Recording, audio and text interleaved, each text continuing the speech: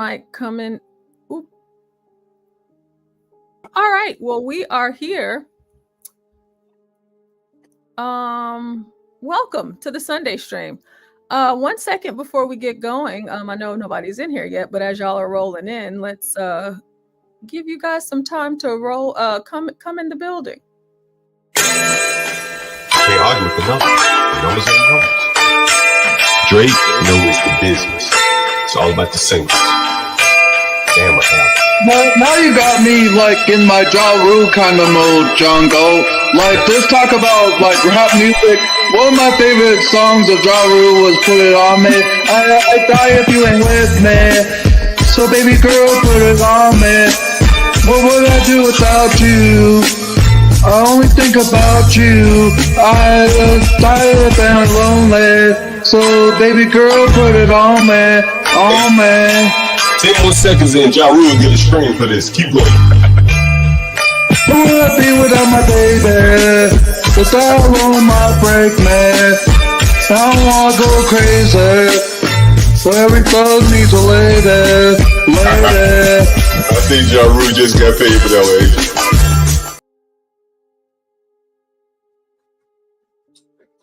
All right. Good morning. Good morning. Good morning. Oh no, I guess. Well, good morning for me. Good afternoon for you, Stan. Yeah, yeah. So good afternoon and good morning. You know, how's it going? So far so good. Just trying to finish. So that works. That's my one chore for the day. Dishes? Yep, loading the dishwasher. That's all I need to do. Guess I'll need to turn it on at some point. Do you want to go turn it on right now? Well, yeah, I can walk up there. Why not? I was thinking Simon at some point would be here soon to talk Britain. Yeah, I'm sure.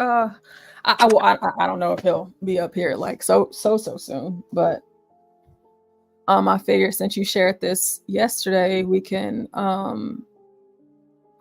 have so many tabs open. I need to close them. I need to close a lot of tabs. I have so many tabs. I try to keep the tabs open from stories that y'all send.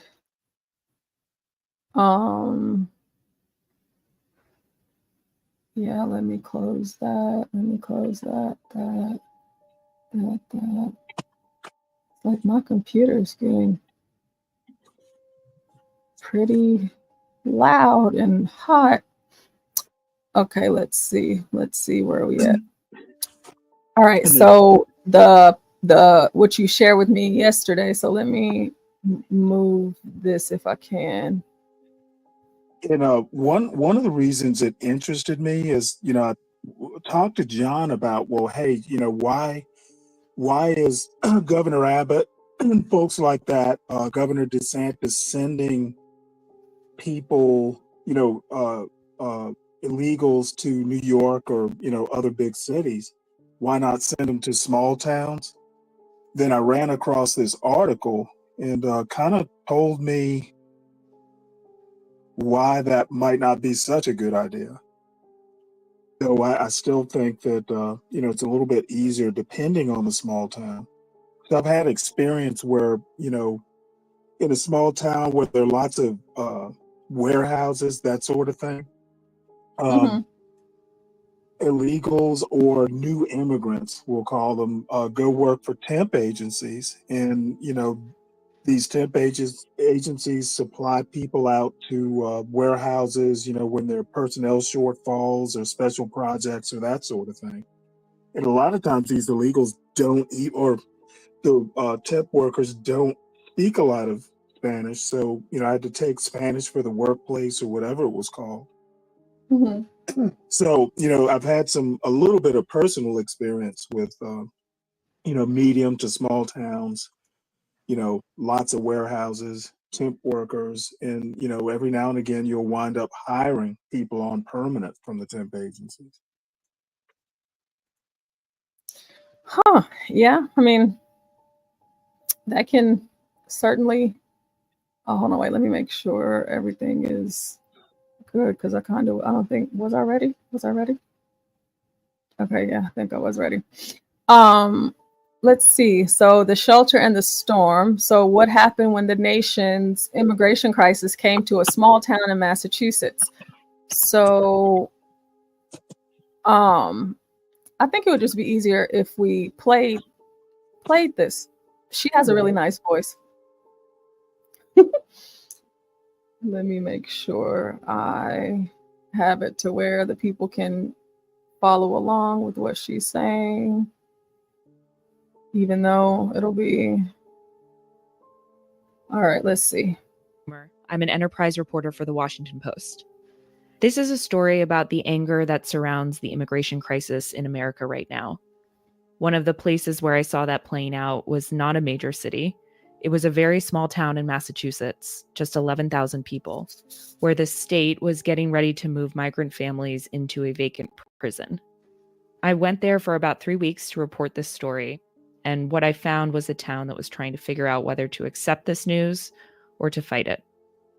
As I was reporting this story, I recorded audio of many of my conversations and interviews. You'll hear some of that audio throughout the piece. Okay, here it is.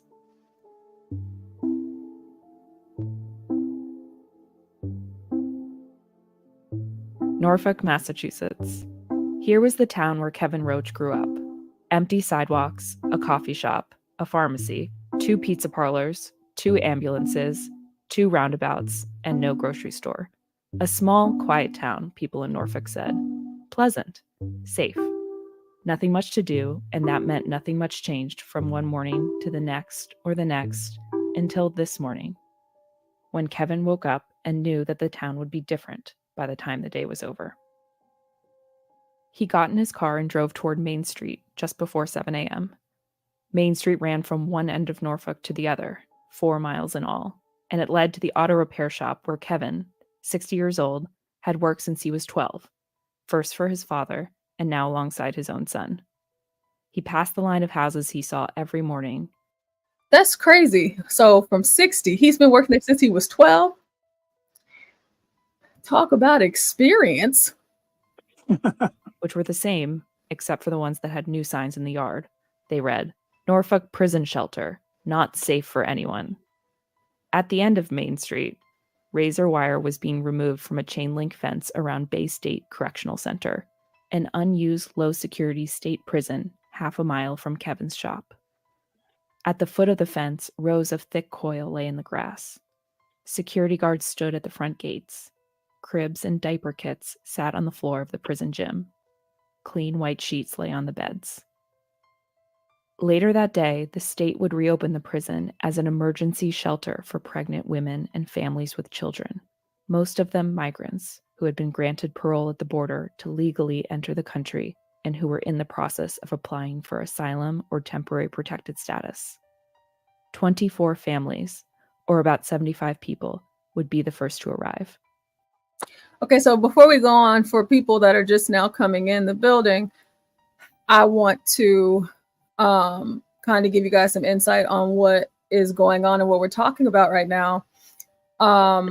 So Stanley shared this article with me on yesterday, and we didn't get a chance to get to it, but we're getting to it right now.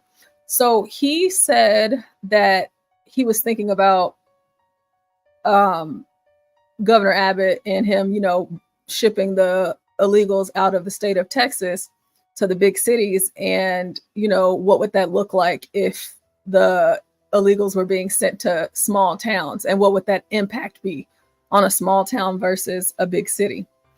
And so what we're doing now is we're going over an article that Stanley found about the impact of what it looks like when the illegals are sent to a small town versus a big city. Is that right, Stanley? Did I sum that up pretty good?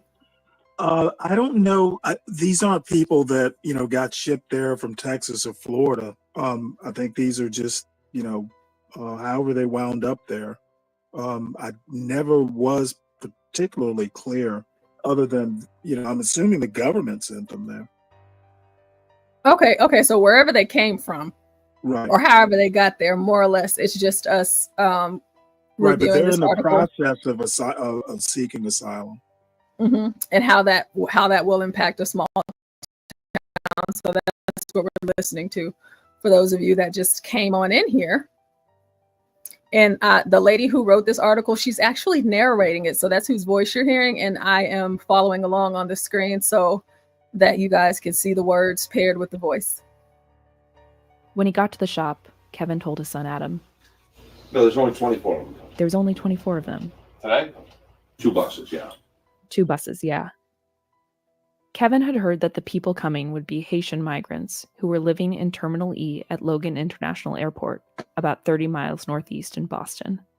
They had arrived among record numbers of people crossing the U.S. border since 2022 and had been placed on a wait list to enter the state's overcrowded shelter system. In Massachusetts, caseloads of families seeking shelter had more than doubled since the year before, and now there were more people waiting at Logan Airport every day and no room for them all. The state had opened new shelters in towns across Massachusetts, but none so big in a town so small as the one planned for Norfolk, population 11,000. By the fall, Kevin had heard as many as 405 people could be living at the prison. The door opened and a man handed Kevin a piece of paper about a protest scheduled for later that day on Main Street. It read, "Signs will be provided. Bring anyone you can." Kevin folded the paper in half and placed it on the counter.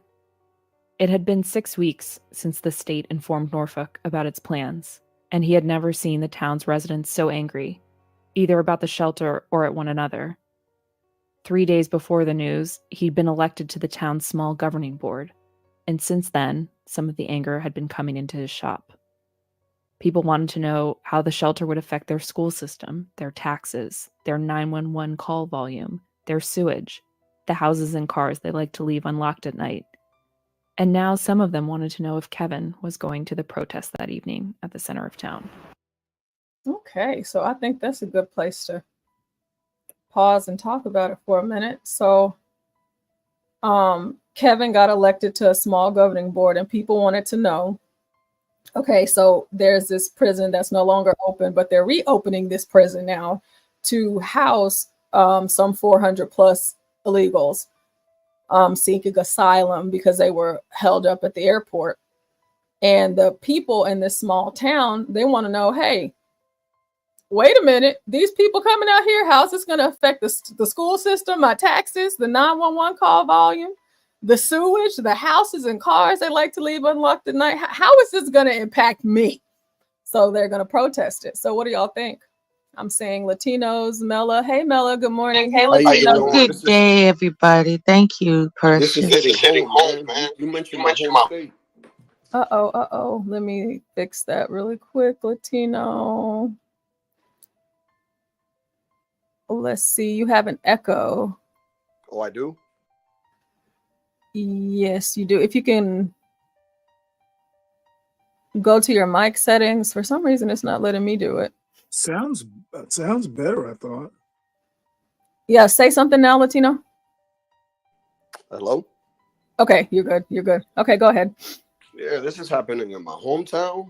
That's why I got on here. I'm like, come on, man. Norfolk is really not that far, and there was a prison there. I wasn't aware that prison was closed. Oh, so this is your hometown. So this really strikes a chord, huh? Like 20, 25 minutes away from me, man. Oh, wow. Okay. So I just hope that, I pray to God, man. Oh, Lord. Our town is not big enough to take in nobody. I really live in a small town. Where I'm from, I'm not going to mention it on the stream, but where I'm from is very small. It's no more than probably 6,000-7,000 people in my town. So, oh, Jesus Christ. Well, you keep going with your story. I'm just upset. I have a quick question, and I don't think this is particularly covered. Does reopening the prison create any jobs?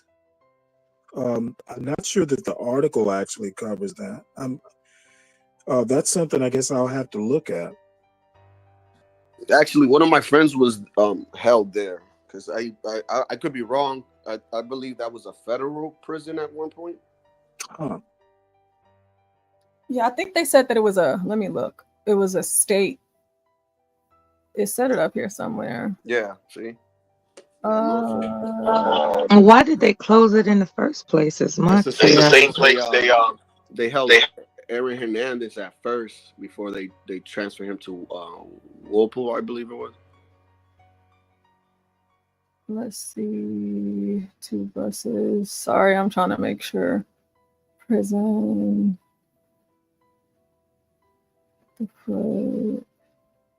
Yeah, it says Bay State, right, Bay and it's State so Correctional. crazy. It's so Yeah, crazy okay, that state. you mentioned that, Portia, too. I don't know if the article mentions that, because I had a friend of mine. Yep, Bay State Correctional Center, an unused low security state prison. Right, so I had a friend of mine that was there too. I got to call a friend just to make sure, but I believe that prison was split into 2. There's one side that's just for the prisoners, and then one side for holding for ICE. Where they detained all the prisoners for ICE at the time, where they had to go to court to see if they get deported or if they get to stay or whatever it was. Because I remember a long time ago, my friend was in that same situation before he got deported, and that's where we went to visit him. Mm. So just throwing that out there too. Wow. Okay, so let's keep listening. Absolutely not. Kevin told a man stopping by the shop. The man said, "You see how many people they can get? Never ends here. Never ends." You don't think they're getting some walk around money when they show up here? Adam asked. Where are they going to walk to? A mechanic named Jack said. They don't walk up to Dunkin' Donuts and Walgreens. Another mechanic who had been listening said, "Imagine if there was a sign saying Jesus loves you and so do we. Think the warm welcome? Shut up.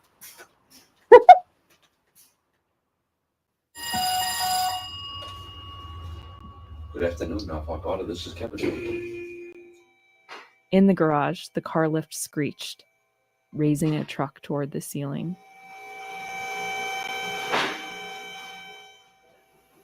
The wheels are junk?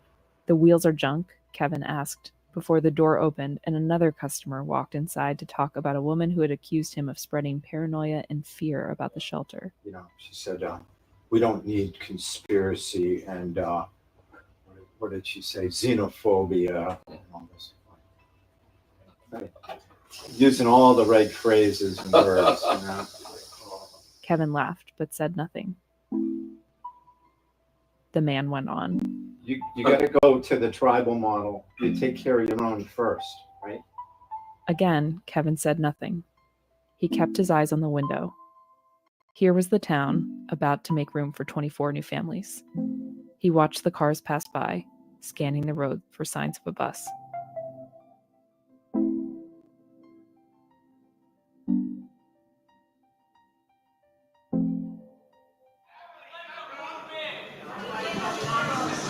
Do you think you're intimidating me? 3 weeks earlier, Kevin had looked out across an auditorium as people began to yell. He had told himself that as the newest member of the Norfolk Select Board, composed of 3 elected officials who set the policies for the town, his job at that night's town meeting was to remain neutral and open.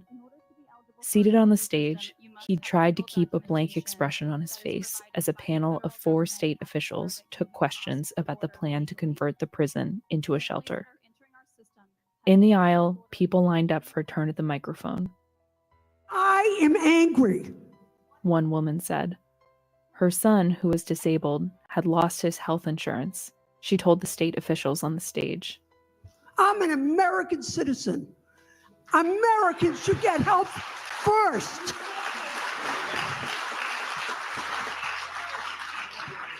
Shouting filled the room.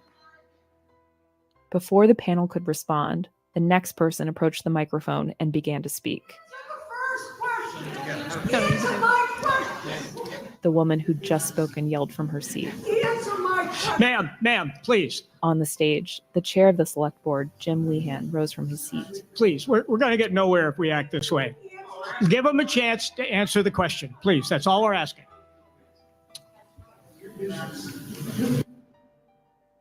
But the meeting went on just like that, for 20 minutes, 30 minutes, for more than an hour.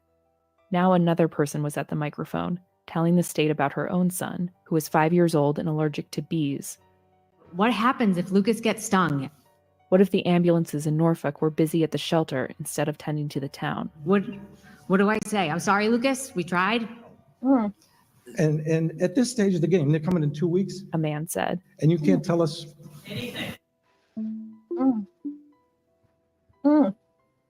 Oh, this is very like I really like the way that this is presented, and I was telling you this in the back chat yesterday, Stanley. It's just this is great. I mean, like having the whole audio, and she's including actual clips from the actual town hall, right? And just listening to the concerns of the people. And I believe a lot of times, whenever we're having these conversations about the impact, what some folks might think about, other folks may not. And so even with her son, Lucas, and him being allergic to bees, what if he gets stung?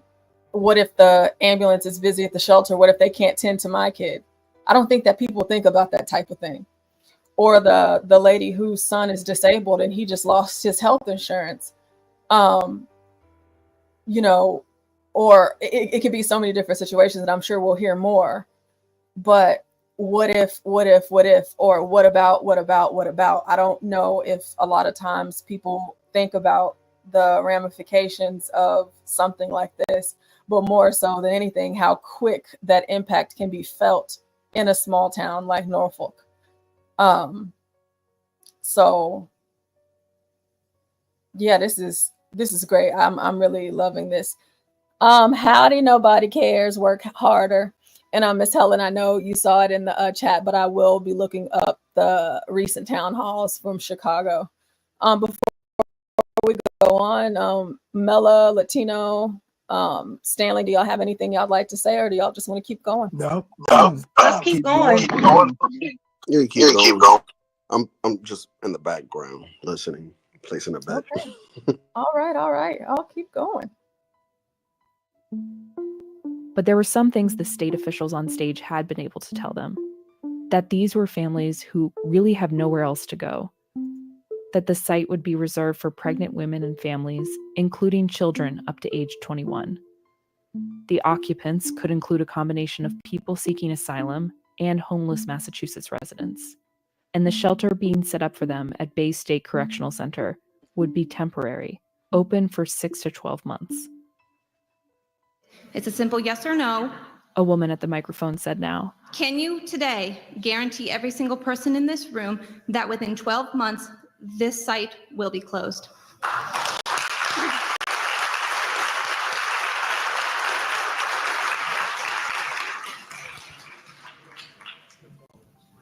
Our plan is to close it within 6 to 12 months. One of the state officials repeated. So that's a no? Mm-hmm. That's a no. Thank you.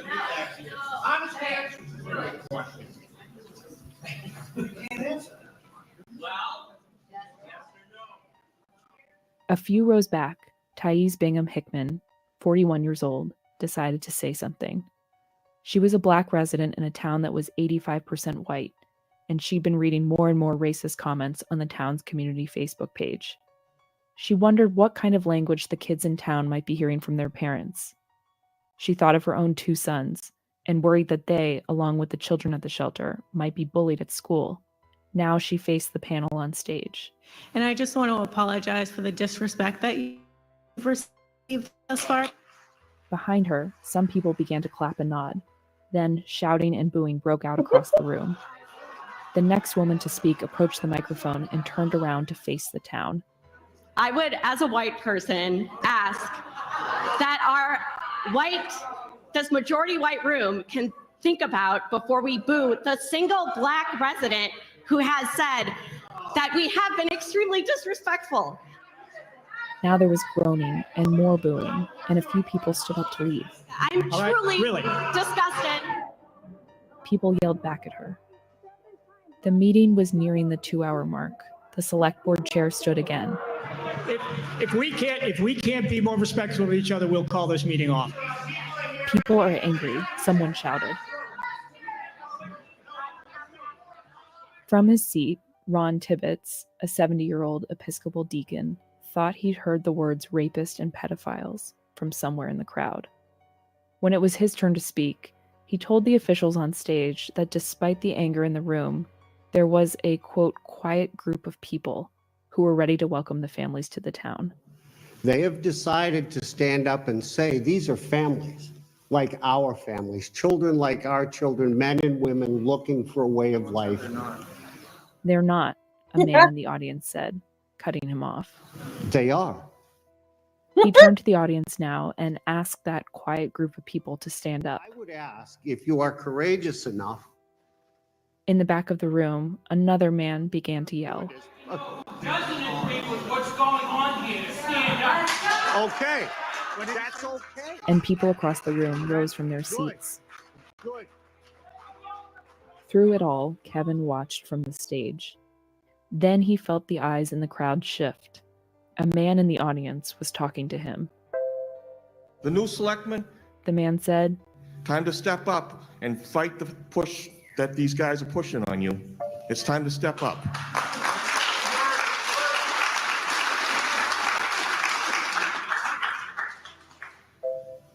Before I go, is there any comment to that? Nope, Kevin said. Got it. Not one.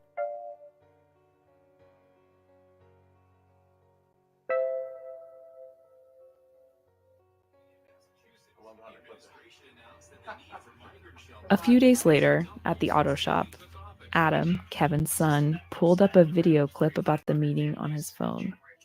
Kevin leaned over the counter to watch and saw himself seated on the stage, silent. Both of us selectmen spoke and pissed people off. He said, talking about his two colleagues on the town's select board. I sat there and was quiet the whole meeting. I sat there and was quiet the whole meeting. Yeah, that's fine. When he was at his shop, Kevin was loud. All the mechanics were, but Kevin was the loudest. Hey, dumbass, he would say, or, hey, jackass.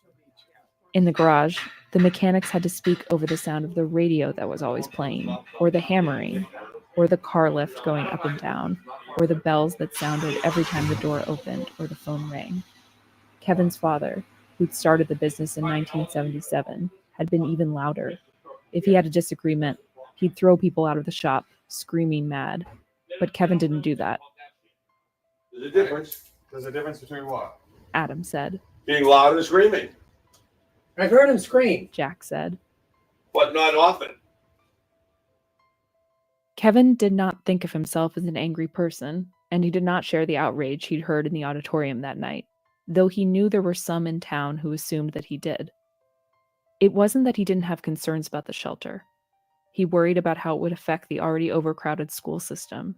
He didn't know how teachers were supposed to accommodate dozens of new students who didn't speak English. And he didn't know what might happen to the town's tax revenue if people decided to move away because of the shelter. Taxes were already high. People who'd lived in Norfolk their whole lives, when it was still a town of dairy and chicken farms, were being priced out. But the migrant families themselves. I wouldn't really say it worries me. I don't feel they're going to be walking down the street with knives. I know there are white people from America that are just a bunch of kids. But people, they're afraid of change and difference. When it came to politics, Kevin considered himself a conservative. He had run for office to keep taxes from going up year after year and to stop what he saw as unnecessary spending. Now he figured he was probably the most conservative member of the select board, but his idea of government in a town this size wasn't political. Kevin was attracted to the idea of service. He volunteered at town service clubs and did fundraising walks for breast cancer almost every year, once flying to 10 states to walk 600 miles at different Susan G. Komen events.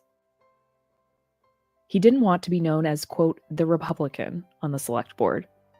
If he represented one side and not the other, he thought, you're not representing all the people. And that was one reason he'd been so quiet at the public forum. But now his silence had led to another invitation to speak. He had been asked to meet with the Norfolk Republican Town Committee, and he had agreed to the meeting so long as they knew there wasn't much more he wanted to say about the shelter. At least not until he had more information. "I'm going to talk about myself and all that," Kevin said. They want to know Kevin Roach. Except that wasn't what they wanted to know. Instead, the Norfolk Republicans wanted Kevin to talk about why the state had railroaded and handcuffed the town. They asked whether the migrant families moving to Norfolk would be able to just go out and roam the streets and all that. And they wanted to know what Kevin was going to do about it. "We do not want this going on." The chair of the Norfolk Republicans told him. So, I mean, just don't roll over and die. Well, we're not. We just can't. We just want somebody in there fighting for us. Well, we are fighting for you, but we can't fight out in the street. Now Bill Crane, an 83-year-old man Kevin knew, stood up to address the room. He ran a local talk show on the town's public access television channel, and before that had been a teacher at a church, where the older students used to complain all the time about Norfolk. They would say, "It's a stupid little town, and there's nothing to do in Norfolk." And I said to them, "Now just hold your horses. You're going to grow up, and God willing, live here in Norfolk again, and raise your family here. And you will find that this stupid little town with nothing to do is a safe oasis." There was no crime here, he said. There were safe, open spaces. He's absolutely We want right. to keep Norfolk the way it is. We don't want to see it degraded. I agree. We don't want crime coming to town and everything else and all that. Bill seemed satisfied with the answer, and Kevin walked away from the meeting thinking that maybe all the town needed was another opportunity to air its frustrations. The next day, he drove to the town hall building to see Kate O'Brien, who was 39 years old and Norfolk's assistant town administrator. When he got to her office, he asked, "Is there any way we can schedule another public forum?" Kate looked at him from across her desk. "I mean, I can always bring it up," she said. "I feel we have to," he said. Kate, who'd been on stage next to Kevin during the first meeting, had seen her job go from balancing budget items for a town of 11,000 to managing a small corner of the nation's immigration crisis. At the meeting that night, she'd noticed herself shaking, and the physical response had surprised her.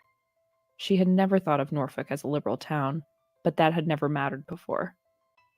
It had been 10 years since she'd started to work her way up the ladder of municipal government, attending graduate school at night to get her master's degree. Now the question she was asking herself surprised her too. Why am I so affected by this? Is this worth it for me, mentally? Is this what I want? Yeah, do I want to be screamed at? The morning after the forum, she'd found a voicemail waiting for her at the office. It was another angry voice, but instead of screaming, the man on the tape spoke calmly as he used racist slurs to talk about migrants and described scenes of sexual violence. "My mom always taught me not to wish bad things on people," Kate heard the man say. "but I hope it comes out to every one of you motherfuckers."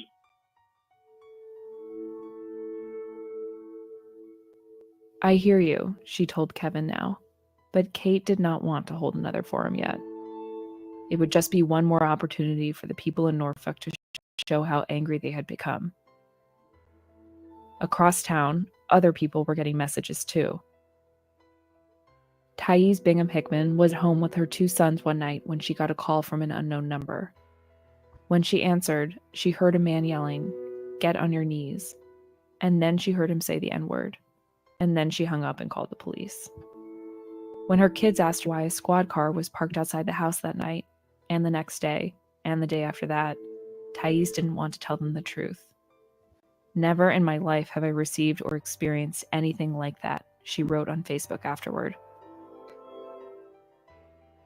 The days passed, and across town, more Facebook posts came, followed by fights in the comments sections.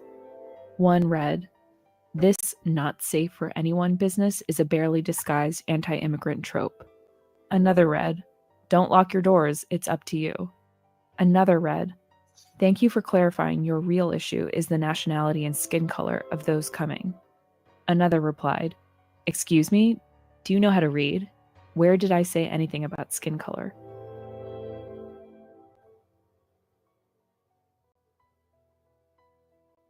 A new feeling of anticipation and tension settled over the town. "If people want to reduce anger, which could lead to hate or crime, be nice," one woman wrote online, suggesting people start offering one another a conciliatory smile or wave.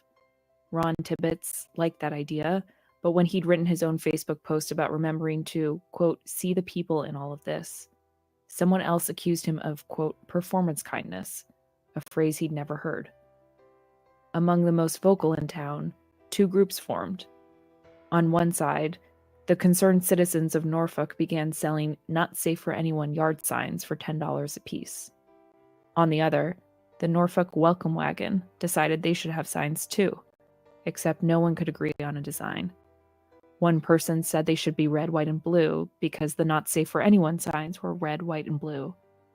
Another person said that might appear adversarial. Another said a neutral color might be better. Another suggested that instead of making new signs, they should pull out the other signs in the middle of the night. Rumors were spreading that the shelter would open soon, but state officials still wouldn't tell the town a date or time. They told Kate they were worried protesters might try to block the roads. At the prison, contractors began working overnight. Razor wire began to come down. More signs went up. Plans formed for a protest in the roundabout on Main Street. Everyone had their own idea of who was about to come to town, including Kevin. He imagined, quote, "a bunch of pregnant women and children, mostly from Haiti, a country he didn't know much about, except to think that it was a dangerous place. He didn't know what language the families would speak, except to think that it wouldn't be English. And he had only heard a few things on the news about what was happening at Terminal E in Logan Airport. But he had seen the inside of the prison. He knew it had a gym, a cafeteria, and bedrooms that looked like dorm rooms, not cells. So he could at least imagine that for anyone, it would be a better place to sleep than the floor of the airport. You know, it might be just totally fine.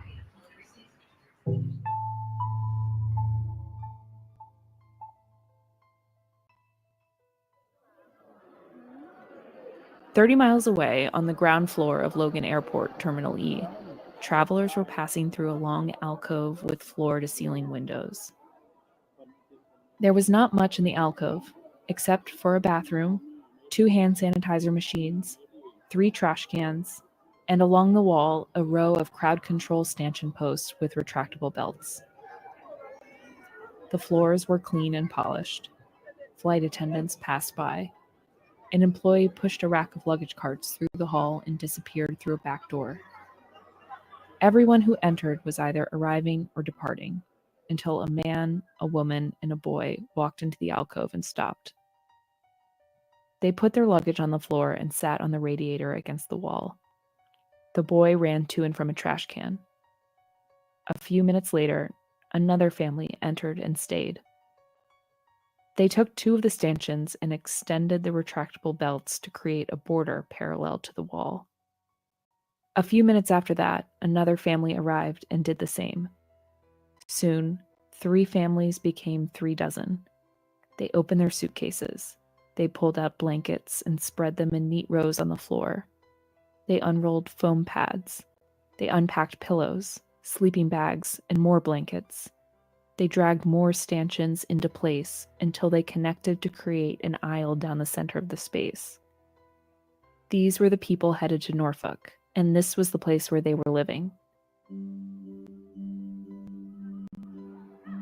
Every morning, they woke up at the airport, packed everything they owned, and were driven to one of the state's family welcome centers, where they spent the day. Every evening, they returned to the airport, unpacked their things, and slept. One level above, the governor's voice said on loop, "Hi, this is Governor Maureen Healy. Welcome to Massachusetts. Thank you for choosing Boston Logan International.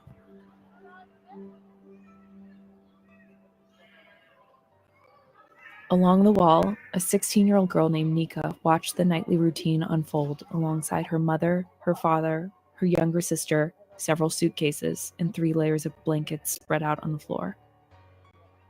She had been at the airport for 18 days now, she said.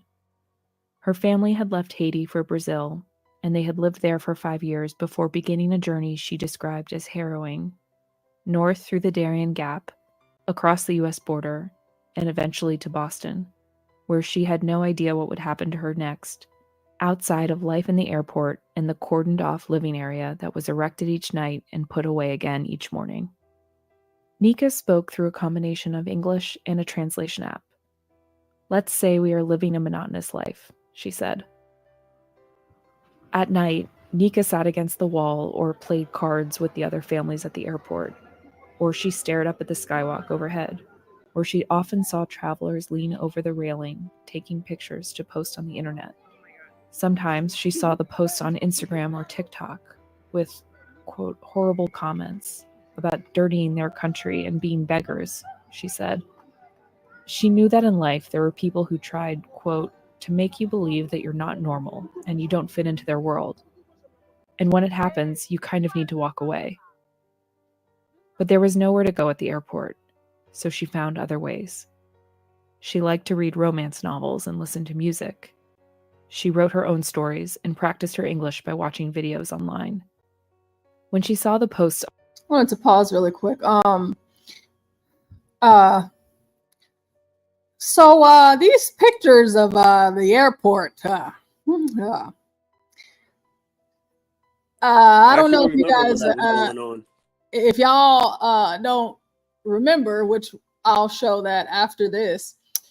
Whenever the Haitians came to Texas, what it looked like at our border, and my God, in less than a week, it looked exactly like Haiti. It was crazy. Looked exactly like it.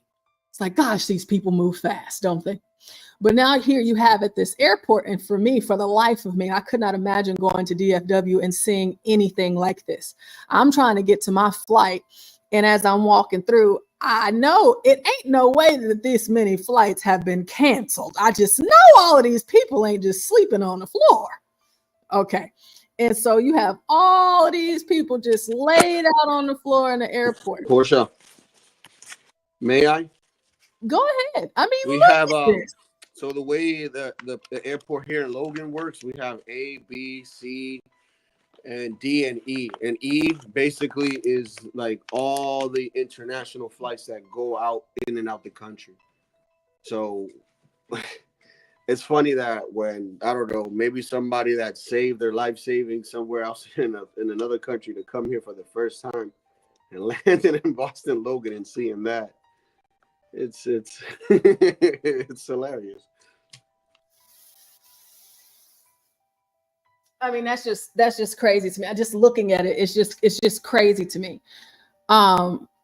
Again, you know, being in the state of Texas, I see a lot of this stuff everywhere, but not like in the airport, though. You know, you see, not at the airport. There's a lot of different things that I see, which we could talk about after this, but it's just looking at these photos and like this one particular photo here where there's this family or whatever, you know, they're just walking through. Look, they're just walking in between the living quarters of these people, you know.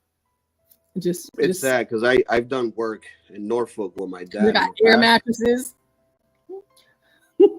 I've done work with my dad in the past in Norfolk, and it's a pretty mixed communities. We have Latinos there, we have whites, we have blacks, we have Hindus. But my issue is that it's like I say, those people have come to this country and they adapted to the situation. Most people don't want to adapt to a certain situation. They want to still live like they're in a third world country, and that's my issue with all this.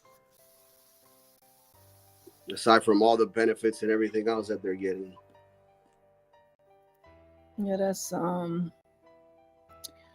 That's a lot, but you know, let's keep going. Let's keep going. This is very interesting. This is a wonderful, wonderful read. Thank you, Stanley. About the airport, she tried to believe that every person was inherently good, and that she was too. Everyone was good at something, she said. Only, quote, maybe we are not in the right place to develop our talent. Albert Einstein might be considered the most intelligent man of all time, but, quote, think if he went to a city where he needs to fish to survive, she said. If he doesn't know how, will he be considered an idiot for not knowing how to fish in a city where even children know how?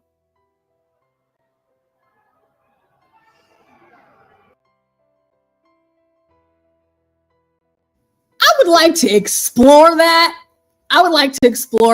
You know, because I'm kind of getting kind of hype right now. All right. So this says, when she saw a post about the airport, she tried to believe that every person was inherently good and that she was too. Everyone was good at something, she said, only maybe we are not in the right place to develop our talent. Albert Einstein might be considered the most intelligent man of all time, but think if he went to a city where he needs to fish to survive, if he doesn't know how, will he be considered an idiot for not knowing how to fish in a city where even children know how? What do y'all think? How would y'all answer that? And I would like to hear from everybody on the panel. And Herman, yes, she did. All right. Stanley, go ahead. She didn't exactly compare herself. She was just using him as a hypothetical. To be honest with you, I'll just answer the question in that no, he probably wouldn't be if he presented himself correctly. You know, don't go out there. I mean, if you go, hey, you go to bait stores all the time. Hey, you know, what's biting? What lures are the local fishermen using?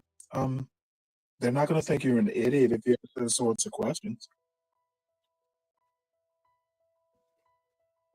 So obviously she's not a fisher person.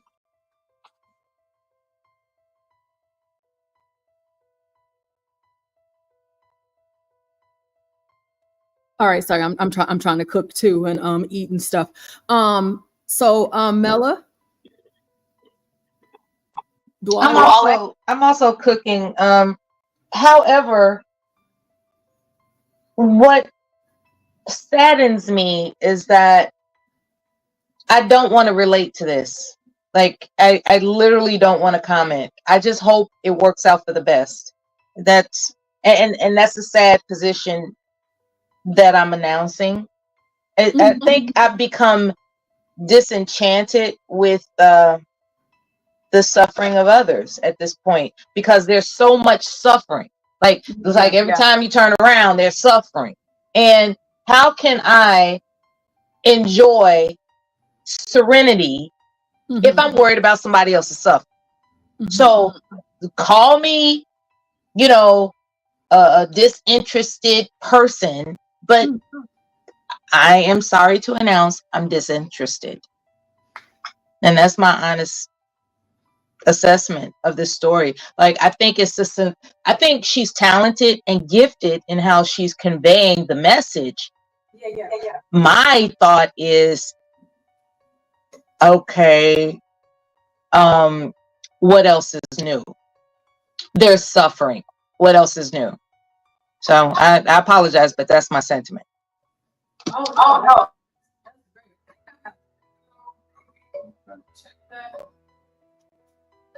No, that was good. I'm gonna have to actually write that down. What you just said, Mela. I love that quote and the way that you just said that. That was good.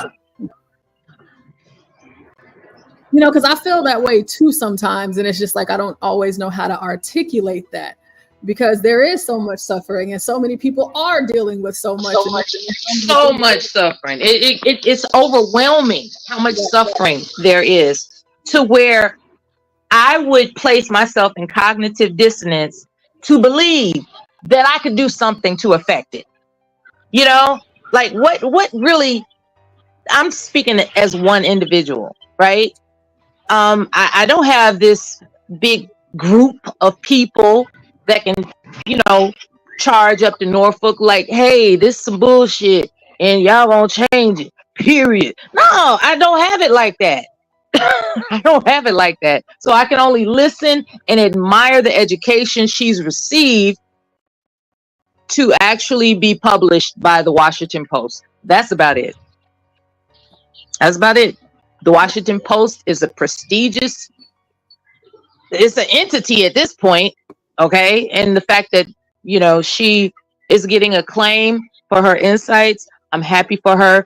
I am prayerful for the people that are suffering, and that's all I can do.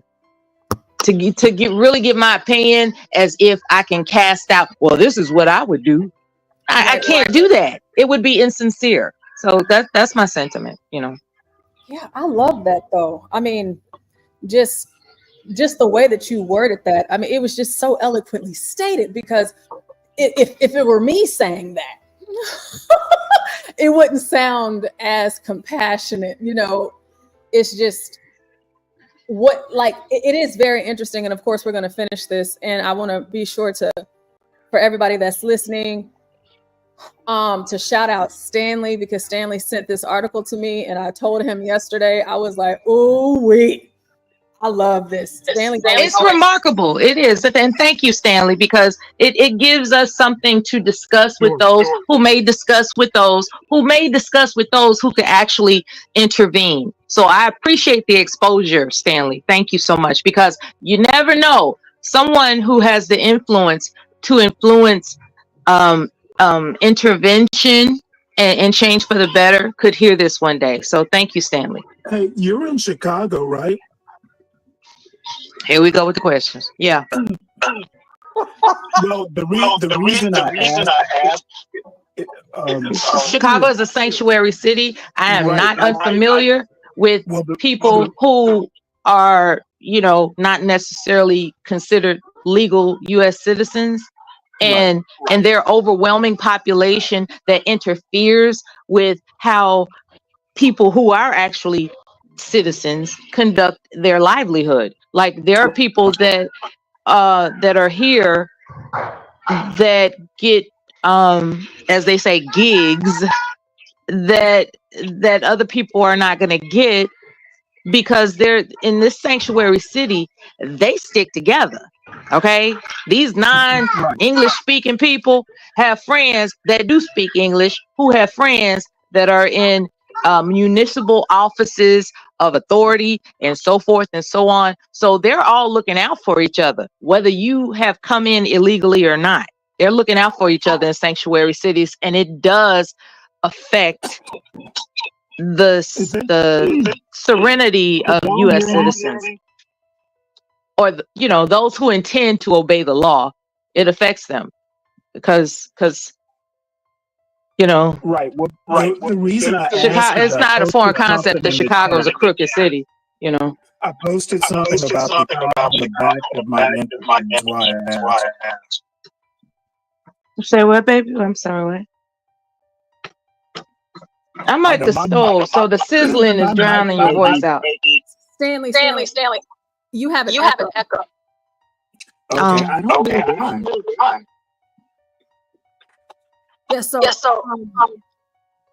Yeah, it was a little echo, Stanley, but I'm trying to understand you, because I do want to answer your question in the interest of you know, everyone being all right. Like that's my prayerful hope, that not even a hope, my prayerful demand is that everybody will be all right. That's my prayerful demand from my spirit and soul. And the way every time I turn around, everybody's not all right.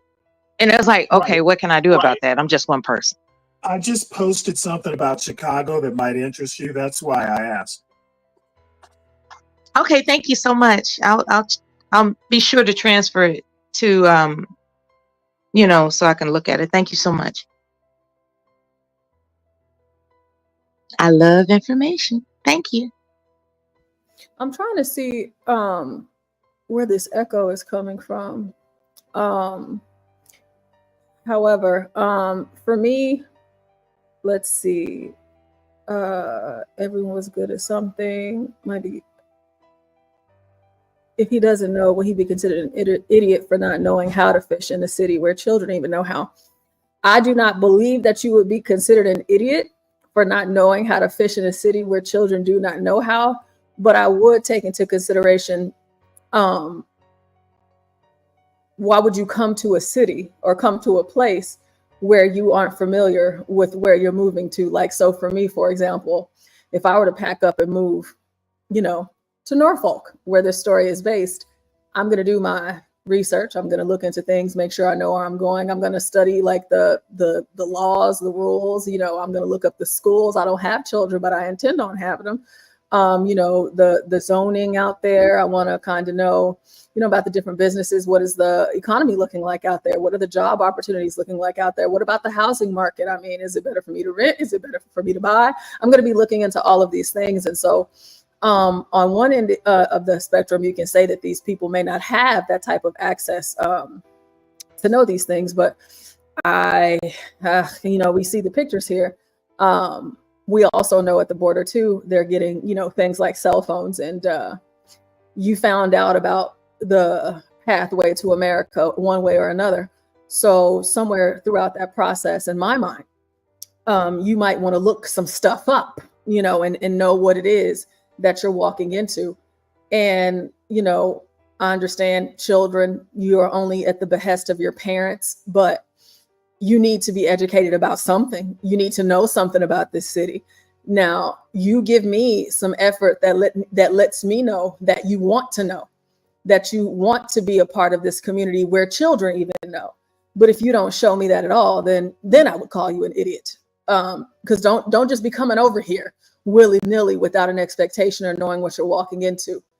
And that is the expectation whenever you go to other countries as well. Like, I'm not just about to go somewhere else and just force my culture and not attempt to assimilate with the culture that I'm moving to. And you could say that too in America, because the beautiful thing about America is that every state is like another country. And then even within the interior of those states, there's, just like in Texas, Dallas is different from Fort Worth. Fort Worth is different from Austin. Austin is different from Houston. It's just a different type of culture. So you kind of want to know. So as far as would she be an idiot? To me, only if you don't do your homework before you get there. But we all know how they got here. And if you did your homework at all, you would attempt to do it the right way. But then how much can I blame these people if, the idea is come one, come all? Doesn't matter how you come, like church on Sundays. Come as you are. So let's keep going. Nika's father placed her sister's head on a pillow. At night, the airport got cold, and many of the kids staying there, including Nika's sister, were sick, she said. Quote, "People are here out of necessity. It wasn't a choice. Then I woke up one day and I'm going to have an adventure and live in an airport." End quote. She hoped to get a job to help them. And she had other hopes too. To go to school and to one day learn 9 languages. She already knew Portuguese, Creole, Spanish, and some English and French, and she wanted to learn Italian and Mandarin next. Most of all, she wanted this trip to end, and for her, that meant, quote, "when I can finally sleep in peace. A house where I know I'll rest after the rush of the day, But I don't think about it too much," end quote.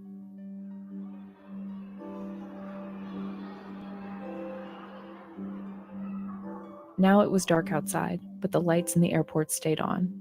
Nika's sister was asleep. People walked to and from the bathroom to wash up. Flip-flops and sandals lay scattered on the floor.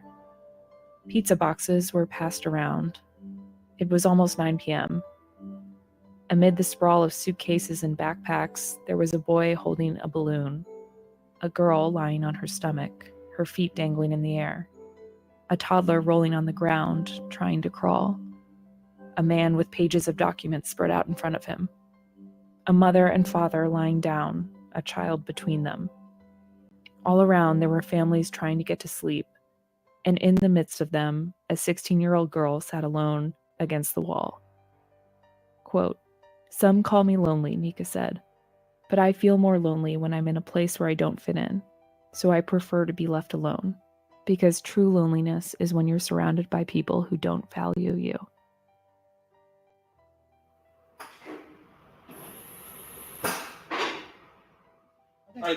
Jackass. Hey, jackass, Kevin said. There's only one jackass in this room, and it's you. A mechanic said back. Oh, yeah.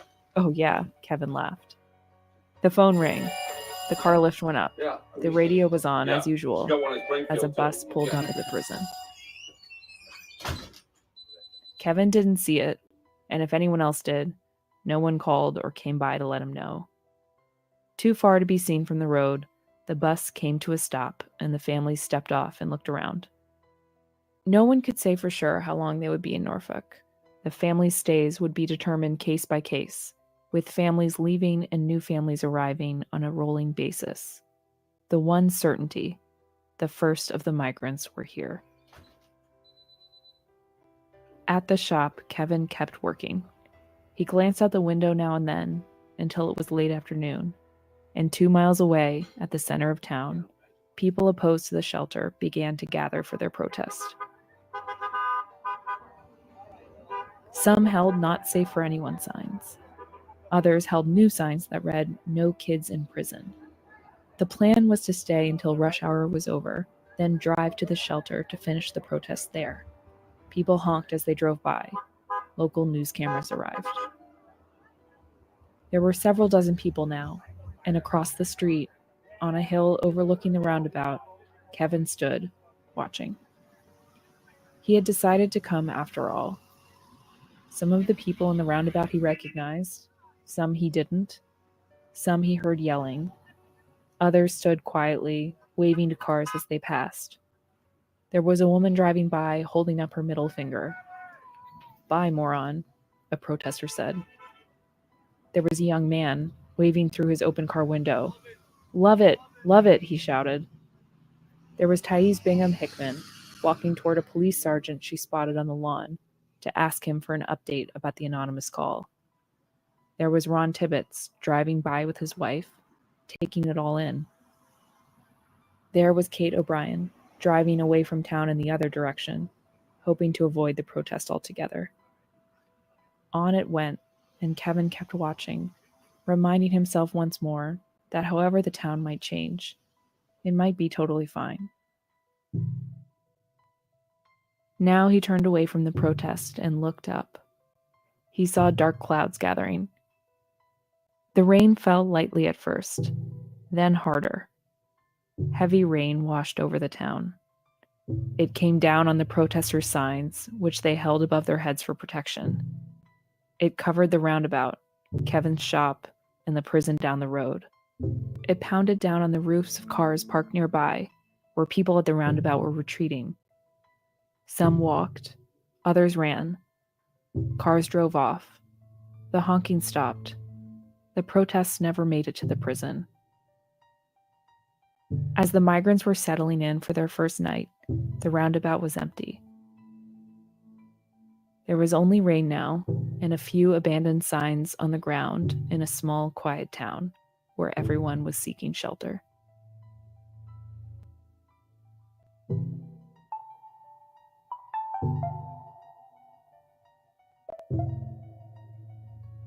This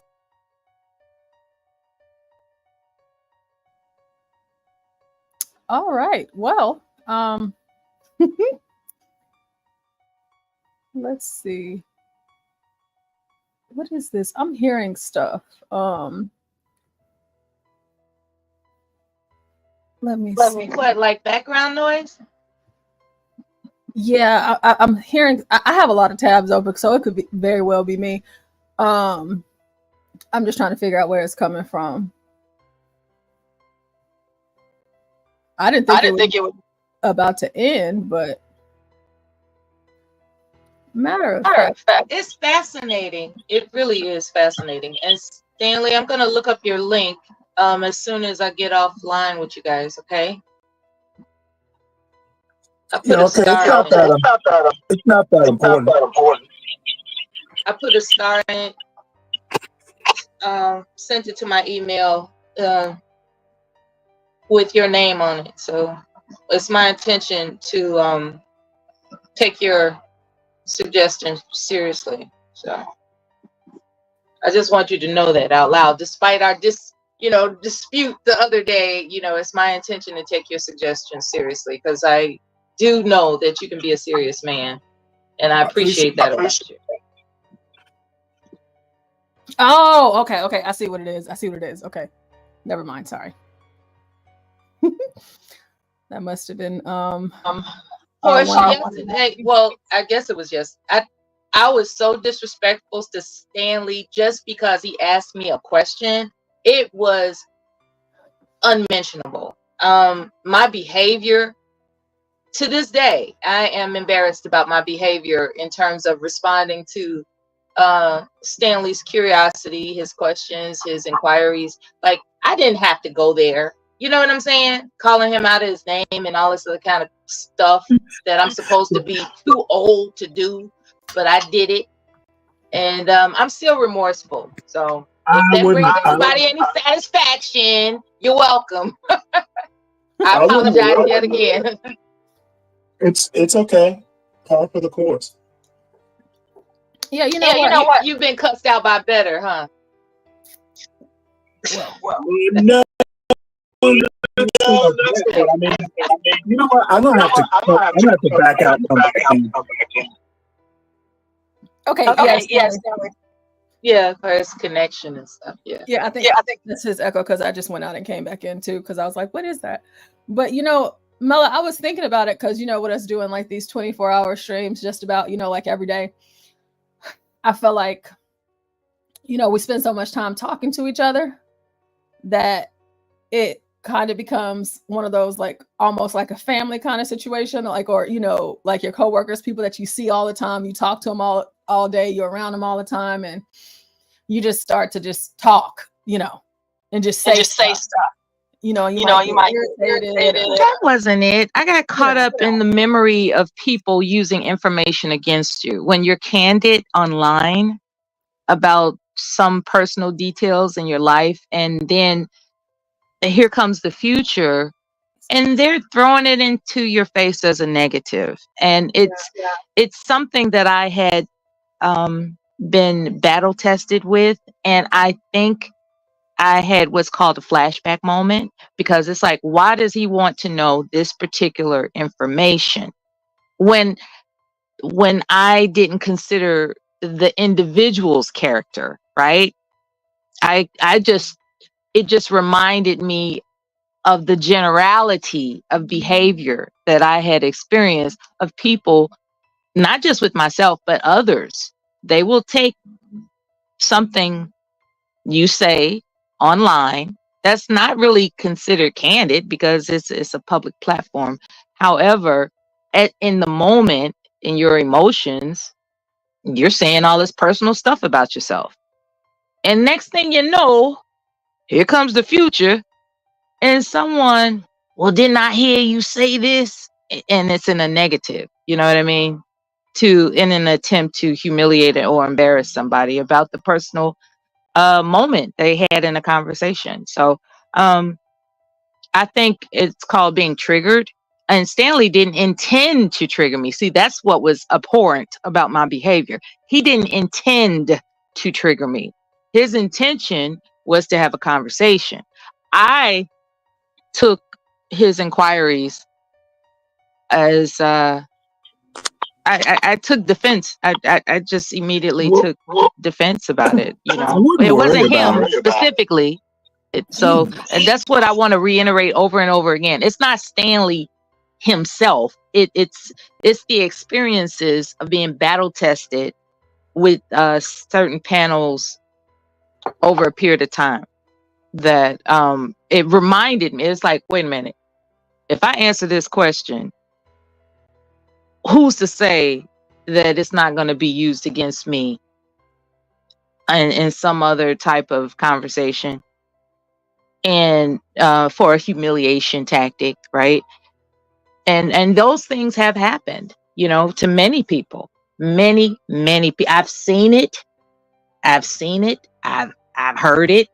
It was crazy, and I learned beware of people that ask personal questions. Beware. And so that was my stance on it. It had nothing to do with Stanley personally. But I made personal attacks toward him as if he was the enemy or something. And that's not mature. That's not I mature. wouldn't worry about it. I'm not worried about it. I just would like to think I'm more mature than that. So I could have handled it differently, just like you suggested. I could have simply said, I'm not going to answer that. I could have just said that. But no, I had to get all immature about it. So, I apologize for my immaturity. I tend to ask a lot of questions. It's a habit I've had since I was a kid. So. I mean, I literally accuse you of interrogating me. And I'm like, where did that come from? Oh, this man has no reason to, quote unquote, interrogate me. I was putting you in the same bag as nefarious characters that I've experienced before. And that was presumptuous of me, and I would like to think I'm better than that in some regard. So apparently I dropped the ball that time. I'm woman enough to admit I dropped the ball, but what's beautiful is I can pick it back up again by apologizing and whether you accept it or not, it's still growth. It's still growth. Gladly accepted. Yeah, I appreciate that. Thank you for allowing me to grow past it. Thank you.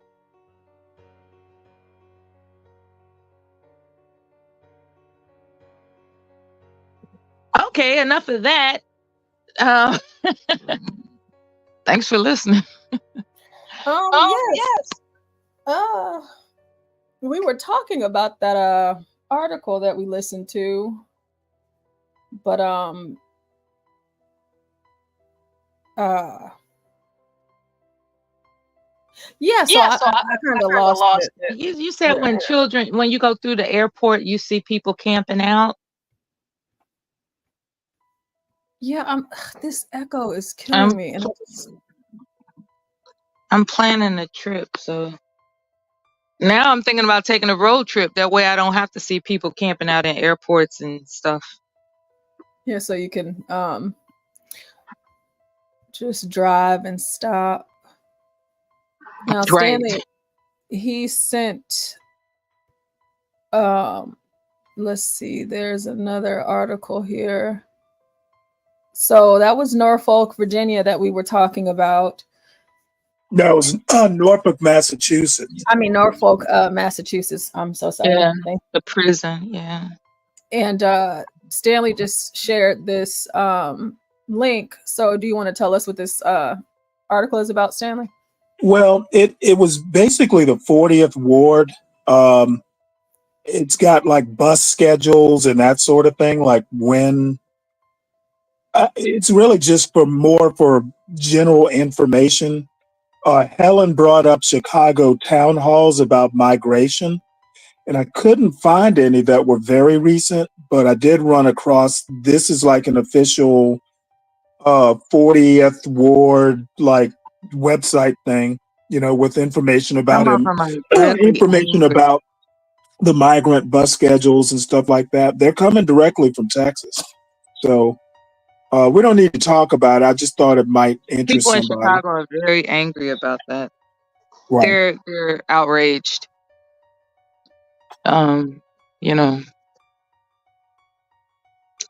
People I know. Anyway.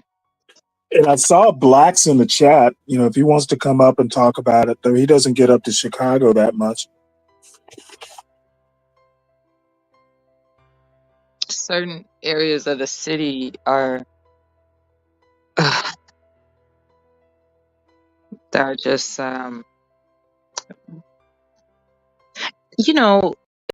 it's really tripped out.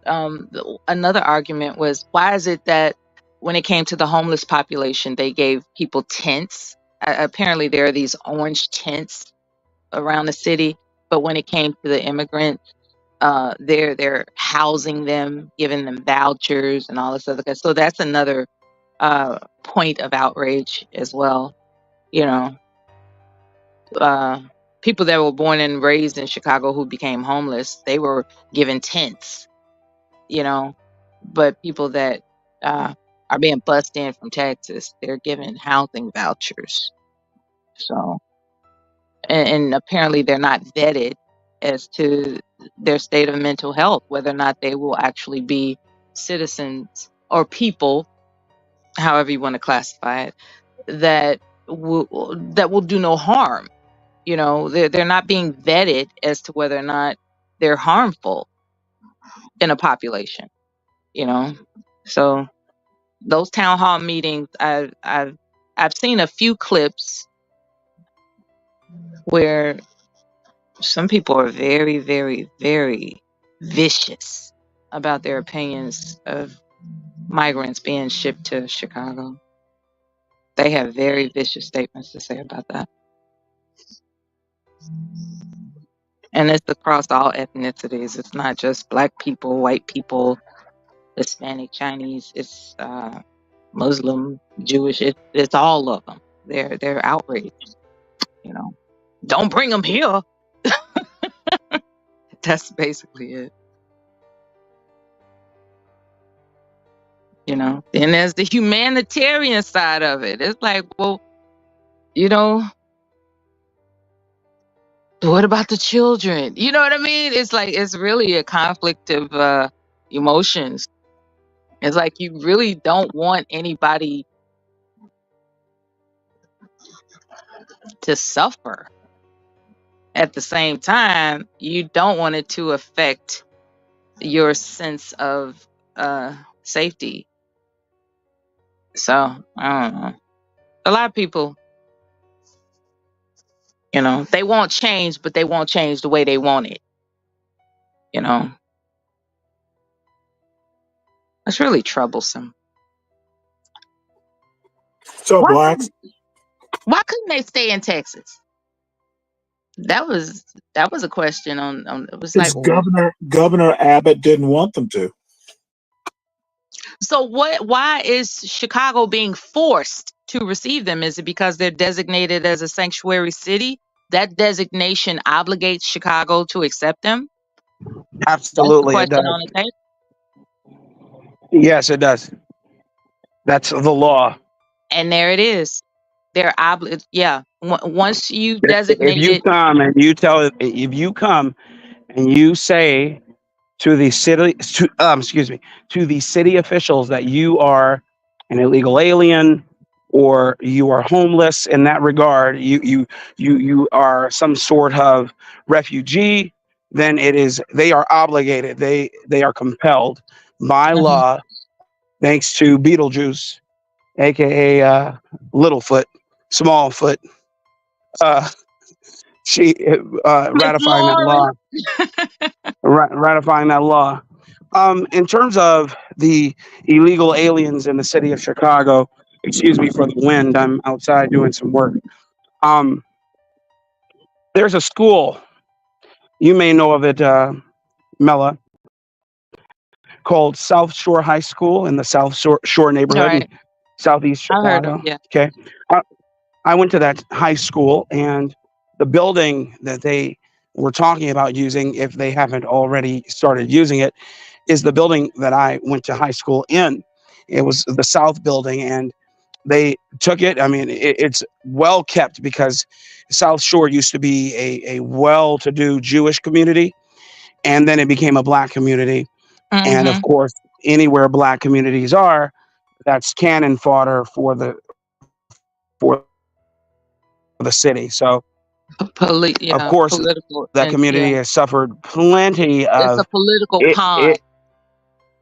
issues. Yeah, issues. Not to say all the gang violence, all of the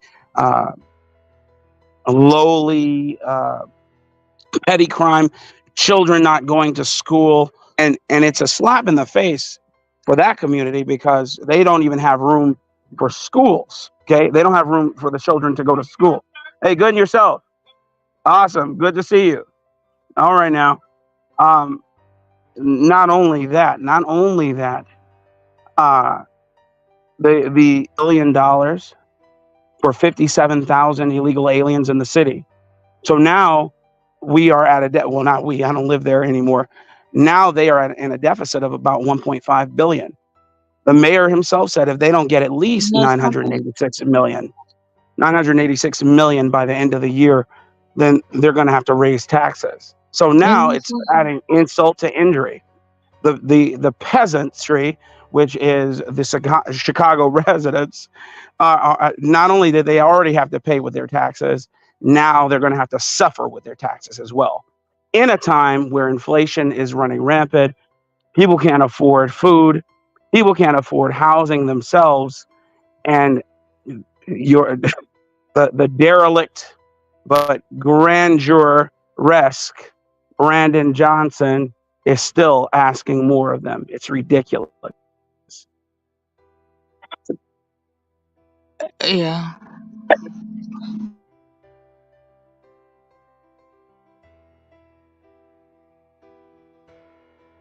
So I found what Helen Let's go, Brandon. Let's go, Brandon. That would be great. Thanks, Billy. There you go. There you go. There you go. There's and just a correction about where the illegal immigrants are coming from. The majority of them are not coming from the southern border, as stated in the news. A lot are coming from there, but however, they are bypassing the southern border, choosing to go to Canada, and then Canada allows them respite, and then they cross the northern border. And they're also coming. And remember, Chicago's a hop, skip, and a jump from Canada. It's so close to Canada, you can smell it. We actually talked about that. 7,000 last year, the most across the Canadian border in 12 years. Yeah. 12 years combined. Yeah, we talked about that this morning. And I want to say, it isn't Mexicans. You know, a lot of people like to use that trope because Mexicans go home.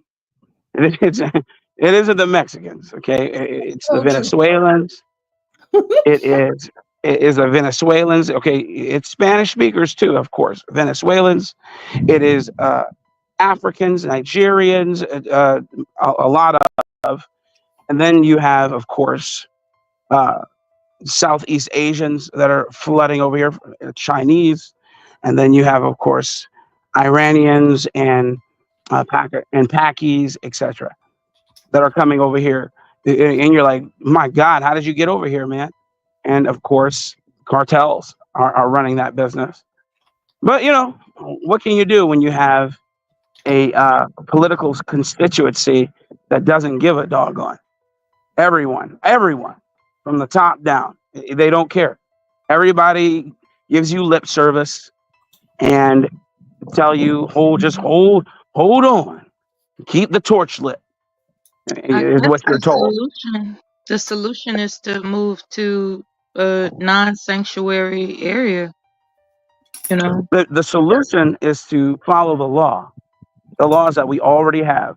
We don't need new ones. We don't need ratified ones. We have laws, and they deliberately skirt them, and that's the problem. They do it so. Oh man, they do it so eloquently, though. Oh man, they're it's mystifying how they do it. Go ahead. When I was growing up, I wanted to have a penthouse in Chicago, and I'm not so interested in that dream anymore. It seems like it's not worth it. You know what I mean? Like, let's say hypothetically, I could afford something. It's not worth the squeeze. You know what I mean?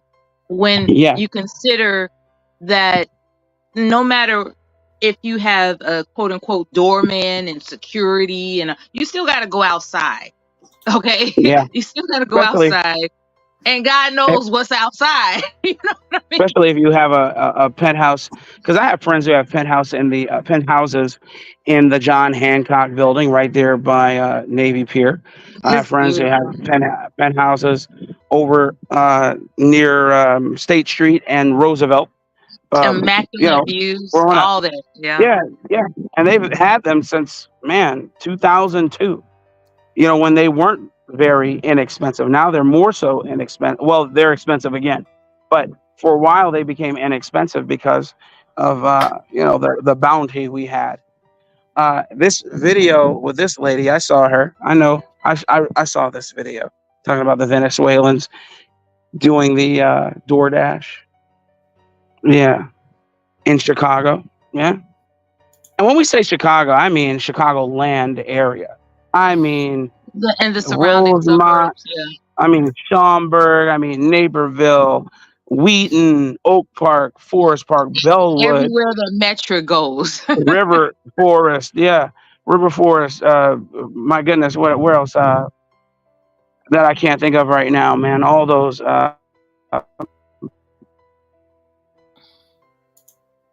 cities. Evanston, which is basically Chicago. It truly is.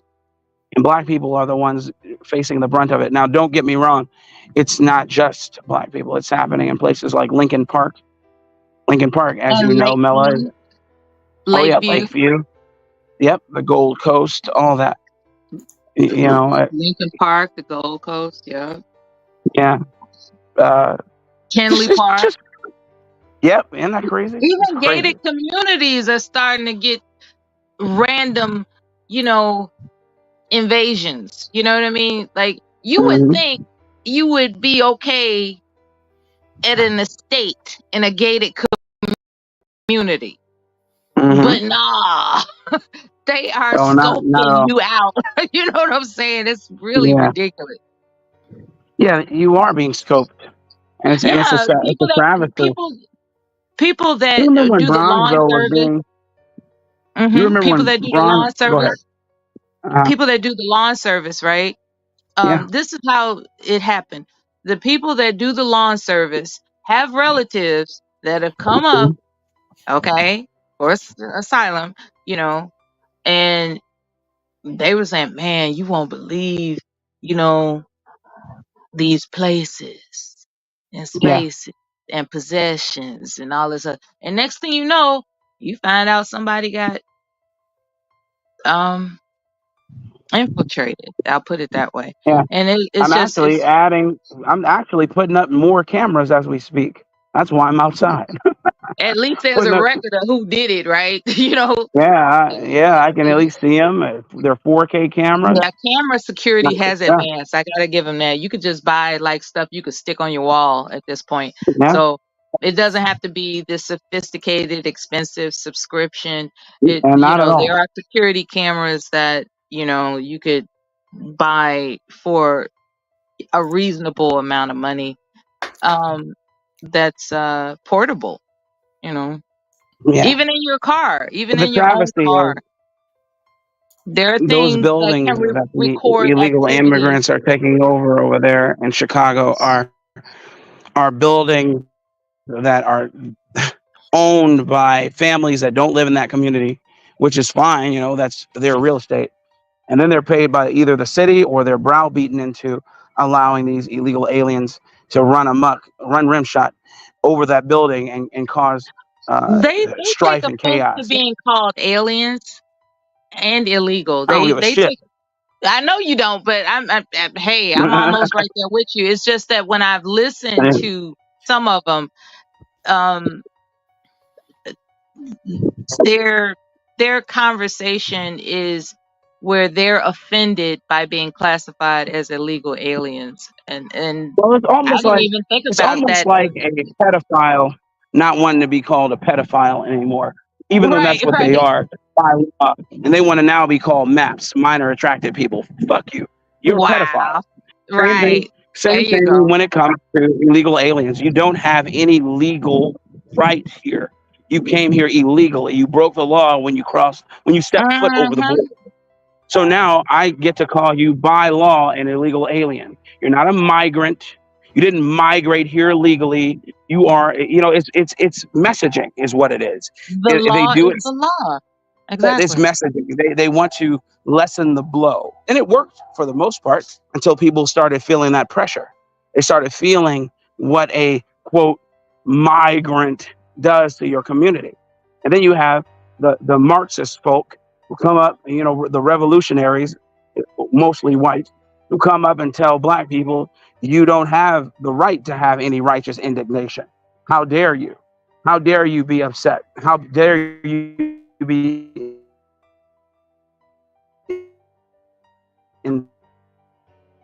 incensed at the fact that these people are coming and usurping? Erroneous arguments. And they try and again browbeat you into submission. The shame, black people are really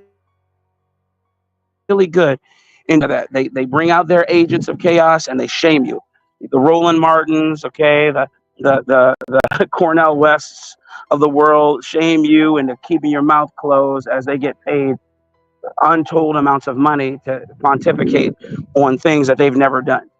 And it's insane. And then you're living life and paying taxes. Your taxes don't lessen. Okay, your water bill and electric bill and gas bill go up. Trash bill goes up. Your car breaks down. You got to get that fixed. That goes up. All while trying to protect your house. And then they tell you should allow them in. Allow them in. They're not bothered. They get to gallivant. They gallivant around the world, around the country, unbothered, unimpeded. Okay, invited to galas for autocracy and aristocracy and lauded and given rewards. They have their heaven here on earth while you suffer. And it's amazing, man, that people don't resonate with that. You don't resonate with the fact that you are being set upon. Okay, this is what it looks like to be set upon by your own government. Yeah, People are it's supposed kind to of like have a your interest. colonization, right? Insane. An Yeah. invasion of colonization. Yes, sorry, go it ahead. absolutely is. No, you're right. That take is apropos. Absolutely, it is a colonization, and they are trying to push you out. And then you get all these erroneous reasons. Oh, you won't work the jobs. I'm like, that's a lie. I will work the job. I'm like, but you have pushed me out because everything else is cheaper. So cheaper labor means, hey, you don't have a job anymore, especially if you live in an at-will state. Okay, you don't have the job anymore. I can pay these people a lot less. I'm gonna go with them. H-1B visas, etc. That's a thing. Again, man, the citizens have to start really paying attention. And I don't mean doing anything drastic. I just mean go to meetings. Go to meetings with politicians. Let your voice be heard. Vote people out on the grassroots level at home, because that has a direct correlation with votes that are brought to the federal level, stuff like that. Because if you notice, all of the crazies, they go to those meetings. All the people who want things done in their favor, they go to those meetings.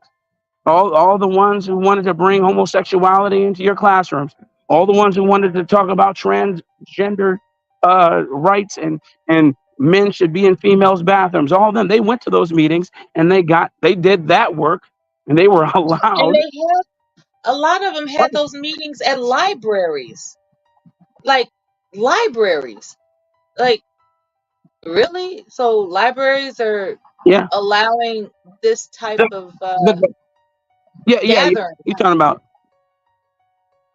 but I'm talking about, well, yes, because I'm saying what allowed those gatherings were the meetings that they went to when the politicians were meeting once or twice a month to deal with agendas, to ratify laws, to introduce new legislation, to, things like that. Nobody goes to those things. Why? Because you're living your life. You're working. They said, well, I got to work, man. I got to pay for this, or I have to pick my children up. I can't leave my children at school or at their extracurriculars. So they count on you having to live life. And then all the bums who don't have jobs. Right.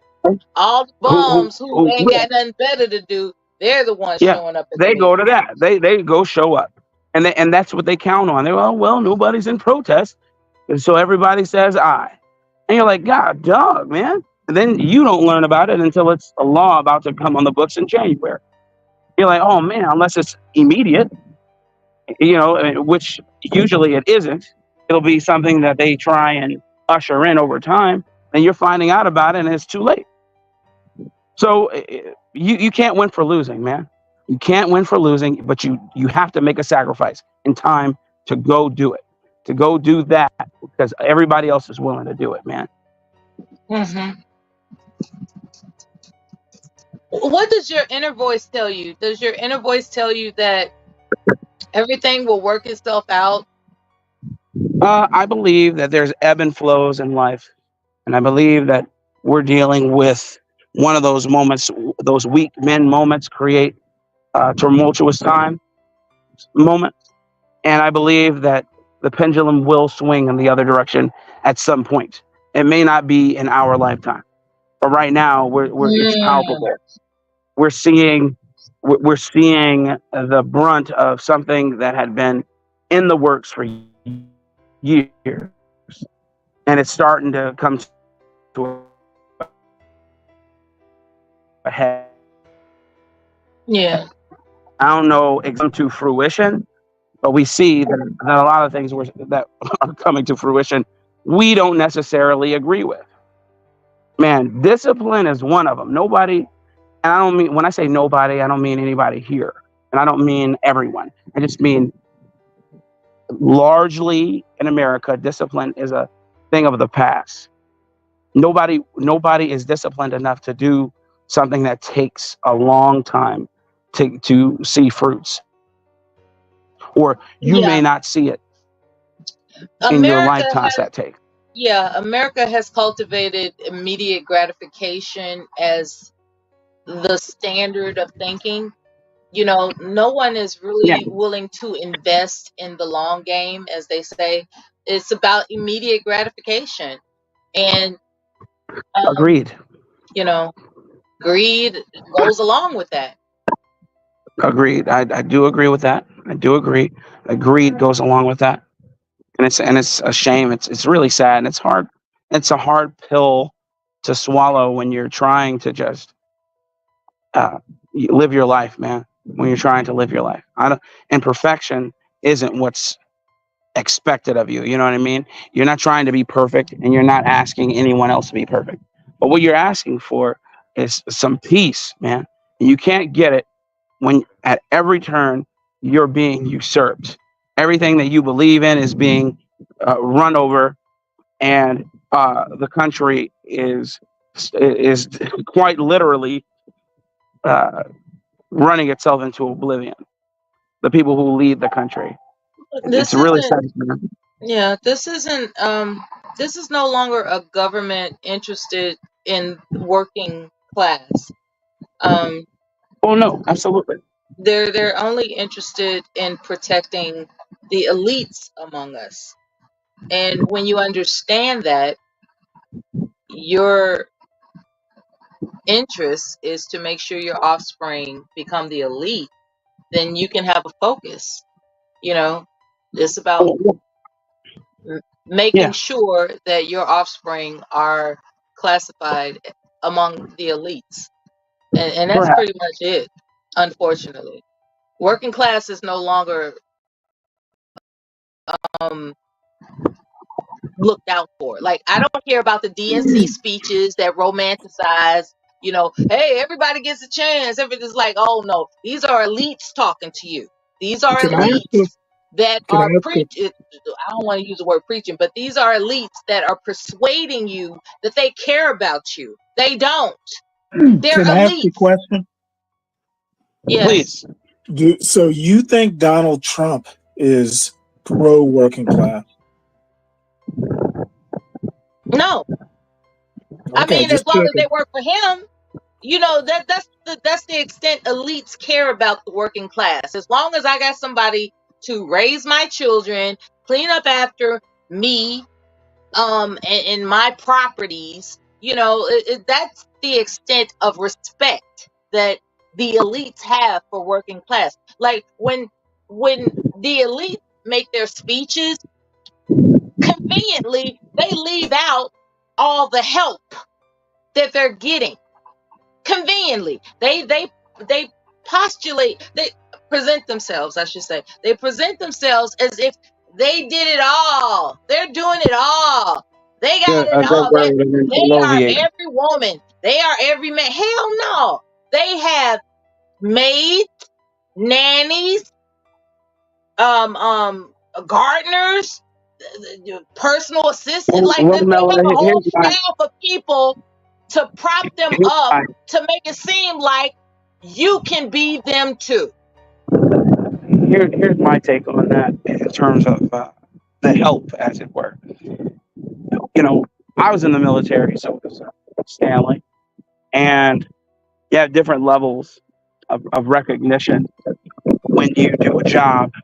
And of course, the commanding general or the admiral who runs that force gets a lot of the accolades. But that's the point. The point isn't for you to consistently be awarded and rewarded on a national scale. People understood that their sacrifice, and especially to make your quote elected leaders unquote to look good. But the issue here now is these leaders are less elected and more appointed, and we're dealing with aristocracies and not a republic or democratic republic in any sense of the word. We're dealing with people who are heirs to the throne, as it were. You know, for instance, the Kennedys. I don't give a damn about the Kennedys. You know what I mean? They've been dubbed America's royalty because people want to be ruled over, and that's unfortunate. You know, and I don't mean everyone. Okay, so this isn't widespread. You know, everyone has their own ideas, but when we look at when we take a poll or the temperature of the situation, that's what we see. They'd rather live under someone else's regime where they don't have to think about it and they can go throughout their day knowing that someone else is doing the job. That's what they are. I think people want to be empowered. I think those that want to rule are posing propaganda that people want to be led. Like, people just want to be led. I believe that it is the human spirit in nature to be empowered, like a child. For instance, a child is not waiting for its mother and father to give him or her permission to walk.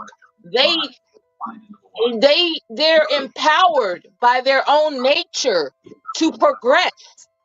So I think that the base of all human beings is to be empowered, but due to propaganda, there are those who are power hungry, making an attempt to convince other people that you need a leader. You need a leader. I have a question real quick for Black. That's what I think anyway. Nice to Hello. meet you. What's up? I don't know who this person is. Wait, Black, I have a question for you, bro.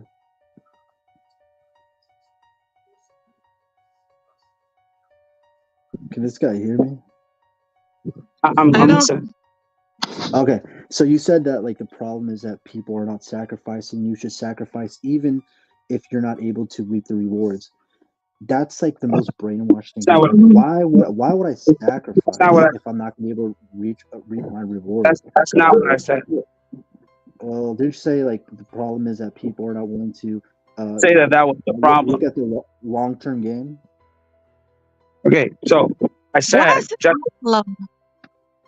don't know, but that isn't what I said. I said when she stated that oh, you didn't get here by yourself, and she noted, and Mela noted all the people that were behind them. I said, just as an aside, that when I was in the military, you have a general who runs the organization. You sacrifice to make sure that this general looks good, and in turn that makes you look good. Why? That's stupid. No, Because in turn that makes. Are you gonna be quiet and let me finish, or are you gonna continue to think you know what I said? Oh no, what can we go one at a time? Okay, so can we just go with selflessness isn't an issue. So I'm just saying selflessness isn't an issue. Selflessness, I'm not telling you that you should give every iota of yourself for free. That's not what I'm telling you. I'm saying that this is a symbiotic relationship, is my point. Okay, when you're in the military, you understand that your sacrifice helps for the great. So I'm clarifying my point so that you don't have any issue with what I'm telling you. Okay, I'm saying that when you're in the military, that was the example I gave, that you sacrifice your time and efforts, your skills to the greater good so that this country can move forward. And the person who gets the credit is your leader. But then you are satisfied because your leader then gives you the credit as well. But on a national scale, when they'll say, oh, General so-and-so led the force of 20,000 troops into the Battle of the Bulge, and with a success rate of what have you. But of course, under that general, there were colonels and maybe. But you okay? Do you get it? Do you understand now? Yes. Okay. Good. And it's dumb as hell. Number one. Okay. It's not like you're basically nobody remembers the soldiers, right? You remember the generals, and you're basically brainwashed. And I don't blame you, right? You were in the military. If you think you did something to help the country, I mean, this has always been my take. The majority of people that join the military do it for money. This whole notion I'm doing it for honor, that's very, very, very rare. Most people do it for money, regardless of what you say. And another thing, it's me saying, oh yeah, if I work my ass off, my boss, yeah, your boss might sometimes reward you, but generally, if you work your ass off, your boss is just gonna abuse your hard work. You know what I mean? You have to be very strategic in the way you work. You can't just be like, oh yeah, if I work hard to make my boss look good, he's gonna make me look good in turn. That's like a very naive way to think. You have a very plebeian idea of the world, and I'll leave it at that. Trust me, you have a very plebeian idea of the world, very plebeian, because you think that none of the sacrifices made. You think that none of the sacrifices made by soldiers, or airmen, or naval officers, or Marines, or Coast Guard. You think no, that's what you posited. You posited that they just did it. They did it for no reason. Okay. No, you added a whole bunch of context to a situation that I didn't give. So I'm working on your concept. I'm working on the opposite of your context. You're telling me that they did it for no reason. Hey, Lasagna, I can hardly hear you. So how about go one at a time? So is that what you said? Oh wait, can you hear me better? Is it better, or is it still like dog shit? Yeah, we hear you. I can hear you just fine. Okay. I said most people that are in the military do it for the paycheck, not for any intrinsic honorable reason. I didn't say that they did. I didn't say that they did. I didn't even impugn that. I didn't impugn that at all. I gave an example. I gave a very pointed example about a situation with a general and his subordinates. I didn't say that, oh, just for the honor, I'm doing this. I didn't say that these people didn't do it for money. Again, you're bloviating and you don't understand.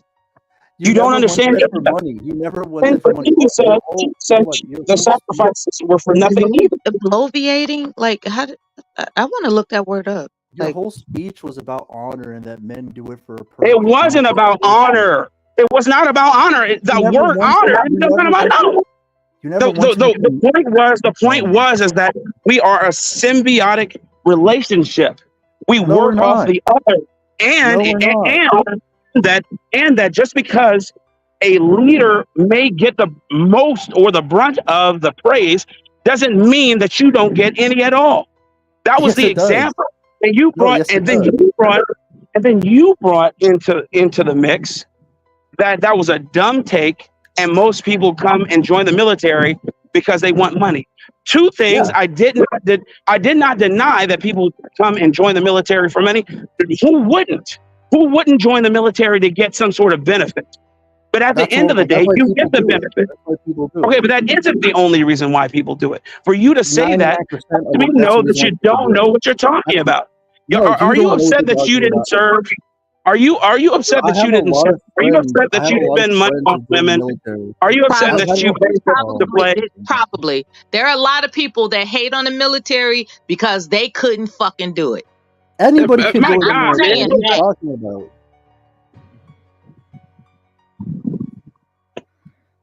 I'm not Wow, saying. Look, didn't I have know- a lot of friends that are in the military, right? You get a lot of benefits, but all of them told me that they do it because they got really good benefits, right? But no one's What doing does it. that All of them do it matter? for the money. Why does it matter that they got the benefits? Why does it matter that they did it for those reasons? But other than the fact that they also did their jobs and did them well. No, but I'm telling you. No. But I'm telling. Okay, Wait, hold it. What are you telling us, Lasagna? I'm telling you that. What? Okay, well, this is a sidetrack, right? The original point was that just because you make your boss look good, doesn't mean you're gonna get. He's gonna like throw you a bone, right? In general, the harder you work, There's your boss. a difference between private industry Right. and government, service through. He's talking about the military. The military's not private. Conflating He's talking private about the industry into what he's talking about, right? He He's mentioned talking about the general. military. let me He mentioned general, let me and then help you you want out to bring here, up your boss. Lasagna. You know, Let me your let me boss. let me help Like, let me that's a help him private out right quick, industry. Mela. Hey, Mela, let me help him out. Here's the deal.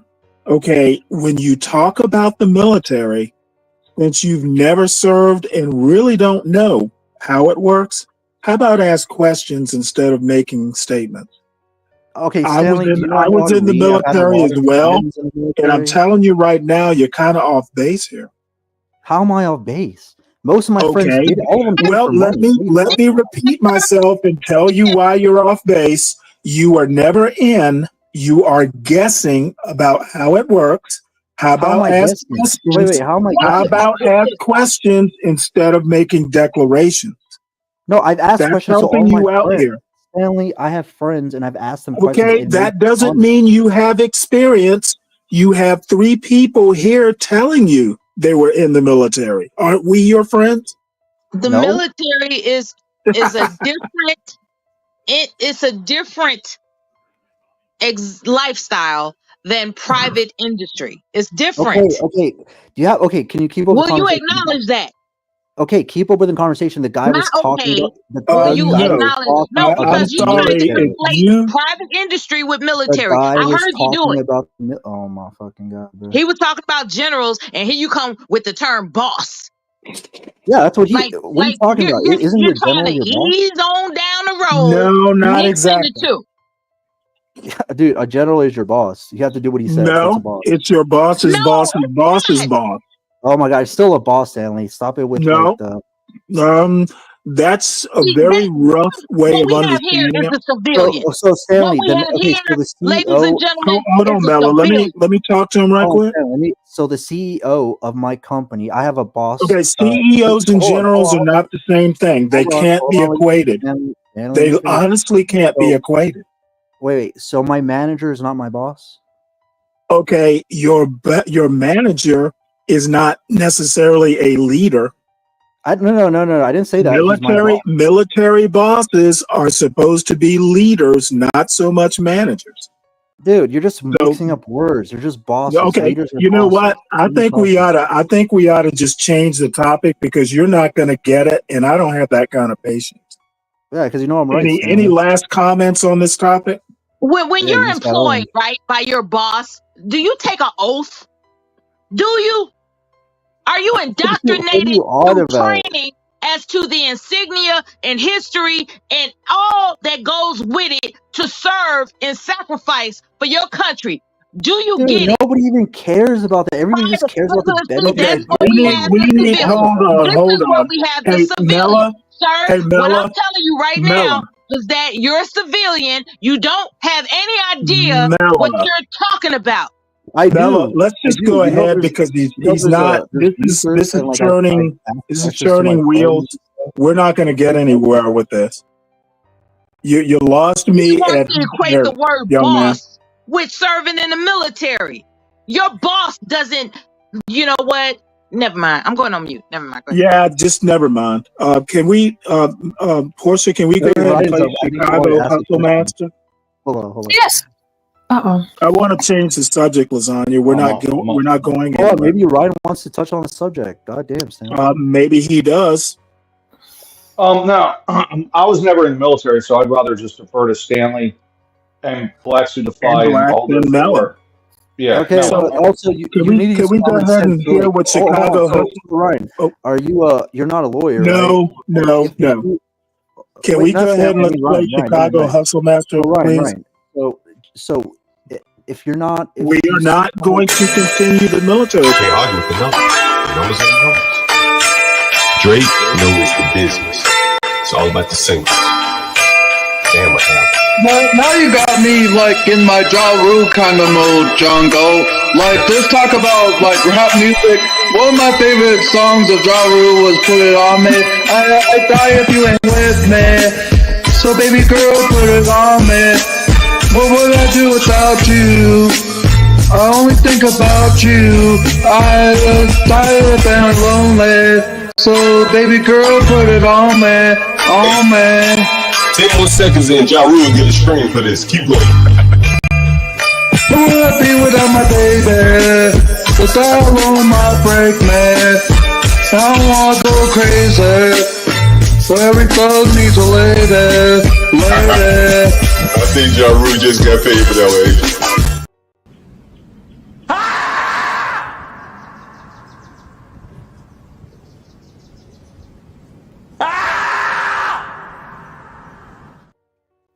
That clip is so legendary. Open up the Alrighty then. act like you ordering that same guy to the airport. See how much they pay. Alrighty then. Simple.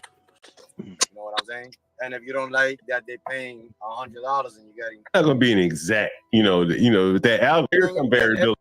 there was another driver on the average on that Saturday for the convention.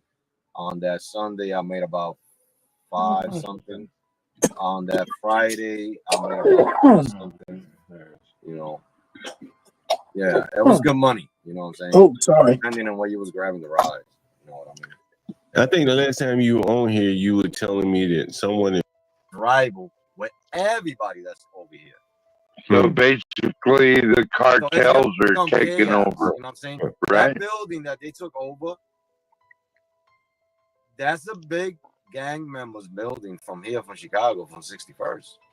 Is that a black gang member building, white gang member building? And what I was trying to say is, this is what I'm gonna try to say. This is what I'm gonna say. And I'm a bluntly person. You know what I'm saying? The Venezuelans are going to black neighborhoods and trying to take over African American neighborhoods. That's goddamn shame. Because the thing is that this is what happened. This is what happened when they first got here. Right? They killed one kid. One 14-year-old. This happened a while ago when the Venezuelans first came here. They killed him right there in Garfield Park. That's the hood, right? That's where you were robbed. Yeah, they don't. Those kids wasn't doing nothing. His mom was selling water on the corner. So they killed that one kid. Police didn't do nothing. And it was African Americans. Right? So what happened was that now the gang members that got through and they're out here, they're not going to no other neighborhoods. They going to Garfield Park. They going right here to Martin Luther King. They going to Rogers Park. You know what I'm saying? They going into African American neighborhoods and doing the damage. That's your thought. And what makes my opinion, my thought. Yeah, I understand. I think it's because that kid that they killed for no reason. Things happen.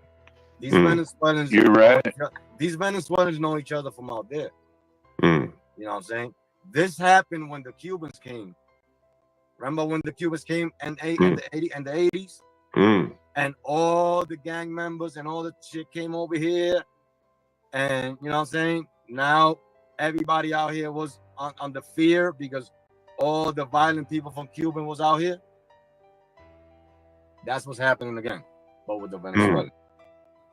All the bad ones are coming in now. I'm not saying the good ones.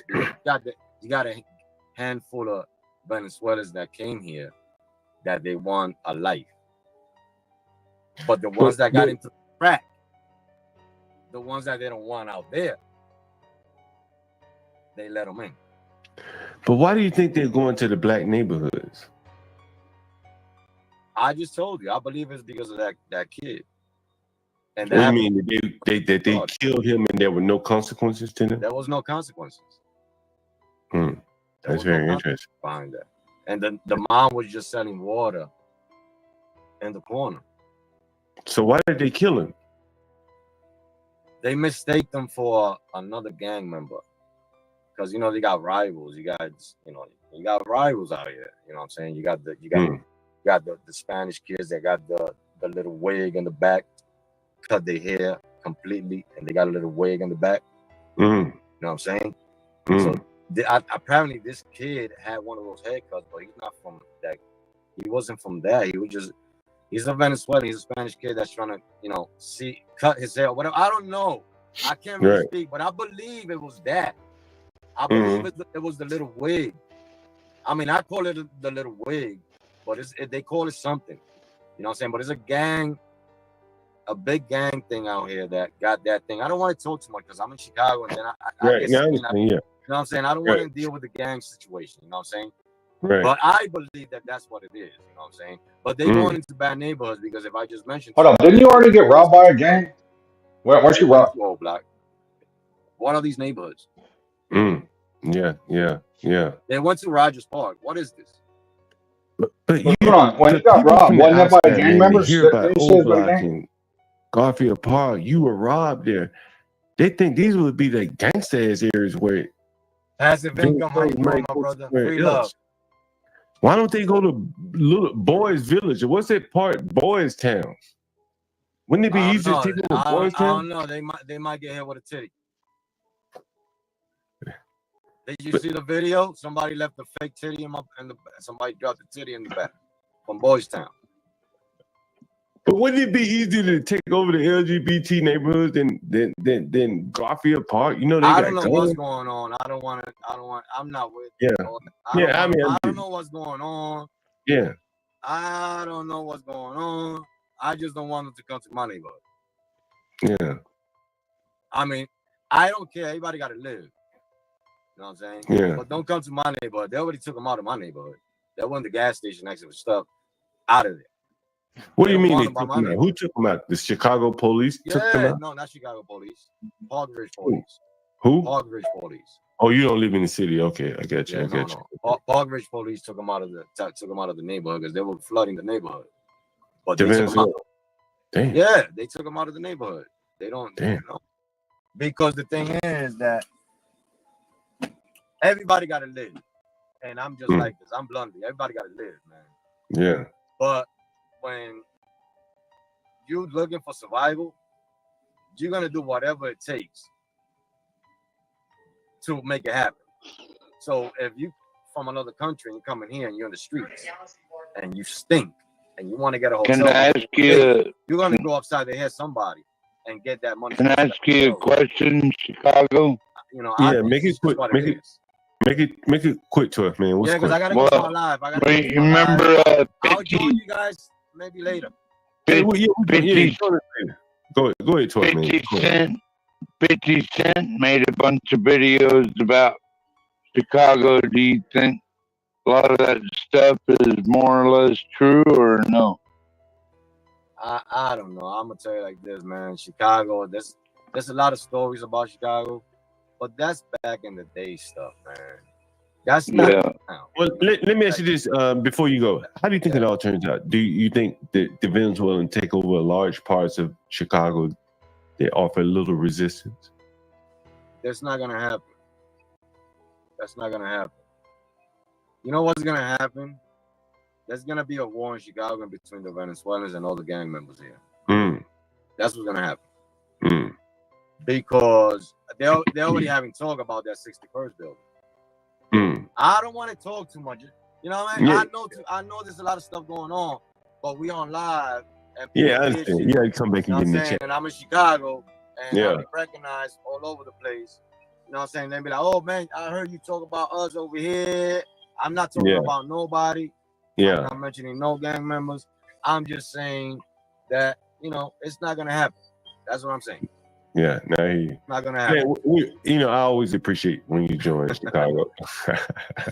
I'll tune in. You know what I'm saying? I'll probably see you a little later. Hey, next time you have to get on the karaoke. You know that, right? I'll try, man. I'm not a good singer. All your viewers might leave. That'll make it. You get more followers that way. Hey man, thank you very safe much. out there. You guys have a blessed one, man. Chicago hustling master, man. He's out here working Be hard. safe out there. Hey, that haircut that he's talking about, John, that haircut he's speaking of is called the Edgar. Did you hear me? Oh, John, he's here, but not. Oh, I thought it was okay. My bad. It's called the Edgar. The Edgar. That's a good old Southern name right there. So yeah, this is a replay from yesterday. John wanted to show this, and I believe it's in relation to what it was that we were speaking about regarding the immigrants, the illegals in Chicago. And this is Chicago Hustler Master talking to us about what he's seen and what he's experienced in Chicago. I don't know if anybody had anything they wanted to add or respond to, or if you just want to keep it going, or John, if you want to type in the chat. Oh, there he is. You know, I heard about this a while back that they're taking over the 61st on the Chicago cop block. And you don't even hear this shit in the news and hear this cab driver telling you 61st and what? I think 61st. Because at one point he said, "I'm right here on King." Okay, so 61st and King Drive. Okay. So yeah, that's Inglewood. Yeah. That's Inglewood. That's right by. Go ahead. Oh, sorry. I was going to ask you a question, Blacks. Well, go ahead. I was going to say 61st and King Drive. That's Inglewood. That's right by the Armory. That's right by the University of Chicago, and that's right by Hyde Park. Hyde Park is where President Obama used to stay and might still own property. And Blacks, did you notice how he said the blacks just offered no resistance, like they just bowed down? That shit was it sounds par. It sounds par for the course. That's what I was going to ask about. Because I think these guys I don't think they're just like neighborhood gangbangers. Like these Venezuelans are pretty much like soldiers, I think. It's almost like an army. I mean, would you agree with that? Would you agree with that, Blacks? Like, are these guys? In some cases, yes. But from what I understand, it's almost like a military force, man. Well, in some cases, yes. It's funny because they expect it to be a 1-to-1. These guys have grown up in guerrilla warfare. You know, Venezuela has jungles. It also they also have paramilitary, and a lot of them probably were at one point. And then you got niggas on the corner selling drugs who have no military experience, who also don't even know how to clean a weapon. They don't know how to clean a weapon. They don't know how to carry a weapon. The only thing they know how to do is point and shoot, and whatever end the barrel is pointed out, they hope it hits their target. That's what they're dealing with. You're dealing with people who are untrained. Of course, they're going to bow down. And then in Garfield Park is the west side of Chicago, and that's the hood. Okay, and it didn't used to be, but it is now. And of course, they're taking it over. They're going to take it over. What resistance do they offer? Yeah. I think it's like a military force almost. Like looking at that Aurora video, it was fairly organized. It wasn't just people walking around. Like they had long guns. They're beating on doors, going unit to unit, and extorting people out of money. And so I think it's amazing that. Yeah, and it's amazing. It's crazy. So it's almost like they siege. It was a siege. I mean, like almost like a military style operation, right? And so I saw a video of a guy who was trying to rally a lot of different gangs. I saw the Hells Angels doing it, and then I saw a black dude doing it, trying to rally people to Colorado to like fight back against these people. So, but I think the Venezuelans are everywhere. They're everywhere. They're probably in New York. They're in Chicago. They're probably all across the country everywhere. It's not going to work because they have things to lose. Okay, it's not going to work, and they're not being compensated to do it. These people don't have anything, and they're willing to take it from you to get it. And so they utilize whatever skills they have, plus they have the added bonus of being what you call hungry, as it were. You know, being hungry, and I don't mean that literally. I just mean they want it more, and they're willing to go the distance, man, because they're not going home, and we don't have any paramilitary arm that's forcing them to go home. National Guard is for presence only. They're not going to fight for you. The police officers are not going to fight for you. FBI is not going to fight for you. Your local DPS isn't going to fight for you. None of it. So it's on you. You better start going to the range, man. Better start going to the range. Yeah. Blacks, did you see the article about CBZ Management, the company that owned? They gave up the buildings, man. They said, you know what, we give it up. And are you in Colorado? Gave the motherfuckers up. Yeah. They said they gave them up. They said we don't want them. They just knocked them off the books. They signed them over. Really? No. What happened was the government hit their ass with so many fines because of the trash that the people was putting out. Yeah. And when you think about it, like, and you see all those pictures of trash, and you say, man, these fucking landlords.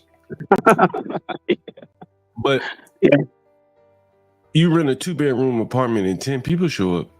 You didn't have enough 5 times the people, right? Who did they sign them over to? They entered into some type of agreement with the state, the city, to say in forgiveness of these fees that you've hit us for the trash and all the city violations, broken windows, doors, and all that, we'll agree to basically give up the building. Well, sounds about right, man. Sounds about right. Someone else, but you know, at this sounds point, about right. You putting the building up at a fire sale where everyone knows you have to sell it. You're not going to get a good price for that. No, you're not going to get over that. But the city doesn't expect to. They just want to give the air of fighting it and giving a solution. Then they don't. The government's not about solution. I've seen those fire sales. I participated in some, and I'll tell you, like for instance, that reminds me. You just reminded me of a guy out of New York right now who's on the run from the New York authorities.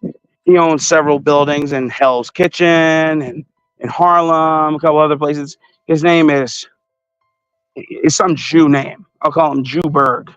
And they can't find him because he owes millions of dollars to the city for not turning on the heat, for it being roach infested, etc. You know, the city blaming him for probably what they are doing themselves. And now that he's on the run, and they of course they think he's in California because that's his base camp. But where do you think he is? I'll tell you where I think he is. Or where do you think he is? Tel Aviv. There you go. Tel Aviv, buddy. He's like, I'm out of here. Yeah, I think that motherfucker said, fuck it. I'm going back to Tel Aviv, etc. Yeah. I can't remember his name. But yeah, that just brought that to mind. And because it's similar to this situation, but I had no idea that Colorado, that CBZ had signed those buildings over to Colorado. So what are they? Are they sitting empty now, or have the illegal aliens broken back into the place and taken it over again? They probably take it back over. I mean, otherwise, if somebody's got to sit on the building, law enforcement has to sit on that building to prevent them from coming back. And I mean, what's the war? Got 20 cops? I don't think it's that big, right? You know, I don't think it's like a large place, you know. Yeah, I don't think it's a large place either. At the end of the day, it's some suburb. It's like some suburb or something. I think it's about 300,000-400,000 people, but I think the bigger deal is that Aurora is on a consent decree, so they can effectively go in and do the things that would be necessary to root out a gang like that with a police force.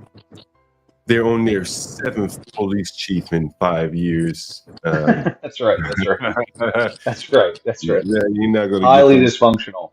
You're not going to get those police to risk their lives for a chief that may not even be there once the mission is over, that person may be gone.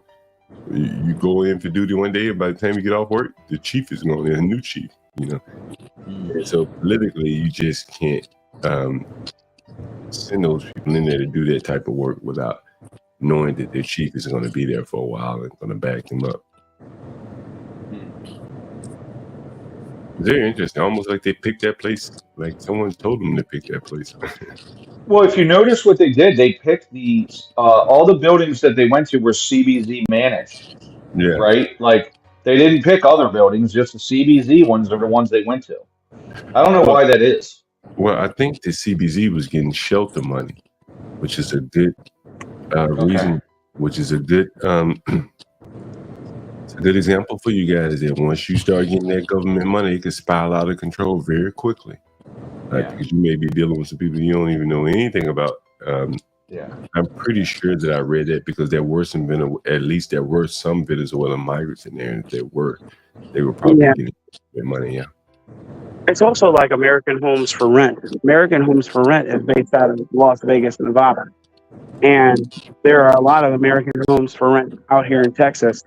And then they have local offices, but those local offices don't have any real means to enforce anything. And that's what they do. They look for these big, giant conglomerates who they know don't have a true presence here. And then they start going in and taking over. Yeah. It is probably a very effective strategy because an out-of-state landlord is going to be slow to respond to those type of things. Hey, you said that, didn't you? You said that, didn't you? I did that a long time ago. So they probably got a maintenance company that's like a contract maintenance company, right? Yeah. So it's not in-house. They got one guy on the premises. The rent is mailed, and then when there's an issue with the plumbing, they call the maintenance company that's not on site, and that's probably how it works, right? So nobody's even there doing anything. But I do find it interesting that the Venezuelan gangs actually were preying on the migrants, right? They were going to their own group and extorting them, like that. They were getting rent from their own group. You know what I mean? What do you find interesting about that? Well, no, it's pretty typical. Like I know that in the Italian neighborhoods, like a lot of Italians from Philadelphia that I know hate the mob, and they hate the mafia, because the mafia would prey on the Italian community the most, right? Like if it's an organized crime, they tend to prey on their own more than other groups. Yeah. But that's the way it is. But that's the way it is for wolves. They don't leave the area alone and then go out to some other area. They're gonna hit the area the harder because it's proximity. It's a proximity thing. I know these people. I think it's easier too, right? No, that's my point. I'm saying I know these people. That's what I mean by proximity. Yeah. I know these people. I know how they will react. I know what they will and won't do for the most part. I'm going to fleece them, and it's been that way since time immemorial. We're going to bring up MFB, but I wanted to say something. I want to point you back to a video from the Row Hotel. And I was on with HB, and we were going back and forth. I was streaming from outside the Row Hotel, and one of the things I noticed, and I pointed out to HB when we were talking, was that there was a minivan waiting out front of the Row Hotel.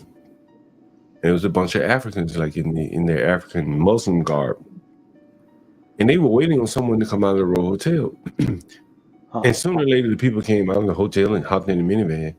And I'm like, damn, those people are going to work. That was just my first thought. Like, those people are going to work for those people that are waiting on them.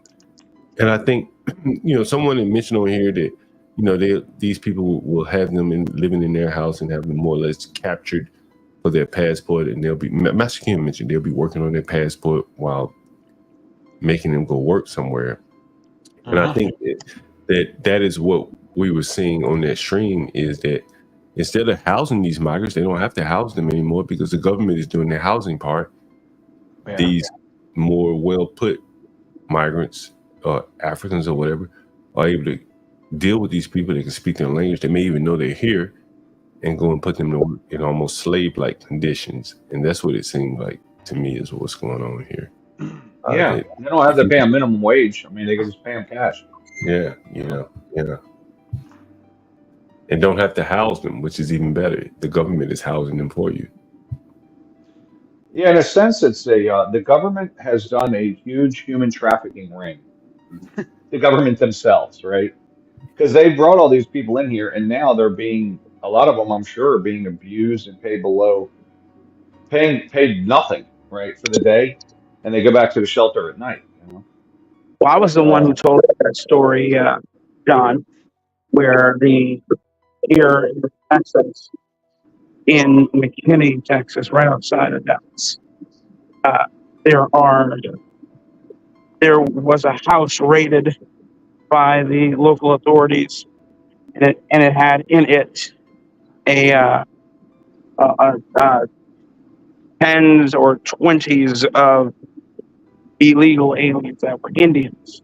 They were like 13 to a room, and that's a story you rarely hear about, a whole bunch of Indians being raided for trafficking.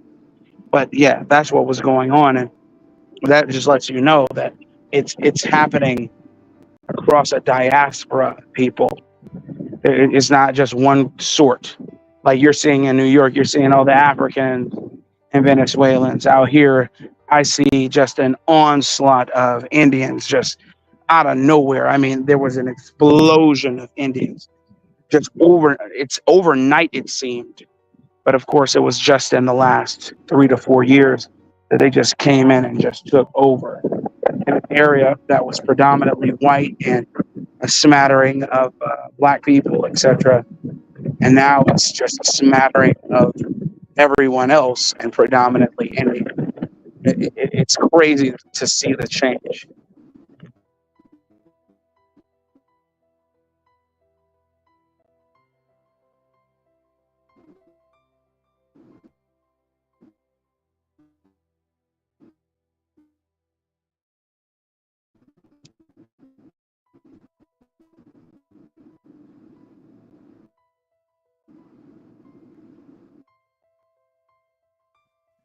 I am in Israel. I did nothing.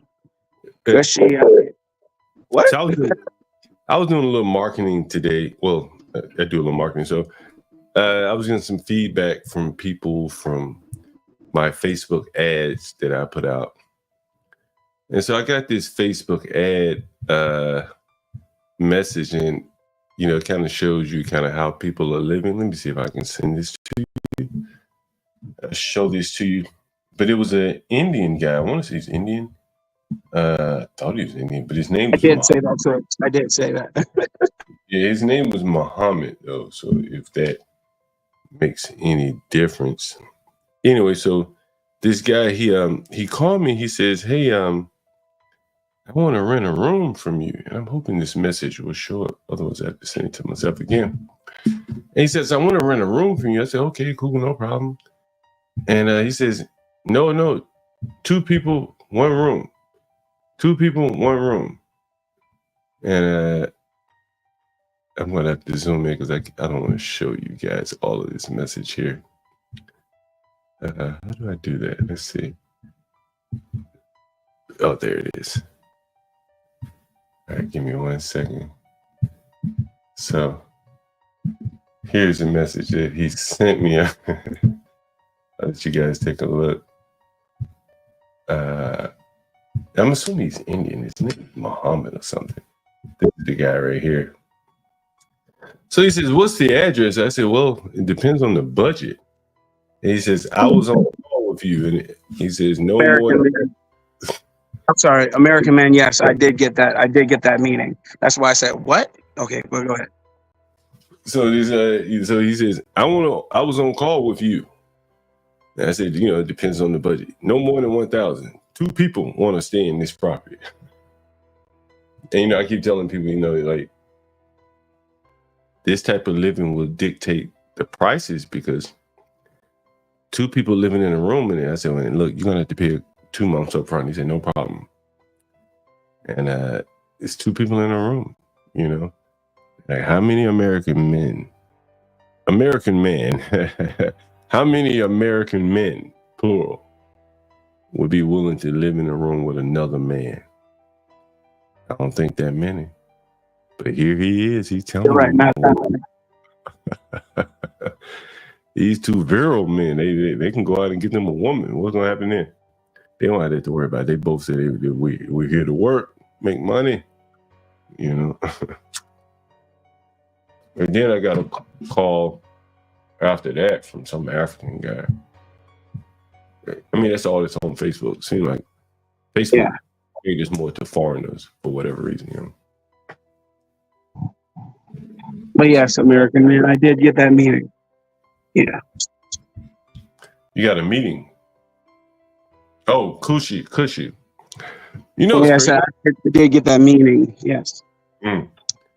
One of my favorite restaurants used to be named Cushy, just like American Man just spelled it right. It was Cushy in DC. Whenever I would head to New York, I would go to Cushy the night before. Yeah.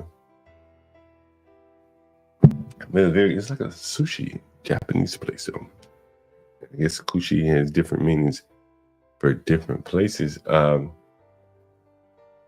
Yeah, Blacks, you know, I was curious to know, what did you think about Chicago Hustler Master? Are you familiar with those areas that he mentioned in New York, in Chicago and all that?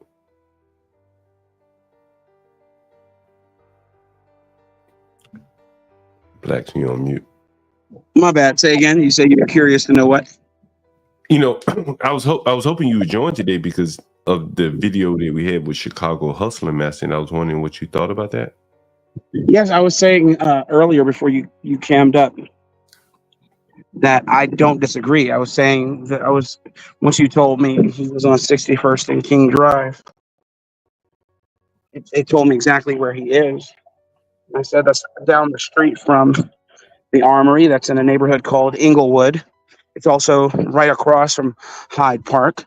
It's also down the street from University of Chicago, where Obama. His wife went to school, where I think Obama went to school as well at one point. Also, where the famous economist Milton Friedman taught PhD students in economics. Thomas Sowell was one of them. Yep, Thomas Sowell was one. Absolutely, yes, sir. My great grandfather taught there, on my father's side. Yeah, it used to be a very good area, and in some cases still is. And to hear that there are Venezuelans taking over there, is highly peculiar. However, I can believe it because niggas proliferate that area ad nauseum. And Inglewood, yeah, you don't want to get caught in Inglewood at night or any of those places. But it's a weird kind of thing because it's still a little gentrified, but it's still the hood. It's weird, and it's not too far away from from Lakeshore Drive. It's not too far away. It's about a mile, maybe a mile and a half from the beach. Probably not even a mile and a half. Probably a mile from the lakefront, Lake Michigan. So it's a great little area, and I can't believe that not only Chicago PD is allowing them to take it over, but also University of Chicago PD is allowing them to take over. And it's crazy that it's happening. Yeah. But Garfield Park, I can much more understand. Because Garfield Park on the west side of Chicago, that is a cesspool. Yeah, go ahead. Did you hear Chicago Hustler Master say that they drove some of the migrants out of his neighborhood, Park Ridge or whatever? Yes, I did hear. Go ahead. Are you familiar with that neighborhood, Park Ridge? Is that like a suburb of Chicago? No, Park Ridge. So they're okay. So the neighborhoods are named. You know, you have Park Ridge, you have Avalon Park, you have Hyde Park, you have a couple others names that I can't think of right now. And Park Ridge is not a suburb. It's just a portion of the city. And yes, I can believe it. You know, there's a Chicago 911 call floating around that it seems like the media is trying their best to discredit. Have you heard that 911 call? I may have, but let me hear it again. If you have it. Let me see if I have it. You know, I'm looking for it, but it seems like kind of like the whole Aurora incident where they are kind of trying to downplay what's happening here. And basically it was a call to this building here, the one that Chicago Hustler Master is talking about. And he says, you know, basically they're saying some Venezuelans have entered the building, guns, blah, blah, blah. And it sounds like a legitimate 911 call. I guess someone could fake it. But like, I'm sure it's real. I'm sure it's real. And then to hear the Chicago Hustler Master say something like that, and the news just kind of blacking it out, it's kind of weird. Yeah, kind of weird. I mean, it sounds like something they would black out because they want to make their city look good. They want to make the mayor look good, even though it's hard to make that idiot look good. But they want to make him look good, and they're on the tape, man. Chicago's still a mob city, man, by every sense of the word. And get cracked, yes. Yes, I read what you wrote, and yes. I figure it's time to at least take a look at some of the NFL scores, even for the people that don't really follow football that closely. It is an American pastime. And so right now we see Saints losing big to winning big over the Panthers in their first round draft pick that Bryce got from Alabama. Wow. The Giants losing. Daniel Jones. I always focus on the quarterback. So Daniel Jones not getting it done with the Giants. I'm surprised that the Patriots are beating the Bengals. That goes against quarterback. Okay. Is Joe Burrow playing? You know, Blacks, I ever tell you what my theory is on if you wanted to bet on football? No, you didn't tell us. It's time that we test out my theory here. Go ahead, please. Who has the better quarterback between the Saints and the Panthers? The Saints. Okay, well, Saints are winning. Really? Who's the quarterback between the Giants and the Vikings? Oh man, dude, I don't know. I haven't kept up. I don't know who the Vikings quarterback is, so it's probably the Vikings. Daniel Jones can't get it done. Right, he's a mediocre bet. Right, he's mediocre at best. I don't know who the coaches are, but at this point, if the quarterback is a pussy, it comes down to the coach. I agree with that. I can agree with that. This is what surprised me, though. The Bengals and the Patriots. Bengals have a much better quarterback than the Patriots. It's still early, but 13-0. I'm surprised by that. Steelers. Go ahead. I'm saying, what do you think? Why do you think that it depends on? It's not the quarterback now; it's the coach. I just want you to get your explanation. Think about it like the CEO and the chairman of the board, right? Okay. If you got those two pretty strong, a lot of things downstream from those will fall in line. Okay, cool. But if you got Michael Vick, and I'm not picking on Michael Vick, but you know, not very disciplined, who wasn't very disciplined early on in his career. No, he wasn't. He can't rally the players and keep them disciplined. No. And if you got a weak coach, and he can't even corral Michael Vick, you know, it's just going to be, you know, it's just not going to be a good mix, right? Right. So that's coach, good quarterback. You're going to win more games than you lose if you matched up with bad coach, good quarterback, good coach, bad quarterback. And I think the NFL is so diluted with good quarterbacks now that there are only a handful that are really good. And so I think that they have an outsized impact on the game relative to 20 years ago. So many teams can't find a good quarterback. I did a stream about Lamar Jackson, man. Like, that was an elementary pass he should have been able to make, and he couldn't even make it. And his team lost because he couldn't make a very basic pass with good pass coverage. So, Steelers, Falcons, I expect the Steelers to pull this one off. They have a better team overall. although the Falcons do have Kirk Cousins, I've always liked Kirk Cousins. He's one of the few drop back quarterbacks in the NFL, from under center. So he can do the play action pass, bootlegs, all that. Texans, Colts. Texans clearly have a better quarterback. I think by far. Cardinals, Bills. I like Josh Allen probably better. Kyler Murray's the quarterback for the Cardinals, right? I believe so. Hey, I like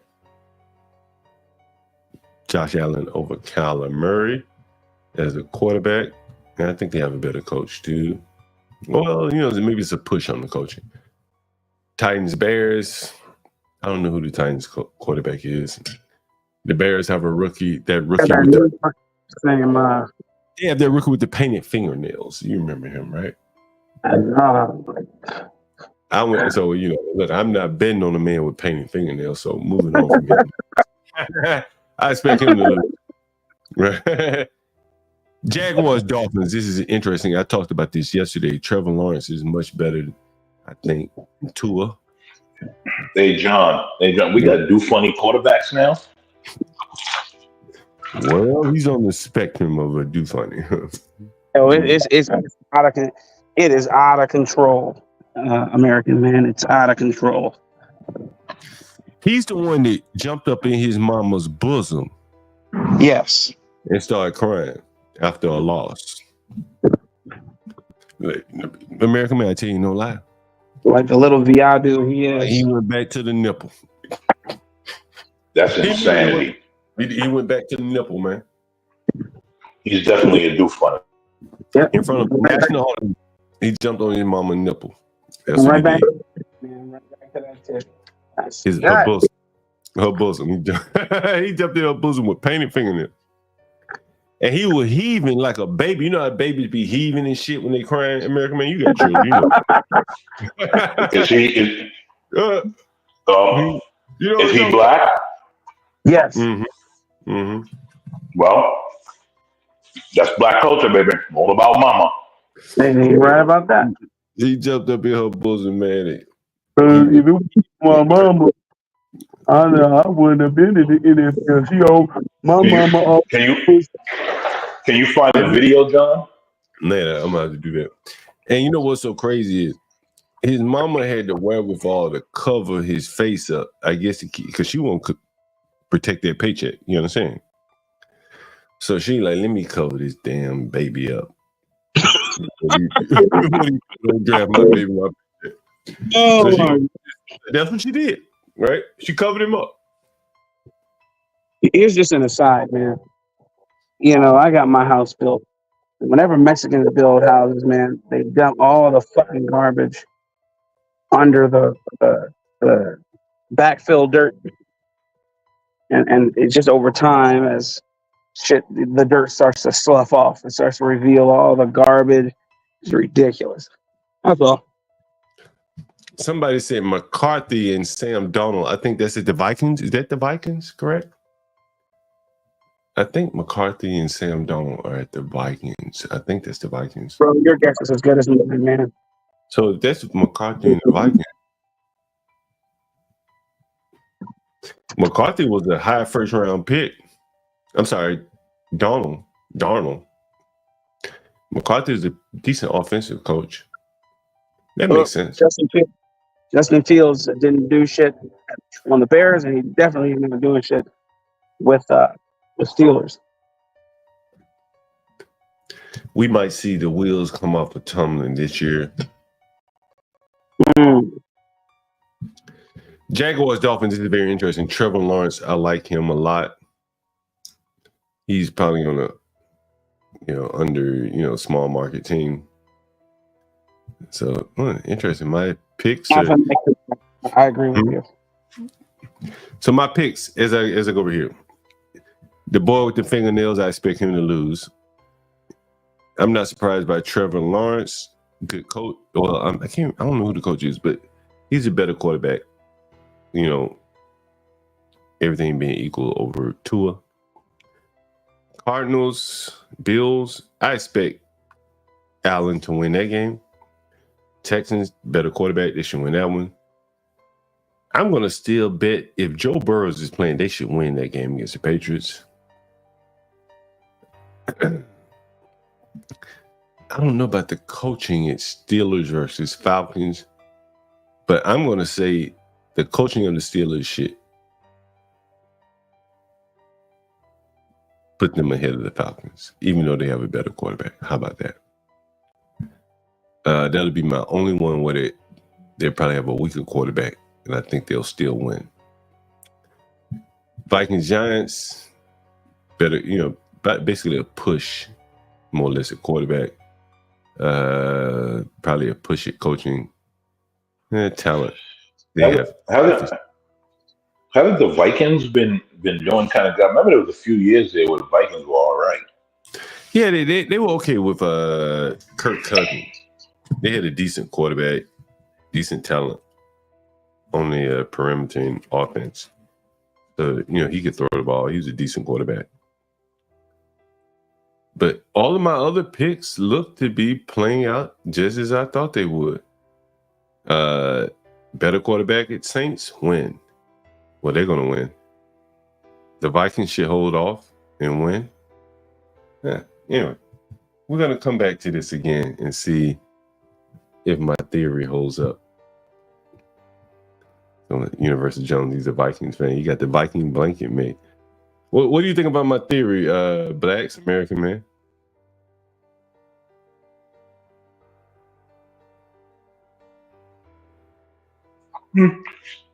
I think there's some validity to it.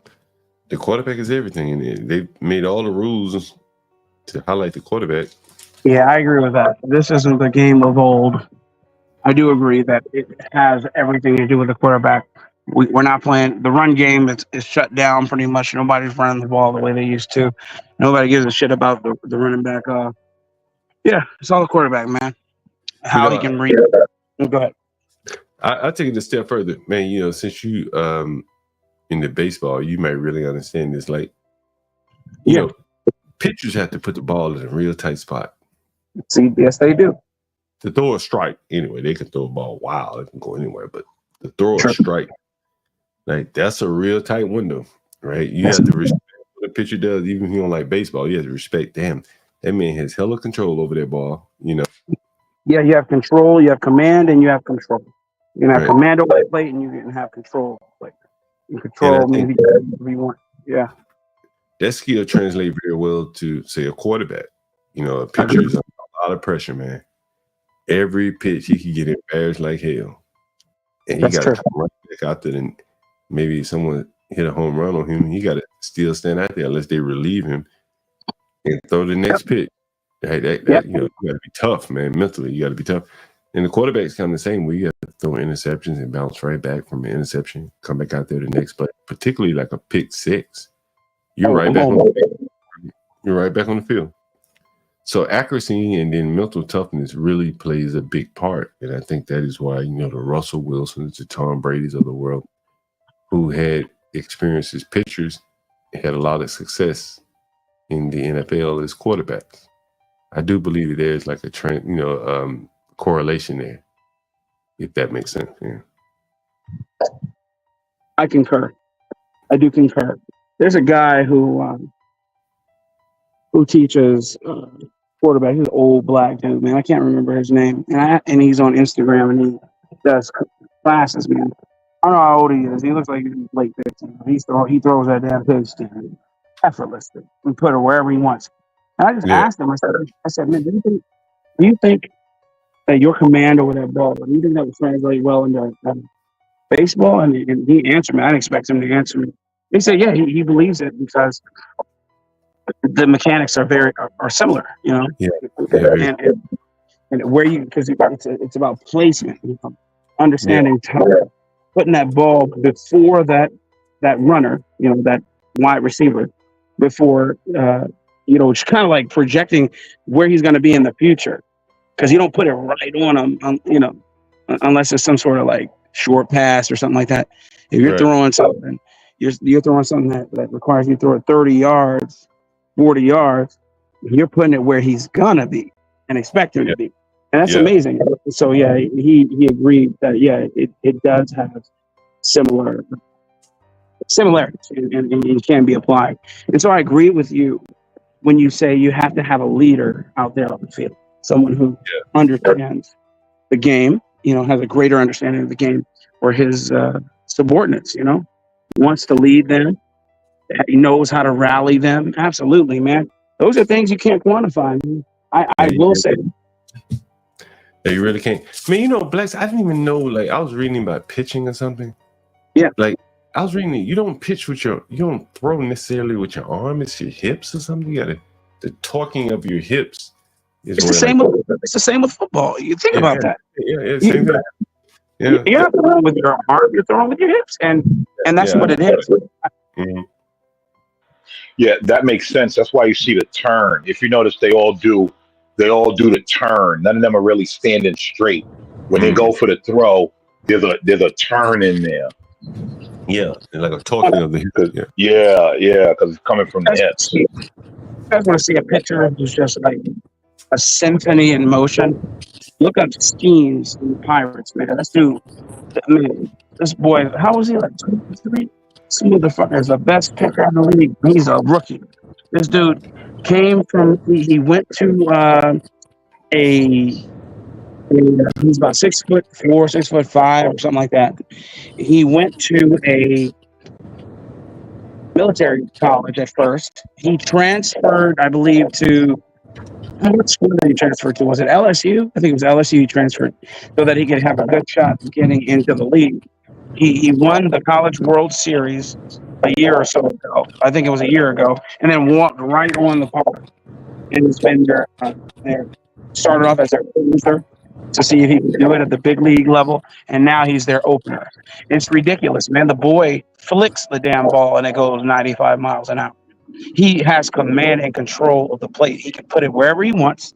I forgot how many pitches he has. I know he has a slider. I know he has a curveball, a fastball, a breaking ball, a couple others, but the man, it's all in the 90s or hundreds. And that's a guy that if you wanted to see a masterclass on pitching, that young man is ridiculous. And but yes, you utilize your hips, man, pushing off the mound, pushing off the rubber, and all that torque to be translated through your arm and your hand. Absolutely. Hey guys, we got some Monday night, Sunday night games coming up. Hell, we got the 4:00 hour games.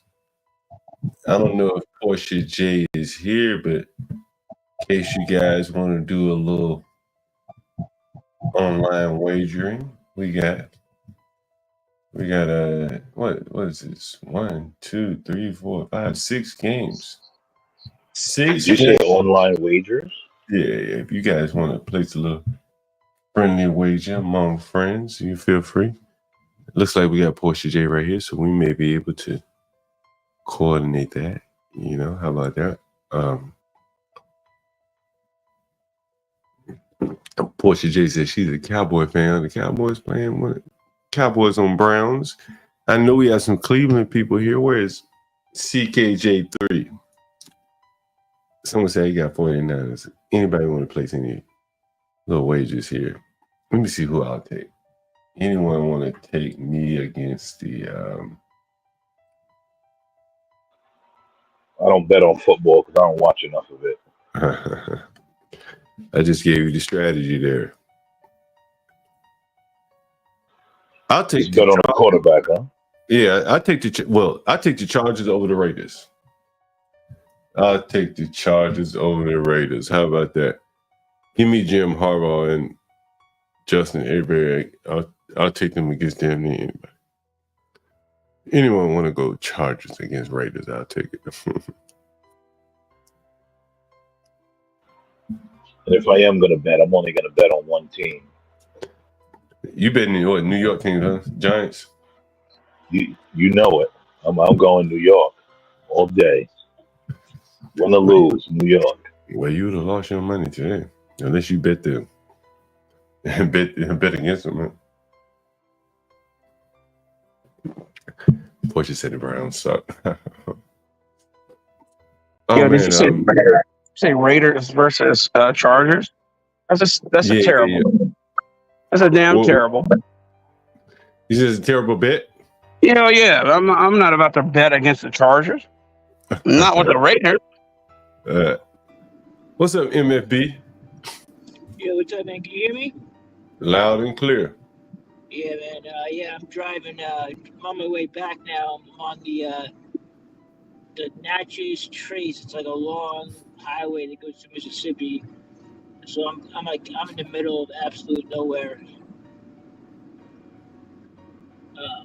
Let me see what it looks like in absolute nowhere, Mississippi. Yeah. This is just like way out in the middle of nowhere. There's really nothing for miles. Like just maybe a small town here or there, but until we get to the outskirts of Jackson, there's really not much. I would love to see Jackson, man. I hear that city is the pits. Yeah, I mean, there are some really nice parts of Jackson. Like I live in a very, very nice part of the city. Like where I live is, it's all. I mean, I live on my street. There's we have there's two judges. There's a federal judge and a some other high level judge on my street, and it's all it's very it's kind of cut off from the. You might as well say where he lives ain't no. Yeah, well, actually, no. We actually one of the judges is black. Actually, the federal judge is a black man. He's No, I didn't say black people. No, I didn't say black people. Oh, I thought you said real black people. That's what I thought. No, I said where I live ain't no niggas. Is what I said. Yeah. Oh, okay. Yeah. That part is true. But there are parts of Jackson that are. I mean, I won't even drive through there. I don't even want to drive through there because they're so bad. They're so poorly maintained and so crime ridden. The police will not go there. The police, you could go there. I bet you there's parts of Jackson you could go and you wouldn't see a police officer for a year. Dang. Literally, you can tell that the cops just don't go there. They just don't go down there. Like someone calls them. So they only go to pick up the bodies. Yeah, I mean, there's just for them. I guess it's not worth it. They don't make enough money for it to be worth it to go down, risk their life to go down there, and Agree. That's just how it is. I mean, Mississippi's a poor state, man. It's very, very poor. Like, if you work for any type of state agency or government, you're not making much money here because they got nothing here. They got no money. That's why when Brett Favre stole all that money, or was that Arkansas? Was it Mississippi? Brett Favre. What's wrong with that right now? He running for mayor of Jackson, Mississippi. I'm gonna see if I can get him on the line.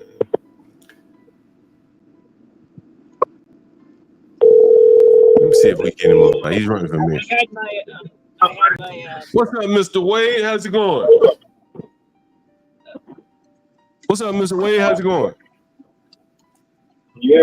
Loud and clear, loud and clear. Oh, you're breaking up a little bit, Mr. Wade. You're breaking up a little bit. All right. Well, look, I'm on the road coming out of Nashville. Now we can hear loud and clear. Mr. Wade, I have you on my channel. I am John Galt, the urban landlord. And one of our contributors on the panel is in Mississippi. He lives in Jackson, Mississippi. Is that right, MFB? That's right. Yep. Yeah, he lives in Jackson, Mississippi, Mr. Wade. And I was telling him that he just moved to Jackson. How long have you been in Jackson, MFB? Since July. I think July 1st. July 1st. Yeah. And you got 500 acres or something that you say down there in Jackson. Is that right? Yeah. Well, it's not. It's in Clinton, actually. Clinton. It's suburb of Jackson is where the land is that we own. Yeah. You heard of Clinton, I'm sure, Mr. Wade. Is that right? Hold on. Let me take y'all away. Hold on. Yeah, I can hear you, Mr. Wade. Hold on one second.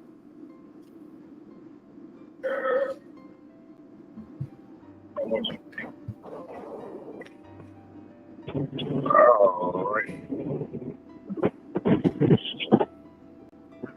you there? Loud and clear, Mr. Wade. Loud and clear. Loud and clear. Yeah. He say he got some land where in Jackson? In Clinton, Mississippi. Clinton, right outside of Jackson, but he lives in Jackson. Yeah. Wow. A lot of acreage out there. Yeah. There's a lot of acreage. Okay.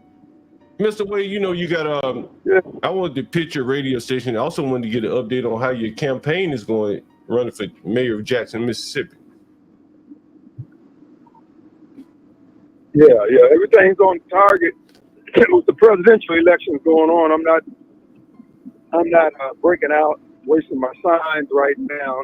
Because I'm on the radio, I'm already getting some buzz. I mean, people know my name, that I'm there, that I'm in Jackson. But I'm letting all these other guys, there's going to be about 12 people on the Democrat side contending for that position to face me. So I'm just letting them shoot their wads against each other. And then after the presidential election, that's when I'll start kicking it in full gear. I got some events planned for November and December, and the official kickoff is January 1st. So, Mr. Wade, right now we're target. Mr. Wade, we've been covering the migrant situation. I don't know if you heard about the Venezuelans kicking in them doors up there in Colorado. You heard about that? Oh, yeah. I sent you a couple clips on it. Yeah. These people playing for keeps, bro. Mr. Wade, you know, we talk all the time. You said, man, this is gangster country, right? You remember you said that, Mr. Wade? You said on your show. Broke down into gangs. And you were saying that before the Venezuelans got here, right? You remember that? Right. America essentially is broken down into gangs. You got the president's got his gang, the DOJ's got their FBI, U.S. Marshals, your local sheriff, the local police. It comes down to if you fall on somebody's turf and you ain't pissing strong enough, you get ran over. You're gonna have to bow down. And that's why these gangs coming from South America, these motherfuckers are ruthless, man. And plus they got a steady supply of drugs and guns and money. And see, our shit come from them as far as the illegal drugs and stuff, so it's gonna be interesting. I think the brother's gonna fold. If there's anything like what happened out in California, those niggas just gonna book up, man. The neighborhoods gonna get smaller and smaller. Mr. Wade, I sent you a clip of a Chicago Uber driver. And he told us something that they're not reporting in the news, how the Venezuelans went to the 61st and King for Martin, I would imagine, Martin Luther. And they told the niggas, pack up, get your shit up out of here. We taking over. And I said, damn, did the black gangs just fold like that? He like, they folded. No resistance. Well, the black gangs, Jeff Ford and Larry Hoover, once they cut off the heads of the organization, then you had all those jitterbugs, man. They came out there and started going rogue. And so you started having gangs on every other block, and there really was no cohesion. They just had this little hustle for that little area, and they just basically made life worse for everybody at the end of the day. There's no structure, so they just picking them off one at a time. They will eventually try to get their shit together and come together as one, but by that time, America's a big old juicy peach at this point. Yeah, I think the people coming here, man, they seen this shit like Disney, like, you know what I mean? No law and order, everything free, man. Mr. Wade, I don't know if you saw some of my streams. I went in whorehouses in Queens, man. They selling that tail right there on the street, Mr. Wade. You can see it on my live stream. I'm gonna make a short out of it. They selling weed, cocaine on the street, man, and the police just standing there watching them. Well, look, if I became mayor, what I'm going to tell the police officers, look, man, get your A, come home alive, do what you can, but don't go out on a limb for no motherfucker. Don't be doing no superhero Iron Man shit, because motherfuckers will turn on you. They don't care about you. It's a gang. The police got their gang. Everybody's got their gang. I mean, I'm all for law and order, but try to go over to a domestic violence situation. Let some motherfuckers work their shit out themselves. Shit.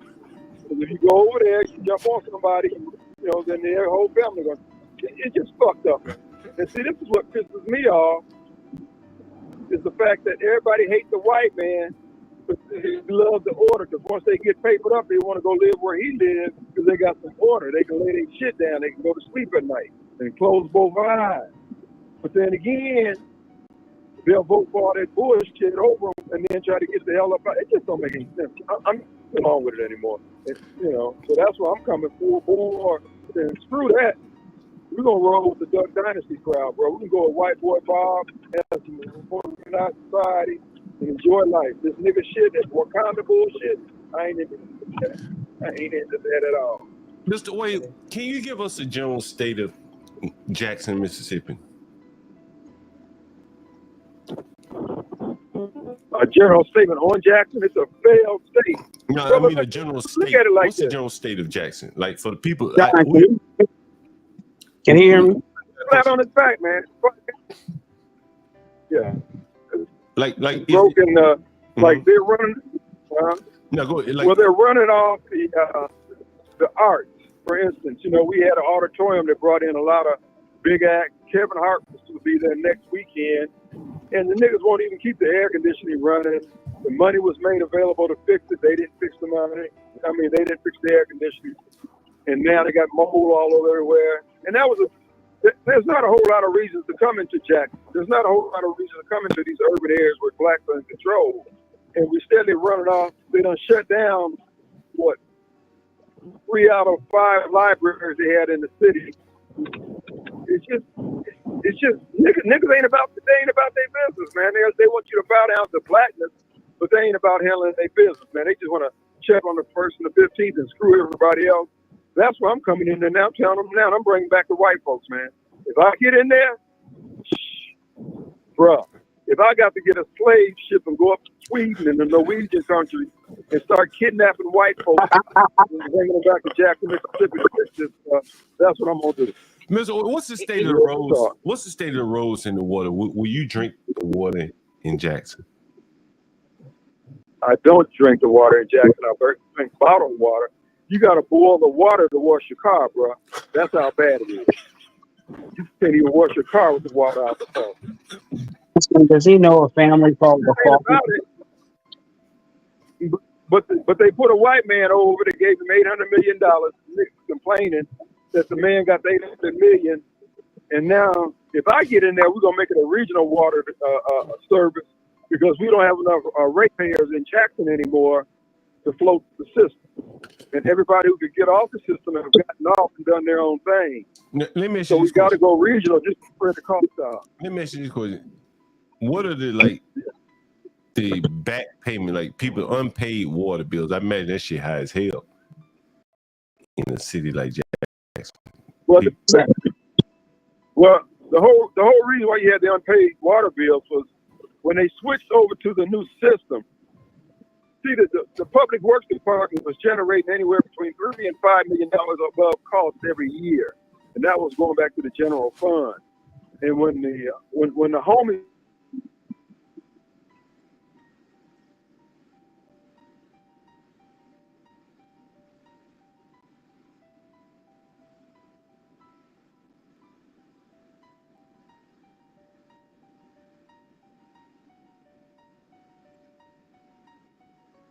What happened? Hello, everybody. Well, I don't know. He must have had a phone call or something. Oh, there he is. I'm sorry, Mr. Wade. Keep going. Sorry about that. Go ahead. Okay. Yeah. No. What happened when they switched over to the new system? They were covering up their tracks just like the old mafia used to do when they take over somebody's business. After they drain it of everything they could get out of it, then they set the building on fire, burn all the books and everything down. That's what they did with the software for the water department, so nobody could do a forensics on where all the money went to. And so what they did was to appease everybody. They said, okay, don't pay your bills, we'll do a moratorium. When all they had to do was to say, okay, everybody's going to pay what they paid last month, and base it off that until they could figure it out. But they didn't want that. They wanted the chaos. The chaos was covering up the crime. So you got some brothers walking away with $20 million, man. Just straight up cash. Mr. And Wade, it's just on and on and on. how has the lack of water affected the restaurants in Jackson, Mississippi? Because if you ain't got no water, like they got to bring in water. That's gonna make it cause the food go up, right? Well, yeah, it makes it. I mean, you can't wash dishes. You got to give bottled water out. And we just had 2 long-standing restaurants close this week. I mean, they've been there 30, 40 years, and they just can't handle it. There's just too many ups and downs. So the margins is not that high. Restaurants, you end up basically with a job. That's what you end up with. And so, they're spelling out. So what we're going to try to do is come back in there and give people a reason to stay. Whatever resources we have coming into the city of Jackson now, it's going to be directed towards the people who are trying to stay, want to stay, but if they want to, they could move. So we're going to take care of their neighborhoods, going to take care of their businesses, and all the folks who are, knuckle draggers, foot draggers, and people just don't want to do what they need to do, their neighborhoods will get service last. That's the only way we can do it. Yeah, you got to service the people who are most productive. Ultimately, that's what it comes down to. Now, how are the restaurants operating? Are there any restaurants left in Jackson? Well, there's no good quality restaurants where you can take your wife and family to. Right. When you want to take a girl out, you got to go outside of Jackson to do it. And we've got one little shopping center there that's kind of high end where Whole Foods is located. They got a couple of good restaurants up in there. But after that, you really don't have them. That's where I live, is right there. Is it because of the water situation? The combination of it. It's just people realize that these folks ain't going to get their crap together. They're going to do everything but what they need to do. If you say anything to them about it, then they're going to fall back on the race card. They'll say how many white people left the city, all that kind of foolishness, rather than, okay, it's like buying a used car. When you buy a used car, you're going to at some point have to do something to it. So it's just, money goes where it feels safe. So you have to give money a reason to stay. And Jackson is not doing that right now. What about the crime in the schools, Mr. Wade? What would be your comment on those for people not familiar with Jackson? Well, the crime in the schools, the biggest crime I would say in school is just the lack of order and discipline. And without order and discipline, there's no learning going on. The kids who all the black elites and all these uppity whites who want to brag about how they send their kids to public schools, well, they send their kids to the magnet schools. So we know they know how to put together a school that works. They're just not going to do it for everybody. And all the mayor can do is appoint school board members. He doesn't have any direct say over the day-to-day, and then you can't appoint enough members in a 4-year period to really make a difference. But that's really the only option you have. But I'm going to use the bully pulpit. The goal is to give the teachers absolute control over who can sit in their classrooms. And if you can do that, if the teachers can just get that 45-minute teaching period, make it profitable for the students, then you can save 25 students or 24 and put out that one bad child who doesn't want to be there. Right now, they're sacrificing the 24 students for that one bad child who the government says you can't put out of the school. So we're going to go in the opposite direction. Just a lot of common sense stuff. Mr. Wade, our wonderful editor, Portia J, is a school teacher in Dallas area, Texas area, whatever. And so you said something that I'm sure she probably has a question about, and I have a question too. If you're going to give the teachers control over who sits in their classroom, what are you going to do with the ones that she doesn't want sitting in the classroom, in her classroom, his or her classroom? Believe it or not, that's not the teacher's problem. Those principals, the administrative side or state, if you will, the ones with the white shirts, well, that's why they're administrators of white shirts, because they supposedly know more, have done more, have been more successful, so they can work all their dope boy magic on the little badass kids. They can sit in the office with them all day long. Because what the federal courts have said as a result of the NAACP lawsuit was, if you put out a black child, you got to put out a non-minority child. Right. in proportion to, you know, and so because you have the schools predominantly black, essentially you can't put anybody out. So we're not putting them out of school, we're just putting them out of the classroom. That's the principal's problem and the school board's problem at that point. The only person who can get that child back in that classroom is Jesus Christ or their parents sitting in with them. That's the only way. Or the teacher. No, the teacher put him out. So if the teacher say he can't come back in unless your parents sitting there with him or with them, then when the parents get tired of having to leave their soap operas and watching Maury Povich all day long or missing work, then they'll get his little bad ass in line. Mr. Wade, that's the only way you're gonna be able to get. Mr. Wade, we have two other Morehouse guys that come on. One is a real good friend of mine. He's about my age, and another one, he's a pilot. By the way, you may if you look at my stream, you'll see a short video of the Morehouse pilot, right? So anyway, Mr. Wade, man, we want to get, man, I would love to get you on every now and then so you could just talk about, leading up to election, the presidential election. I'm sure you have some comments on it. You want to speak on that real quickly? Oh yeah, that's not a problem. I know you got some thoughts. I know you got some thoughts. What do you think about presidential election? The thing is, brother, you got to be prepared to fight. This is a battle between good and evil. If you're going to the polls angry, emotional, or uninformed, you are part of the problem. And most black Democrats are going to the polls in that manner. This election is actually going to turn on the black man. The black male holds the key to freedom not only for America but for the world. If the black male decides to go with Donald Trump, it's going to save America for the time being, and it's going to save this country. The black woman is out of control. Kamala Harris is a perfect example of the black female. She's part of that black girl dope, that black girl magic that Stacey Abrams brought to the forefront in 2020.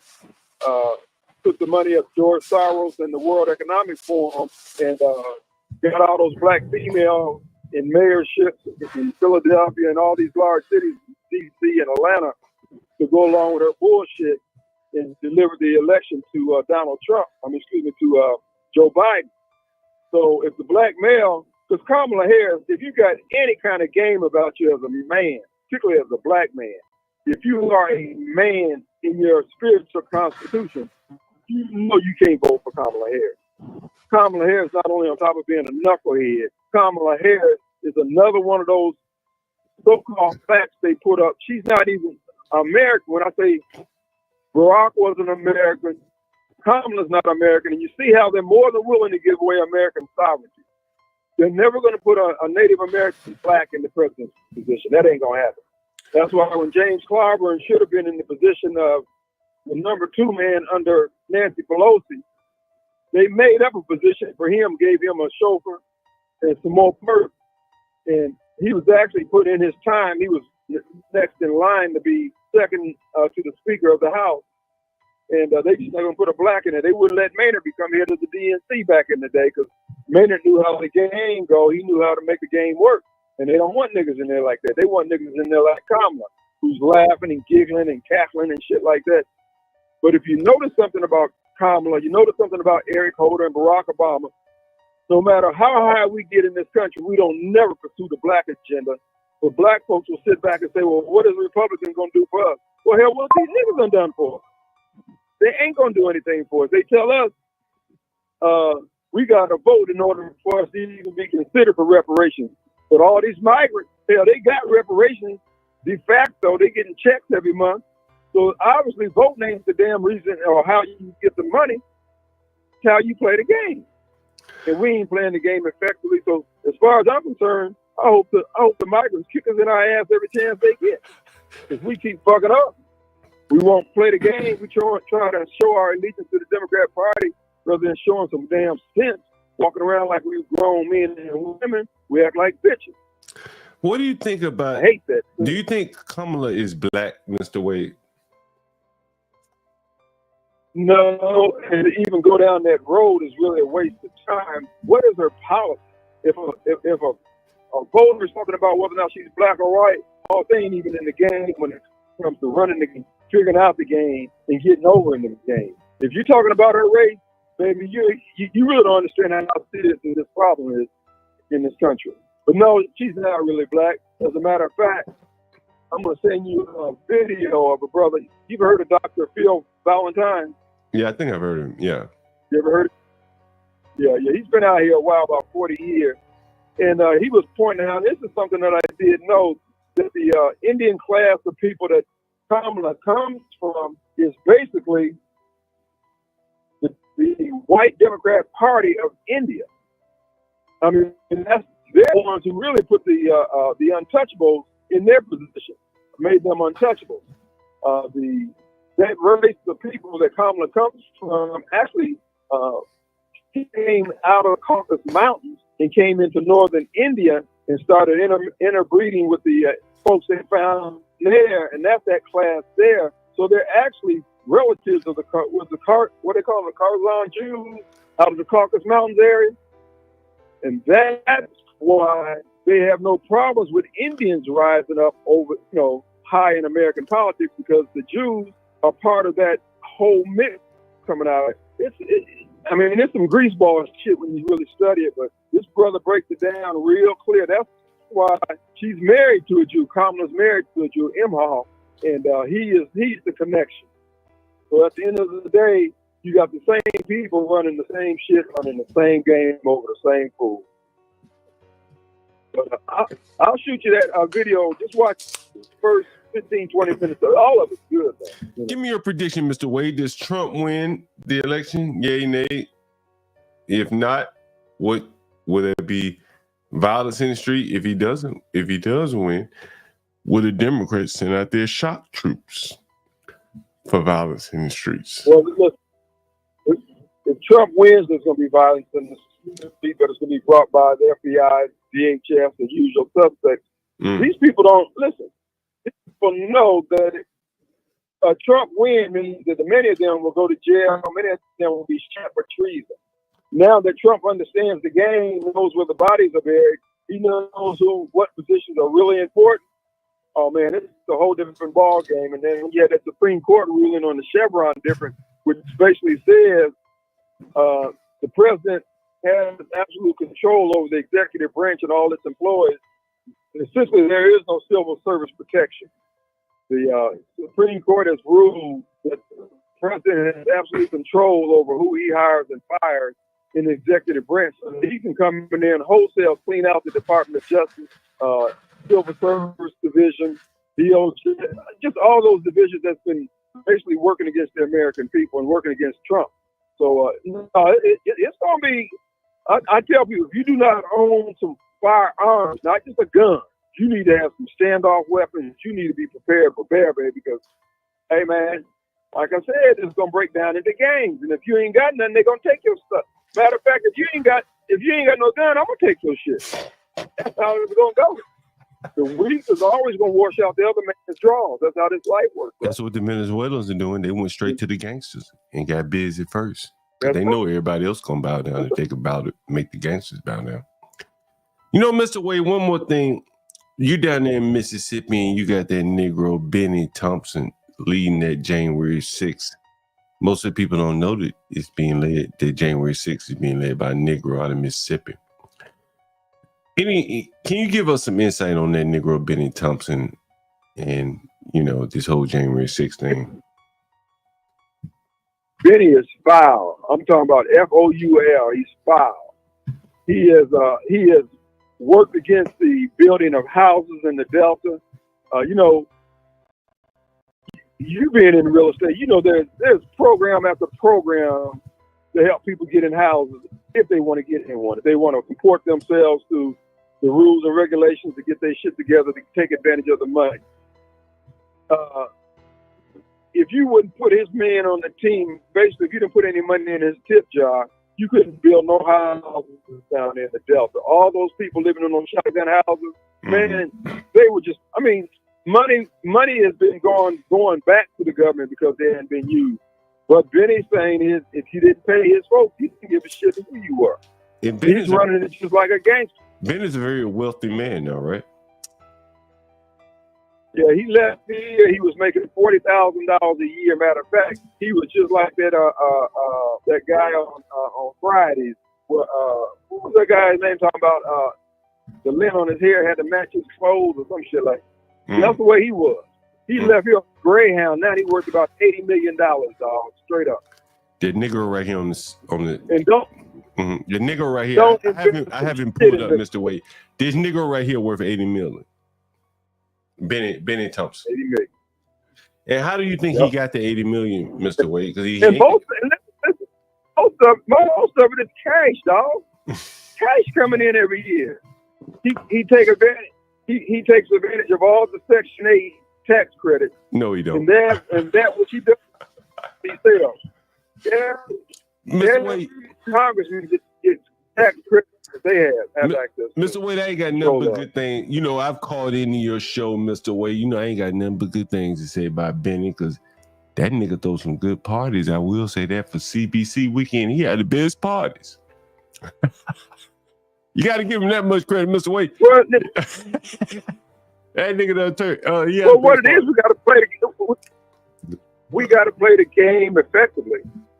There are no, I mean, there's no permanent relationships, man.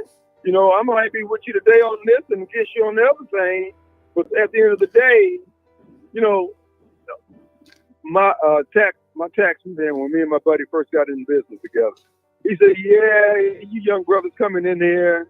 He said, "I see this all the time. Y'all come in here, you're happy, proud about your new business and stuff." He said, "In 2 or 3 years, y'all be chasing each other off with steak knives." He said, "But if I match you up with a white man," he said, "y'all be making money the rest of your lives." He said, "I don't know what it is about us, but we just don't last long together." And the bottom line is, we just got to be more sophisticated, be dispassionate. Like my oldest brother would always say, "What you're seeing is what you're seeing. If you don't do this well, pay somebody to do it for you. Don't be trying to be in everything, man. You know, pay for those skills, and the skills you paying for is a tax write-off anyway. So quit tripping." But black folks think they got to be Mr. Vertical Integrated all onto themselves, and it ain't necessary. You know, but if you're going to grow and become a Elon Musk or Warren Buffett, then that's what you got to do. You got to pay the freight. Mr. Wade, you ever heard of a Korean gay or a susu? Sun Tzu? A susu. Or a Korean gay. The car? Yeah, I heard of it. Not in a car. Yeah. In the Caribbean culture and in the Asian cultures, they have things called a gay or a susu, respectively. I think I got that right. And basically, where they put money in a pot, let's say every month, everybody pitch in $100, and they give it to one person. And then the next month, they give it to another person. All these immigrant groups do that, right? And do you think that, like, a lot of these, you know, you're talking about black people by and large, so you think a lot of these black people, like, that's their biggest detriment? Matter of fact, hold on. We have a question for you, Mr. Wade. Mike from Boston, you got a question for Mr. Wade? Yeah. I wanted to ask him, do you know what the current status is of the Capitol Police? How did they come to be in charge, like, you know, getting jurisdiction of the city of Jackson? Like, how did that happen? Mike from Boston lives in Jackson, Mr. Wade. That's the guy I mentioned. Right. Yeah. The Capitol Police came into being as a result of black incompetence. As a matter of fact, I got a similar question on an interview I did a couple of weeks ago. They said, if you became mayor, would you oppose the takeover of Jackson City Services by the state? And I told them, I said, it wouldn't be an issue with my administration because we're going to handle business like men. You know, the bottom line is these blacks who are in charge were too busy stealing. So, I mean, you got to put some money back for repairs, ongoing repairs, for the recruitment and retention of new blood. Like the reason why, for instance, the traffic lights have not been working in the city of Jackson is because they didn't train anybody. And the last guy who knew what the hell was going on retired, and they didn't have anybody there to come in. So now we sitting around here going up to everything's a four-way stop right now. It's just nigga shit, man. Excuse my language, but it's Man, you can Negro. You can say it, Mr. Wade. Yeah, I say it. Yeah. No problem. Yeah. So wait a No, minute. but that's all it is. Wait a minute, Mr. Wade. There are no traffic lights in Jackson? Is that what you're saying? Well, what it is, they work intermittently. Dude, I went 68 years never having to really worry about traffic lights unless somebody hit a telephone pole and knock one out. But now you just never know when you're gonna run to an intersection and the lights ain't working. You know, and then you're so used to it.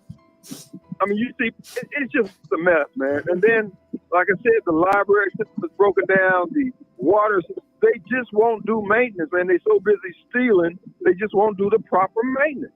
And that's why I said fixing Jackson is a job for white boy Bob. We're gonna have to bring in some white folks. Look, let's be perfectly honest about what we're dealing with here. For the most part, and this doesn't apply to all blacks, but just blacks for the most part don't do multiple step processes well. Okay, Yeah. If it's a process that requires multiple steps over 3 steps, we're gonna falter. We're gonna falter. Okay. And there's nothing to be embarrassed about. It's a matter of recognizing what you do well. Hell, I can't dunk. I can't dunk a basketball, so ain't nothing to be tripping. You know. Right. But I get you. Yeah. what we'll do is, so we're going to bring in the people who will make the quality of life seamless, where people don't even think about other than the fact that, hey, I had a good time in Jackson. And most blacks get into the Wakanda stuff. Oh, we will have a Wakanda. No, we're not going to have a Wakanda. Number one, you got too many people with larceny in their heart. You got too many people who are incompetent. And you got too many people who are indifferent. And the only way you can get around that is bring in some folks, use an iron hand. You know, that's what happened with the, you know, when all the Indians start getting all the casinos in the country. Well, that started right here in Mississippi, the Indian Nation here. Right. Yeah, I'm familiar. Chief Philip Martin said he was tired of seeing his people begging for the government, alcoholic, obesity, and diabetes, and all that stuff. He said we can do better. And you know, they were put on this old, what everybody thought was useless red clay over there in the eastern part of the state. And he took that red clay, built those casinos on there. Now they're one of the second, I think they're like the third largest employer in the state now. And this is what we're going to do with the city of Jackson, while all the other cities have fumbled the bag, Memphis, New Orleans, Atlanta, Dallas, and all those others. We're going to take it and run with it because, look, just look around your studio. Think about all the things that's in there that if whoever manufactured that microphone stopped manufacturing, do you think black folks going to crank that business back up? Hell no. So my position is we're not going to run these people off. Okay? We're just going to keep them here. We're going to work with them. We're going to enjoy their company. They're going to enjoy ours. We're going to get our schools up to a level 5. And so people don't mind putting their kids in public schools. The only reason why we're not doing it is because black Democrat elites don't want it. And they don't want it because they're getting paid by the Democrat Party to keep us dumb and ignorant. When you were growing up, particularly going to Tuskegee, and you from Montgomery, you know this more than anybody. Your parents and grandparents didn't tell you, Nathan, public schools is the key. They didn't tell you no shit like that. They told you education was the key. Right. But if you listen to black folks now, they say public schools. Well, why did they say that? Because some white man in the Democrat Party done told them to say that. But that's not, if public schools was doing the job, who would have a problem with it? Nobody. But they're not doing the job. I definitely agree with you. So, but think about it. The problem in the black communities are so widespread and uniform, and anything that's uniform, just like in nature, you don't see squares and straight lines in nature necessarily. Everything is random. So if you start seeing that everything is so uniform and the failure that we're seeing in the black community, it has to be a plan planned by somebody. And I'm telling you, and I say this on the radio, and I'm going to say it to whoever will listen. The problem with the black community is the Democrat Party. The Democrats is ran by some white devils. And I say that on the radio, I say that on TV. And I can't wait to interview the campaigning action on it. Hell yeah, the devil. Not a devil, they are the devil. Mr. Wade, why do you think so many blacks? Why do you think so many blacks, particularly like, not necessarily poor blacks? We have some blacks in the audience that support Democrats. Why do you think they do that? And some of them are fairly intelligent people. Why do you think they support these people that you speak of in this fashion? Brother, it's always about the money. Don't have a doubt. It's always about the money. Look, when they were coming up, like the first, remember when blacks first started getting the franchises with McDonald's and Pepsi and Pizza Hut and all that. Hey, it seemed like a good. At the time, looking at the circumstances, it seemed reasonable. But now, do you know anybody who made money back during that time period who's still rolling? Very few people, in other words, they took it and parlayed it. Tom Joyner's brother had about 17 of those McDonald's at one time. He used to live here. He died. But very few blacks have actually parlayed that. So right now, black folks, the way we approach it, like with Benny Thompson, his thing is he wants to be the richest nigga in any room he goes into so everybody look up to him, rather than saying, okay, like if everybody on this call, I had a white boy, he had a dry cleaner next to my building downtown. And he had that one dry cleaners, and this old man retired. He bought all his business. He bought all his cleaners, about 17 of them. And what he did, he took his fraternity brothers, I think it was about 4 or 5 of them, and gave them a portion of the income stream in terms of providing him with services. Some of them provided him with the chemicals. Some of them provided him with the hangers and just different things like that. But out of those 5, they all could afford $400,000 or $500,000 houses at the end of the year. They could build a community like that. Black folks don't look at it like that. We just want to be the richest man in the room and screw everybody else rather than trying to put folks in the game. Because, look, I don't mind living around you because I can leave my garage door because you got the same thing in your garage I got in mine. I ain't got to worry about you stealing my weed either. But the way we do it, we're going to bring Section 8 folks in to live in the neighborhood who can't afford to be there, and they sitting there watching us go to work and break in on it. Yeah. No, that's some sucker shit there. That is the way it works, Mr. Wade. Yeah. Any other question from Mr. Wade? We're going to be rooting for you, Mr. Wade. You have to come back on again, particularly around the election, man. We'd love to hear your insight. Stanley, we have Stanley. Yeah, just give me a heads up so I can be sitting still. I said, give me a heads up so I can be sitting still and get a better connection and everything so I can hear y'all better. No, you sound good, Mr. Wade. Any other question, Mr. Wade? Stanley, you quiet up here. You on the panel. He's our resident liberal here, Mr. Wade. We have 35 people. Good to meet you, Mr. Copeland. I'm Mr. Wade. Mr. Wade. Oh, I'm sorry, Mr. Wade. You know what? I was just looking at something in the chat. Sorry about that. No, I don't have any questions. I heard with pleasure. Now, Stanley is a liberal, Mr. Wade. I shouldn't say he's a liberal, but he's supporting Kamala. What do you think about black man? He's an older gentleman. He's 59. He's a little bit younger than you, but what do you think about a black man younger than you supporting Kamala, Mr. Wade? What do you think about it? Mr. Wade, you're 69, right? Well,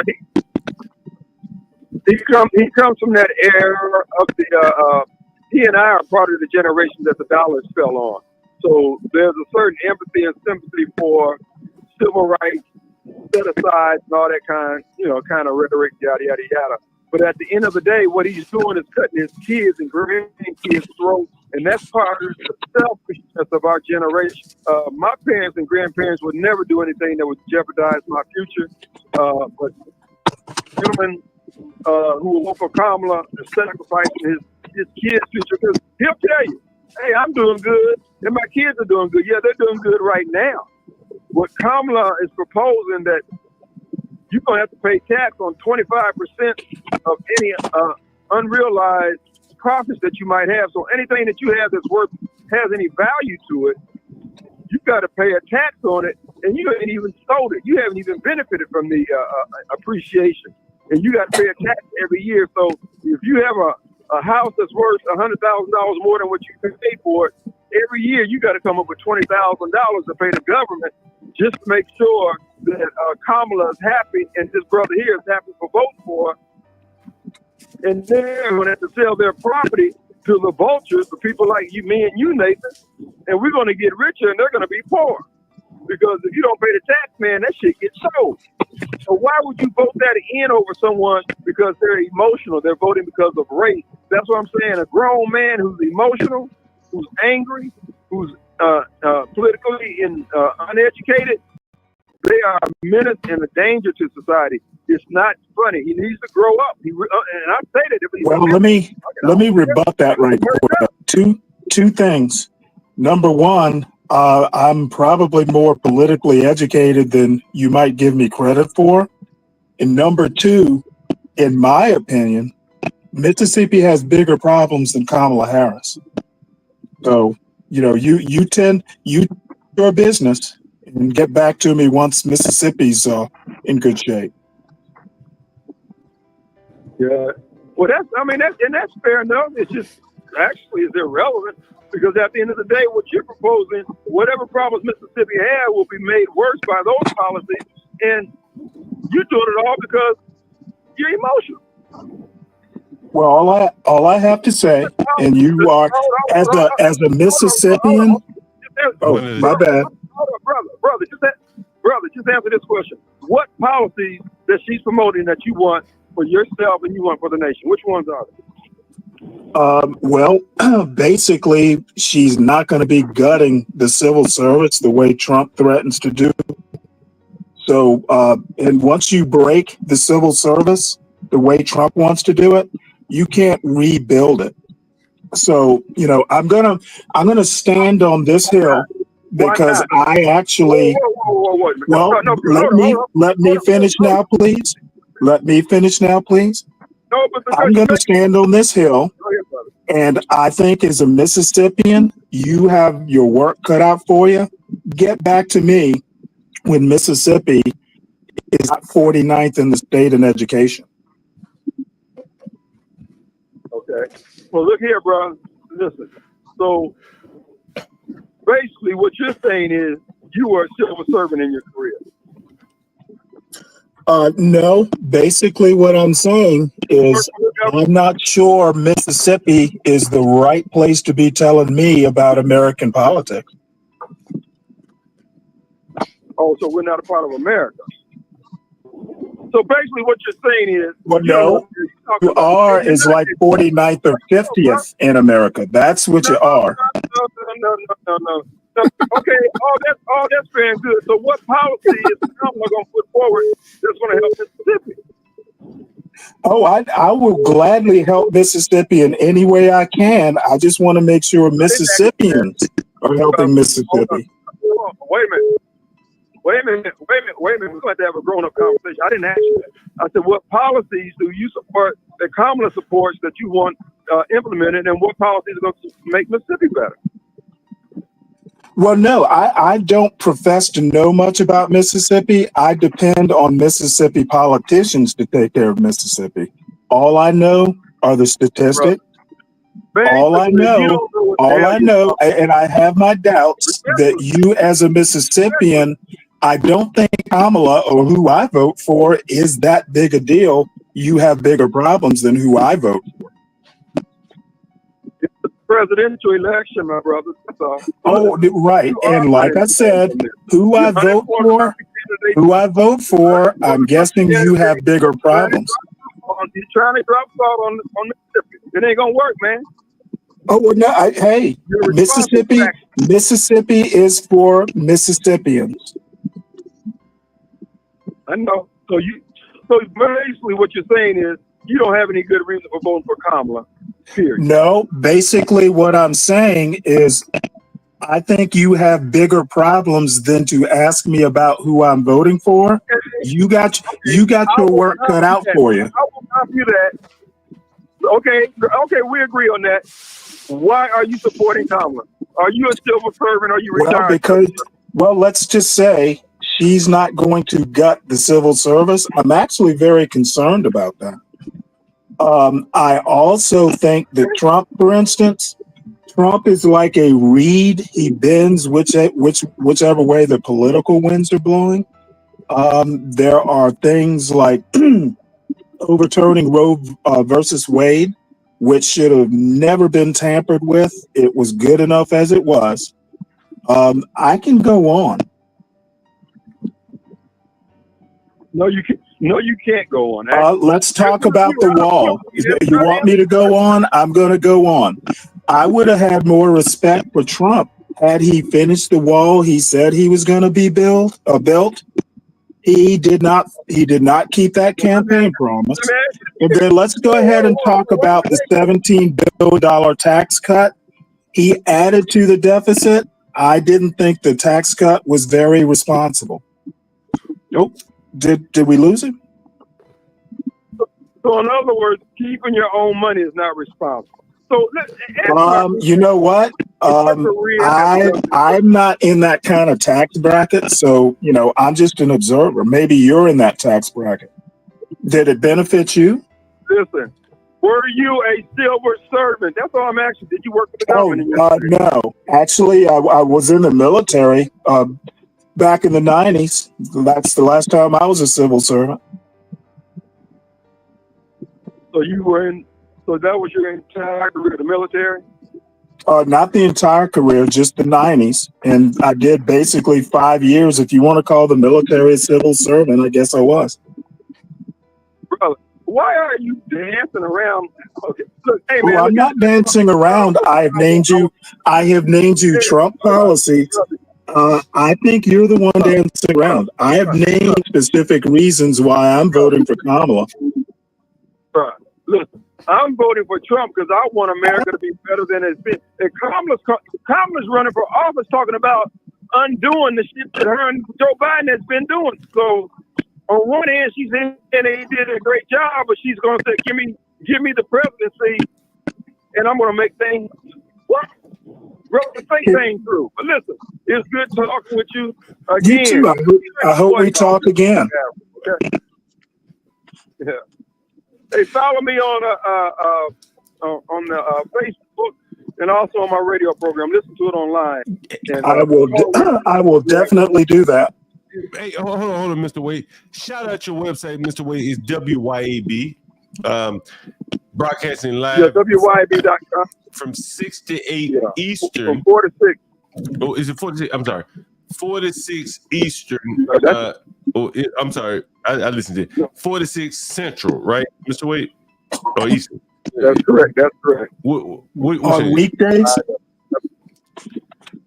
That's 5 to 7 on your time. 5 to 7 Eastern Standard Time. 4 to 6 Central Standard Time. Monday through Friday.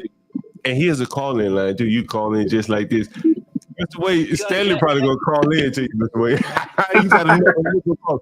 Mr. Wade, you know what's the other liberal caller you have? The other liberal caller that you have. Here's the thing, John. John. You know, I hate to do but let me ask you, you have another one, Mr. Wade. You have another. I want to put his link in the chat. Hey, Mr. Wade, someone's saying, do you have a YouTube station? If you look up Kim Wade on YouTube, you'll find me. If you just Google my name, all my stuff will come up. And again, you can find him Monday through Friday. Kim Wade, Jackson, Mississippi. And you can find him 5 to 7 East Coast time, Monday through Friday on WYAB on Tony. Go ahead.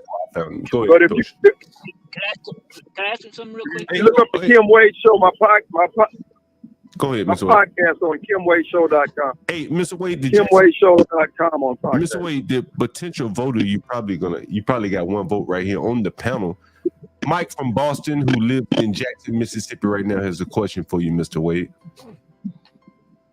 Go ahead, Mike. Yes, sir. So I'm a private investigator. That's what I do for a living. And I moved my business just this summer down to Mississippi. I bought a home in Eastover area of Jackson. And my question is, one of the biggest differences I've noticed, between here and other states that I've lived in is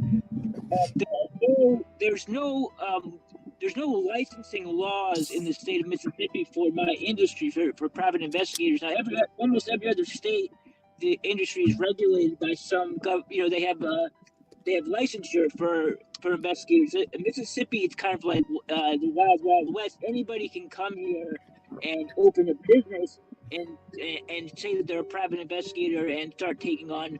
And it doesn't matter what their background is. You could have people come for that in prison, anything. What can we do? Yeah, What I'm not a, people in my industry do to get legislation about that? well, I've got a friend that just moved in here from Chicago. He's been here about 2 years now as a PI. He's doing damn good.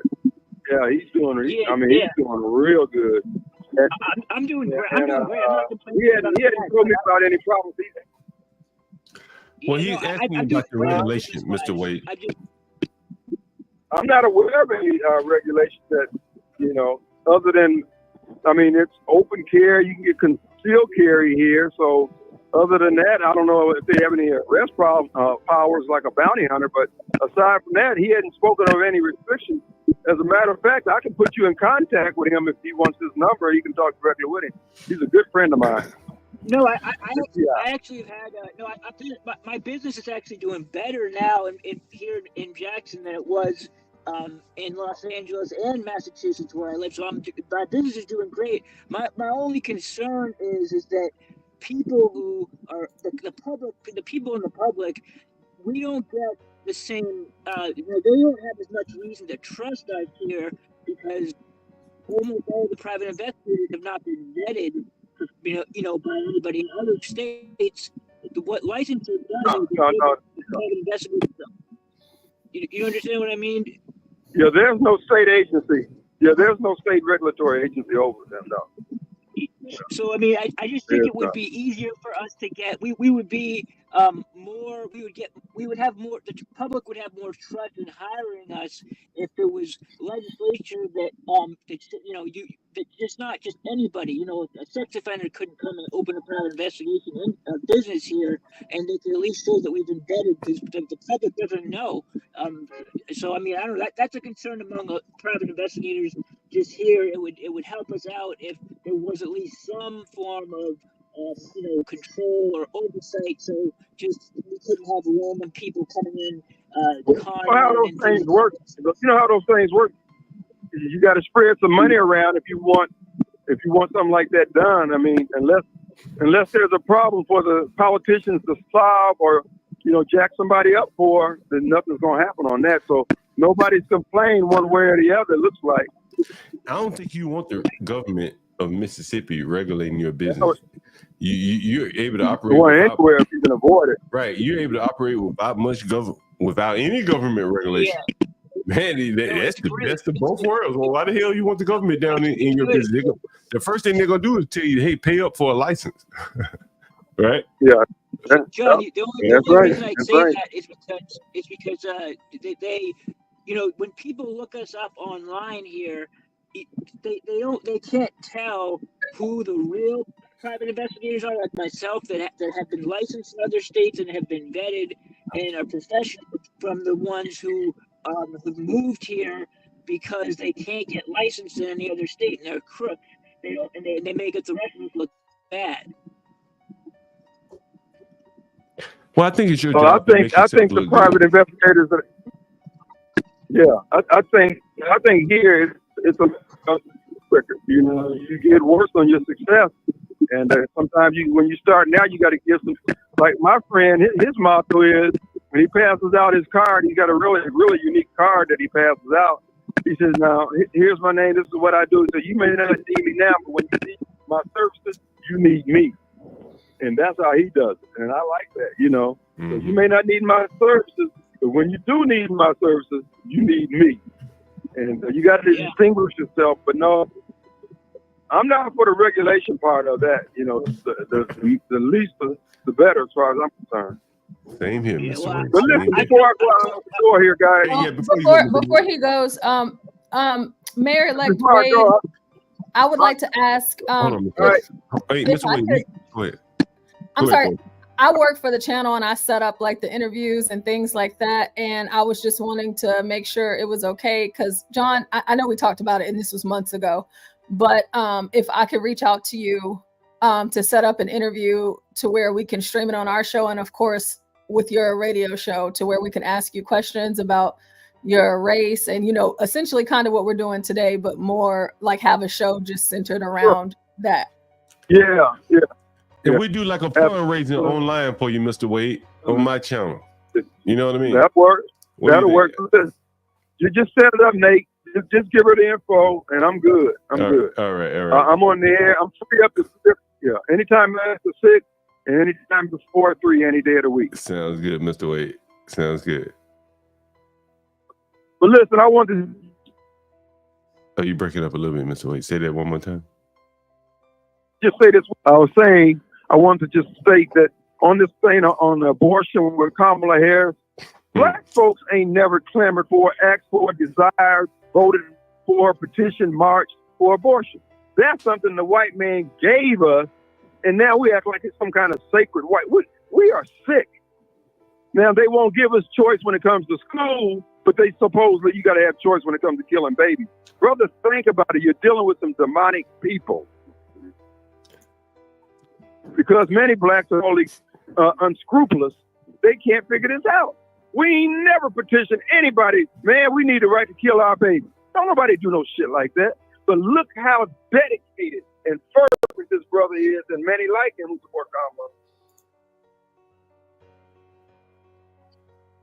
are willing to. I shiver when I think about what's going to happen to us. My parents would have never advocated for no stuff like that, ever. But this brother here, he's in the lifeboat. He wants to pull the rope up so can't nobody else live. I tell him, ask Kamala to give us school choice. Give us the same choice they're giving us on abortion. Give it to us for school. They will tell him to sit his butt down somewhere. Well, Be a man. I If can. you're gonna be over some Democrats, be a man. That's all I'm saying. Well, I don't. I think that being 49th in the country in education is a choice. You know, maybe we ought to get those. Maybe we ought to get those test scores up. Then we can worry about school choice. Appreciate all that, brother. We appreciate that, brother. Again, what's wrong with the black community? You soft, man. You another weak brother over there with them. You over there with them women, man. You gonna put a woman over, brother? Do you read the Bible? Because your position is scripturally untenable. I'm not trying to. I'm going to tell you. I'm going to answer you this way. I am untethered to Scripture.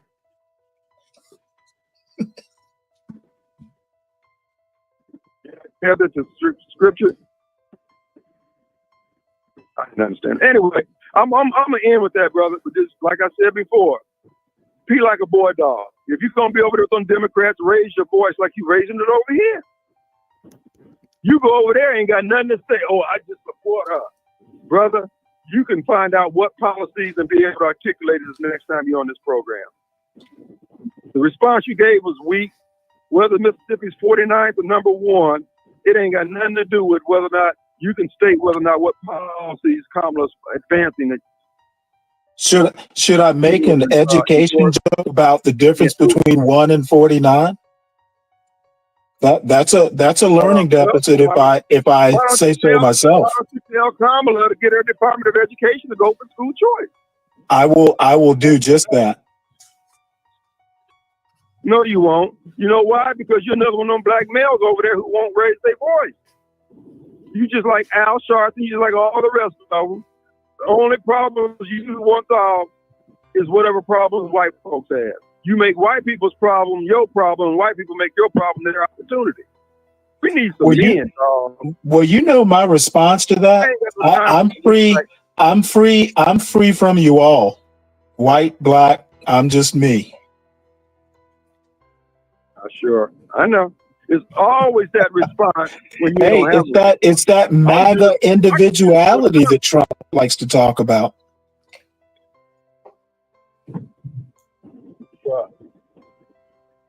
We're screwed, dog. Look, but here's the thing. most real black men are going to vote for Trump or not vote at all, and then we're going to have the squishers and the weenies over there, you know, raising their dresses. Look, I got to go. Good talking with you, Nate. Look to hear from your assistant, okay? It was great. It was great having you, Mr. Wade. We're gonna call in your show one day with my whole panel on the show. What do you think about that, Mr. Wade? Looking forward. Sounds great, Mr. Wade. That would be great. All right, Mr. Wade. All right, buddy. That was great. That was Mr. Wade. Oh, that damn Stanley, Mr. Wade. I knew that was gonna be good. What did you think about that portion? I thought it was incredible. I thought it was amazing. You know,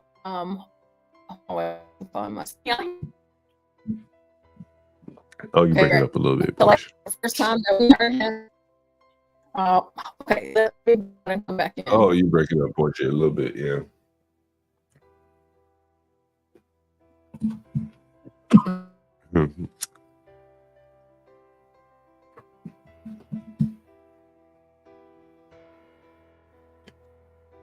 Well, that was fun. That was kind of fun.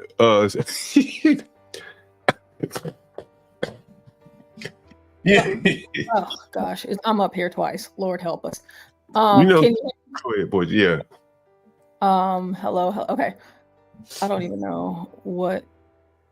Yeah, I'm having some. I'm at my parents' house right now, so sorry. But the first time we heard him was over on the other channel, and you know, ever since then, and I know it's been months, because I did reach out to him before to set up, you know, an interview for over there, but you know how things worked out with that. But I've been wanting to have an interview with him, like, you know, just basically asking him his policies and basically, like, because you know how he said he's waiting until January 1st, which is what he said last time, but essentially us being the channel outside of his own where we do our first, you know, breakout interview, saying, you know, hey, I'm running as the first Black Republican mayor of Jackson, Mississippi. You know, these are my policies. This is what I intend to see changing, and you know, the issues that he sees right now, and then also speaking about his opponent, you know, his Republican opponents or Democrat opponents, because I just like how he's not so political, if you will. He's just kind of straight up, you know, and that's not how you expect a politician to speak naturally or normally. But he's just kind of who he is, and I appreciate that about him, just being frank. And then he's also very comedic. He has humor to him. Yeah. I think that that's perfect for a place like Jackson. You know, if I would pick. You know what I'm saying? So I think it's great. So I would love to have him, and I'm definitely going to reach out to him so we can set that up. Because I would like to have that this week. Kim Wade, WYAB. You know, I think it'd be good if we can have him coming on regularly leading up to the presidential election. You know, he's definitely a Trump guy. But he has some good insight. As you say, he's comedic. And you know, I've called in this show many times. We talked off air. And I think he'd be a good guy. He's an older guy. He's a little bit older than Stanley, maybe 69, so he may be a bit older than Stanley. But you know, I think it'd be good to be on the show. What do you guys think in the chat? Mr. Wade, Kim Wade. You guys check him out. WYAB, by the way. As much as the FCC allows, he raises a ruckus over there. Yeah. Anyway. Portia, you got to get that together. Him and Stanley on the show together would be amazing. Yeah, that would be a sight to see, wouldn't it? That would be something. It would be that. That would be the crossfire we've been talking about, right? Like Stanley, and Mr. Wade, they're both opposite sides of the aisle, but they are roughly the same demographic. Two older black men, older, relative to the demographic. What I'm saying. Now, I think that would be very interesting. We ought to see if we can get him up here and do that with Stanley. You probably would like that. Yeah, he'd probably enjoy himself. Of course. Stanley always got the the one-liners. Hey, Portia, I wanted to ask you. I asked you earlier, and since we have the chat up here, we can get a little bit of feedback. What do you think we should do leading up to the election? Anything in particular? Like I'm in DC, so we could really get a feel of how everything is going down, where we stream from the, in the election night and all of that. We could do that. So I think Go ahead. I think the idea of like the street interviews in DC, I think I know you go back and forth between New York and DC, but us going you going ahead and doing that more out there, and then us spending more time, like on Tuesday I have it on our calendar, we have the Kamala and Trump debate, so we're going to cover that, but then also making sure that throughout our segments, day and night time, that we're talking politics and educating people. And then also the suggestion with the liberal audience with Stanley, of course, I would like for it to be between now and then more informative for people, people that are undecided, people who don't believe that their vote counts, people who believe in the conspiracy of, it's just they pick who they want to pick, that sort of thing. I think it would be beneficial to go ahead and break down certain factions of our government here in America, the three branches, and then get all the way down to the nitty-gritty of state and local, and just talk about different offices. Now, I know that to a lot of people that may seem very boring, but I would challenge you, for those of you that find that to be boring, how much do you really care about your country? How much do you really care about the future of the country? How much do you care about where you live, where you are right now? Because if you don't know these things, and we can, hypothesize, and we can talk about the presidential election and things like that, but a lot of people don't even know how important it is for someone like Mayor-elect Kim Wade. And what does the mayor do? What is his job? Who works with him, the city council, things like that. I think it would be good for us to inform people, and we can kind of make it fun, and entertaining in a way. So it's not so, like it's not a snooze fest. But between now and then, I think that we need to be putting things on the table. Like, we need to explore, what are Kamala's policies? Let's talk about it. And then also explore, what is she doing in office right now? What is her track record? And same thing with Trump, like how we spent this morning, Stanley and I and you, before we ended the first stream and then started this next one. Do walls really work? Because that's what we were talking about. And then even with the article that Stanley presented about the illegals being in a small town, what it looks like, how does that impact people? I think that what we're doing, and how you've been, keeping the focus on that too with the illegals, I think all of that's important, because it's just information, making people aware of the things that are going on, so that would be my pitch. Yeah, someone, Helen Haynes, I've seen that name from somewhere else. Helen, are you on CT's channel? Yeah. Is she on Ock Nation too? I want to say I saw her on Ock Nation. Maybe not. To be fair with to be blunt, I like the white people that go on Ock Nation. I think Wicked is on there. He's not white, but you know what I mean. Wicked is on there, so I'm always fascinated by the people. No, not Ock. Okay, fair enough. I'm always fascinated by the white people that go on Ock, because Ock is, he's zeroed in on the crime primarily in the minority community, but specifically the Black community. So I always find those people interesting. So Helen has a question. You should go to Freedom Corner, and we talked about this earlier today.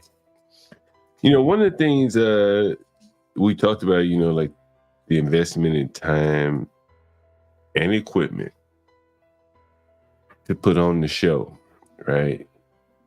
When I go do the live streams, I don't have to carry the equipment that I have here, because I have a little Rode Mini for like just two people. And then, Portia, has editing equipment and things like that. And then out of the blue today, maybe yesterday, I can't remember. And I'll show you guys the email maybe tomorrow. I'll maybe do it a little bit more official. But StreamYard raised their rates. Or I shouldn't even say they raised their rates. They changed their pricing, their approach to from the pricing plan that I have went from, I don't know, I think it's $89, $99, whatever the hell it is, to $300, $289. I'll show it to you. You can take my word for it. But anyway, so we were talking like it is a labor of love on one hand, but there are real costs and time. Whenever I'm here, clearly I could be doing something else. Sometimes I'm here and I'll call the cleaners to clean up for me, so that I can sit here with you guys. I don't ask you to pay for an extra hour. Hey, pay my cleaners or anything like that. But just some inside baseball on the actual costs that go into it, above and beyond, the StreamYard. As I said, they basically triple the price. Yeah, they really did. That's amazing. That's really amazing. When you talk about like inflation, they triple the price of a service. Yeah, up to 300. I mean, and that's crazy. And so that's something that we have to pay for monthly. Yeah. To be able to keep on bringing this good old content to you guys. So yeah, to do it 24 hours, we really need the $300 service because, the way they structure the pricing. Yes, Helen Haynes said that's insane. It is insane. And they give you like I wish I could go up on my rent 300. You ready to go? I wish I could go up on my rent like that. I'd raise the rent on their ass, right? Snicked and shut down and turned in. The Cowboys, y'all got it. I wish I could raise my rent that high, $300, but they did it. And there's no regulation surrounding that. So those are the costs that we have. And again, I tell you, a lot of times I'm here, I just call. I send a text message to the cleaners. I say, can you clean a couple rooms for me today, or the common areas, whatever. Sorry. My dad is about to go cowboy it up. Aren't you a Cowboys fan, John? No. I tell you, I went to the 49ers Cowboys game when Terrell Owens ran to the star. But I used to be a 49er fan before Kaepernick. Die hard, right? Yeah. Yeah. Oh my! Well, down here, listen, it's America's team, and my dad is just draped right now. He's about. It's always so funny to me just how diehard, the Cowboys. But you have all of your diehard fans all across the country. The White John Galt says $300 a month is a lot for streaming. White John Galt, I would encourage you to just go and Google StreamYard membership prices, and you'll see it. It's nothing to universal. Come on. But yeah, so the prices are going up, but that's just like anything else. Like, I'm not sure if you are subscribed, John, to like membership services like Stars or Hulu, Netflix, things like that. I just got okay. Well, I just got the notification that Stars is going up from $8.99 to $12.99. Everything is just going up. But the StreamYard, they did take one heck of a hike. But that was a big leap. That was a big leap for sure. The way they did it was, the way that they added, it's smart actually, to be quite honest with you, the way that they structured, teams, how many team members you get, blah, blah, blah. Matter of fact, let me share that with the audience. And it's not about choosing the highest rate. That it's, there are higher rates. Yeah, that's like that's the second tier. I think so. Yeah. Yeah. Well, someone said. Yes, Ryan, we do pay for it. Hell yeah, this shit ain't free. And then getting monetized. Yeah, we're working on getting monetized as well, and we're also working on linking the Rumble with the channel as well. But again, and that's what I was telling you earlier too, John, talking about this with the audience is one of those things, because, you know, people, you know, they're going to be like, oh, that don't sound right, or why this or why that. But it's just like, hey, listen, things cost things. There's nothing free. So there is nothing free. There's nothing free. So, you know, a lot of times, yesterday, I think we were talking to someone and they were like, but the middleman, why not pay YouTube for storage? And as if that's the only cost. You do have a StreamYard cost too, right? You know. And even I see Helen, she says, what about selling merch? Well, to sell merch too, there's also the component. You have to purchase your domain for your merch. You have to purchase your copyright, your licensure for your merch, your LLC. Everything costs something. So yeah. So here's the message from StreamYard today. Oh, yesterday, whatever the hell it was. For the people that don't believe me, you see the price right there. $298.99. $298.99. Yep. Yep, and we have the Teams plan. So, and Helen, also to your rent going up $500, that is absolutely insane. It's despicable. It's disgusting. It's so many different things. Just renting at all. It's just, even in a state like Texas, this was the place to move just because of the cost of living. But shoot, not no more. But yeah, I mean, everything is just going up in such an extreme rate. And then for StreamYard, John and I and Stanley, we were talking this morning, and it's just like, shoot, because I have my own StreamYard account. John does, HB does, and we've all, you know, the three of us, we've come together obviously as a team, and this is what we pay for every month. And so now it's going up to $300 a month. And so it's like, okay, that's a lot. So, you know, Portia, I think that people are amazed that it's $300. Somebody said, damn, $300. Yikes. I mean, there are cheaper plans, honestly. There's one cheaper plan, it's like $90. But for us to go 24 hours a day, you know, like the amount of people we have up on the panel, the number of hosts that we have, right. You know, it would be impossible almost for us to do that. Well, yeah, and so like even for like the pushback, again, like I said, it's some things that are good for the chat and some things that are not. However, why purchase the highest tier, if you will? That's not the highest tier amount. And whenever we have these panels, we have to pay for how many people we have on the panel, right? So if we want 10 people up, or if we went with because even the 90, the lowest one right now, the tier 1, that's roughly $100 a month. That would probably be one host, or is it two hosts? Yeah, hold on. It might be two hosts and like 5 people up on the panel, and then limited storage as well. You know, and I know, Portia, you always say, don't respond to the people in the channel, but I think it does make for interesting content. Who's paying for it? We're all paying. Me, John, and HB, we pay for all of it. White John Galt, you know who's not paying for it? Not you. Yeah, I mean,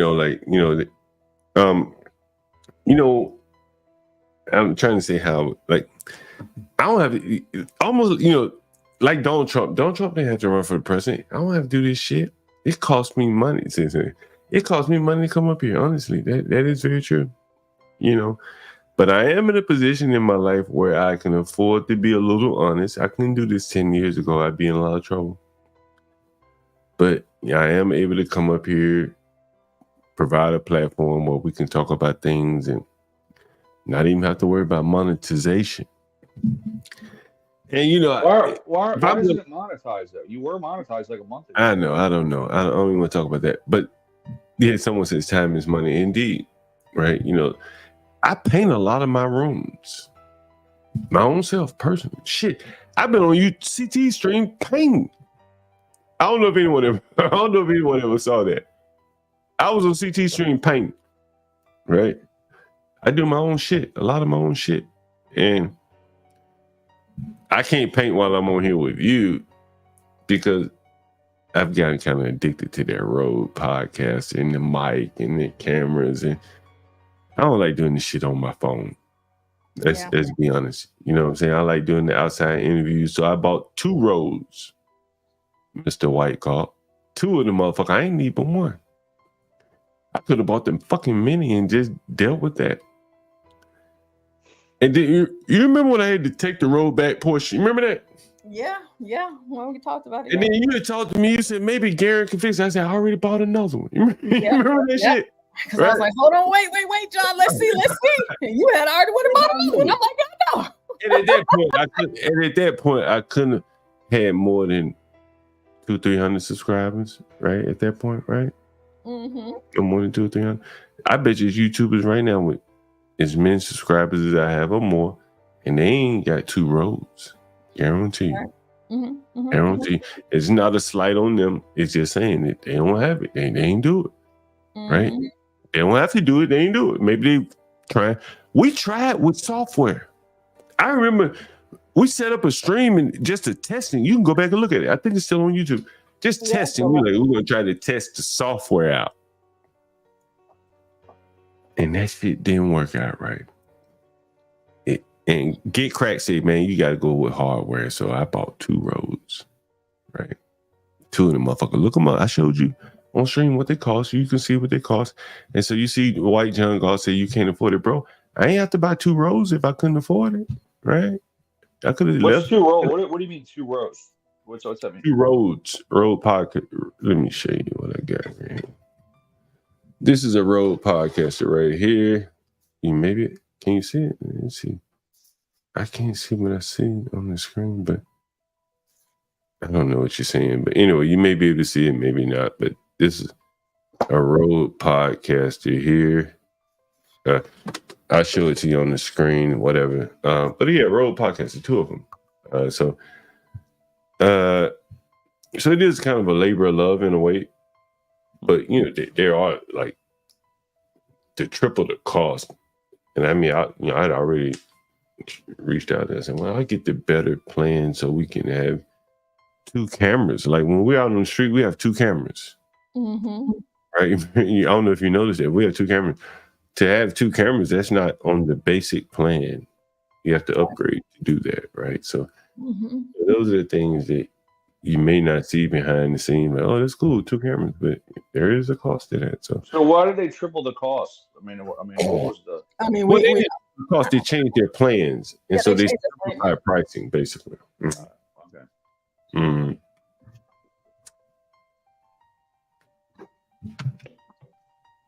But you know what, too, John, what's always funny is that when you think about, and I will say that I do agree with CT whenever he said this before in the past, and I will stand on that.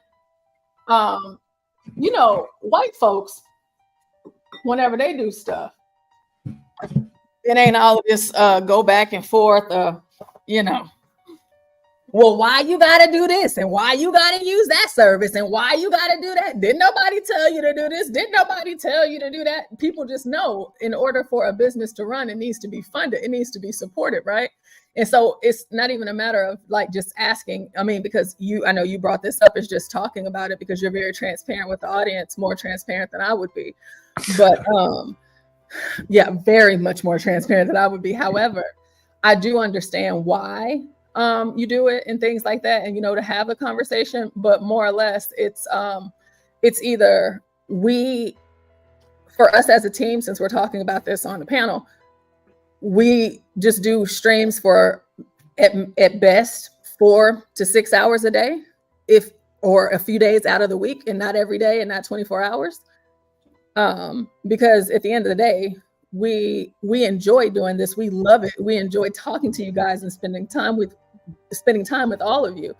But we can actually like tone it down just for cost and just not be here as much, you know. What is it cheaper with less hours? Well, in a way, in that, like, I mean, I'm curious about that. Yeah, that's cool. I just got someone extended for like 3 more months. She pays up front. Beautiful thing. Yeah, that's great. Anyway, so the thing is, like, when I used to go on CT stream, as an example, I'll give you an example of what I mean. I'd have to log off and log back on to say continue a stream, as an example. I'm gonna have to get him up out of here, John. Because whatever plan, just let him go. Let him go. We need to chat and engagement. Let him talk, right? It's probably, I think that's Camden King. Or so, if it's not him, it's that other one. Whose name? Okay. He said to me, log out and then log back in so I can kick somebody off of admin so I can add you back. So then I log back in and then I'd be an admin, then I can add people up to the show.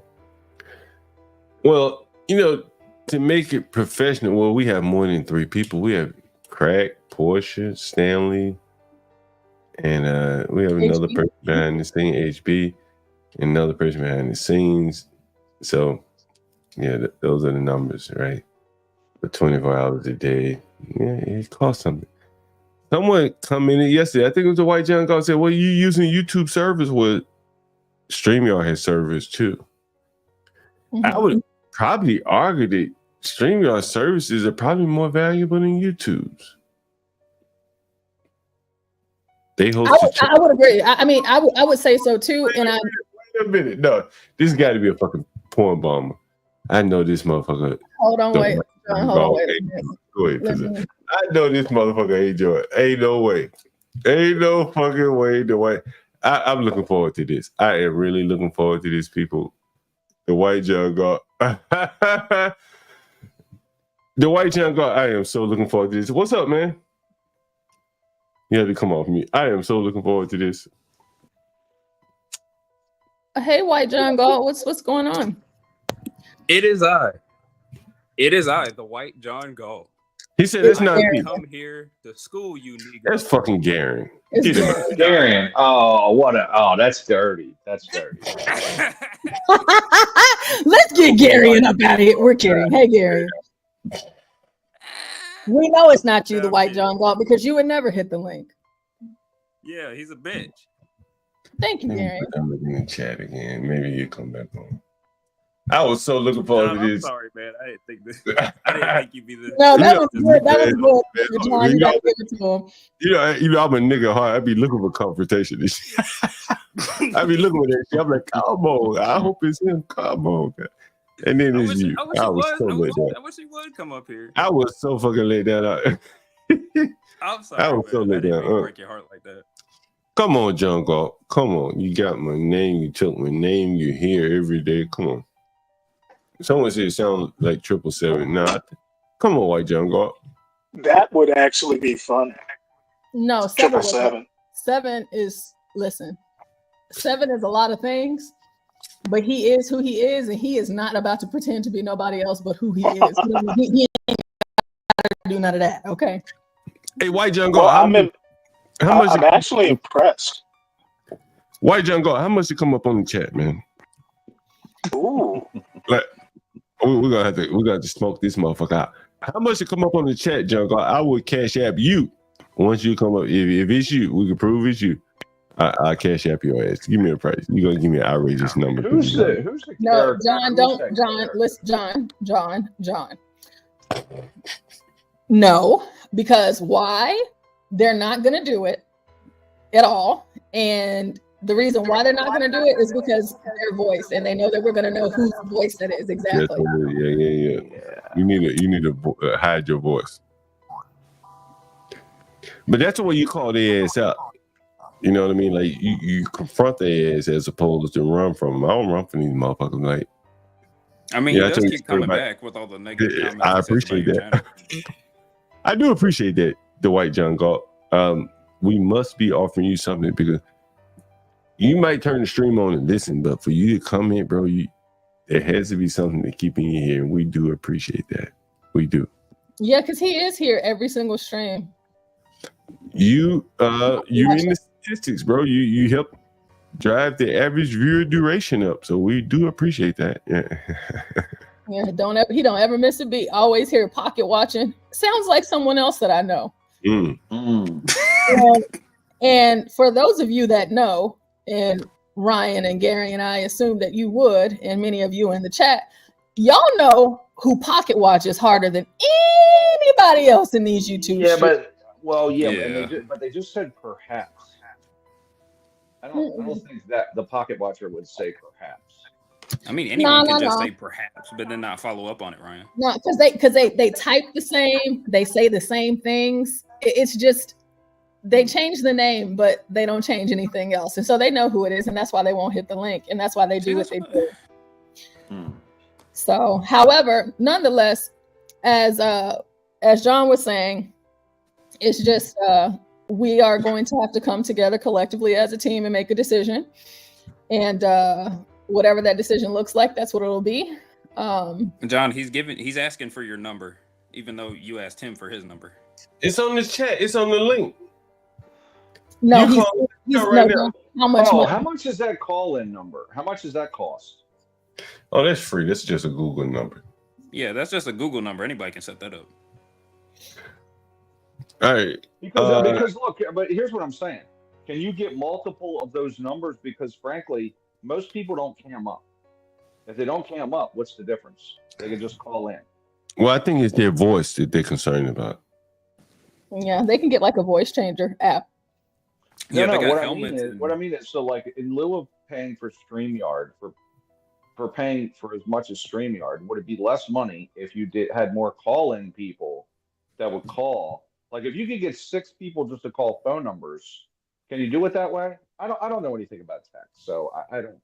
Ryan, no, I was going to say communication, because there'll be a lot of overlap between the calls, and sometimes the signals could get mixed up, which causes interference. So I wouldn't really recommend that. Hey Virgo, hey San Jose, hey Service King, Momo, Mavid, Miss. Can we go over these NFL scores? My shit looking hot right now. I just gave y'all guys. Who you betting on, John?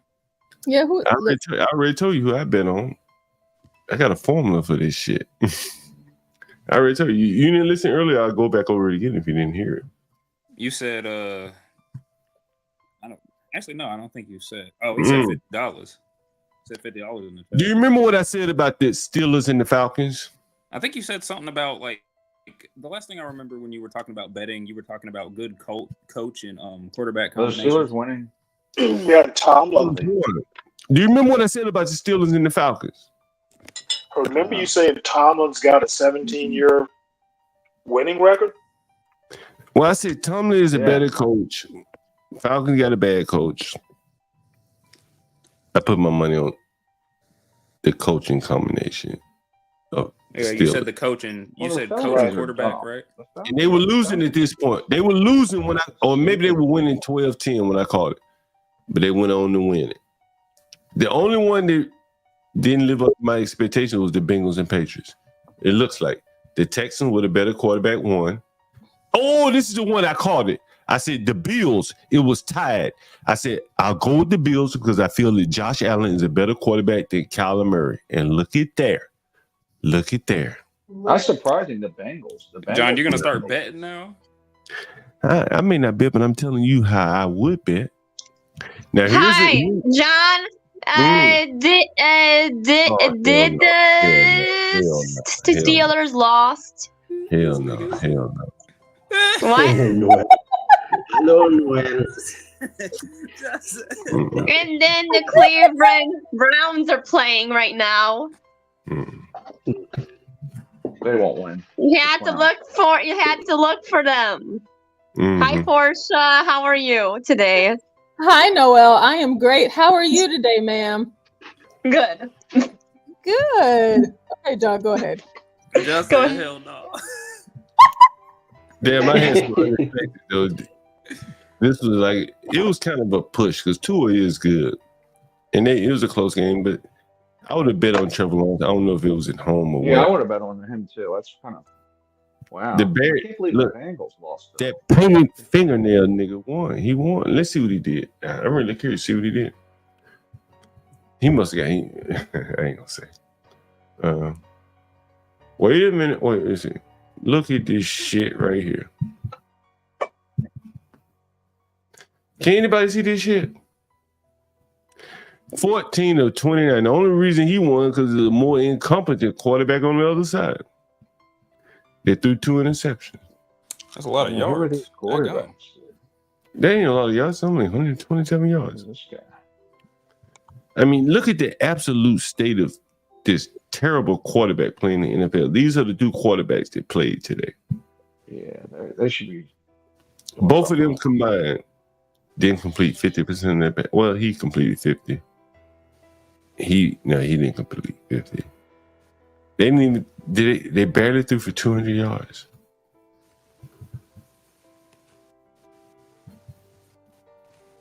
And they have good receivers. Look, Ridley, Moore.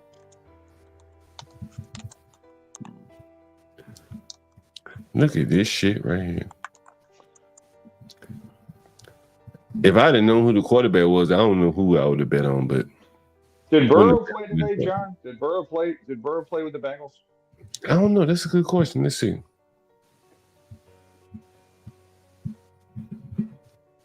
I think the Bengals would be good. Yeah, he played. He had a decent game. He ain't throwing touchdowns. So. They're good enough to beat the stupid Patriots. That's surprising. Look at the quarterback. Look at the running back name right here.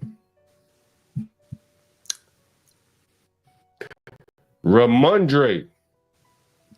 It's like some Key and Peele shit. Anybody ever see that Key and Peele skit? Which one? Oh, the football one? Yeah. Yeah, that shit was hilarious. Where they were doing drafts? Mm-hmm. Yeah, that's just crazy. Anyway, enough about football. Andre Stevenson. Ramondre. What's up, Noel? I'm about to step away for a bit. What's up, Noel? Oh, she's mute. Noel, John, finally.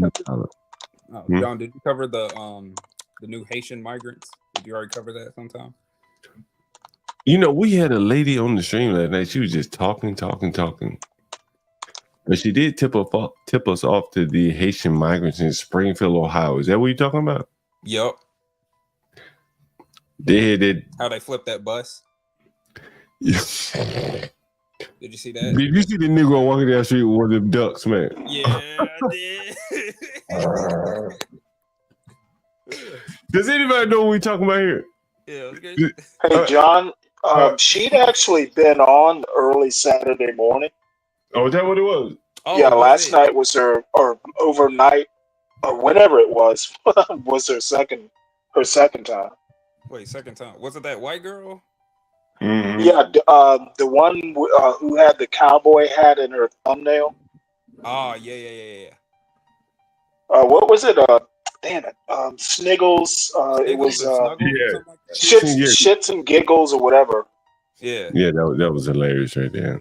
I'm going to see if I can pull up that tweet. Oh, my bad, Service King. Oh, man, look at this shit right here. So they brought 20,000 migrants of Haitian migrants. I thought it was 30,000. Well, it will be 30 in like 6 months, 9 months. However long they had them bring me to a baby. What are you talking about? Where at? Springfield, Ohio, where a Haitian migrant sock posse, by the way. Sock posse. Yeah, barbecue and his army is coming. And so barbecue. Barbecue. Man, look at that. What's that? What's he holding? You know how when you go to like little ponds and shit. He got a duck. That boy took the ducks from the pond. Oh shit. Gary, you gotta eat. Gary, you should know all about this, my African brother. Wow. Hey man, we had a farm. We grew our food. Stick out here snatching it from the pond. What is that? Is that I heard of Gary, Mookie. Gary, That you could be never. illegal. Okay. So It is okay. illegal. Anybody from the country, you're not gonna tell me you ain't ever just been, in the car riding, a train come and you see a few chickens. You ain't ever hopped out and grabbed one of them chickens and took it home to cook it. Not if you don't want to get shot. I never That actually shit get you did it. killed in Jamaica for real. Any third world, the islands, you get killed for that. You go and grab yourself one of them chickens and you Sees a you dog in clean the them up and yard. cook them up. If a boy see a dog in the yard, he getting it. That does look like a goose. Badass. I know badass knows. You go get yourself. Yeah, that dude is looking to go to jail. You got two of them. Wait, man, this Cam the King, if that's you, $50, I will pay you $50 if you come up on the chat. If it's Cam the King, for sure. No, he got to come up first. He got to come up first. When you come up on the chat, Cam the King or the White John Galt, you send me it. Do I know your cash? No, I don't know your cash app, but I got your address. Virgo says, I almost took my neighbor's goat. It was in my yard. Virgo, listen, let me tell you something. Goats are great. Listen. Sometimes. It might be Cam the King. Hey, the invitation is over, Cam the King. I'm sorry, Service to King. Whatever. What's his name? The White John Galt. The invitation is open, man. We drop everybody down and leave you up. Portia's.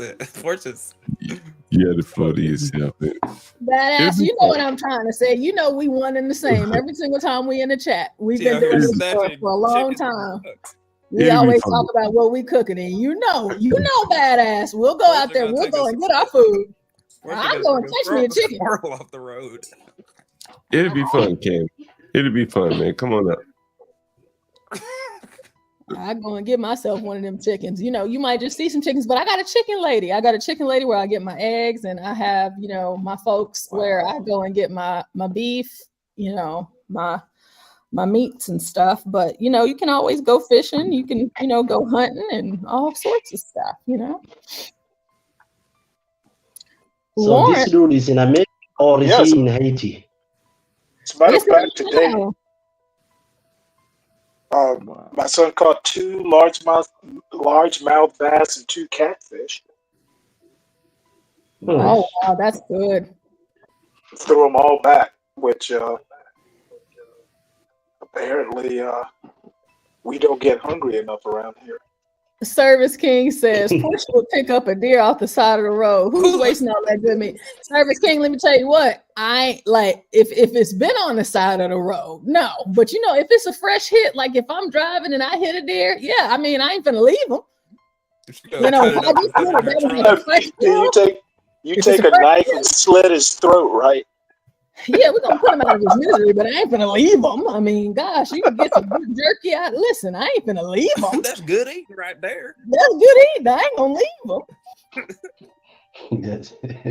So he had to break the neck. He broke their neck. The comment under it says, "Are they eating cats?" Yeah, it does. So, John, this says Springfield is a small town in Ohio. 4 years ago, they had 60K residents. Under Harrison Biden, 20,000 Haitian immigrants were shipped to the town.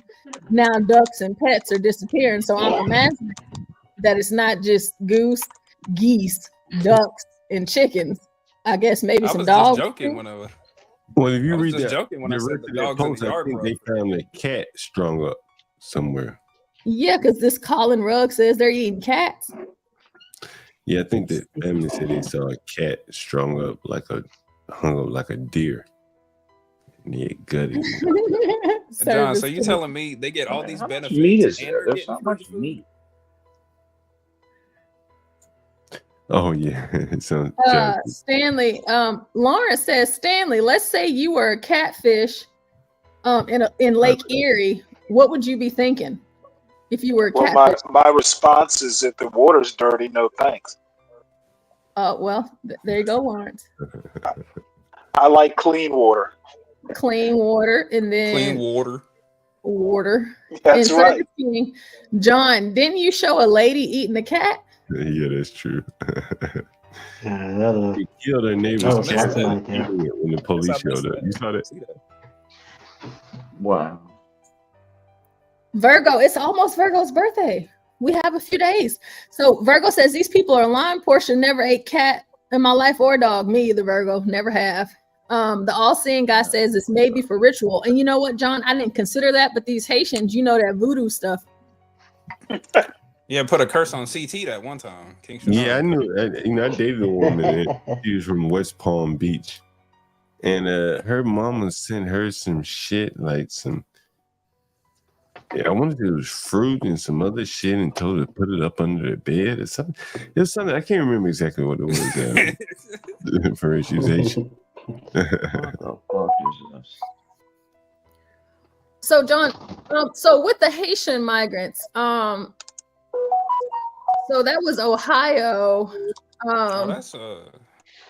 What are your thoughts? And maybe we've talked about this before, but I'm about to put something up. I'll just have it on the volume off so we can see. Because we were talking about this earlier today as we've been talking about the whole illegal situation and all of that. So in the great state of Texas, as you'll see in this video here, Del Rio, they weren't even here for 7 days, John. Not even 7 days. Do you hear me? Not even 7 days. And they turned the place into a little Haiti.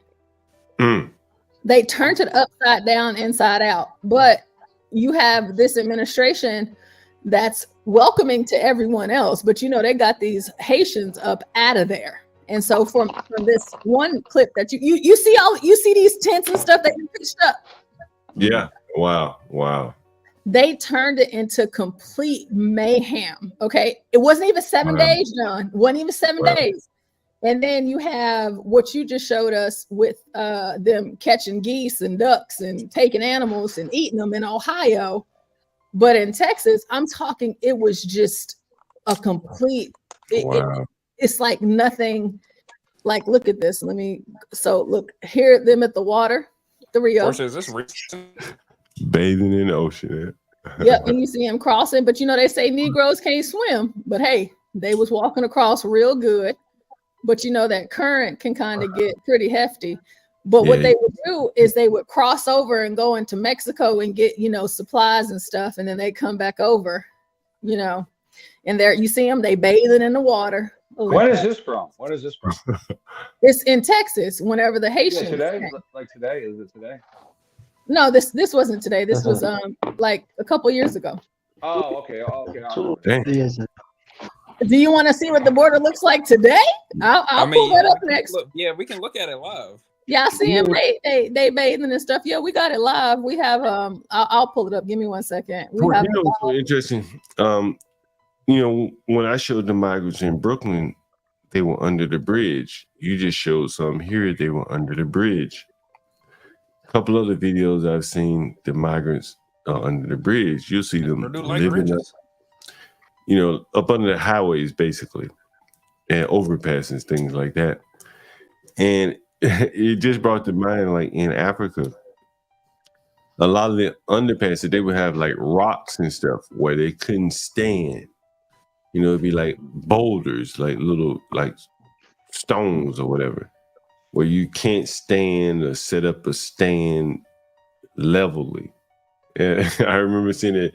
And so when I saw all those migrants in this video, you just showed under the like a bridge or whatever, or overpass, like they're gonna have to go to African like tactics to stop these people from living under the bridges and stuff. Yeah. Eventually, they're gonna have to use Nigerian police just to keep everything under control, man.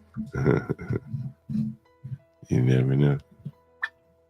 Yeah, I don't think those. I think the Nigerian police thing got shot down. I told you the story about the Nigerian correctional officer, whatever, that stayed in my Airbnb, and he came here to America to study like prisons and stuff like that. And he came away thinking, like, this is insane. There's no way we could treat our prisoners this well in Nigeria. We'd have like a revolt in the country. Well, shoot, they don't even treat traffic stops Portia, I mean, Germany. I have a buddy of mine. news, As a matter of fact, I'd have had him come on here. I have a buddy of mine who's a very conservative guy. He's hey, into Noel. American politics Happy over in Sunday to Hi, Japan. you. Angel. How are you doing, Angel? Oh goodness. I love your enthusiasm and your energy, Noel. Okay, But so yeah, Thank the you, football Angel. How conversation. is He your just day loves today? you. He just plain loves okay, you. all right. Okay, I need y'all. Give me 1 second. Where's John at? What Hopefully is John. that? Okay, hold on, wait. I This hope is John is what the still. border is in Texas, Okay, could y'all Noel. stop talking for a second? I'm about to tell y'all. Hopefully John is still here. Portia, I was gonna say before you go on, I think we should institute a rule. If you come Yeah. onto the pool and someone's Can talking, I go to the hockey now? not just yet. If you come onto the panel and someone's talking, hold your greetings and what do they call that? Salutations for later. Until that person Bob, don't you start. You're gonna let me finish saying this before you get going. I already put him in the back, Bob. What do you think about that, Portia? Like before I think so. you know what I mean? Like if you come on the panel and like hold your salutations for later and don't interrupt someone because you could really like throw their train of thought off. Is that fair? It is fair because I'm one of those. I have 10,000 things going on at once, and I lose my track of thought quickly. However, so this is live footage. You can always go online. So the website that we're looking at right now is El Paso, Texas, and they have live footage. And so right here in this, you see this line of folks waiting to cross. So this is one camera angle. Of course, you have the cars and stuff. So Blacks mentioned this earlier, how he was like, it's not just the Mexicans, because Mexicans, they go home. You sure right. They sure do. They go across the border all the time. And then here you just have other ones, just folks waiting. So you see these folks in their Cowboys jerseys. They're just trying to come on across to watch the game. They're going to go home afterwards. Portia, they could be citizens though, right? Like, don't you? Yeah, they could be citizens. Yeah, but this. Okay. Yeah. They could be citizens. Yeah. So we don't want to lose sight of that, but we are talking about just the bridge. So this is the bridge where you have the crossings where you can be checked and verified. So this would be the legal way, right? Yeah. So now we're going to go, let me pull up the other screen. We're going to go to the illegal way and what it looks like right now. Okay. Yeah, you got the drone up. Yeah, I mean, like they stream it all day long. How about illegals on this panel? What? Shouldn't there be illegals on this panel? Hold on, wait, Bob. Should I pull them back up for you? Yeah, let them. Yeah, let them cross the border, Portia. Let them cross the border. I love you, Bob. I respect you, man. And sorry. Okay, Angel, I'll bring you back in a minute. Bob, go ahead, Bob. Go ahead. No, I got nothing to say. You know, I came just kind of listening in the back, and then I hear and then I hear well come up. I'm thinking, you know, I'm just trying to enjoy a nice panel on Sunday. I'm trying to relax. It's the Lord's Day, and then you can't help. You bring the illegals up. All right. Now you guys know that at the bare minimum, every conversation here is about 110 IQ. But that's not diverse enough for you guys. You guys have to go to the bottom of the barrel. I'm tired of it. I'm sick of it.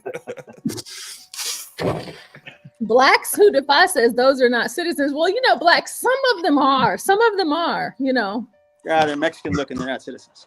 Some of them are. Some of them are. Only blacks and whites. Messed up. John, I mean not John. Bob, why do you make that face? Look at Bob. You off work today, Bob? Zipper down. Bob. I'm on call. I'm on call right now. So, but I'm watching the Dallas game. I just thought I might pop in and see what y'all are doing. Then I come in at the worst times, man. We had an older Morehouse guy on today, Bob. Guy running for mayor of Jackson, Mississippi, a good friend of mine. Oh, really? Wait, yeah. I called him up and him and Stanley toward the end had a little back and forth tit-a-tit, as they say. Is he Republican? Yeah, he's running for mayor of Jackson, Mississippi. And he had some interesting ideas and thoughts about things he wanted to do, and he talked about the state of Jackson and might from Boston was on the panel at the same time, so it's interesting. You know, Mike from Boston lives in Jackson, so that was interesting. That could be his future mayor there. Was your brother a Republican or no? Yeah. You know, he's very much a Trump supporter. You know, blah blah blah. Yeah, you may have heard him once before on CT channel, but yeah, good guy. Yeah, real good guy. Yeah. Mayor, right quick. The mayor of Montgomery was in a class ahead of me, and one of the guys that ran for mayor here in Memphis was my class. So yeah, we're starting to pop up around. You talking about that light-skinned nigga mayor in Montgomery? Yeah, Steve Reed. What's his name? Steve Reed. Yeah, you know, his dad, I want to say, was the one who... Oh, here it is. The lawyer or something had something to do with some big lawsuit back in the day. Maybe the Tuskegee experiment. I can't remember one. It's a daggum swarm of them. Yeah, we're starting to pop up around the system, man. So he's not gonna be a good one though. well, he's a Democrat. That's the problem. Yeah, Democrat through and through. Yeah. I'll leave you all be. If you all want to play romper room with those two, that's fine. I'm just surprised. No, we're good. We're good. No, you're good, Bob. Stay up. No, but why? But why do you encourage them? Why do you do that? Well, I mean, Bob, it wasn't a matter of encouraging them. They were just in the back and, you know, just pulling people up. That was all. Is there any way to get a little timer on the panel whenever they start talking, like, and have it click down, and as it gets past maybe 10 seconds, the music starts to come on like they do in the Oscars when they're trying to get people off for making long speeches? I mean, that would be up to Bob. I'm not Bob. I don't know why I keep John Bob. It would be up to John's discretion. That's how you pass the buck. That was corporate passing the buck there. That would be my portion. I mean, that John, what do you think? I have to give that some thought. You know, how do you implement that? I don't know. Crack is pretty smart. Yeah, you can get a timer going. That's kind of and play the music too. Have the music get louder and louder when they're going on too long. What, like the Apollo music, like the Sandman? I said the Price is Right music. Well, yeah, but nothing where he starts rapping. So it would have to be something where Black says no. Blacks know what? Let's bring Angel up, see what he says about this. Oh, Jesus. Mavis says, why are we inclined to respect women but not disabled people? Angel, what do you think about Bob's feedback? Nah, I think that's what the blacks is disagreeing with Bob on is a timer of or some type of music when a person talks too long. I seriously love you and respect you, Bob. But John knows that he welcomes me as much as he welcomes the women over here. So I just don't know what your problem is with people like me or Noel. See, that was pretty concise, Bob. What? What did he say? I think there he goes. I think my mic is fine, guys. I'm saying that I'm too low, but the white chat is saying I'm high. That was sarcasm. I just think I'm fine with how I sound. I'm telling you, he doesn't Portia, know. You know dang well he don't know what sarcasm is. He does know what sarcasm is, but Angel's his mic is loud sometimes. I don't think so. Here's some feedback, Angel. When you're talking on the panel, don't respond to the comments because that'll make you drag on. Just hit your points and don't worry about what the people in the chat say. You can't do it. The Haitians that come here in the 50s to early 90s are not the same Haitians. My family came on a work visa. Mom came on a student visa. I don't speak what needs to be quiet. He just did it right now. So, John, what do you have to say to this? Because they let women run everything over here. It's also because African American culture is matriarchal. The $50 is still on the table, but $50 is still on the table. He ain't gonna do it. Let me drop the link one more time. He ain't gonna do it. You got the drunk John Galt right now. You probably get the best of me today. I'm about to go lay it down for me and take a little nap. John, how much do you smoke? Well, at times I don't know the difference of Sark. Go ahead, Bob. Yeah, that's what I'm talking about right there. He keeps proving my point. Y'all keep bailing him out. John, do you smoke weed 18 hours of the day throughout? And when I say 18 hours, like maybe, I don't know, 45 minutes in between at max. Man, like when I'm not here, a lot of times I'm like cleaning rooms and stuff like that. You see me cleaning rooms and painting and shit like that. I don't get to paint as much because I spend a lot of time here. But typically I am like cleaning rooms and stuff, moving around. I'm in New York, not as much. But if I'm here, like particularly when I'm on the show, right? The only way I can sit here for 5 hours now, the only way I can do this shit is it's got to be something in my hands, man, hand to mouth. You know what I mean? Man, look, I've done 12 straight hours. I ain't hardly moved, right? But the only way I can do that, yeah, smoke a little weed to keep me. But you don't eat that much, do you? Yeah, I eat, man. I just don't eat on camera. I just eat fine, Bob. I just eat fine. Okay. Yeah. All right, brother. All right. Look at those. Ooh. Fine food, Bob. Fine food. Right. How are you rest of y'all doing? Pretty good. Pretty good, Bob. Nice Sunday. I went out walking earlier. Real nice today. Gary, where are you? What state? I'm in North Carolina. I'm currently I'm in Lenore right now, just looking over my new home, looking over my new town. It's quiet here. Real quiet. I'm sure the weather is about the same as Memphis. It's beautiful outside. It really is. Wind just started blowing. Hey, Bob, you got any thoughts on what we should do for election coverage? Something interesting? It's too late probably for a meetup. That would have been fun. But you can have an election thing, of course. Bring it up. Yeah, election thing. Yeah. You want to have a watch party of something? I don't know if we can watch the election directly, but I mean, no, of course we can have a watch party during election night. Now, the way that would need to happen, we have time for that. I'll actually be working my district during the election. Can you bring an undercover camera? Bring an undercover camera. Yeah, no, I definitely can't do that. Not in my great state. I'm not about to get thrown in. Not me. I am a very trusted election judge and chair of my district. Yeah, they call it a pokey in Texas. Hey, Portia, what I was thinking about is at least one night, Roz, I told you Roz Barnabas, me, maybe some others get together. We go down to one of these DC places.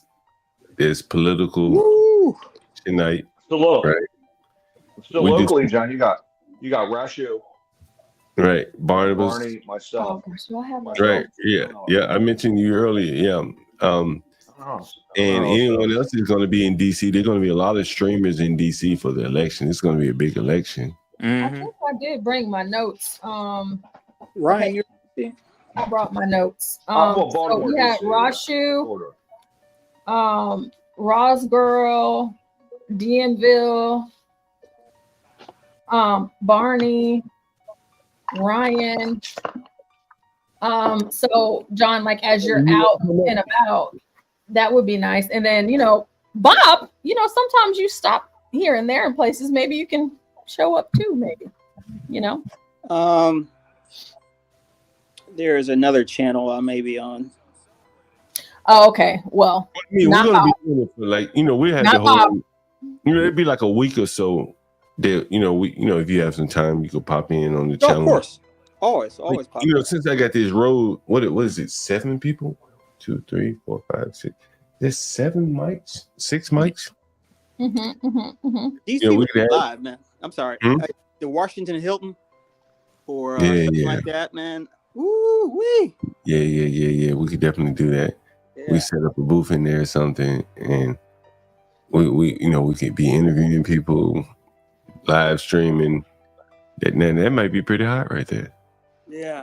One of the things we do need though to do these things, these live streams.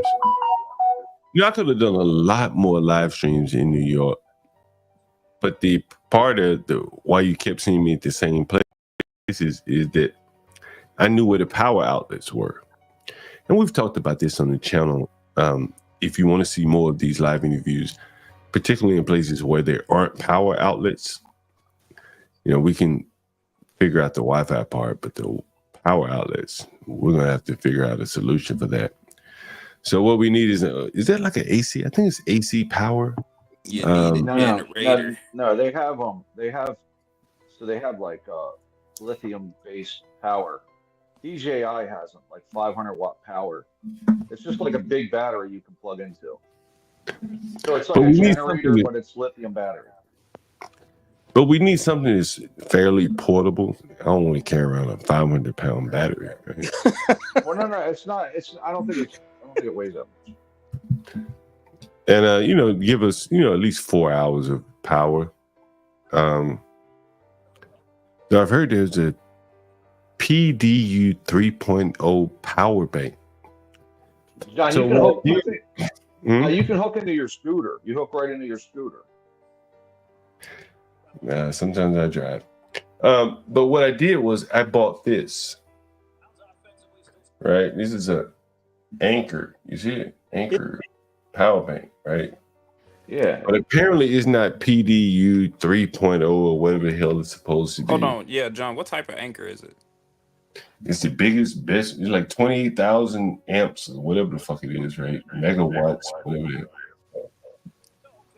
28. I'm assuming it's the Solix F4. Is it the S2000?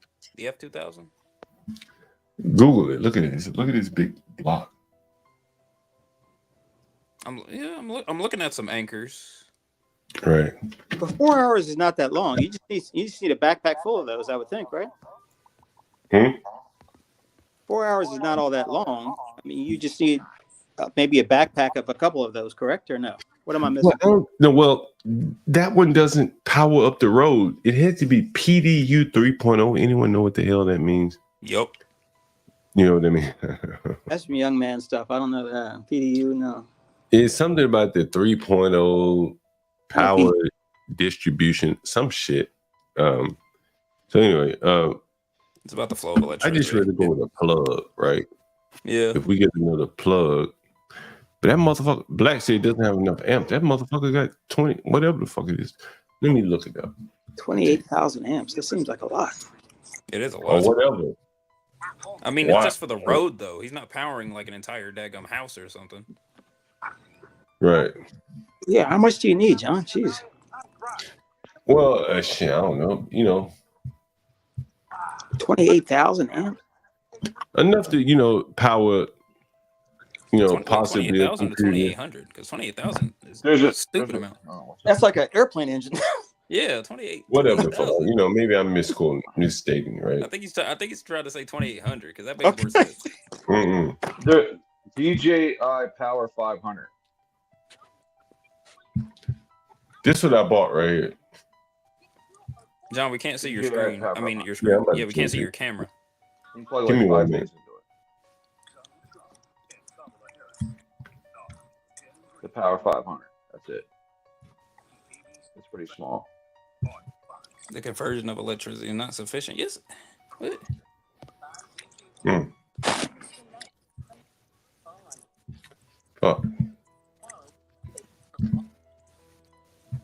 512 watts. Oh, okay. Yeah.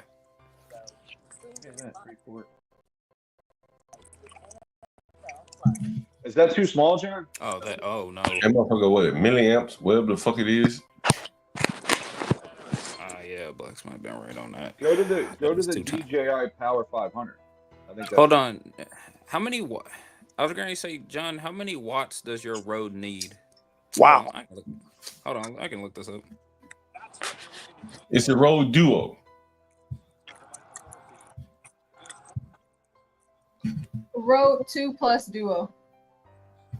No, the Rode Duo is the Oh, is that what it is? Okay. Yes. Not the Rode Podcaster Pro 2. Yes. Mm-hmm. If Garen's looking that up. Yeah, I am.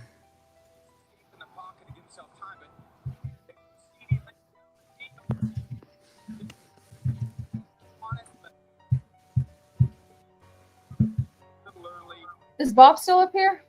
What's up? Oh, well, Bob, confirmation classes are going really good. Oh, the RCIA. What are you on now? It's Angels. I am on. We are talking about like today, the breakdown of. Sorry, I'm doing homework too at the same time. The breakdown of Anglicanism in relation to Catholicism. Yeah. And understanding the differences. Okay. And the similarities. Yeah. And I can shoot it to you on Discord, the books that I had to order today for class. Sure. But since you're familiar, and then I know Stanley is too, because this is, I mean, I've been going to the church for years now, but like the fact that I'm in confirmation class now, it's just, it's a lot to take in. But like it really is. And the one thing that has been frustrating me the most about confirmation class is that, as a Negro and all of the time that I've spent in church, the Black church, it's like I've never learned this much about the Bible. Exactly. I've never, because like in Black church, it's always, you can go to, like, Bob, you can go to any Black church anywhere in America, and I've been to so many, and it's always like the same regurgitated scriptures every single time, right? But like in confirmation, it's just like it's explaining and it's breaking things down so much in such a way that I'm so appreciative of it, and it kind of frustrates me to a bit, because I'm like, gosh, why didn't I know this all my life? I feel like it's my first time. I know, Portia. Jesus, I know. It's like, wow, what are y'all doing? What are we doing? But yeah, it's been great. And, because I know we talk about it in the chat, but I'm just like so appreciative of it. Like, I'm really grateful for it because it's really enlightening to me. So, just a side note. Oh, that's so wonderful. If you don't mind me asking right quick, what made you go ahead and do it? Well, pressure from a few people, Blacks Who Defy knows. Because it's been, I don't know, it's probably been about 3 years that I've been going to the church, but I've missed confirmation. But this year I'm, knee deep in confirmation for sure. But it's just, after different conversations, it's just like, what, why not just go ahead and just learn? And as long as I've been going to that church, I did not know. There's a lot of things that I did not know, and I'll talk to you about that offline. But one thing I am appreciative of is just the understanding, and like through confirmation class, is just like how much of the Bible we're reading and how much understanding is coming with it, like the explanations and stuff. So it's been great. And I know that you went through that process. So, it's been one of those things where it's like, it's been really great. But then on the other end, it's just like, gosh, wow, I didn't know any of this stuff. I don't know if all the classes are standardized, but the first class we went to was God. And I was thinking, what do I have to know about this? I mean, isn't it obvious? I found out more about God, the way the Catholic sees God, in ways that Protestantism never, ever, ever mentioned. Yeah. I was like, wow, this is really deep. So, well, good. Yeah.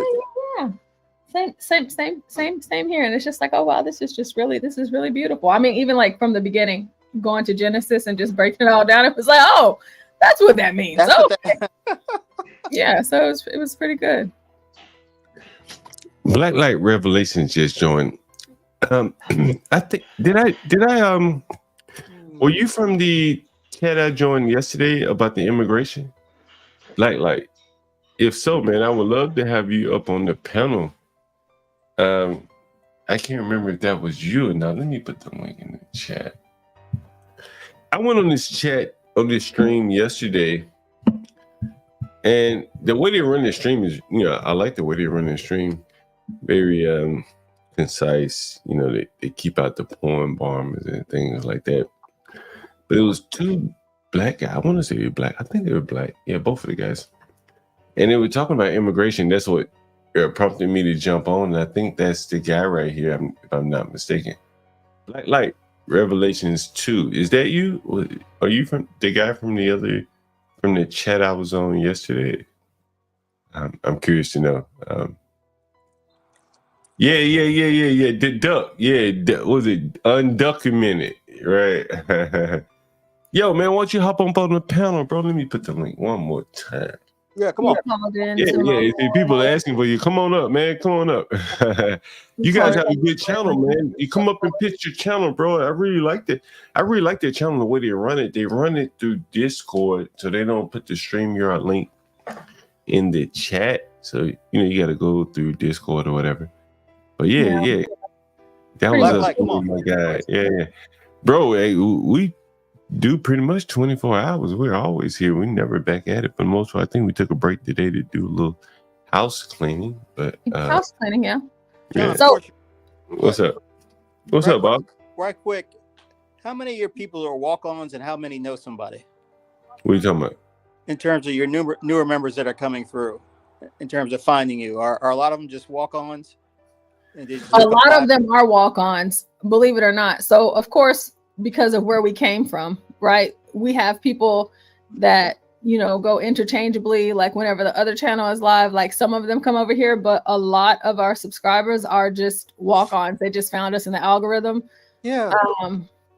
So it's just majority of the people here, they're not from there. Oh, Bob, you ain't gonna believe this shit. Yesterday I told this story. I was in one of my properties, right? And this guy that used to work with me, if you've seen the stream we did with it, Thoughts were there. And he was actually on the stream. And so, but he didn't know. I didn't even know he knew that I was streaming because I didn't tell him anything like that. But he used to work for me or whatever, blah, blah, blah, blah, blah. And so I'm talking to him yesterday. Now, I'm letting him live there. I paid him for, years, really. And so he says, he's been watching this stream. I think, oh, damn, okay. And so he's talking a bunch of shit, talking about, I ain't shit and everything. Meanwhile, he's living in my house. And I said, well, why don't you get on the stream? You can talk all this shit about me to me. You can hop on here and talk all this shit. For me, it would legitimize me. Come on, man. People would love to hear what you have to say about me. And but he wouldn't jump on. Of course, he may be listening, as I said yesterday, because he did let me know that he watches the channel. But man, you'd be surprised because we're live all the time, and I think a lot of people. You remember that lady Love or whatever her name was? She jumped on and she was like, she just wanted to. Yeah. So a lot of times, Bob and John. So like Black Light says, I walked on, I saw John's channel, and I like channels that have the discussions and chats. I recognize John in our chat. I like what y'all do. But another thing that happens is because we're live 24 hours.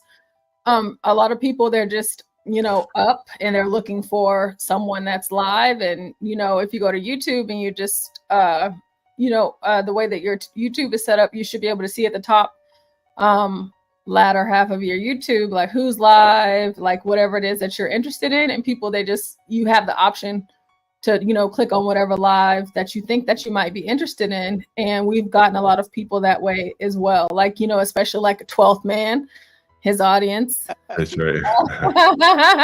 His audience. Yeah. 12th man, he's something. I love 12th man. However, we've gotten so many people, like it's just us popping up in the algorithm, us being live, and then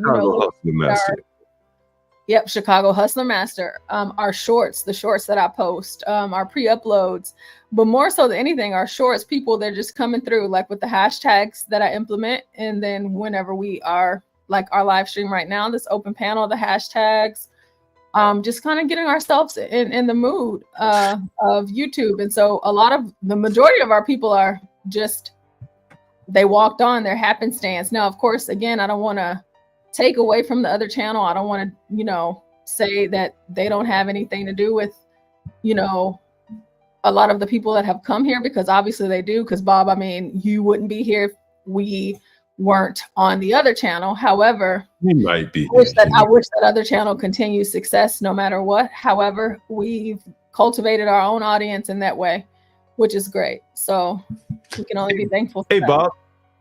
Bob, I don't know if you saw this interview that we had today. You probably haven't been here very long. Or yesterday. Was it yesterday? Damn. I'm Yeah, it was yesterday, Doc. roll into each other sometimes. Yeah, I'm uploading that video right now, actually, the full of it, the whole thing. So, but go ahead.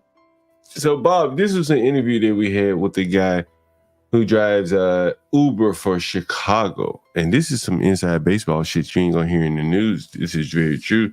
You might hear the news try to discredit that 911 call about the Venezuelans going into 61st.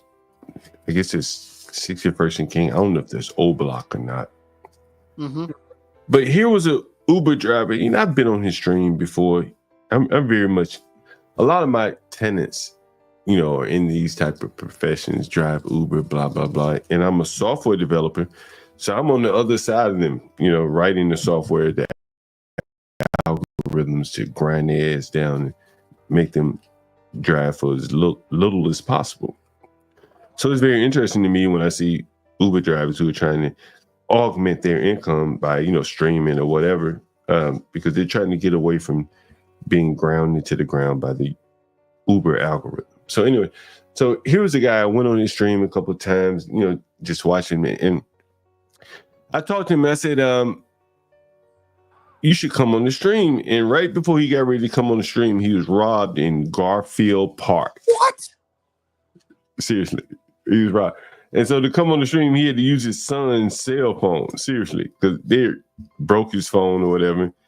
And, you know, when he finally got on the stream, I think a passenger had broken his automatic door on his minivan or whatever the hell he drives, right? And so he came on yesterday, and here's the interview that he has. And this is like, the news ain't reporting this shit, so I'll let you hear it. This is the kind of things we do over here. Take a look at it. Take a listen to this shit right here. Oh. Building that they took. Elves are taking over. You know what I'm saying? Right. That building that they took over, that's a big gang members building from here, from Chicago, from 61st. Is that a black gang member building, white gang member building? And what I was trying to say is, this is what I'm going to try to say. This is what I'm going to say. And I'm a bluntly person. I'm saying the Venezuelans are going to black neighborhoods and trying to take over African American neighborhoods.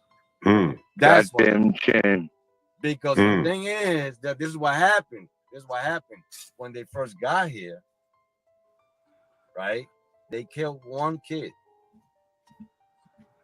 One 14-year-old. This happened a while ago when the Venezuelans first came here. They killed him right there in Garfield Park. That's the hood, right? That's where you were robbed. Yeah, they don't. Those kids wasn't doing nothing. His mom was selling water on the corner. So they killed that one kid. Police didn't do nothing. And it was African. Anyway, that's, you know, there is a more continued version, you know, if you watch the whole stream. But basically, you won't hear that on the news. But he's telling you the Venezuelans came in and took a Chicago black gangster neighborhood, you know, the apartment building, whatever. And man, dude, truly amazing, you know, truly amazing, you know. Anyway, very interesting. I wonder if there's any way, if that woman has standing to sue the federal government for lack of protection or something like that. I know it'd be hard to do that, but this is very difficult. People's lives on a daily basis, and it's the federal government's fault. At least the city government.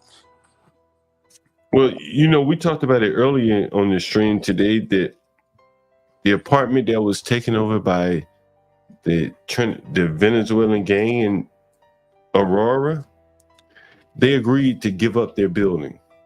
Can you fucking believe that shit? What? Yeah, they agreed to give it up. He gave up the ghost, as they say. Yeah. They agreed that because they had so many fines from the city government that they said, you know what, we'll basically give it up.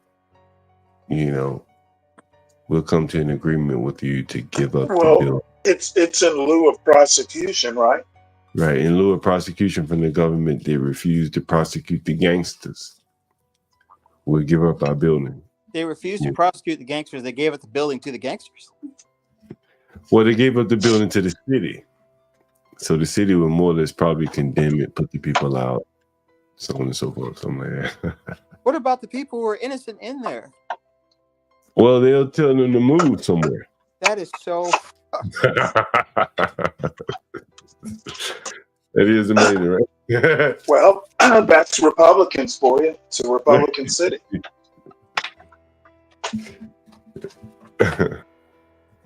Someone says that shit would not fly in Memphis. I bet it would.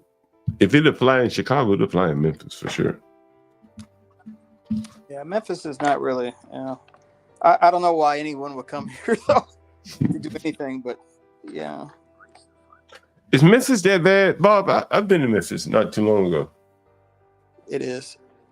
Mm. It is. I mean, I'm out in the suburbs, so, you know, it's okay. But, you know, it's just a town where you always have to watch your back. You just do. You know, I remember reading about Memphis a few years back. The schools had failed, and they more or less allowed their school system to collapse in Memphis to be absorbed by the county or something to that effect. Is that right? I think I remember something vaguely, maybe by the state or something. I don't know. I think they merged into Shelby County, something like that. Would you be willing to buy property in Memphis? I wouldn't know. Not well. Really? In where I live, yes, but not really. You know, Memphis, the market in Memphis doesn't really go up or down. It's odd. It just stands still. Yeah, the market crash back in 08, 09 didn't affect us too much. I mean, no one really comes, no one really leaves. What was I going to say?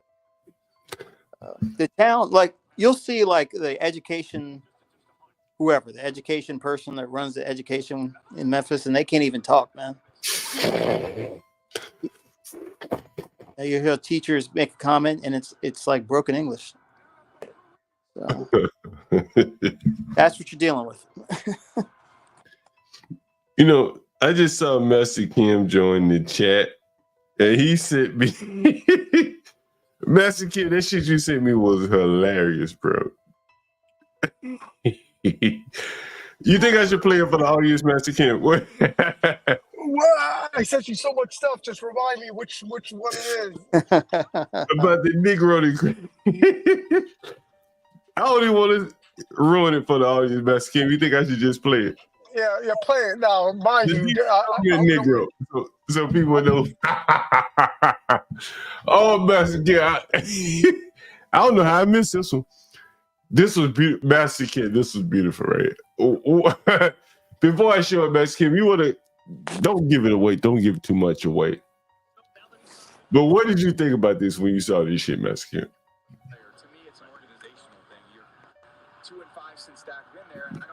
I think Master Kim was watching the game. You don't mute Master Kim. It's about that dude from DC. Yeah. Don't give too much away before I play it, Master Kim. Was that not amazing or what? Absolutely amazing. There are white boys that did the same thing, but you know, they got away with twice the amount. Let me play this shit, Master Kim. Yo, people. Oh man, the government is taking your money and they're squandering it on the most ludicrous, insane bullshit you could ever imagine. Let me make sure you can see my screen here. I gotta get this right where I can just make sure I play it right. All right, let's go. we first told you about a few weeks ago. It was about the D.C. government signing a contract with a convicted felon who claimed he invented a way to double the range of electric vehicles. After we alerted D.C. government about the questionable technology claims and the criminal record of the inventor, that contract was canceled, potentially saving hundreds of thousands of your taxpayer dollars. But WUSA 9 investigative reporter Nathan Baca continues working to find out, how did this happen? Scientists have long said extraordinary claims require extraordinary evidence. Self-described inventor Lawrence Harge claims he, quote, picks up the electric torch where Thomas Edison left off. In his pitch to D.C. Department of Public Works, Harge claims he could nearly double the range of D.C. parking enforcement Chevy Bolt electric vehicles. We asked Harge for a picture of his technology, and this is what he provided. It's a box with electrical wires. He describes as being around the size of a person's fist. What I created, instead of having a combustible alternator, I created an all-electric battery engine.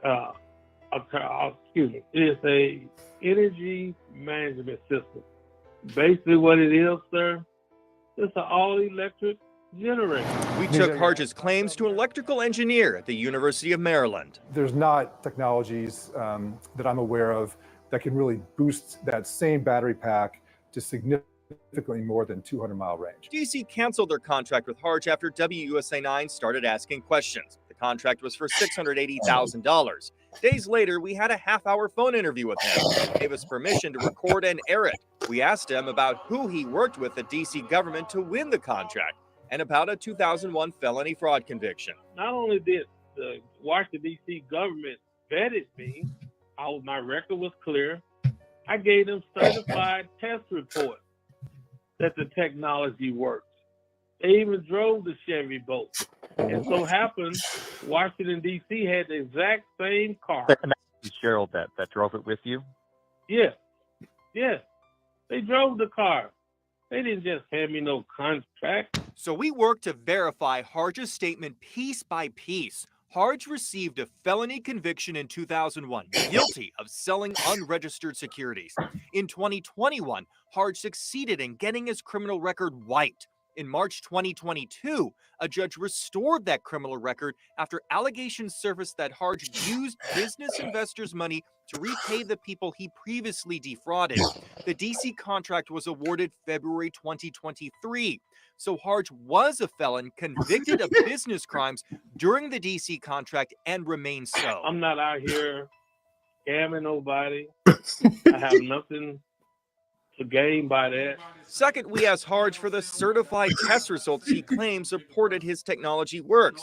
Paperwork he gave us show Harge paid Element Labs of Michigan to put his modified car through some mileage tests, but the lab came to no conclusion, writing, to be determined by Harge Global Technologies, LLC. Third, Harge claims that D.C. Public Works Fleet Administrator Tim Fitzgerald was instrumental in picking Harge for a contract. DCTPW declined an interview and did not address Fitzgerald's role. As for why the contract was canceled, D.C.'s Office of Contracting wrote it's because of the unauthorized publication of information regarding the work to be performed and data collected under the contract. It did not go into further detail about how specifically Harge violated their contract. Meanwhile, after we aired our original story, Harge's former bankruptcy trustee sent us a letter he wrote to Michigan regulators in 2019, calling Harge a fraudster who defrauded investors $2,145,000. Harge denies any fraud and claims that in weeks he'll be announcing a massive business deal despite the collapse of the DC contract. It's like Anton.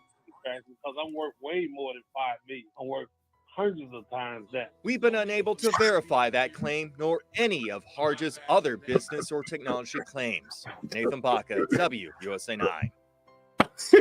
We have an up. Oh, Master Kid, man, when you see me there, I died laughing looking at this shit. Oh, man. He scammed me. That's not fun. Here's a brother trying to make some money. There was an EV company, like a wannabe Tesla company, that this boy scammed big time that they did not mention in that news release.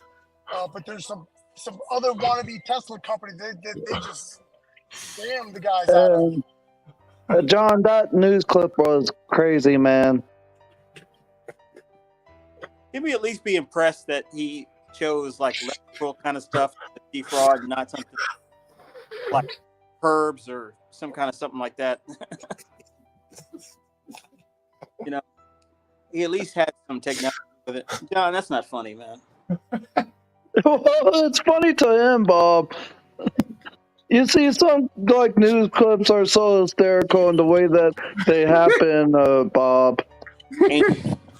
Can you imagine if that guy hooked up with some like MIT dropouts, like some Patels or something like that, to like help? That could have helped fake the funk a little bit better. John, you're tickled by that. Man, you know, Bob, did I ever tell you about the lady who stole $50 million from DC government? No, I didn't know. What? Man, wait, hey, Bob, go ahead and have your lunch now, and let me know when you're ready, okay? Give me the condensed version, brother. Nah, I gotta show you the condensed version. I can't tell you. She stole $50 million from DC government. That's what's so funny about this shit. Like, these people haven't tightened up their processes yet. 20 years ago, this lady stole $50 million from DC government. Right in their face.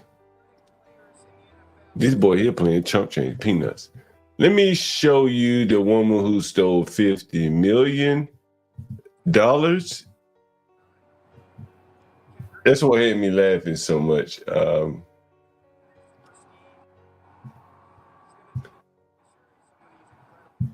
Hopefully this article has a picture of it. I gotta show you a picture of it, because the article, the message won't be complete without me showing you a picture of her. Wow, they're gonna hide it from me. Okay, 50 million. I know where you're gonna love her picture, Bob, because she did wonders with that $50 million. I promise you. Some of you people probably are. Yeah. Yeah, Bob. Hey, you get ready, clear your lunch. This the one who bought the pink car? No, this is no, but this woman here did a whole hell of a lot more than a pink car. Here is Harriet Walters, by the way. Yes, she is. Yes, she is. That's a $50 million woman right there, by the way. 50 million. How did she steal 50? $50 million, by the way. 50 million. That looks like a $50 million woman to you. It looks like a $50 million woman to me. Yes, she stole $50 million. I thought that was going to be some hard-body white woman that you were talking about, but no. Her? $50 million. 48 to be exact, if you want. She stole, no. Look.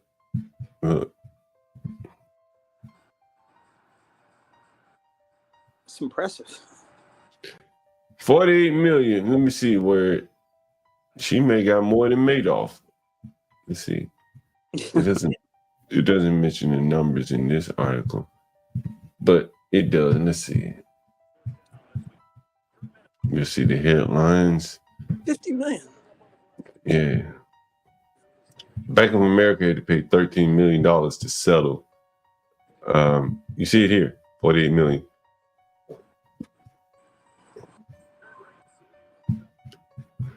She gambled, making more than 45 trips to Las Vegas and Atlantic City. She spent more than $2 million in high-end shops such as Neiman Marcus, and she hoarded luxury watches in her Northwest Washington, D.C. home. I live in, I have a couple houses in Northwest Washington, D.C. That's official Washington, by the way. She was sentenced to more than 17 years in prison in 2009, but her scheme was partly facilitated by Bank of America, where a bank manager deposited almost $18 million in checks. The city sued to get its money back, so on and so forth. The $50 million woman. So, so this guy here, he just stole peanuts. Master Kim. It was a funny article, but someone said she looked like me with John with blowing braids. Yeah, okay, I'll take that. I like that. Wish I could see the 50 million. John, earlier how you mentioned about that politician, he said he's going to hook up with these white boys and kind of focus in those communities or something like that. That's what that guy in DC should have done, is hook up with people that are somewhat in the industry, so at least he would know how to fake the funk a little bit longer with some absurd technology. I don't even think that little wire box was anything. It wasn't even there's no technology there, I think, is the funny thing about it. Bob, who he's talking about is the guy running for mayor of Jackson, Mississippi. We had him on the stream today. He's a Morehouse guy. So he came on, he talked for about 30 minutes. And of course, he got into it with Stanley. It was a good back and forth, though. I'll check it out. Yeah, indeed, yeah. Well, no, remember, I didn't pick it. You invited me. Oh, I picked it. Okay. Because I knew you two would really be bump heads immediately. So I was trying my best to get you involved. You held back I actually thought it was a fairly humorous exchange. I didn't. You can tell I was poking. Oh, I saw you laughing. Hey, John. Hmm. I remember I was a freshman at Morehouse and I was talking to an alumni, and he said something to me. It always stuck in my mind. I blew it off, but I kind of stuck in my mind. He said, wherever you go in life, as you climb your career, you're going to bump into another Morehouse guy. Mm. And I thought, okay, that sounds fine. But aviation, there is 7 of us here at the airline I am. Morehouse has no aviation program. Mm-hmm. But sure enough, I bumped into 7 guys who are Morehouse guys, and it's true, man. It's true. We have a way of weaseling our way up to the top. Let me ask you this question: are you saying all 7 of the pilots are Morehouse guys? They graduated from Morehouse, yeah. Really? So of the 7 black pilots you met, they're all Morehouse guys? Is that what you're saying? I don't want to mistake. There's more. I mean, there's more black pilots, but these were like older heads. Like came from the early 80s. Yeah. What about the younger ones? Have you met any younger Morehouse pilots? I know a couple. Not at my airline, but I know a couple who are in the system. Yeah. And how much younger are they than you? Oh, these guys are in their late 20s, early 30s. That's pretty impressive. Okay. So where did they go to learn piloting if Morehouse? Because Morehouse doesn't have much of a science program. That's correct, right? Doesn't know. Military, but they went to flight school after college, like I did. Oh, so you went to flight school? Is that how you learned how to be a pilot? I did, yes. So what is flight school like? Before you answer that question, had you ever flown a plane of any sort before you went to flight school? No. So what made you want to go to flight school? You graduated from Morehouse, right? What did you major in? Marketing. And so you said, well, I just graduated. I want to go fly a plane. I knew I wanted to fly since I was 6. So what made you major in marketing? Just out of curiosity. To get into the airline world, at least when I was coming through, you needed a 4-year degree. And I figured I'll fall back on something like marketing if I could never be in aviation. So you graduated from Morehouse. You said, I want to go to flight school. What was your next step? So the next step was I went to a flight school in Florida, which is designed to take people off the street and put them through a rigorous course and have them eligible to go to the airlines. So what that really consists of is about 12 months of pretty hardcore training. And in the last... How did you pay for that? What's that? How did you pay for that? Partly my dad, partly Federal Plus loans. Oh, they have student loans for that. Yeah, and this is in the 90s. Yeah, pseudo student loans. So you completed the program. And then what the airline came in, I would imagine they want to hire you at that point, right? Well, then I taught people how to fly. So part of the program is you get your instructor ratings. So I taught people how to fly for 8 months after that. And then I got hired by a smaller carrier out of Atlanta, small regional carrier. Mm-hmm. Did my time there, and then moved on to the major carrier. Wow, that's. How long did it take you to go from training to 12 months of training? How long of instructing? 8 years. 8 years from going in for my first flight school day to a major airline. That's a long time. What was it pay like at the smaller airline?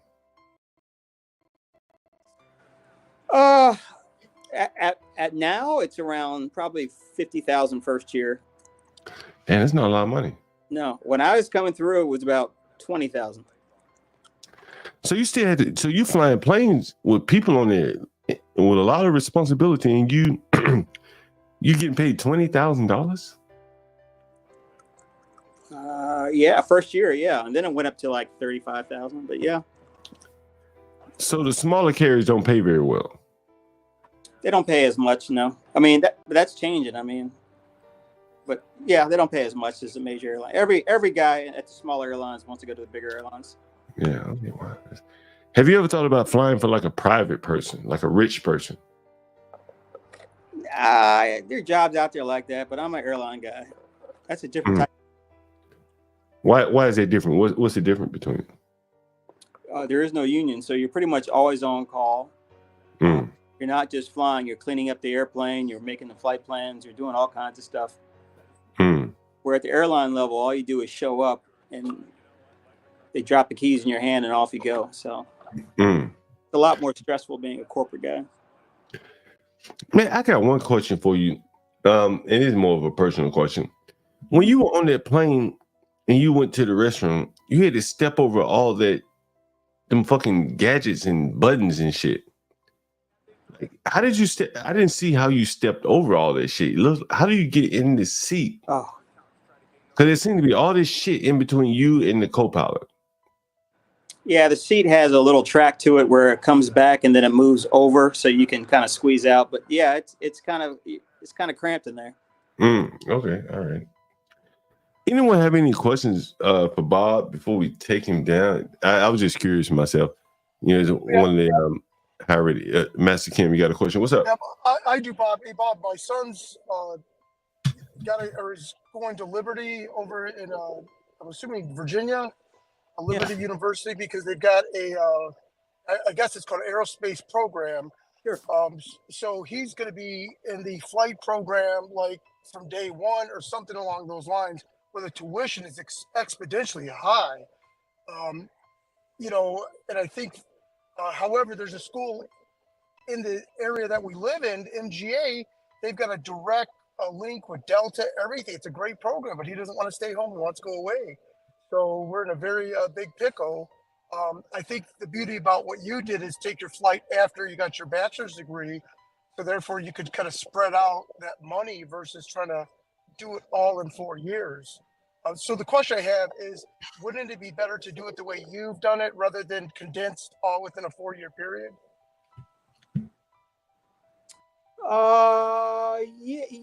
Yeah. If you want to get to the airlines quickly, if that's the name of the game, then you want to condense it as much as possible. Keep in mind, though, now things are, you don't need a college degree to get to the major airlines. So what a lot of guys do is they go to flight school and then take classes online, which is even cheaper. And that's what I would recommend any guy do. The kid I helped out, he got to American Airlines at 23, which is incredible. And he went to flight school while taking college classes online. And yeah, that's impressive. Yeah, I mean, he was 19, flying around in regional jets, smaller jet airplanes, doing fine. So the old ways of going to college and flight school, that was good for my time. But nowadays, I would send any kid to a flight school and have them do college classes online. The whole brick and mortar thing just isn't worth it anymore. How hard is it to land a plane? It can be tricky. If it's windy or the runway's short, It can be tricky, but you just learn it. You ever landed a plane like in Barbados where the runway is like right on the beach and shit? Yeah. Yeah, there's a place in Puerto Rico, Barranquilla, we land like that, yeah. What's it like landing like right on the water type shit like that? How much like tolerance for like error is there? Oh, I mean, yeah, obviously you're not landing in the water. When I'm landing, I don't look outside till maybe 20 feet. I'm watching my instruments, and the instruments give you a much more accurate picture of what your airplane is doing rather than looking outside. So if I follow the instruments, I won't hit the water. That's interesting. Yeah, I don't look outside till the very end. So. Fastest landing I've experienced was 325 miles per hour. Badass 93 saying that he can kind of gauge when a plane is landing. How fast are you going when a plane is landing? 25. That's like space shuttle fast. Anywhere from 110 to 150 miles an hour. Really? When you land, when you hit the ground? Yes. Damn. Yeah, it's based upon the weight of the airplane, how long it run. Well, based upon the weight of the airplane, the temperature. But yeah. TKJ3, what's up, man? You got a question for Bob? Or no? Yeah, I wanted to ask him, what's the difference between taking your route or going like the military route? That's a good question. Trade-offs. Military route's longer. You have to have the commitment in the military for 8 to 10 years. The upside is you're going to get paid. You're going to fly some pretty interesting equipment, and you're going to make a lot of contacts. And you'll get to the airlines pretty much for sure. The advantage of the route I took is that while it's more expensive, it's a lot faster. It's a lot faster. That's the really big thing. And you get paid along the way, not like the military. Well, you get paid in the military too because you're actually doing it.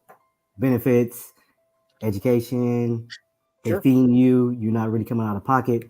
I'm just asking this because I know Master Ken was talking about his son. Maybe that's the route he could take. The military route, you don't got to come out of pocket. You debt free. And you have an Oak Club out at Oceana. The thing about I'm listening. About getting to the airlines is the quicker you get there, the better off you are since it's seniority based.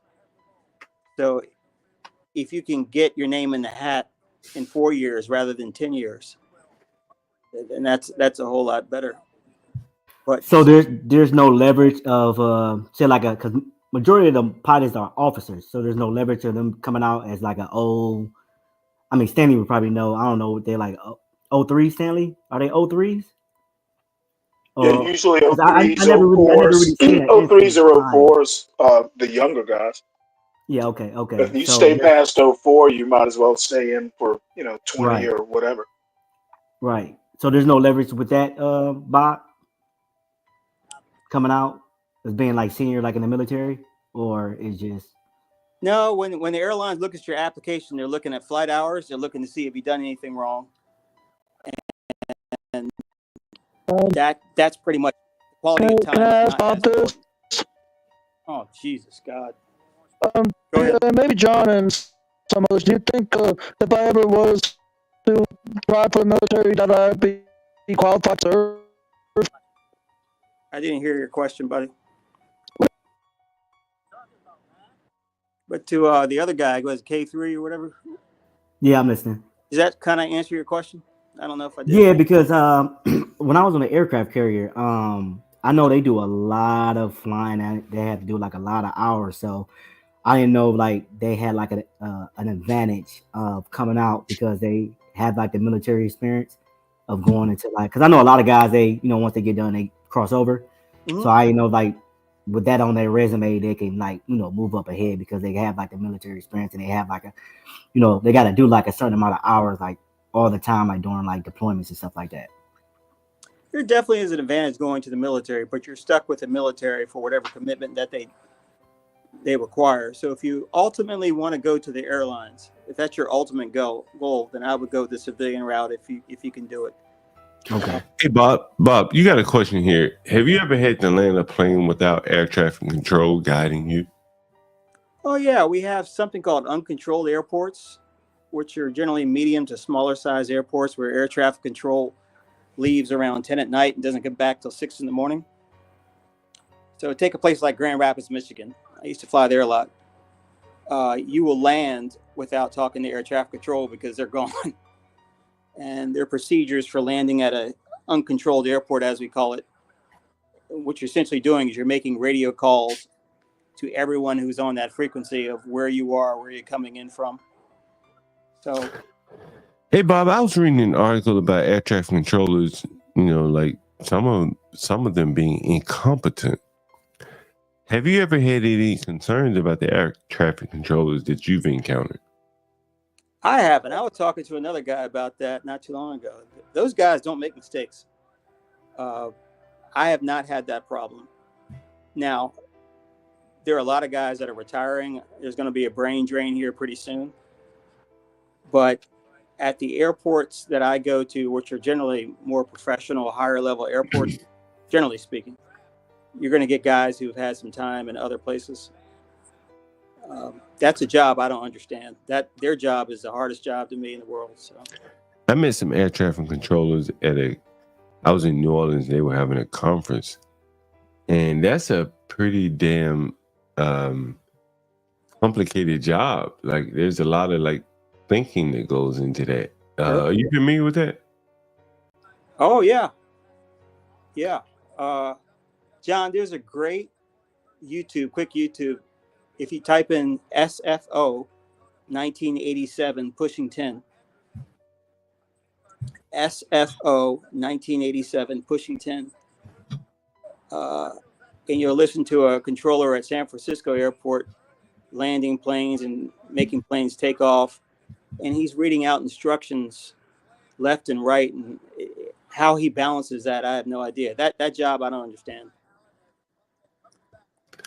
Yeah, we're gonna have to play that. You know, I think San Francisco had one of the few airports that managed their own security pre 9/11 or maybe even post 9/11. We got another question. What plane do you fly?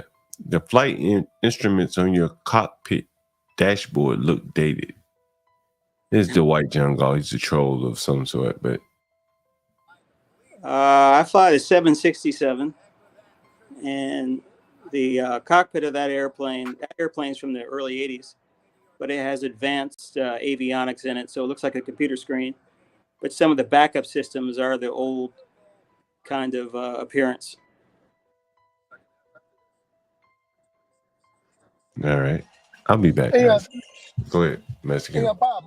As far as the air marshals, are you aware when they ever are on, or does the industry even have air marshals anymore? They have them on some routes. They're supposed to come up and show their badge and announce themselves. I can always pull the passenger list and see certain codes. I never do. I mean, I let them do their job. I just focus on what's front.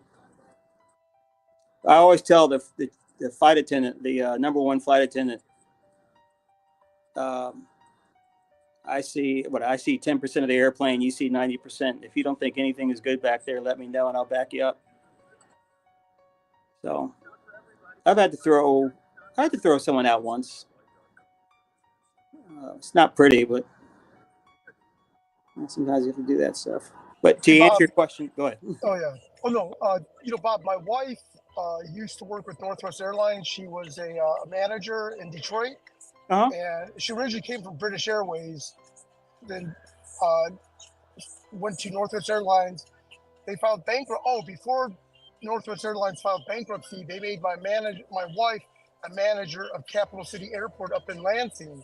And she thought this was odd. She didn't know. I mean, there was a looming bankruptcy or the merger of Delta taking over, but she became the manager of Capital City Airport. And then soon after the bankruptcy happened, and then it was either she lose her job or report to Atlanta. So that's what brought us down to Atlanta. So she was I think that was her position. The agents and the red coats and stuff like that, and she'd be dishing out the tickets. But she was a ramp manager too, so she knew the from the ramp up to customer service. But she had told me in Atlanta there was a guy being flown out, he was being deported, and I think he was being deported to Japan or maybe even Korea.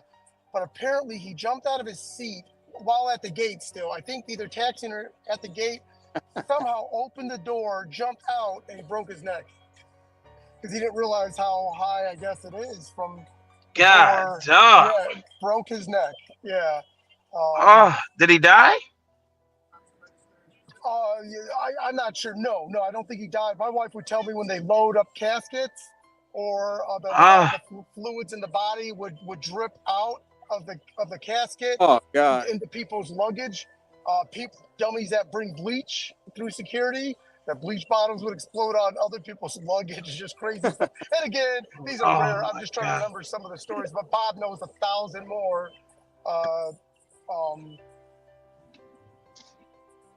Yeah, all kinds of stuff. Usually with the prisoners, they're supposed to load them on first with handcuffs.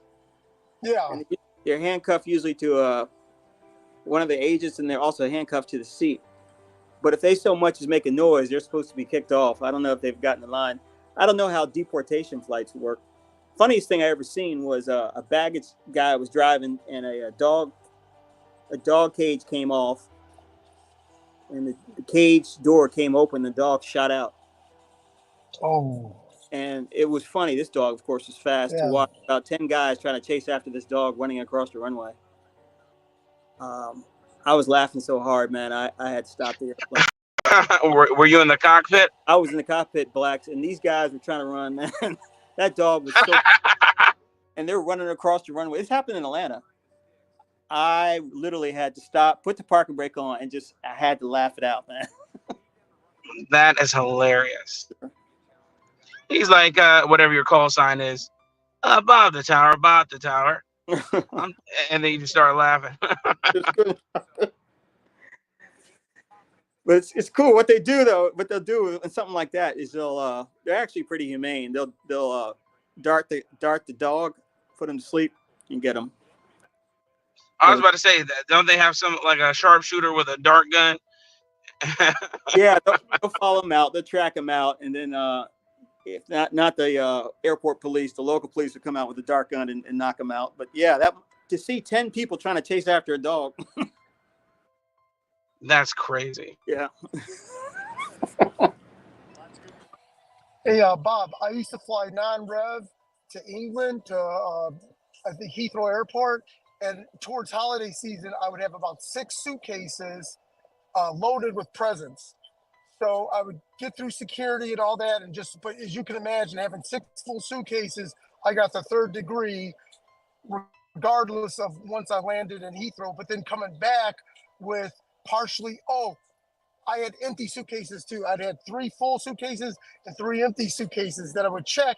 And it was because I was bringing back full suitcases, 6 full suitcases of Christmas gifts for my family, from my wife's family, right? And it's so funny to go visit your in-laws and they treat you like a king, but they really want to see my wife and kids. It's absolutely to treat me like LeBron James in England, and they really want to see my wife and kids. But yeah, when I come back through customs, boy, every year they gave me the 3rd degree because they just didn't understand what I was doing with these empty suitcases, all that stuff, and a single guy with 6 luggage pieces. But anyways, trafficking. The only time flying on standby that works great is I think international. Is that a fair comment, Bob? Yeah, I would say so. There's just less people that fly international. Yeah, I flew standby to Korea, which did work out. You're absolutely right. Me and the guys because you're business class. We used to go down to Brazil back in the day in the early 2000s. Me and my 2 close friends, we'd ride standby, first class. Running drugs. We were down there passing out Bible tracts in Rio de Janeiro on the beach. That's what we were doing, Blacks. Passing out Bibles. Got it. We were. Hey, man. Hey. We were. Those bikini women need Jesus too. Got it. Blacks. I came back. My mom asked me, "So what did you do?" I gave her the Bible story. My dad said, I know what you did. I said, yeah, I did. You told him you were building a church in the novellas up there. I was down there handing out, man. I was healing the sick and raising the dead and trying to... You were raising the dead, all right. My dad said, you didn't go 3 miles from the hotel. You sat on the beach all day and drank beer and wine and all that and boned every piece of ass you could find. Sure could. Sure did. So the story for mom, story for dad. You know, Master Kim, one of the most embarrassing things I have is the customs we have at international airports. You got to think, you got people who are coming to America for the first time, and their first introduction to an American is some fat, overweight human being that's giving them the cold shoulder. It's absolutely embarrassing. If there was one thing I could do, I would change the looks of people that work in customs, because you are the face of America. I agree with that. Yeah.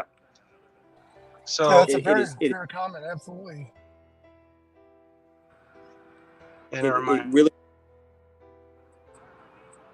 So, yeah, I enjoy aviation. It's a very dynamic industry. It's the people that are in it, they're generally highly motivated. How long have you been doing it, Bob? 20 years, something like that? I got into business in '99, man. Damn, 25 years. Just like that too, brother. Wow. You're close to retirement. Or well, I mean, I don't know. I don't know what the going retirement age is. I got 15 years. I'm over the hump. Oh, 15 years, eh? Wow. And then do they give you, I don't know, is it a pension? Is it some sort of 401k package, or what is it? We get a pension, a pretty nice pension, and we also have the 401k.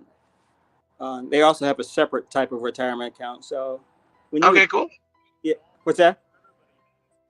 I said that's cool. Yeah. Yeah. When you retire, you'll be all right. 80% or 100%. Want to fly anymore? What would be your backup job in the airline industry? Would you try to migrate over to air traffic control or management or leadership? Or I don't think you can be I don't think you can be air traffic control, because I remember when I was getting out of the Army, they said there was a guy, they were headhunting for air traffic controllers, and they said you got to get in the game before you're 30, and otherwise it's too late. I can't remember. Blacks, to answer your question, it's kind of a rough. I mean, the formula they have is kind of hard to understand, but essentially you're going to get 60% of your pay, and that's, I shouldn't say that. Okay. You're going to get 60% of your pay after taxes. I put it like that. Got it. If I couldn't do flying anymore, I would really like to work in hiring. I did that when I was sick for a while, and I enjoyed working with the new hires and doing all that. For the first week of any airline, when you get hired, it's pretty much just letting you know what the company's about and taking you to different places and all that. I enjoyed that, working with the new guys. You think you would you want to be a gatekeeper for all the people who don't belong? All right. First of all, guys, no women. I knew it.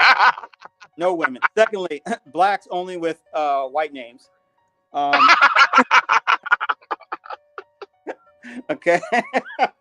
Hey, listen, I agree with you wholeheartedly. I'm just not gonna lie. I'm not gonna mix words. I just agree with it. No Javon Aquarius. No. No. No.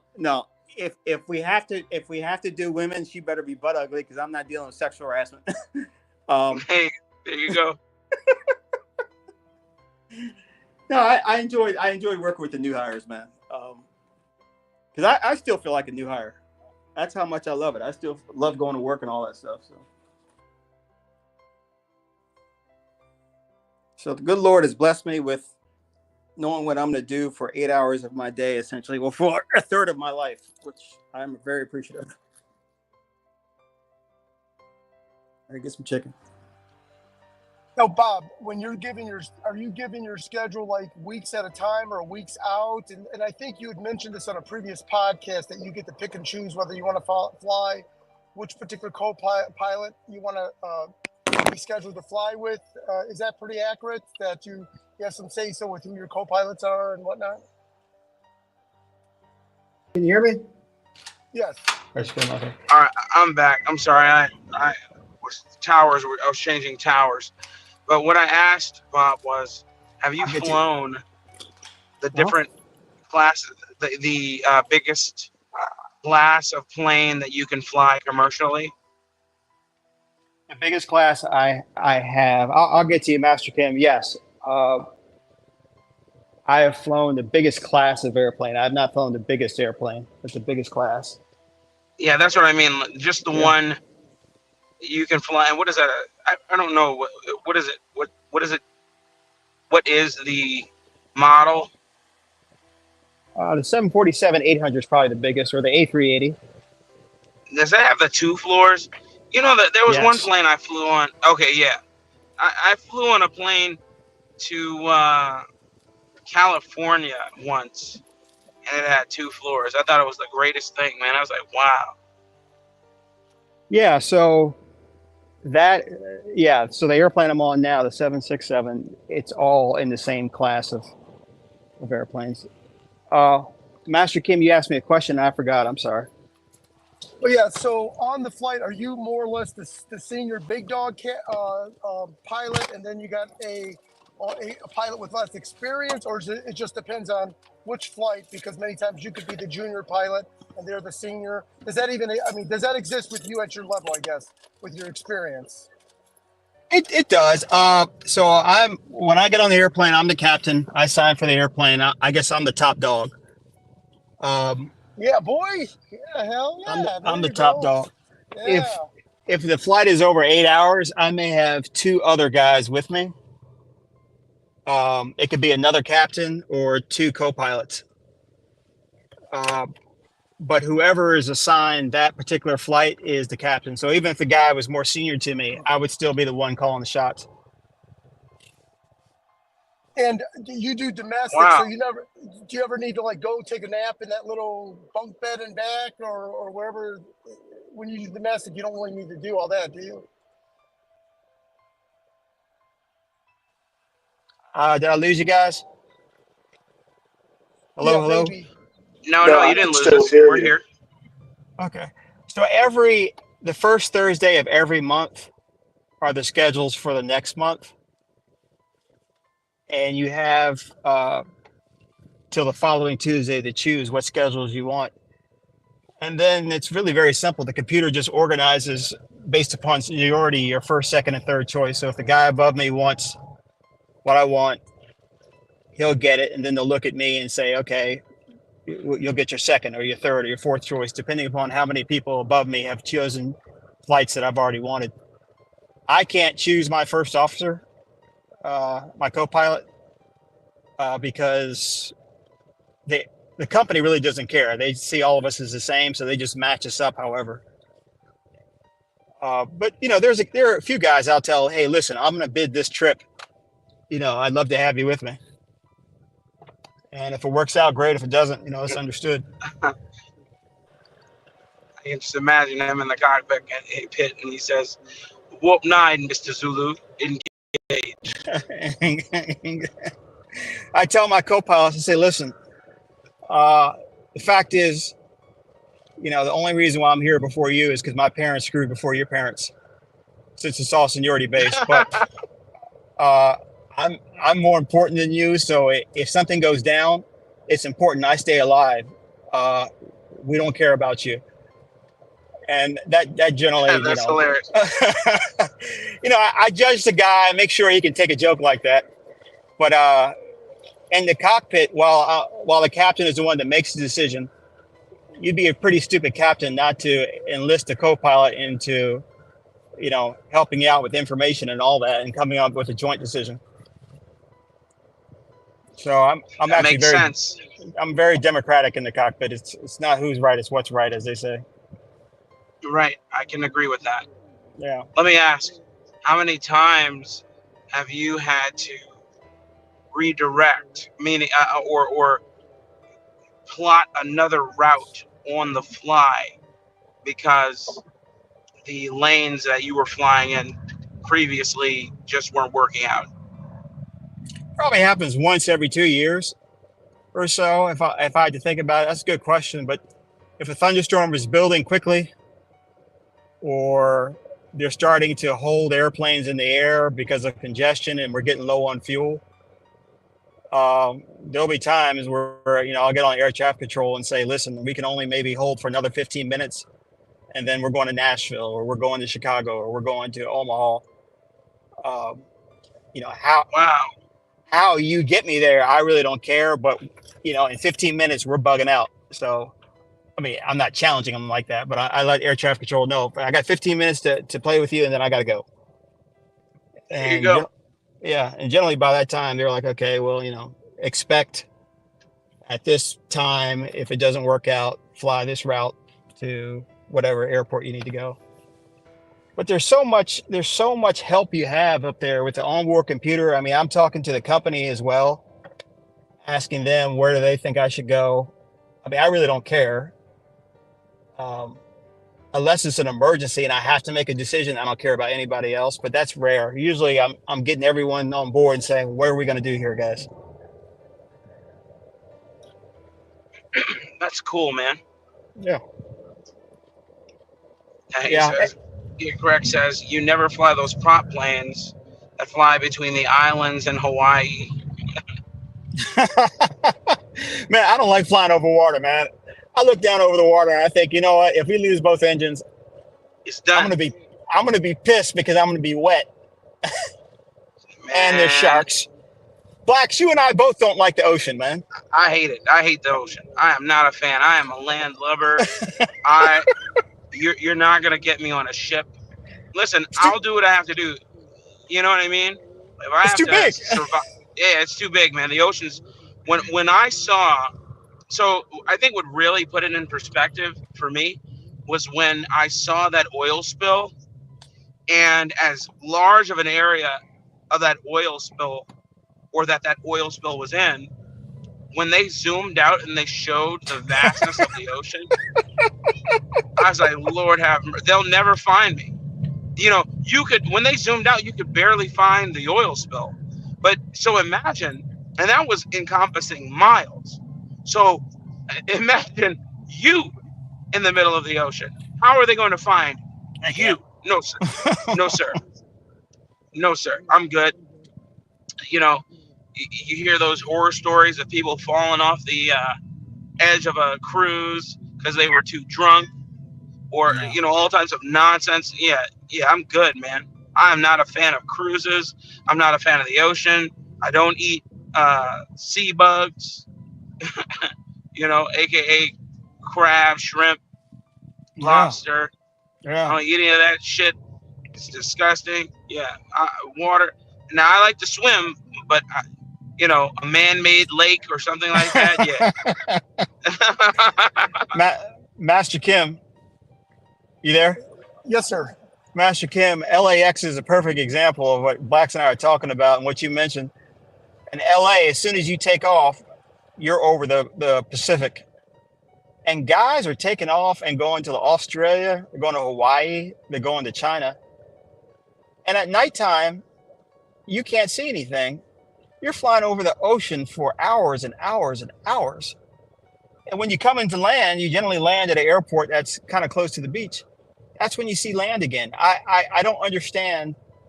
For me, I'm not comfortable not seeing any land for like 10 hours, maybe an island here or there. So yeah, the guys that fly international, they make a bunch of money, but they can have it, man.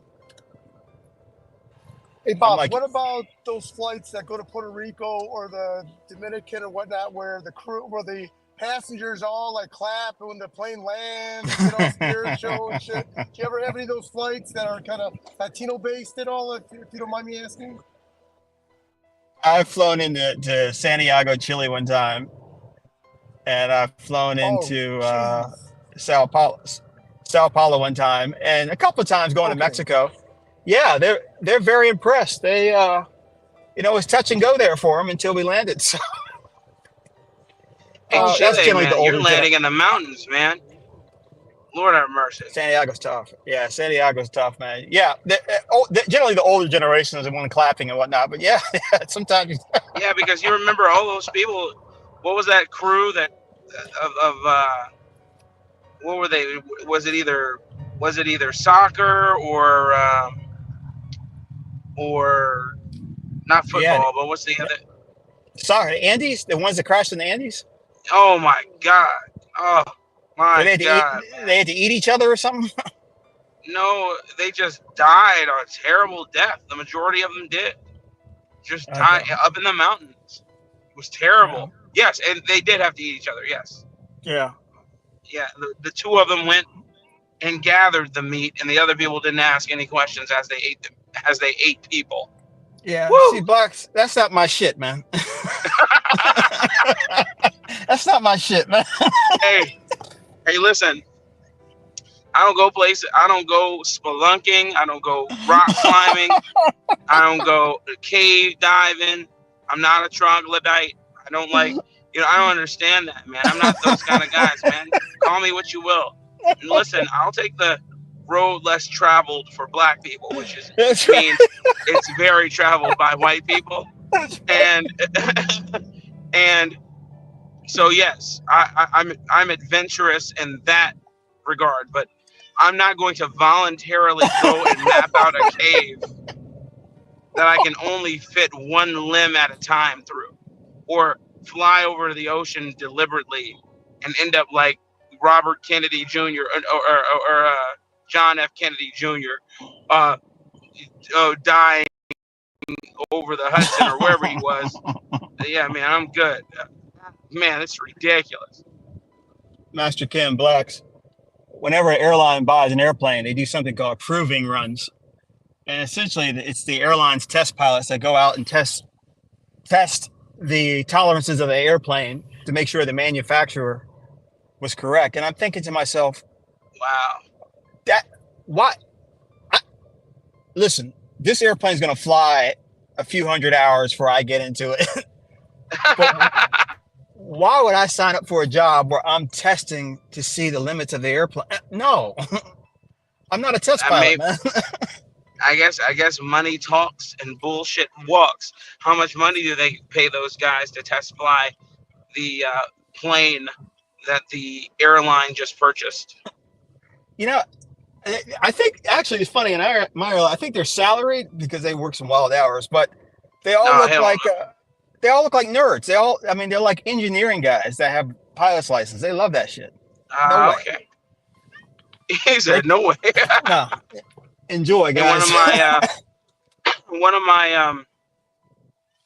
the boys who plays on my spring baseball team, his father is a chief mechanic for Boeing, and he just talks about how the old guys are a detriment to the industry because they use a lot of the old ways to fix the planes. Rub some liquid soap on something to find the leak, stuff like that. And I'm not saying those things don't work, but here we are in a plane that weighs thousands of pounds and is in the air with sometimes a couple hundred people, and you're telling me you checked for a leak in the fuselage with soap. You know what I mean? I just, yeah, and so he's saying, yeah, they have their spot, their place, because there are things, they have a litany of information that, hey, yeah, we've seen that before, and this is how you deal with it.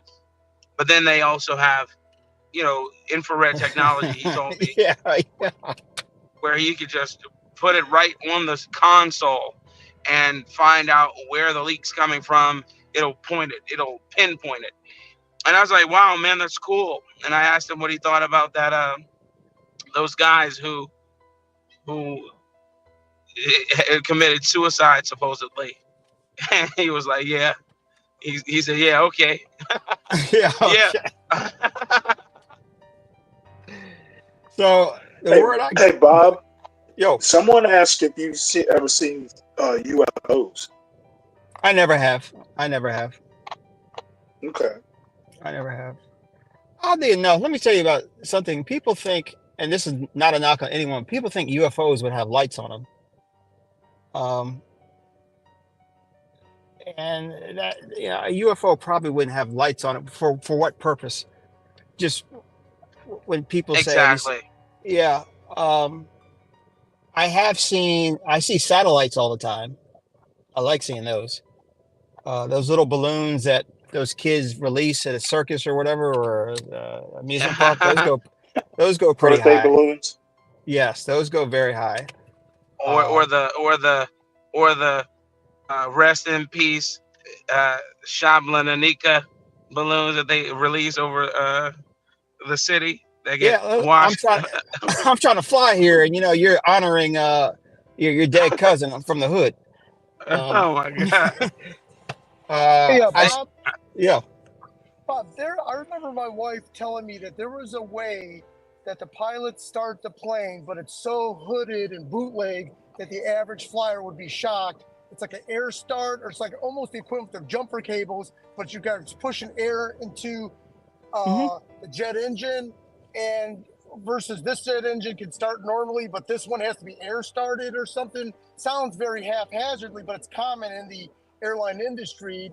Why is that? Why don't they just fix the jet engine, or what's the purpose behind that? Good question. Air start or whatever it's called, but it sounds so bootleg. The airplane has basically a little generator that starts the engines normally. If that generator is broken down, there's no way to start the engines without using an external generator of sorts, an external air cart. So that's what happens. A lot of airlines do use those when they're trying to save gas, because generally you have to turn on that little generator fairly early, which uses gas, which can hurt the life of that engine. So that's not uncommon. I wouldn't say it's like jumping starting a car in the sense of looking jackleg like that. It is a very standard and normal procedure to externally start the engine from what they call an air cart. I can understand. It looks janky. I can understand, but no, it saves fuel. And to non-industry people, it looks like a bootleg, when in fact I didn't know that it was done for efficiency as well, but it makes sense. Oh yeah, it's done for efficiency. It just takes a little bit of time to hook that thing up, that's all. But it's common. It's very common. It's very common. Next week I have to go into my 9-month training. So I've been studying emergency procedures, which is all you pretty much do in the simulator. And one of the emergency procedures is if you have a double engine failure, going through the procedure to restart an engine and all that stuff. 9-month training? Wow. Every 9 months, you go through 2 days of them putting you back in the simulator and throwing different scenarios at you. Oh, okay. I thought you were saying the training was going to take 9 months. Oh God, you're just saying it's your annual training. Annual training. Got it. Oh, I'm sorry. Yeah, no, not much. And I'm like, God, dog, man. 9-month training. I'm like, how many of those do you have to do? My goodness. Man, I just, man, all the red tape. But I'll tell you, I'd rather you be a well-seasoned pilot with all of that red tape than someone who just jumps in front of the line because of the color of their skin or the size and shape of the of your genitals. Sure. Hey, I love seeing a white man on my schedule. That's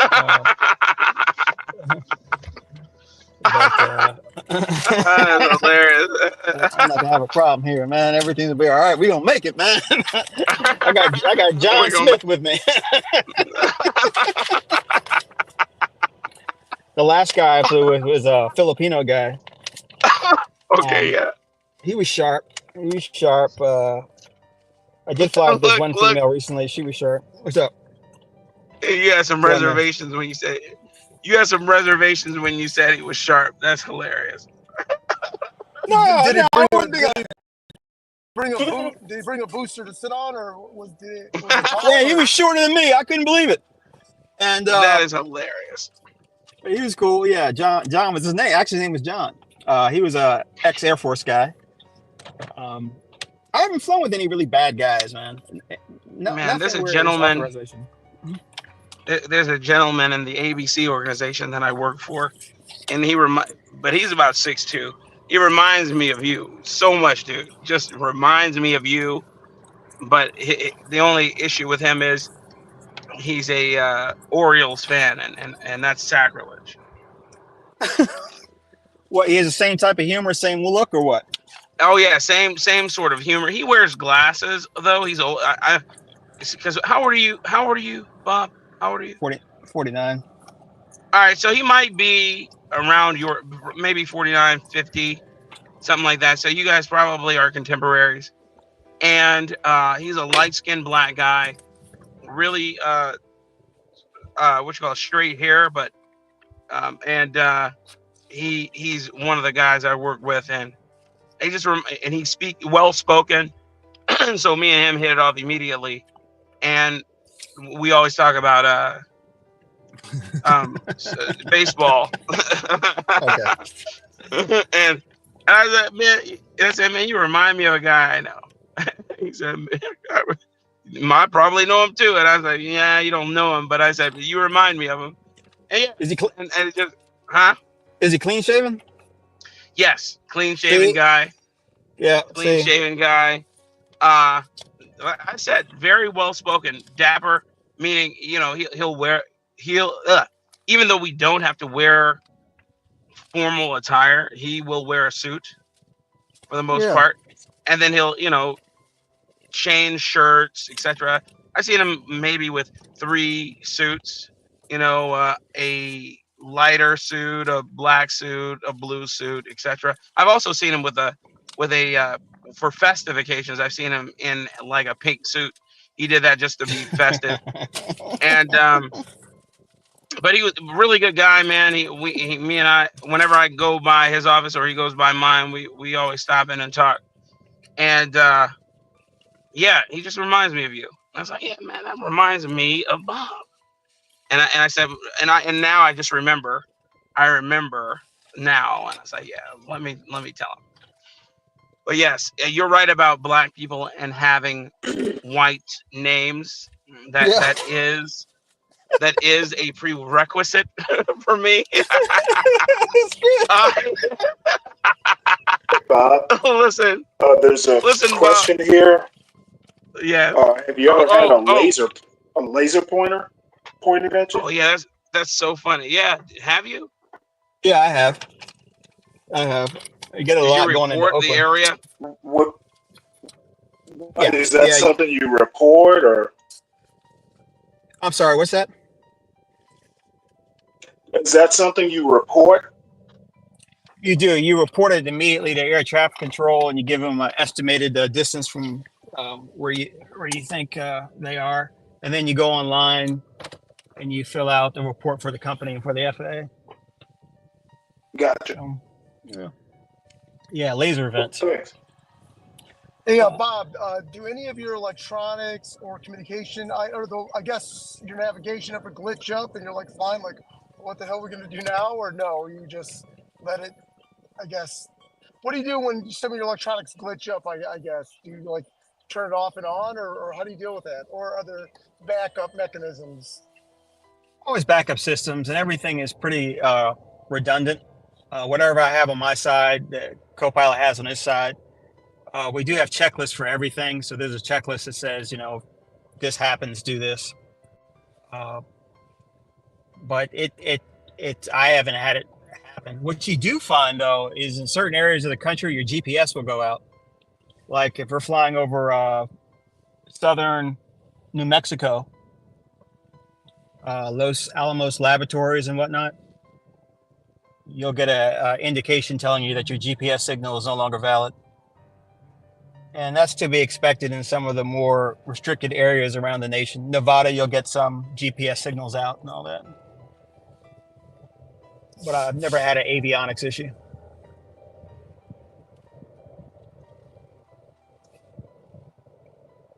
Thank God.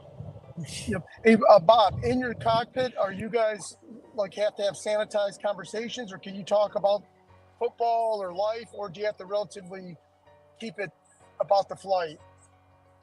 Good question. Below 10,000 feet, there's something called sterile cockpit, which means there's no talking about anything but what is flying related. That rule is violated a lot, but that is a FAA rule. Below 10,000 feet, only talking about the flight. But no, if they pulled the cockpit voice recorder on our conversations, all of us would be fired instantly. You got two guys up there sitting next to each other. I always say, both of you are doctors and both of you are patients. So there's some deep conversations, but generally speaking, it's sports, money, and women. Pretty much what we talk about here.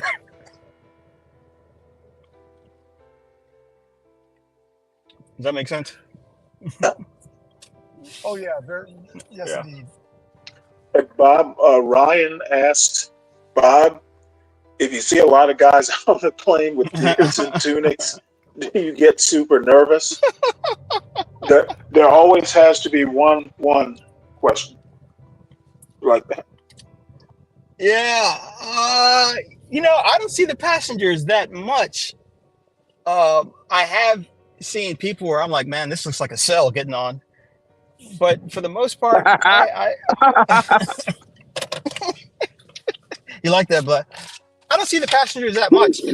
I just don't. I only see them when they leave and I say bye or something. But there's some guys that get on there. I guess you'll see sitting around thinking, man, he's too bad for the people that sit next to him, man. He looks like he stinks. And then Jewel of Aquarius asks, do the air marshals always introduce themselves to you? They're supposed to. They're supposed to. Okay. I don't go fishing for them if they don't introduce. I prefer they didn't. But I can always pull the passenger list if I wanted to see something. Right. One of the things I do try to do is I pull the passenger list whenever I know there's an animal on board. I pull the passenger list. Really? Why is that? If I see them loading up a dog in the back, me being the dog lover that I am, I'll pull the list and find out where the person is who has the dog being loaded, and I'll go back and tell the person our procedures for loading the dog, and the dog will be okay. The cabin's pressurized. There's a certain temperature. The dog will be fine. So just to assuage any people who are carrying dogs. I bet they Now, appreciate aren't you altruistic? I like dogs. He's a dog lover.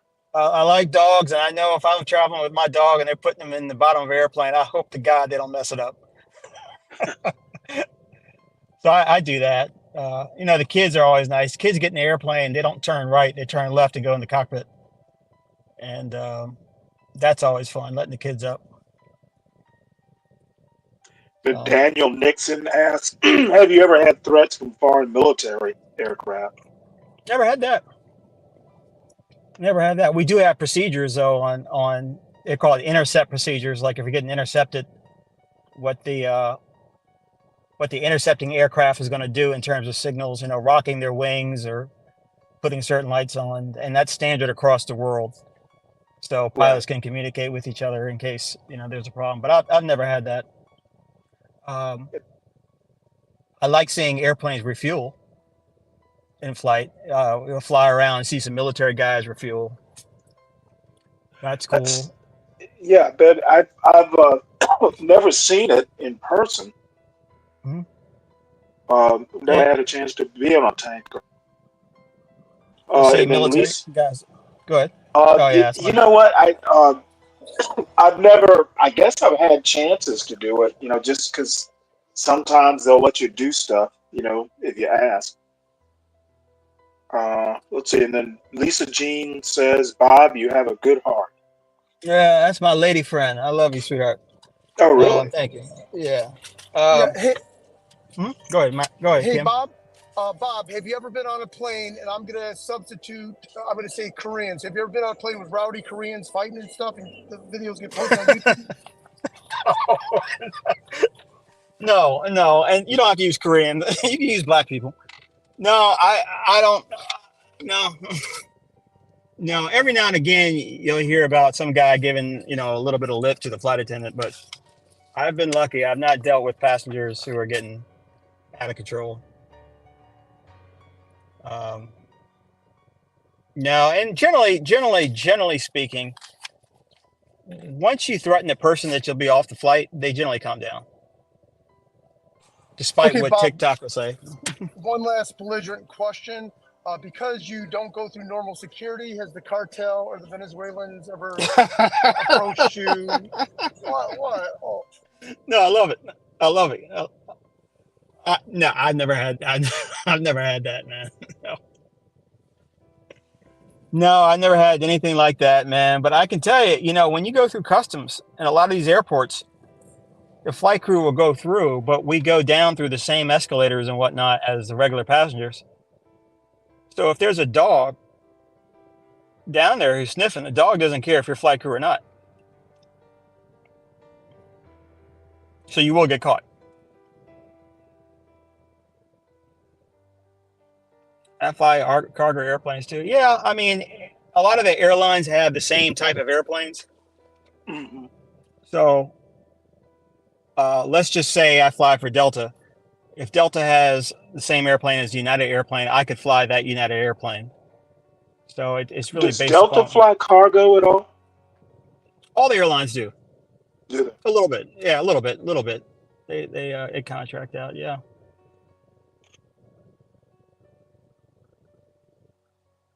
But yeah, it's good, man. It's good. Yeah, it looks like the questions are dried up. Does anybody in the chat have any more questions?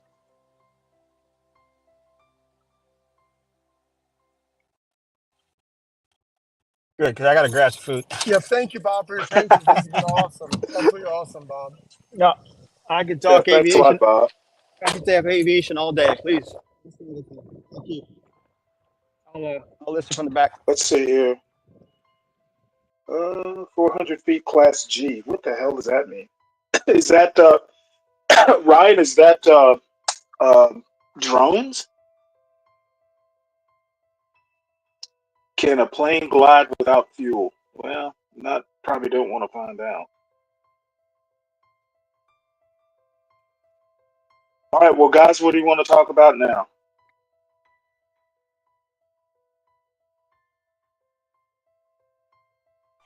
Hey, Stanley, I'm driving to Fort Pierce right now, and you have an idea where I live. Florida? I'm driving to Fort Pierce just to stay overnight. Ultimately, it's to get to Miami, and I'm visiting customers of mine whom I've not really, they're Venezuelan. So these are like Miami Venezuelan people, but these are like top-notch people. But because of what's been going on in politics and everything with all these Venezuelan gangs, I'm going to have a different meeting with them. One of my customers has a company called A1 Alpha or Alpha 1, or it's called A1 Hummer, A1 Alpha Hummer, or something like that. They retrofit Hummers, the OG Wow. Hummers, and Really? they gut them out and they put all new upholstery in them, but they put a Duramax diesel engine in it, so they really hook them up. And there are places in Miami, but you wouldn't be able to tell from the outside of their building. But you go inside, it's a full showroom of just like 12 Hummers just sitting there, and each Hummer goes for I think like 400 grand or some crazy amount. But they're not really trying to sell them or anything. It's almost like they're not a front for anything, but it's like it's just super weird when I meet with them. They do. I better watch what I say because maybe they'll watch this stream. But I'm gonna go visit them, and I'm gonna ask them questions about. I know that they had escaped Venezuela because of the violence, but they had escaped back in I think 07, 08. Like I think that a bunch of Venezuelans escaped Venezuela and moved to Miami. And Right, Hugo Chavez. Yeah, brought all their money back then, buying up a lot of stuff. So this is part of that Venezuelan culture, but. There was something in Venezuela that I was thinking about going a year ago because they were a level 3. They were not a level 4, I think, a year ago. Maybe they were. I'm not sure. But I was going to go to Venezuela a year ago, and I had asked this guy if he wanted to go, and he said no. He said he has a passport problem. And then I'm like, oh, well, shit, you could just go to Louisiana and the same day get your passport. Or I tried to tell him some passport stuff. He's like, oh, no, you don't understand. He goes, I've got a Venezuelan passport and an American passport. It's when I go to Venezuela, they won't let me back. They won't let me leave. They're like, they'll like abduct them or something, like crazy shit. I was like, oh, that's take your American passport. Yeah, but it's kind of like, reminds me of like the Bloods and Crips, or are you really out of the Bloods and Crips? Like a Venezuelan citizen, I don't think that they're ever not a Venezuelan citizen. So if you go back in, I don't think that the Venezuelan government, they're that gangsterish that they won't let, especially high valued Venezuelans. They'll keep them there, ransom them or something like that. They canceled a lot of their passports because they want them to stay. They don't want them leaving. Yes, that's exactly something like that. Where, they're really reserved about going there. And obviously, here we are a year later. Absolutely not. So. Now those Hummers, do they outfit them with armor, bulletproof glass? No, that's another company that they have up in, and I'm getting all these bits up in there. The company, they've got a sister company up in Canada somewhere that does that, and they retrofit armored cars and stuff like that. And it is illegal for anyone to be doing business directly with the Venezuelan government. So I've had these people sign memorandums of understanding and testing. They've got nothing to do with the Venezuelan government, but it sounds like to me that they're doing something pretty big I know that they do export into Venezuela. They're the biggest Hyundai distributor of parts in Venezuela. Cherry Auto, which is a Chinese like medium duty truck, they're the biggest distributor of them there. So whenever you see overly industrious companies, generally speaking, they're in cahoots with the government, doing joint ventures. But these guys swear up and down that they're not. And from a legal standpoint, I'm not in a pickle dealing business with them. Plus, I'm dealing with them. I'm not selling directly to the Venezuelan government. But I will say this. I did say this to John Galt. These guys gave me a Rolex. Oh, wow. 6 months ago, which freaked me out. No box, no receipts, no nothing. They gave you a Rolex. My God. A Submariner, and they gave you a Submariner. Yeah, the Submariner in a little velvet bag. What color? Black on black with the date. And it freaked me out. And I talked to my wife about this, and she's like, "Well, if you don't accept it," and then I did do the typical pushback, like, "Oh no, I can't accept it," all this stuff, and shit, I still have it. But, and I've shown it to several people. I've not taken it to the Rolex shop at all.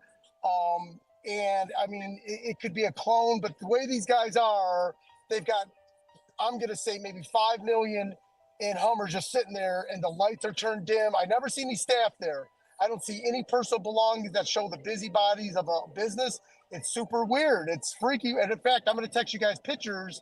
I'm going to meet with them. Hopefully we go to this Cuban restaurant. What is this? Molina's. What is this? So it's what a company is this? called it's a company called A1 Hummer. And if you type it up, you'll see their website in Miami. These are my boys.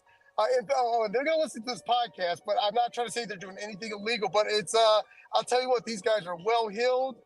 I know that they do have a jet. I don't know what type of jet it is. And my guy, they fly back and forth to Syria, or if not Syria, one of those countries. So, there, believe it or not, there's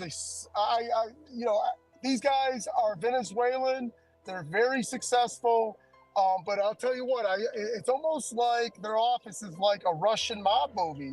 Like the lights are turned dim. You see all these like exotic vehicles. And I don't see the hustle bustle of business. Maybe they're exporting olive oil or something. Who knows? Well, Ryan says signing documents means nothing. You need to investigate further. What? Yeah, I don't know whether he's serious or what. What are you doing? What business are you doing with them? So so they have a business in the well, first off, let me tell you why I'm driving to Miami this run.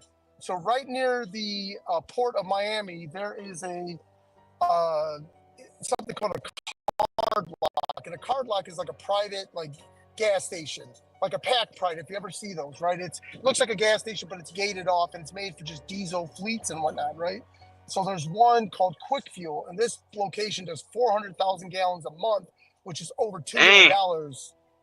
You know, just with no labor because it's all automated. So I'm driving down here, and I've driven past it before, and I know about it. But I'm driving down here to see if there's any commercial buildings or an acre and a half for sale anywhere. Because if this location's doing 400,000 gallons of just diesel a month, if there's an acre and a half, I want to see if, you know, warehousing is very expensive near the Port of Miami. They've got 50,000 trucks a day coming out of the Port of Miami. So that just shows you the volume that they've got. So I'm coming down here to kind of scout any commercial properties, anything available close. If you guys type in Quick Fuel, Miami, Port of Miami, you'll see the location I'm talking about. I'm going to the area just to eyeball any properties near it that might be for sale and try to do some homework for some other people, and you know, maybe I can get involved, maybe not, who knows. And while I'm down here, I'm visiting my guy Juan with the A1 Alpha Hummer to see, and we go to Molina's, which is a Cuban restaurant in Hialeah, so we'll be going there. That's our throwdown place. Wow, that sounds great, man. It's cool. Let me ask you a question. When you say warehousing, I mean, do you really mean like warehousing barrels of diesel, or you mean a tank? Oh, so I sell them, I wholesale them diesel, on-road diesel, and there's other stuff I wholesale them that I can't talk about on this on this show because it would, you know, it just gets into the nitty-gritty of who I am and what I do, and all legal, by the way. But John Galt knows all about it. Well, I'm just curious about how you store it. Oh, okay. So good question. So they've got a tank farm at their property. I see. So it's all done through third-party trucking companies called common carriers that they'll go to a terminal, which looks like a kind of a hose-down car wash, and they'll slide in a card like an ATM, and our customer number comes up, and they load up the tanker with our fuel, and then they deliver it to our customer. And we give our customer 7-day terms. But if they can pay in 3 days, we give them a 1% discount, stuff like that. I see.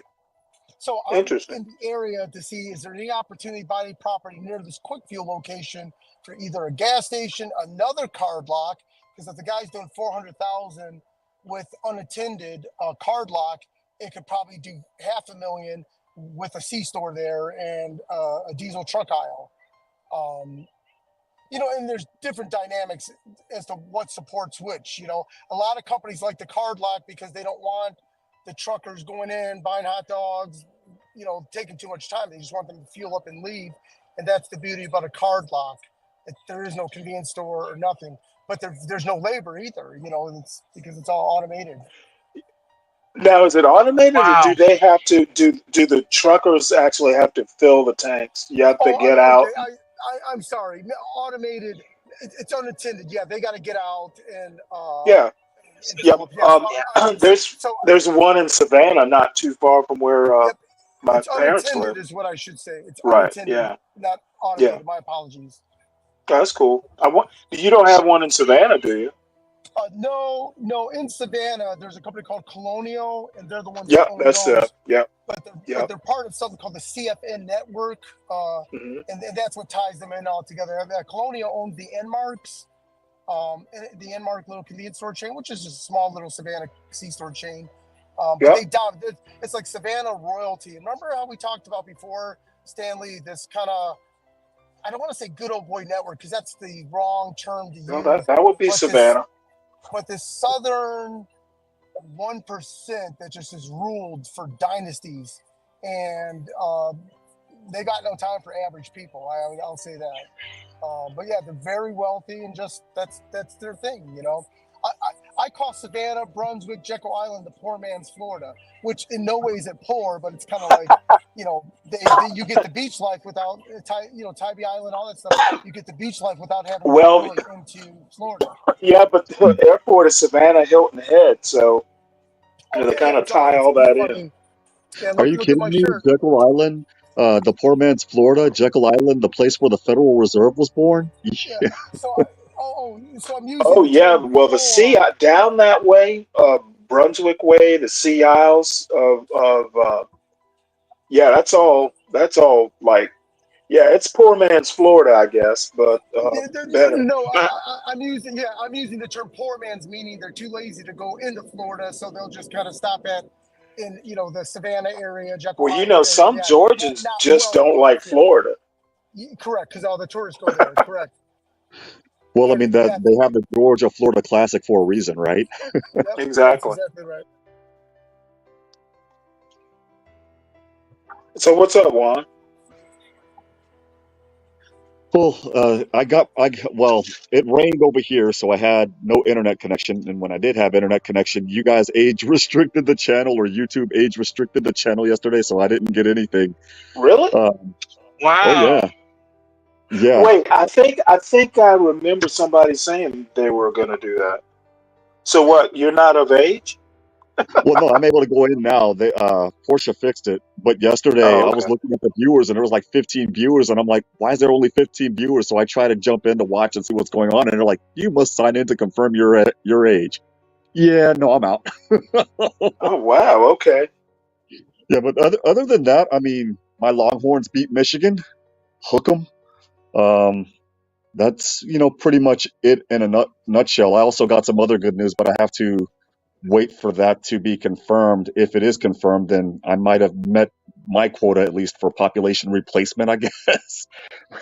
Oh Other really? than that, yeah. Oh, that's So awesome. Oh boy, that's awesome, Juan. Wait, how we'll old are see. you? 44. Oh, I feel like yeah. I'm in my 70s. You may have met your quota for population replacement, eh? Wow. Hopefully, Well, we'll see. all I can say is that you dip right under the wire. I was 41 when my son was born. I just could not see it after like 45. So you're right there, just barely under the wire. Well, Yeah. I understand exactly where you're coming from, because again, the older I get, the more tired I feel for some weird reason. Like I said a couple of weeks ago, I feel like I'm in my 70s. At 50, I could probably see myself 45, Wow. 47 having more kids. At 50, yeah, that's a no. I won't be able to handle Well, it. the thing is it's okay until you have to like go to your son's or kid's high school graduation, and you're quite a number of years older than everybody else. As a matter of fact, I ran into that in kindergarten. Like all the other parents in there looked like they were all 18, and I was in my Well, 40s. well, that's the funny thing, Yeah, because you if were that's the the case, only then I'll see adult. both sides of it. I'll see Yeah. both sides of it, Stanley, because with my daughter, I when she was born, I was 25 years old. But I looked like I was 19 at the time. So when when my daughter entered kindergarten, they thought I was her brother. Like, no, I'm bad. Well, my brother is 13 years younger. My Um, sister and I would like take him to the mall, and I used to kind of get embarrassed because people thought he was our kid. And I'm like, I yeah. get pissed. Wow. I'm like, I'm like, well, the people who knew us knew what was up, but the thing is all three of us look pretty much alike. But I guess you might not notice it. But anyway, yeah, it was a little spooky. There was a time where I don't know that I really want to go to the mall. Right. That I can definitely understand. But the good thing for me yesterday is politics was off. Thank God. No news about the debates. No news about Trump. No news about Kamala. No news about anything.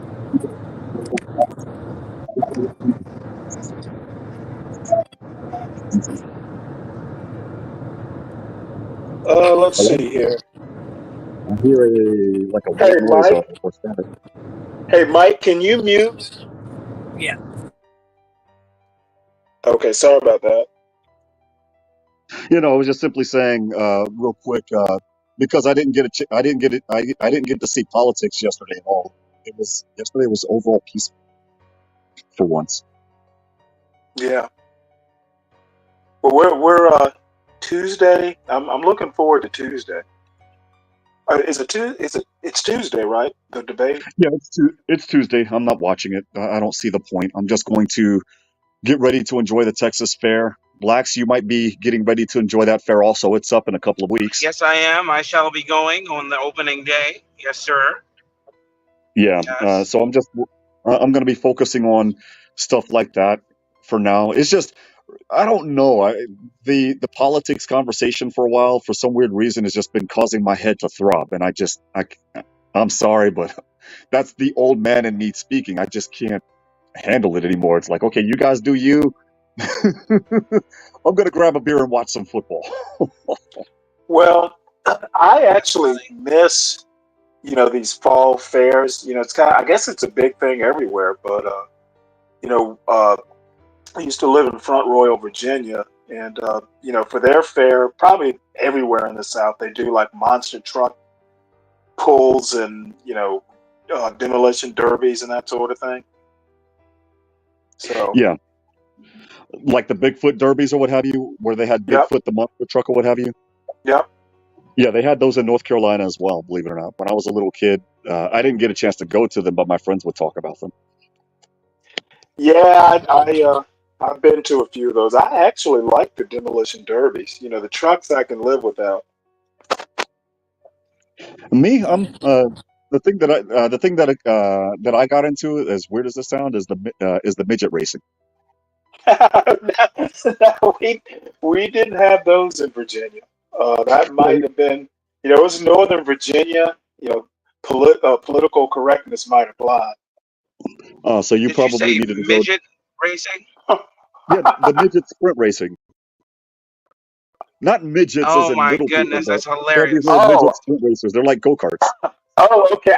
I actually thought you meant midgets, No, or they like call them Oh, people. the midget little sprint go racing. karts. Oh, okay, I know what you Yeah, mean. they're Yes. go-karts. On the Grown men are dirt racing. track.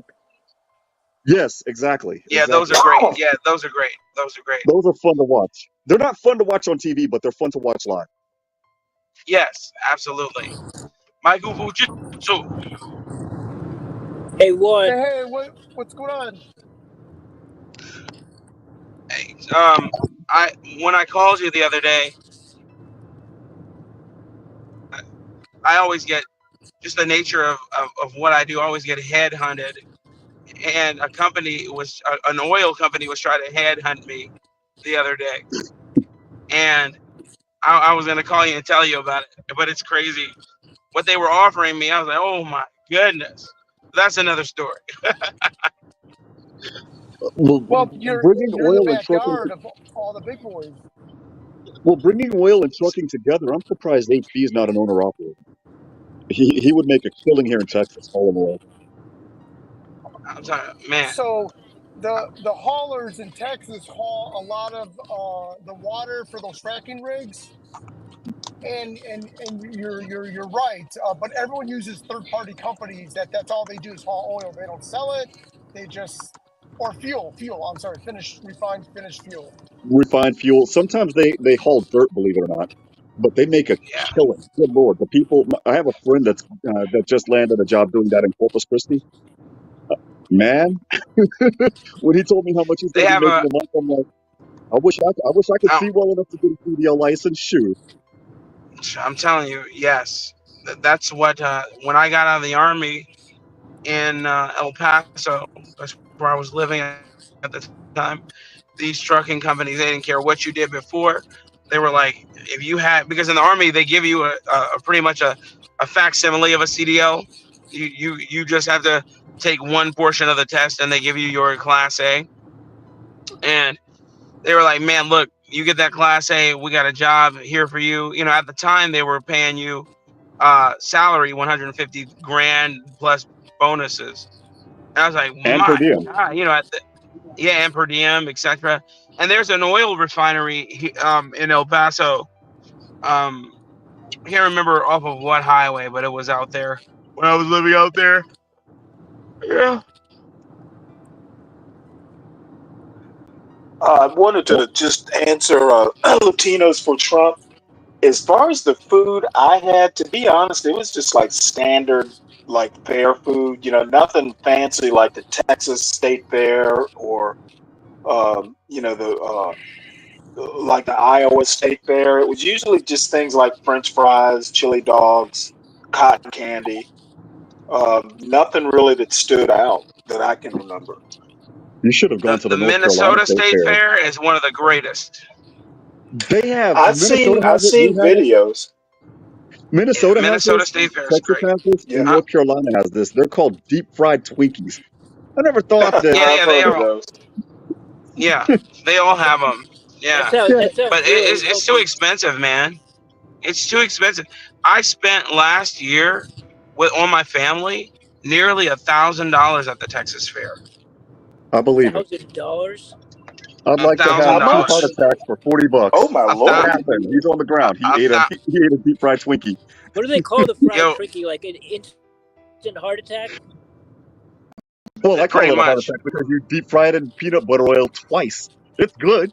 It sounds like it would kill you. It might. That could definitely kill Looking you. at it Like would kill you. That's the thing that high also blood pressure. Your blood type becomes Twinkie. your Yeah, blood type it's pretty becomes much a oh wrap at shit. that point. It does, man. It's crazy, but you know, none of Sounds it's good worth though. it. Sounds good. It is, man. I just fry it at home.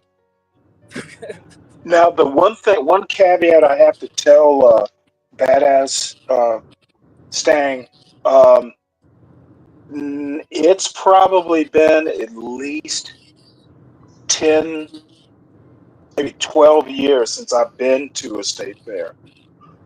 So, you know, I'm sure probably by now, you know, they have that, you know, novelty food like that. But it was, you know, back then it was just simple stuff. And this is Warren County, Virginia. You know, we're not Fauquier or, you know, uh, Fairfax or, you know, we're the redneck county. We in Shenandoah County. So you know, nothing super fancy. But I've seen the videos. I saw a video. I forget. It was one of the might have been a YouTube show. One on the Minnesota State Fair. It was like a 2 or 3 part series, and then there Uh was huh. one. They did like a 2-parter on the Texas State Fair, and like I think both of those fairs have like a pre-fair kind of like a cook-off or competition. So they're committees that pick which restaurants get booths.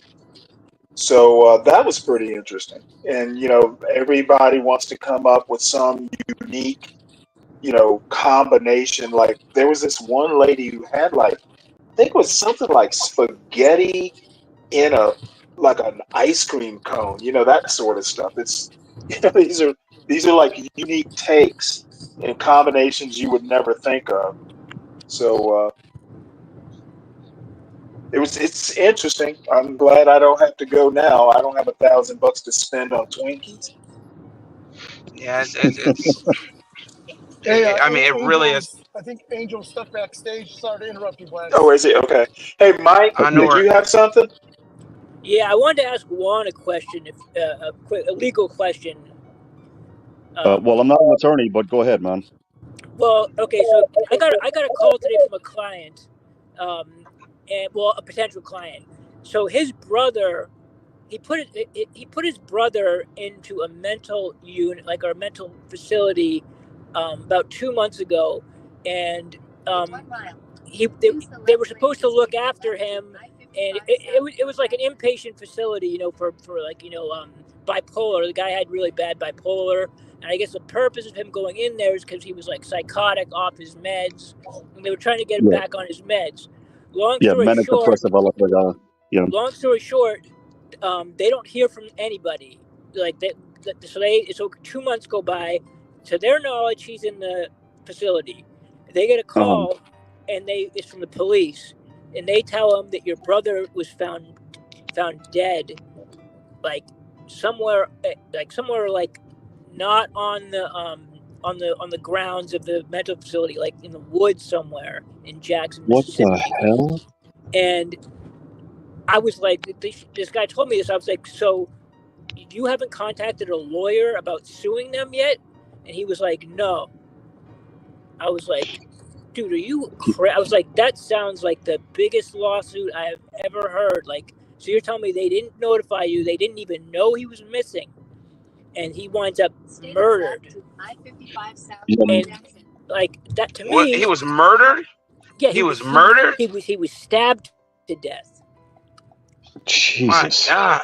He had knife wounds, and there's no suspects or anything. They found him stabbed to death. So it sounds to me like they killed him, or it's at least, very least, gross negligence because they didn't even know he was gone. He went off. You know, he's supposed to be locked in facility.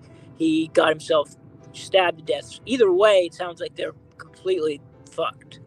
Like, Yeah, no, he needed to talk to an attorney yesterday because, that's what like I you told said, him.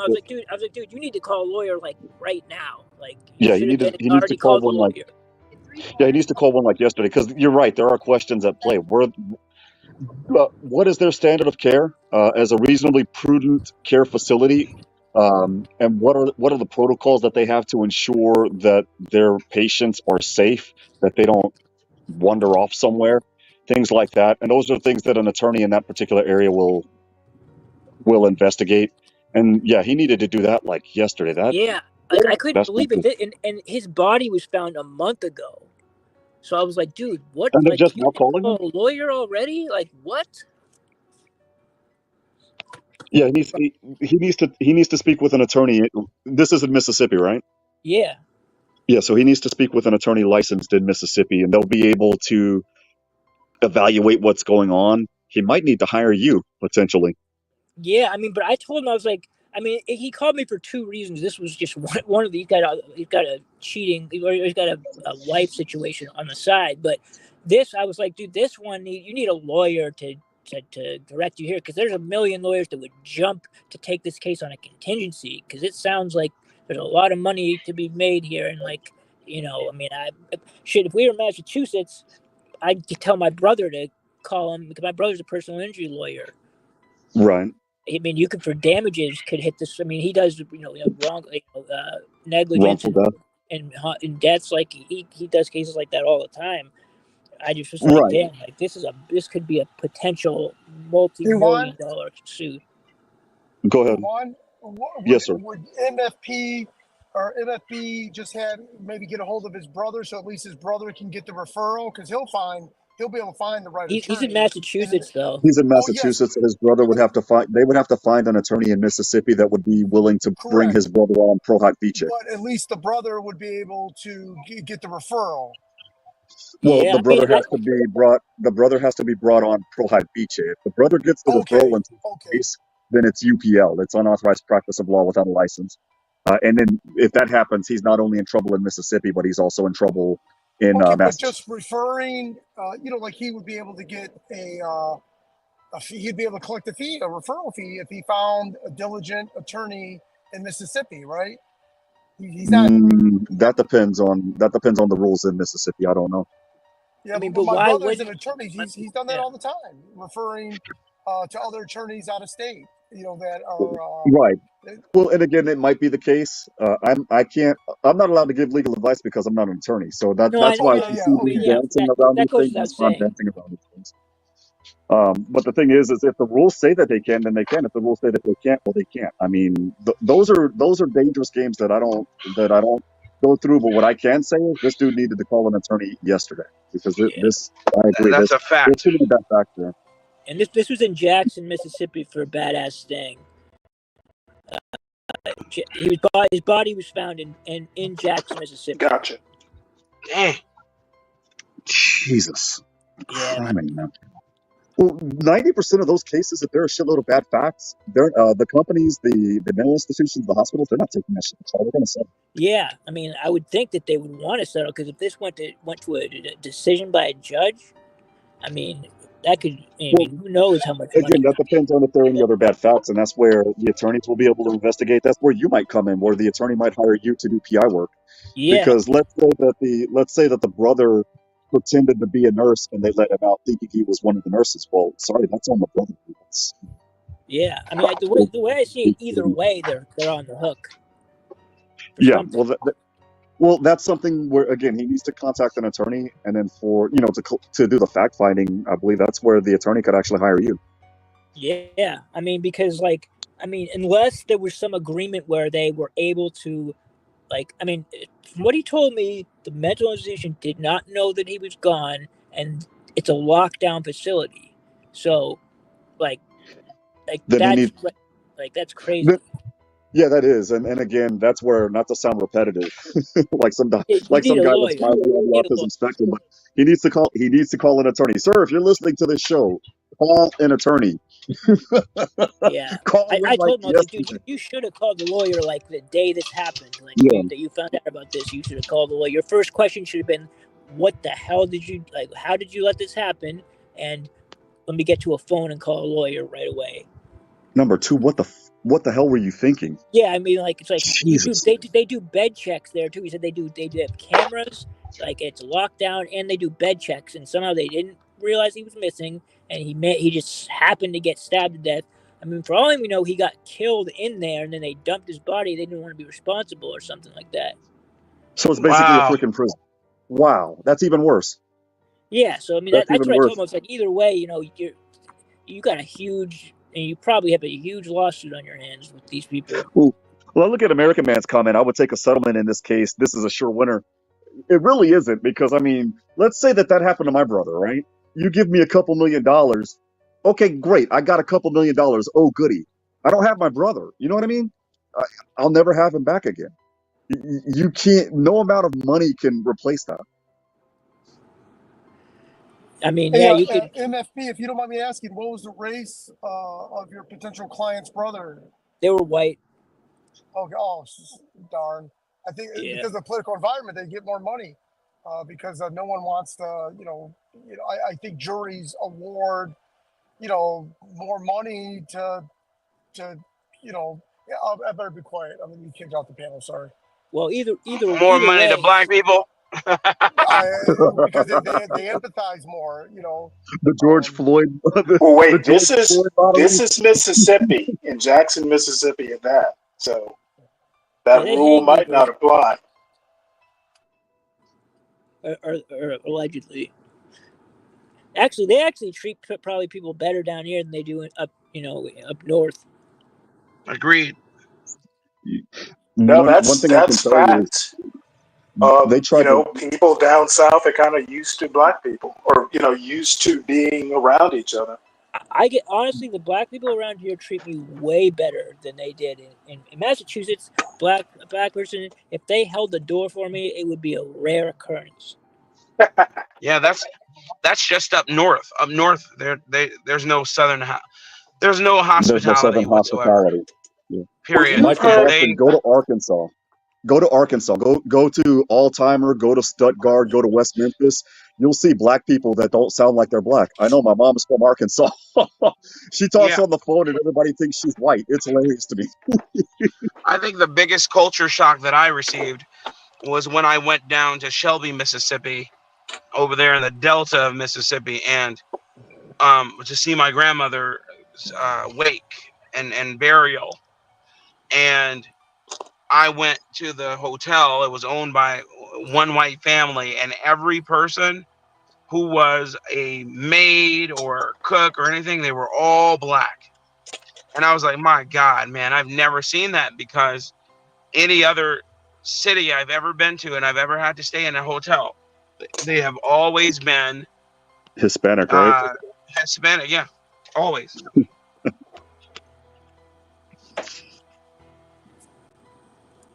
Yeah, that's like right by the border with Arkansas, right?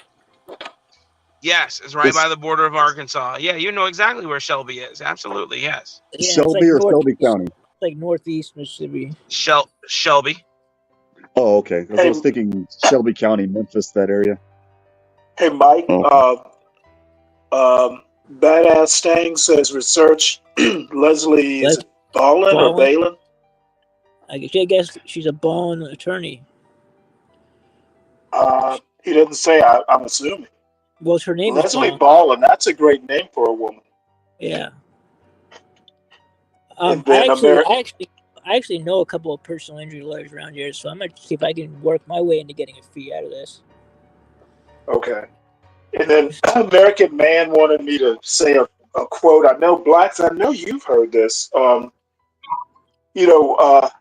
Northerners basically hate black individuals, but like the black culture.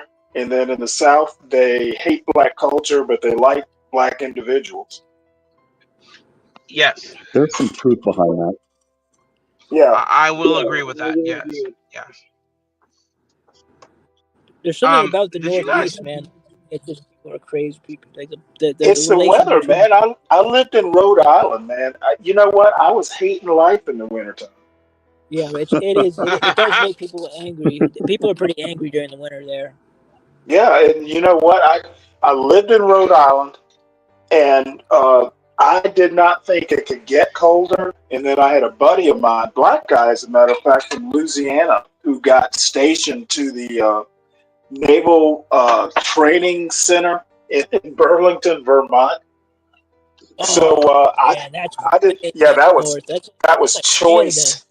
That was choice duty. It was his office. Literally, you opened a window and you could throw a fishing line into Lake Champlain. So yeah, that's wow. That's like Iceland, basically. Yeah. Yeah. Oh, it's Listen, beautiful. there's no cold like the cold off of Lake Michigan. I'll tell you that right now. Well, that's true, but I've never been there. Vermont so far is the coldest place I've ever been. Dude, Blacks, Minnesota. I took a flight from Houston to Chicago, and in Houston it was 70 degrees. I went to Chicago to bury my aunt. I get off the plane in Chicago, and oh my God, once that hit, Lord have mercy. Yeah, it's 20 below all of a sudden. Yeah, it's insane. You could die just from being outside for a little while there. You can I'm lose your telling ear you. from being out there for 5 minutes, believe it or not. Chicago. There have been plenty of times I was almost frostbitten growing up there, and I'll tell you that lake effect. There's nothing like it. You know, I thought New Yorkers understood the sort of cold that they were getting into when they would move to Chicago, and they are like, I've never experienced this sort of bitter cold than what I've experienced here in Chicago. Chicago cold is something else, man. We're a hop, skip, and a jump from the Arctic Circle. Really, literally, it's not too far away from Canada. It's cold, man. And those Great Lakes, man, they might as well be freaking oceans. Badass thing. You said you grew up in Shelby County, Mississippi. You said, wow. Lord have mercy. He also No, I was gonna say no American man. The weather just it's misanthropy, however you pronounce it. I hated all people of all races and myself at the time in Rhode Island in the wintertime. It's easy to hate everybody there, pretty much. So when we go there, we all become equal opportunity haters. Exactly. That ass thing says Leslie's a guy. He's like the white Johnny Cochran of the South. So basically, he's the real life version of Matlock. Then okay. Let's see. It's almost time. It's almost the end of the summer, so he may have put his seersucker suits away. Well, you know what, Blacks and Stanley? Now that we're talking about the cold air, that Arctic blast or that lake effect that you guys call it was one of the first reasons why when Jesse Smollett called the cops and said what he said, we were like, "You're bullshit. You're bullshit. You have two guys with a MAGA hat beat you up and rob you and say that this is MAGA country in negative 26-degree weather during an Arctic blast." Well, wait, they didn't believe him because it was too cold? It's Chicago. Firstly, secondly, it's freezing. Yeah, okay. Yeah. Yeah, you're not going to be wearing a MAGA hat in a city that's got a Democrat machine. Yeah, and it's freezing out there in Chicago during. Yeah, I got you. It was You're beyond not going to be crazy. wearing some mesh baseball cap, right? Well, as the cops said, or as Dave Chappelle said, the cops probably would have been like, "Hey, check and see what Kanye West is doing," because he was the only one wearing a MAGA hat in that area around the time. But he wasn't in Chicago at that time. He was with his now ex-wife in California. That was a dead giveaway to me. It was like, wait a minute, negative 26-degree weather, Arctic blast. Yeah, nobody is taking the time and patience to beat you up and throw bleach on you. If Get out of anything, they'll just toss you out in the cold and leave you. here. That potentially, but Jesse Smollett would have been on the news as somebody that was frozen. Exactly. That didn't happen. Sometimes it's just too cold to hate, right? Well, again, it's so cold that it makes people. Go ahead. I'm sorry, Stanley. You know what? To someone from Savannah, Georgia, nah, you will hate. You will hate the minute it goes under 32 degrees. I don't know. I know that today in South Texas that the fall air finally hit us, and oh my God, that was lovely. That was lovely. Absolutely. Well, you know, I woke up this morning and it was in like the mid, I think it was like 68. It hasn't been below 70 in like months. Yeah. Here in Salute, Texas, Angel. How you doing, buddy? it was only a high of 81. Oh, that's perfect. And it was Yes, dry. I was so happy about that. Yes, it Go wasn't ahead, I'm sorry, humid. bro. Yes, absolutely. No, you're right. And it was dry. No humidity. Great. That's the way we want it. I could put up my cameras in peace. Salute, Angel. How you doing, man? Hey, is it fine? is MFB still on or no? Yeah, I'm here. Yeah, he's still here. Mike, Yeah. a question I have for you, and I may have asked you this on a previous stream. How have you adjusted to from Boston, probably having some of the best food around, to Mississippi? How have you adjusted food wise? Because I mean, it's definitely like not the easiest adjustment. I mean, I'm not there yet, but I mean, believe me, I miss some of that. Some real pizza, real like. I mean, I don't know. There's just certain things you just can't get down here. yeah, well, just get used to the Applebee's. You'll be all right. I mean, it sucks. It sucks. Like, I mean, but again, there are things that are better down here, like that southern stuff, like fried chicken. Like there's certain things. Like there's some diners that make some unbelievable southern food, like chicken fried steaks down here are like unbelievable. Have you tried the brisket? Yeah, I've had a brisket at a number of places. Yeah, it's all right. I mean, like I never was a big brisket person, but yeah, it's decent. Oh, you're not a big. You need to go to Dallas, Texas. Ask Blacks or Portia to take you to the Heart 8. It's a really, Go really to nice Hard place. 8. Yeah. That's my Yeah, spot. go to Hard 8. Go to Hutchins. Yeah, I'm go to more Hutchins, partial to exactly. Hutchins. Hutchins Dude, like is better in my opinion. Gas stations here, like look at this. At gas stations, they have like you can find little tiny gas stations in the middle of nowhere will have like unbelievable fried chicken wings, like just there. Like there's a gas station right here. Yes. Like you find random places like this. Hey, Mike from Boston. Yeah. Who Roller Skater Texas girl says 67th in Maryland. Who, like in Chicago, 67th in Maryland? Anyway, okay. No, I think she's saying the weather is 67 in Maryland. Okay. I lost this complete.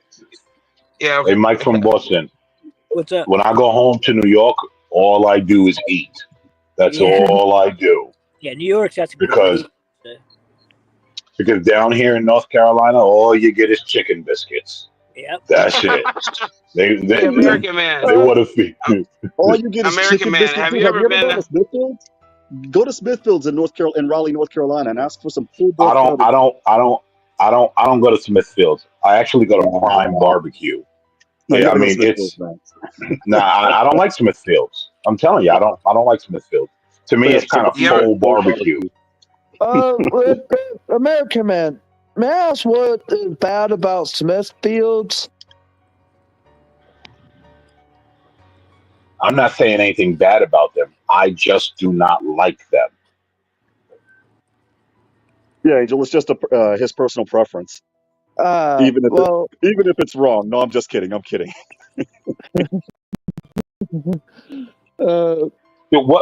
What's the appeal to Smithfields for you guys? Like, I don't see the appeal. Their pulled pork barbecue, man. Well, Some of the best in the state. so you know what it is, Juan. Go ahead. Being from the north, right? We don't do tangy barbecue. We do ketchup based, right? Down south they do vinegar based, and so Yeah, I think they that's do where the vinegar based. disconnect. And so I think that's where the disconnect is coming in. I grew up on ketchup based barbecue. Well, I grew up on both, believe it or tomato not. based They're both good. barbecue, No, and so like the tangy for me, the vinegar stuff, it doesn't do it for me. I don't know. You know, down in in say the Charleston, Savannah area, and I don't know how far to the west. It's actually ketchup and mustard, Yeah. and you'll add a little bit of citrus to it. A lot of times you don't add vinegar. Yeah, I'm not You a guys add lemon juice vinegar-based from time to barbecue time, sauce don't you? either. I like mine sweet and tangy. Yeah. Sweet, tangy, I don't tomato think I've ever paste had based. barbecue. I don't think I've ever had Like any in sort of Chicago, barbecue. Chicago barbecue is pretty much Mississippi barbecue, and it has we do rib tips, stuff like that. And you'll go to a place like Barbara Ann's when they were open, and now and they also have I can't remember the other place, man. It's in the hood, but people still go from all over the city. They go to this place. Can't remember what it's called, but anyway, yeah, that's Well, the sort of barbecue I grew up going to get. Yeah, well, it's also funny, Blacks, because down here in North Carolina, yeah, barbecue is like strictly considered pork. They don't yes, consider barbecue like beef and yes. chicken and all of that. It's You're right. just considered pork. It's pork. That is It's pork ribs. It's pork sausages. Yes, that's that barbecue. is You're absolutely that right. is true because when I moved to Texas, my daughter's mom was like, "¿Quieres barbacoa? Do you want barbecue?" And I'm like, "Sure, I have some barbecue." And it was barbacoa de lengua, barbacoa de cachete, good barbecue. And then, of course, me being, 22 years old, young and dumb, first thing I do, call my mom. Mom, they have different types of barbecue. And I described that barbecue. She's like, son, you forgot. I grew up in Arkansas. That type of barbecue I've been eating ever since I was a little girl. I thought I had discovered something new. That's hilarious. Now, I wanted to ask you, American man, have you ever had Jimmy Buffs? In New York City, No, it's in Jersey, man. A homie of mine, he says, man, if you ever get back east and you end up in Jersey, you got to go to Jimmy Buffs. And then, no. What do they sell? hot dogs, man, hot dogs, uh, like you've never had before, Oh, is what he said. I know what you're talking about. Yeah, they do some of those in New York, but we honestly just eat Coney Island. Okay, and then there's another place called either Harold's or Heroes. I can't remember. They're like he said, man, he showed me a picture. He said, man, you got to get the pastrami on rye. This pastrami was huge. I was like, oh my goodness. He said him and his wife could only get one sandwich, and they have to cut it up, and they can turn that one sandwich into three and eat it over time. It's so big, but it's good. He said, and they encourage you to share it. They encourage you to share. What is it called? Is it called Heralds or Heroes? I don't know, bro. But there's Where two. He said there's one in Jersey and there's one in New York. the There was a only the spot. only the only roast beef places that are famous that I know is Cats in Manhattan. Okay, yeah, I know. I've heard of them, Yeah. but this one was Heroes, or is it Heroes or Heralds? Something, man. But yeah, he swore by it, man. I'll have to look it up. Blacks, the spot I wanted to go to when I went to Chicago to bury my aunt, and they closed it down because it got so much negative press. There was a place. It was started by a guy that's like myself, visually impaired, and it was called Felony Frank's, home of the misdemeanor wiener. It was all. Where is that? I've never heard of that Well, place. it doesn't exist anymore. It was in Chicago. And it made the national news just because of the name. And you would have like the cashiers come in and, you would order your hot dog and they would ask, do you want to sit in and do your time or do you want to take it out on good behavior? That's hilarious. I wanted to go there so bad. And my cousin was like, oh no, they got so much backlash that they had the guy was forced to shut it down. I'm like, why? That was a genius idea. There was another but people place are sensitive, Juan. They are. There was another place in Chicago where they would come and curse you out and take your order. I can't even remember the name. I went there one time. They have one in San Antonio. It's called Dick's. It's called what's Dick's. it called? In San Antonio, it's called Dick's, and they do just that. They'll cuss you out. They'll insult you like these black people are sitting down, like, "What the fuck do you want?" And the black guy's like, "All I'm just here is for some fried chicken." Yeah, you look like the type that would order some fried chicken. It's part of the show. And I'm having fun. I'm having fun, right? But I went there with a whole bunch of females, black women, and you know how it went down. Yeah. Did you guys know heard of, it's fairly new. They only got a few restaurants. Slutty Vegan.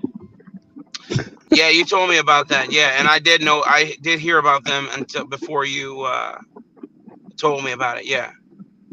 So when my sister and I went there, I'm okay, but to me it was kind of over the top because they got like all these references and like they doing all this kind of like singing and you want a slutty fry with whores, this and that, and I'm just like, it's kind of a little over the top for me.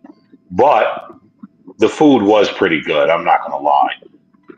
Like definitely was pretty good. But like some of those restaurants sometimes to me, well not restaurants but food places with some of those weird names is kind of a little over the top.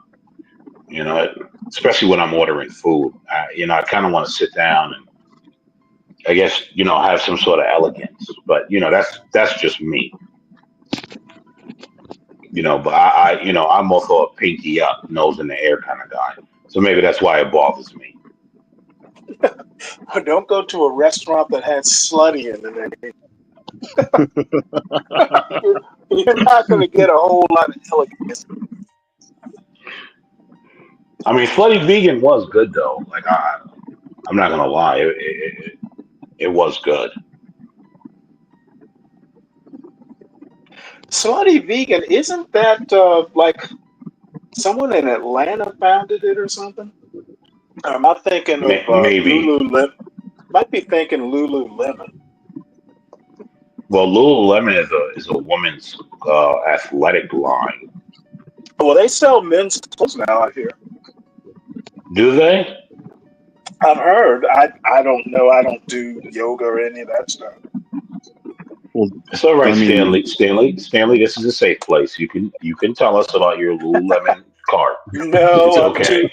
I'm too old. Now I like watching women do it. Yeah, Slutty Vegan is it's a black-owned restaurant. And it was started.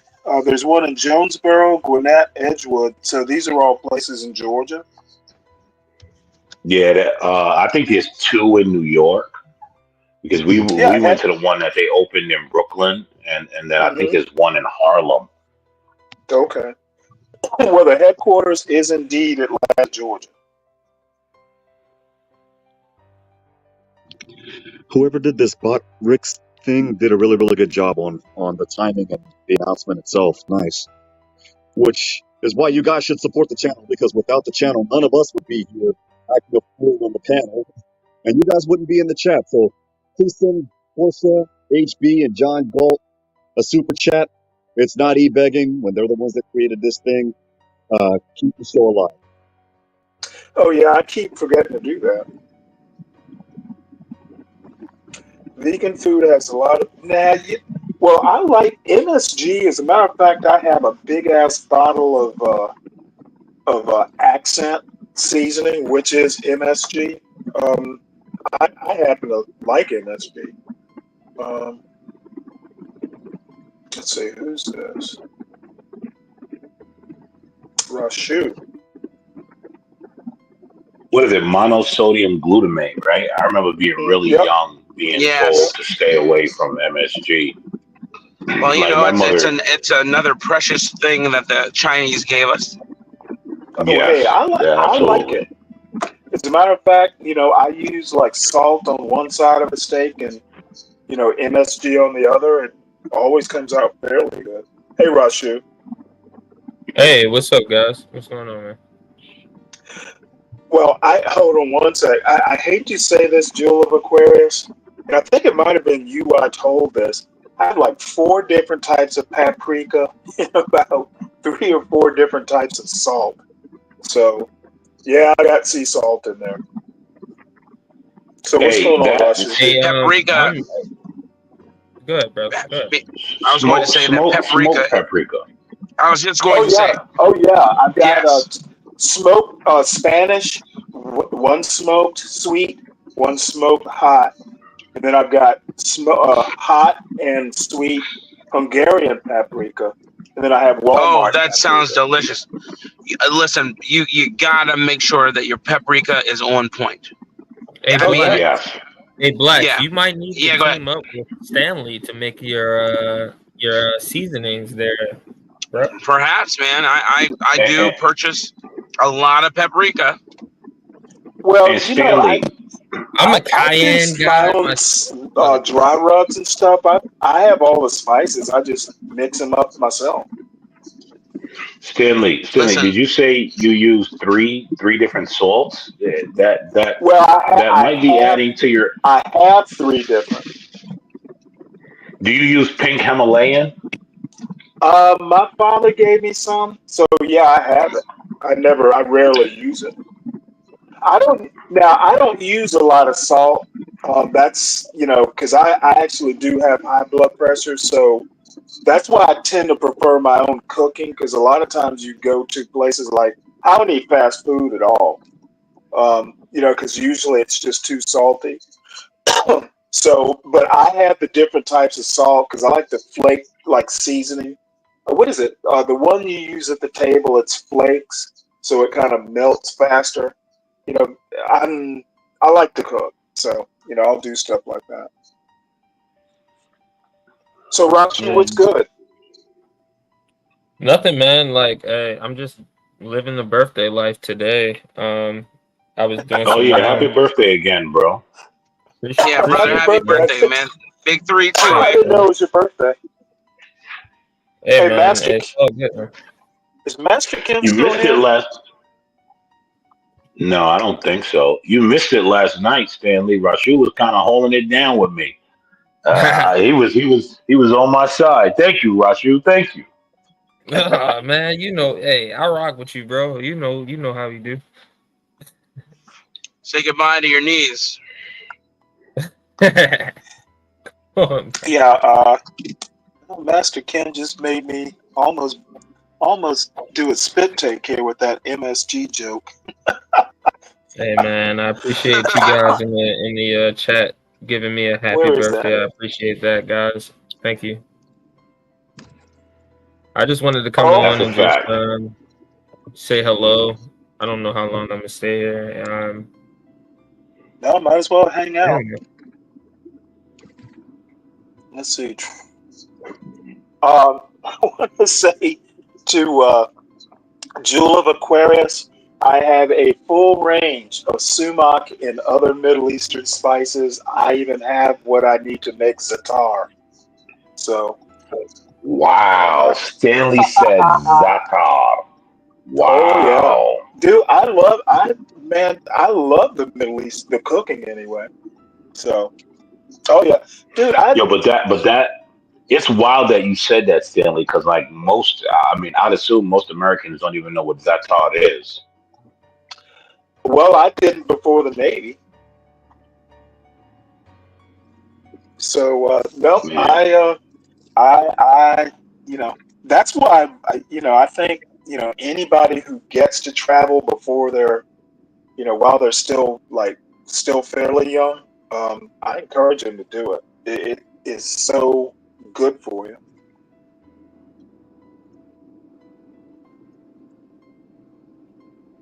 And You find our so family out here making Zatar.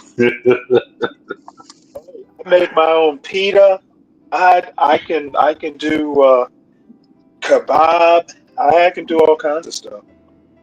I am. Did you do all this cooking before, during, or after the wife's passing? Well, I years ago I moved to Norfolk. I was about It had 24 to. when I It had to moved to. been after. It had to been after, Oh right? no, it was way shoot. It was years before I met my wife. I I sometimes I would find myself in places where I didn't know anybody. And instead of just sitting there drinking beer by myself, I would go to the grocery store and watch a cooking show. Hey, I want to make that. I'd go to the grocery store, get the ingredients, and do it. So That's how I am, Stanley. That's my claim to fame. I love it, and yeah, a show, believe it or not, that inspired me. That many people don't even Emerald. know. No, frugal gourmet. I used to yeah, watch okay, him. yeah. Yeah, you might know, but so many people don't even know who I'm talking about. He went up the river for being a pedophile. Come to find out, Did he but his show really? was good. Oh yeah, they canceled his show, and Well, people, young men and women, mostly young men, came out talking about he was a child diddler. So yeah, and him, and then also Bizarre Foods. I love Bizarre Foods. I watched. I never missed an episode. I love Bizarre Foods. That's how I ended up going and trying knufa. Have you ever had a knufa? Nah, that no, sounds It kind Don't I've know what never that even is. heard of of it. thing to me. it is a Middle Eastern, well, mostly um, Afghani, but also other people make it too. It's a sweet where it is in a knufa plate, which is usually metal, and in it they'll put the cheese, this sort of goat cheese. I can't remember what sort of cheese it is that they make, and then they on top of it they put the shredded knufa dough and add some. I can't remember what sort of sugar they put on top of it, but man, it's a pastry. It's a cheese pastry, and Lord have mercy, Jesus, man. You eat it hot, and it is delicious, man. Look up knufa. It's to I die actually, for. You, I actually think I know what you're talking about. I think you do. I was about to say, man, if there's anybody up here who knows what I'm talking about, American man, I guarantee you've probably seen it before and just didn't know the name. Yeah, I probably had it before because I remember a Yeah. cheese pastry that they did make like that. Mm-hmm. It's delicious, man. They opened up a place Tell out me here how to called spell. Tell me how to spell it. Knufa. Oh goodness, how did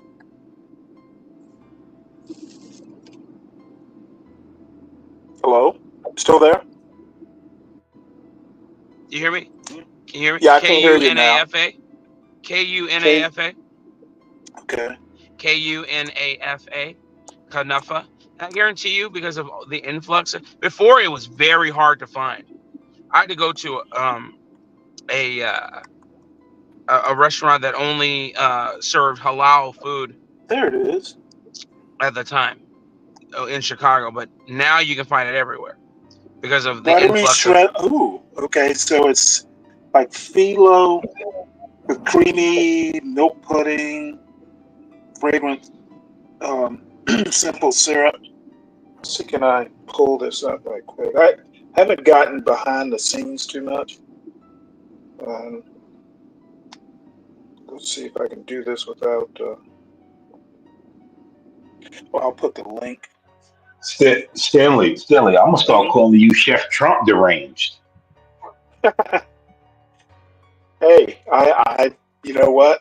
I like to do it, and now I really did. I started making bread after my wife died because that was a project my son and I could both do. And to this Nice. day, I mean, he can literally. I mean, and I kid you not, he can literally make a pie from scratch, starting with the flour. He can do the pastry dough. Um, I don't even need to be in the kitchen anymore. Yeah, I did a little bit of baking when my children were The younger, fellas. and then I just stopped. You know, I swore. This is so funny. um, what did my son say after my wife died? He asked me about cookies, and his comment was, "Oh, I'll have no more cookies in my life." I was Oh like, my goodness. I was like, "You little bastard! Now I got, You now said I little gotta, bastard. now I gotta learn how to make cookies." But Stanley's thinking about other things in life. no, you know what? I was just thinking about sometimes, dude. It was like, can I make it through this day? And so Bro. anyway, you know, you There's you two get of us over here, it. and that's how I feel every day, son. Yeah, but you know, you get over it, and you know, it's way better than it was now. I'm glad, like I So said, man, you a soldier, Stanley. yeah, well, you know, I'm a man. You know what? I wasn't about to let my son down. Hell no. Never that. That's a fact, Stanley. That's a Hell no. fact. Now, what I want to And do. then he threw cookies on a plate, and now Stanley losing sleep at night. No. I mean, but you know what I Stanley. did though? I taught him how to make cookies. If you want cookies, here's the recipe. So Nice. yeah, so you know, and I can make cookies myself, but I don't even like cookies that much. Stanley. But no, dude, dude can cook a mean cookie. He can do those little French color macaroons or whatever they're called. But he can Oh, get dude, I made those before. I'm bored. yeah, he can get pretty Yeah, those are fancy. tough. Yo, my kids make me buy those, but I hate those things. Yeah, What? I don't. I don't. I don't know. I think. You don't like macaroons, I, dude? I think maybe I could taste the food coloring, and that's the problem. Like, Nah, you thinking it's you. That's why I don't taste no food coloring. Yeah, She got but something you can get like natural food colorings now. Um, Yeah, that too. Get up, get up, get up. You want to watch something? was that to me? Guys, the inside of your eyelids. Oh my lord! What? What's going on? I heard something out. Who's I don't even eyelids? recognize the voice. Yeah, man. I made one time, man. I don't like scones, man. But my dad, my brother, dude, they love them shit so much, bro. Really? I just don't like dry. Have you ever Cinnabon, Stanley? Because I mean, since you were talking about bread and stuff. I have never had Cinnabons, but I have made cinnamon rolls like once. Yeah. I'm not really that much into desserts. You know, that was my son's, you know, stuff. You know, basically, if you want cookies, you're gonna make them. I'm not buying them. Yeah. I know that sounds like a bastard, but if you're gonna eat junk food, make your own junk food. yo, my oldest daughter looked at me once, and she was like, "I don't like when you cook. You make all this fancy stuff." Yeah. Because I've been And I seeing see. different recipes, and I'm like, yo, let's try it. You know what I'm saying? Like, Yeah, let's I just try see. something different. I'm the only one like that in my household, man. Times now, but like my kids, oh hell no, they like the same shit every day. Yeah, bro, I can't Like, do it. dog, Like, what? I can't either, man. You know, I gotta be cooking two things, man. Well, my wife was kind of like, she was a little bit better than her father. My father-in-law, dude, you know, he likes his steaks well done. As a matter of fact, he likes them beyond well done. Oh God, ew, And I'm, ew. I What a eventually waste of started steak. doing it. I'm like, why would you do that? See, man, yeah, dude, that gets me so mad. Like seeing people.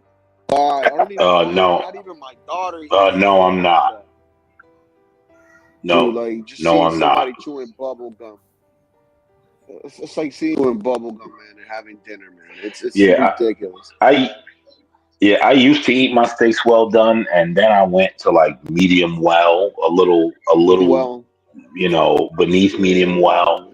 Like yeah, I do need some red. The thing is, I'm not interested in tasting the blood, but yeah, I'm not interested in just having it chewy and out of line. yeah. That's my thing. I don't You know like what that. else is really good that I started eating later in life? Over easy eggs. There's nothing like when you bust that egg and that yolk run out, and then you got Wife likes that whatever shit. you I don't like eating it. or a burger or something. Oh, that's pretty So good. gross. Like it. My wife Is likes it? it. Nah, you crazy, bro. Oh, Uh, the yolk thing. Oh, you guys. And yeah, bro. she's over here smiling.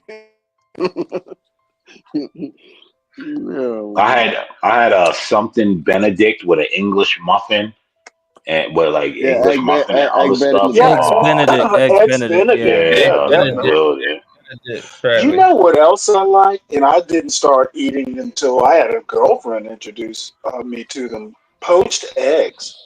Yeah, poach Which, is pretty Uh, good. Poached eggs are good. dude, yeah, I How know I how to think. about make them. Yeah, I they like are them. ridiculously good. That's how I know Stanley is a black for sure. He never had poached eggs. Hey, let me we tell you proving it. something, dude. We You know proving it. what? We You are black. we no. As a matter of fact, South Georgia. I mean, there are just some things that aren't. Even if you go to a You restaurant, are you are a Negro, sir. Just hey, and a own proud it. one, a proud one at that. Yeah, bro. Just own it, man. Just own it. But the thing is I'm not scared to try new stuff. Like I never had lamb until I was in my 20s. Oh yeah, I yeah, man. Yeah. I don't like it. It's too gamey. Too gamey. Oh, I Hey, love it. hey, bro. Hey, Stanley. You No, probably had some of the best lamb because you was in the Navy during that time, right? You know what? It's not something you'll see in the Navy, if ever. But I lived in Northern Virginia, where if you really wanted to, you could just go and kill your own lamb. In They'll Lamb is like farmers. goat. Yeah, Lamb well, tastes. goat's it's a little bit. I think for me, goat is a little gamier, but yes. for the for Muslim like holy days, they can go right to a farm and pick a goat and you know slit its throat and kill it ritually if they so choose.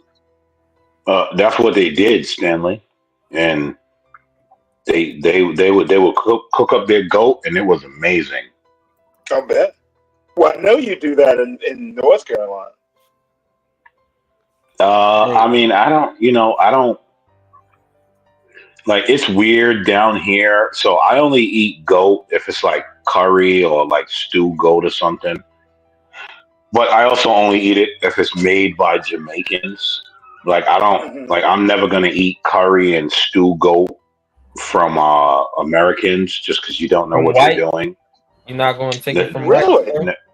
Never gonna happen. Never gonna happen. Like every ounce of my West Indian food growing up that I ever had has always come from the hands of West Indians.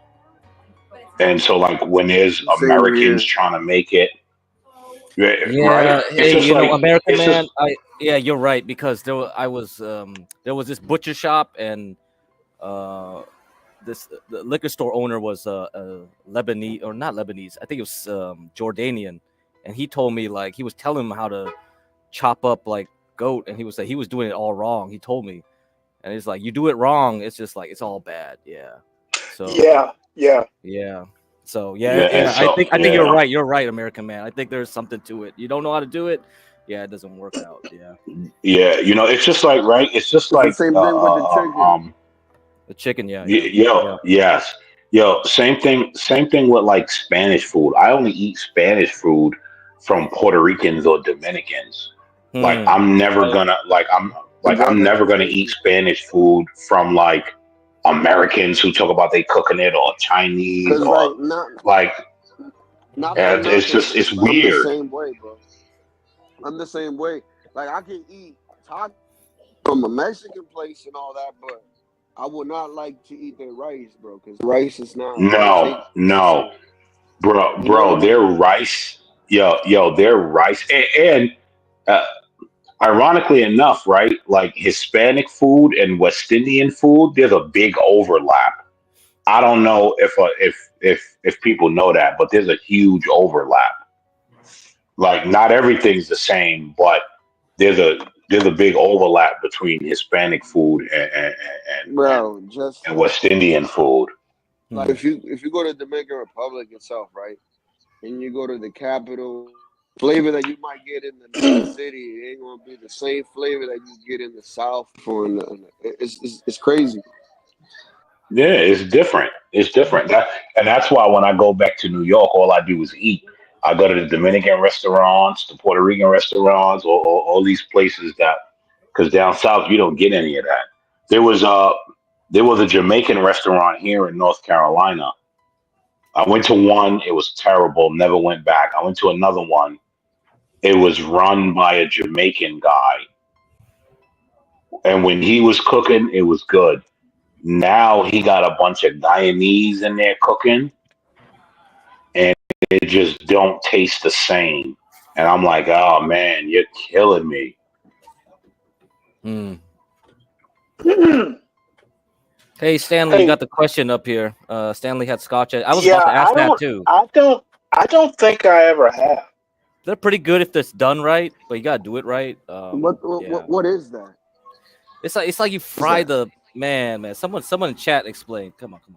I mean, I Well, had it a couple I'm times. about to I look it had Can up. you it a put a couple picture up times. on the? Can you put a picture Yeah, on let me the look one thing? up. I had it only a couple times, and it was pretty damn good when I had it. And then I The put black leaf? I put a Canefa back there. Can you bring that up next? Yeah, Okay. the black leaf. He Yeah. must have. Damn, I wanted to You know ask what you, else? but it's only made with because I don't like goat cheese. Oh, you don't like goat cheese? Oh, yeah. You know what? Nah, Actually, so I wanted to. now I like that Kanafa here's the thing look good. I deal. don't do goat cheese. I know what a Scotch egg is now. No, I've never had it. It's basically like a deviled egg that's basically Yeah. wrapped in meat and breadcrumbs and Yeah, stuff deviled and egg. I deep forgot deviled fried. egg. Yeah, that's close. That's the Yeah, closest. Yeah, yeah, yeah. I've had deviled eggs. I've never had a Scotch egg, and now I want to make one. I was gonna say that sounds really good, actually. Wrapped in Yeah. sausage meat, coated in breadcrumbs. Yeah, that sounds really good. So it's coated in. It's a boiled egg coated in breadcrumbs. That's it. Well, no. Wrapped in sausage meat, and then the sausage meat, I assume, is coated in breadcrumbs. Yeah, and then deep So fried. Yeah, deep they fried is put the egg yeah. raw in there. They crack the egg in there. I'm guessing. That's an interesting one. That I haven't that had. looks I good. don't. I haven't had this version before. I think they're either boiled or soft boiled, and then Yeah, I have you to look fry at it. the Fry recipe. it. Yeah, you fry it. That ain't bad, right? You're absolutely right. Yeah, And that would Man, be that looks like disruptive. a heart attack on a plate. You probably want to eat that like once a year. Yeah, you guys talked about Well, Kanifa anything. earlier. That's Yeah, like a I haven't ate meatloaf this. Oh in a yes, bag. yes, I've had that. You've Yes, had I've that? had that.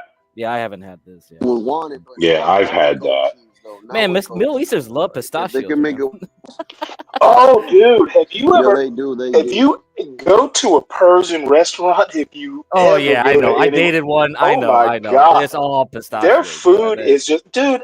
I went to a Persian restaurant once, and I had just like plain, I guess it was biryani rice, Mm-hmm. and it was just fucking fava beans over rice, and it was like life changing. Let me tell I you, don't know what I don't know what the hell Stanley, they did. lima beans done right is Oh, amazing. oh, I love them. I grew up eating them. But what these were like the giant lima beans. Man, they put that. They I put like those. It lentils was in my really in the normally. seasoning, though. That's really what it was, Lentils, huh? dude. It was just There, it's just plain old vegetables and rice. Man, I just fell in love with it. there was a guy that was in a church that I used to go to when I was young. He would make a lima bean and okra soup. Really? Oh man, that thing was Interesting. amazing. That sounds interesting. Amazing. I wouldn't think it would taste good. Lima bean and okra soup. Okay. Huh. Now, Well, I mean, you gotta like whatever okra. recipe he was using, yes, you do gotta like okra. Stanley, you absolutely have to like okra. Interesting. All right. I love okra. You know what? Like one of the staples, like Charleston, Savannah, probably over to New Orleans. It'll be a base, chopped okra, like a tomato base, chopped okra, and then kind of like mixed vegetables. And then how you season it, whether you want to throw in like a ham hock or a piece of bacon, it's kind of up to you. But that okra tomato rice sort of thing, it's very African, very West African. Hey, Get Crack, can you do you see that Kanefa recipe back there? Let's see. Ingredient notes, recipe. Well, no, it's in the back chat. Oh, it's in the back chat. Okay. Well, when you're done with this one. Oh no, I don't see anything more. I think because I came in late. If you did it Oh, earlier, yeah, I won't. don't worry about it. Oh, okay. I wanted to I show make a everybody mean. what it looked like. I make a mean cake and also flan. Hey, Latino for Trump, you gotta speak closer to the mic or something, man. Yeah, I make a good cheesecake and a good flan too. Oh, flan. All You right. know what I don't like Come the about holiday. flan? The texture. The texture bothers me with flan. Yeah, some people make it. Make it like custard, yeah. but I don't. I make it more like in the creamy side, so it's kind of like Creamy New York side. cheesecake type of like a type of thing. Oh, Okay. Yeah, because like I don't eat. So I don't know if you Yeah, I don't guys like it know like that like either. how Jamaicans eat boiled dumpling and fried dumpling, and the texture on boiled dumpling is really hard for me to eat because it got like that chewy. Like I Kind of can't. like dim sum, like a dim sum. No. It's a different type of dumpling. You never had like dumpling and saltfish? Like I said, I grew up like No, I never had. Aki. Well, yeah, aki and saltfish, like, but like you know, and you eat dumpling with it. It's actually a breakfast food, but you probably shouldn't eat like too much of it because you'll want to go to sleep. You get mercury poisoning. Like it's what? It's terrible. He's talking about the fish part. Oh, okay. I'm joking. Also, Yeah. But I'm like that exaggerating. shit'll put you to sleep if you eat dumpling and saltfish in the morning. I've had bacalao before. As a matter of fact, I've made bacalao before. but it was more like a Portuguese type thing. Oh yeah. Yeah, You Bob. know, The Portuguese have like a bacalhau. It's basically salt cod. It's not my Yeah, favorite. yeah. I don't. Hmm. if you don't get it done right, Stanley, it's not going to be good. Yeah, it's Man, probably that I didn't do it right. that's what we used to eat. That's what we used to eat in DR in bad times, man. Wow. When there was no money Really? around. Well, you see that? Now, here's the thing, right? The way he feels about that is how I feel about avocado toast that everyone eats right now.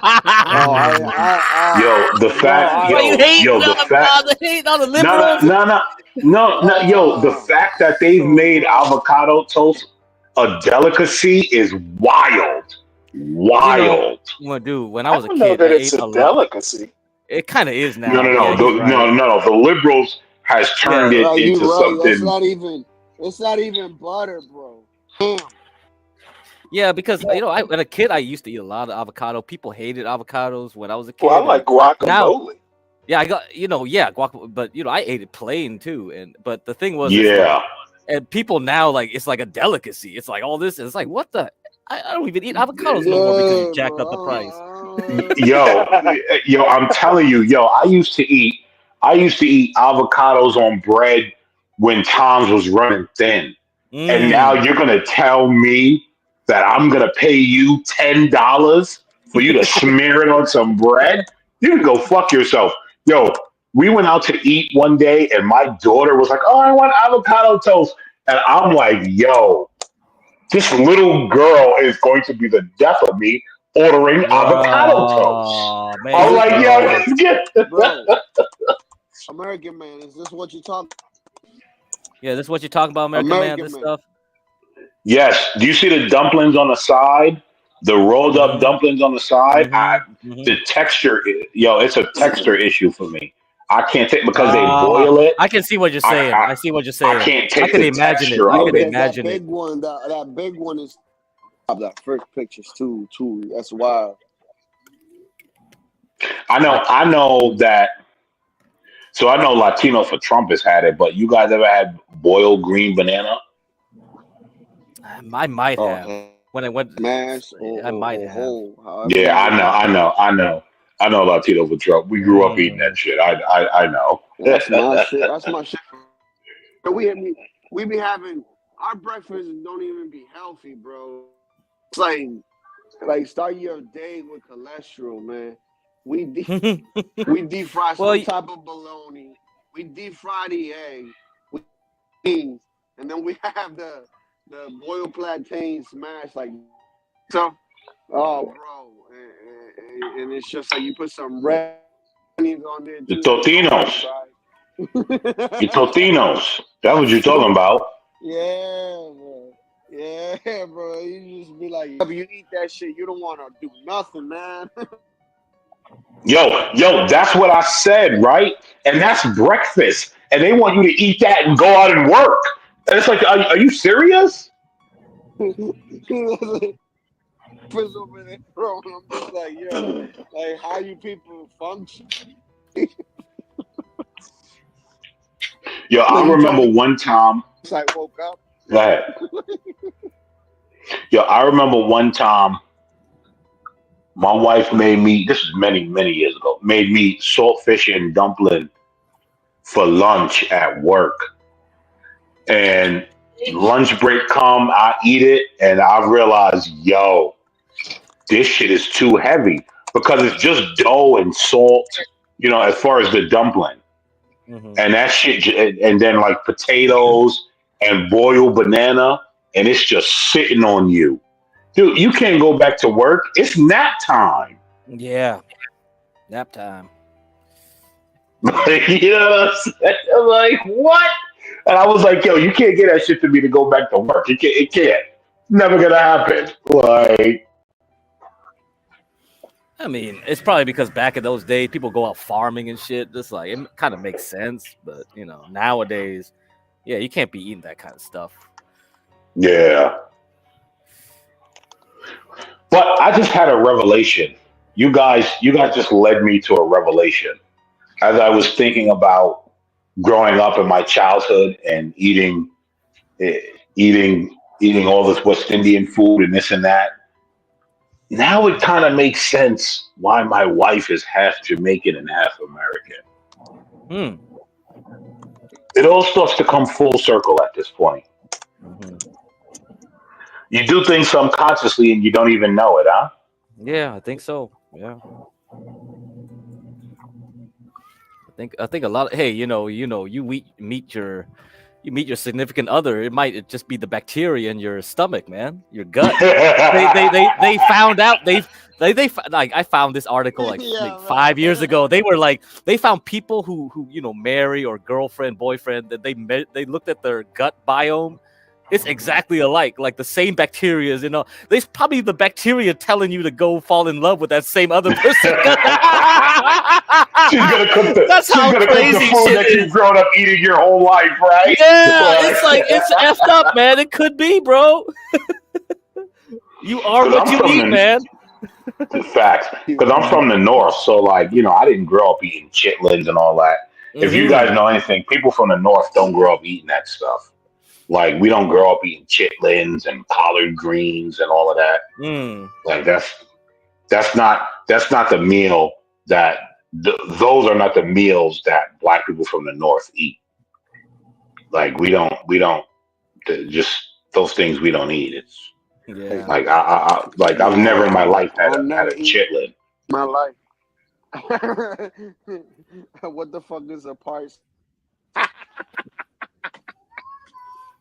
Like yo, I've never had a chitlin in my life. Like, I barely ever ate those pork rinds that they sold in the store. Like, I don't eat that shit. Yeah. I mean, but I also grew up like being a vegetarian. Oh, interesting. Okay. Yeah, I mean, I used to sneak and eat meat when I was a kid, but like for the most part, I grew up being a vegetarian. And so, like, but pork was always off limits. Yeah, I see what you're saying. You probably grew up healthier that way anyway, so yeah, a little bit. That's why. Crack. No, they love their pork. Yeah, I mean, every. Right? Yeah. Yep. Well, a lot of cultures like pork. Chinese love their pork. That's definitely for sure. Chinese. Yeah, it's just not healthy though. Like it. No, it ain't though. And it's the most disgusting. Especially bacon. Bacon is super unhealthy. Now, I like bacon. I ain't judging bacon, guys. I'm just pointing out the reality that bacon is super unhealthy. But I'll eat the shit out some bacon. Let's keep it real. Yeah. Hey, there's a comment here Lawrence made. American man was a vegetarian. I always knew he was a liberal. Well, my mother he's is not a vegan. He's not vegan. Hey, he's not vegan. There's a difference, all right, man? Lawrence, there's a difference. No, because like there's mad vegans that are liberals, bro. So that's why. Yeah, vegetarians are all right. You can eat eggs. You can eat like fucking cheese, dairy. He's all right. Okay, don't worry about it. Jesus Christ.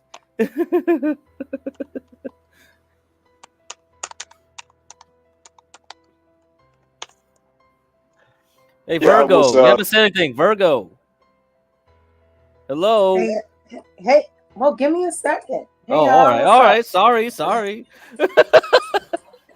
What's up? I had ate some dinner and then I kind of like child, yes, and I kind of napped off a little bit, and then all I heard was salt fish and boiled banana. I swear to God, I just woke up and what? The Caribbean in me was like, "Hello, yes." Wait a minute. You heard the drum. The drum, the drum. Oh my Lord! The steel drums. Yes, Facts. The steel pan was kicking in. It was either that or like Girls Gone Wild. With your Damn. I was like, wait a minute, what do I hear now? You feel me? Yo, that's Yeah, I was. crazy that you said. You Yo, want get to talk cracked. It's about? crazy that you said that because I remember Girls Gone Wild did have the steel pans in Yeah, the they did that intro. dumbass I steel drum crap. remember. Yeah, I was like, what the F? This is like, you know how it was back in those days. It was like, Today. what? The funny thing It'll is, be the other day for breakfast, I made me some liver and onions, boiled banana, and yuca. Yeah, that's definitely damn. that's definitely Caribbean. All right, yeah. I'm I'll good wake with up and everything make. but the liver. Yo, my dad used to I'm good with everything but the liver. I love my Yeah, yuca and liver is something banana. you ain't used to. Yeah, liver is something either Replace that that. with Yeah. some saltfish, or replace that with some smoked herring, with some fried salami. some fried salami, fried cheese, eggs, mangul. Hello. Right. Hell yeah. I made my Yo, husband she some said, patties the other night, and I was like, "Here, have this for breakfast." He was like, "Who eats patties in the morning?" I was like, "Man, you're a certified Caribbean now. Eat this shit."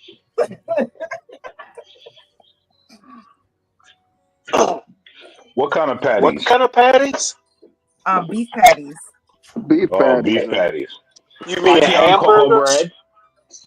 No, like Pati on beef cocoa patties, bread? like You when you like make. yours with No, cheese? You like not yours with Jamaican cheese or beef no patties. cheese? No, not Jamaican beef Hamburgers. patties.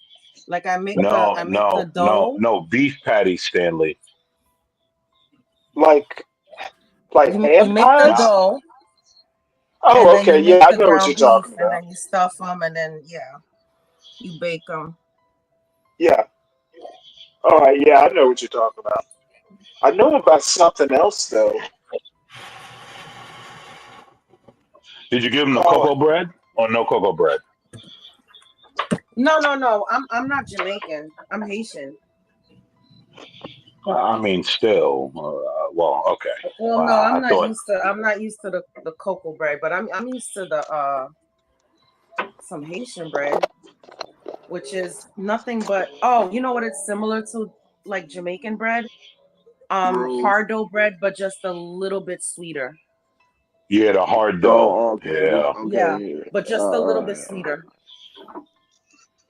Bread. Our bread is Yeah, Yeah. the hard the same dough. bread. You know, the Portuguese roll. You know, people could talk they smack, but Portuguese all roll. of us in the islands, we all cook the same, just different spices and stuff. It's all the same shit. It's just different names and different. Virgo, I said that earlier. I said the West Indians and the Hispanics. If you look at their food, a lot of it's the same. Like of course, things are different. And I'm not talking about Mexicans because their food's kind of different. Their food is different. But like Yeah. when you talk about Dominicans and Puerto Ricans and all that, a lot of that stuff starts to become the same when you look at it. Yeah, At least like from my yeah, my exactly. observation. Yeah, exactly. Because my mom's Mexican Haitian, food but is my like dad is Aztec. but my dad is Cuban. So when like I learned how to make, like from his side, when I learned how to make the moro, and I'm like, man, this is the same thing with the black beans and the rice stuck together. It's the same thing, you know. You So make I'm it. gonna reveal something to you Mira, guys. I'm gonna reveal something to you guys. The reason I'm half Panamanian and half Crucian. Half Peru. Oh, so half Panamanian, half Half Peru. Panamanian and half Crucian. No, Crucian. Crucian. What's Yeah, Crucian? from St. Croix. Oh, St. Croix. From St. Croix. Okay. I mean, it's still American, but yeah, Right. yeah. I'm half Yeah. Panamanian and half Crucian. It's still Oh, I love me American, some but Panamanian like if you food. go, Isn't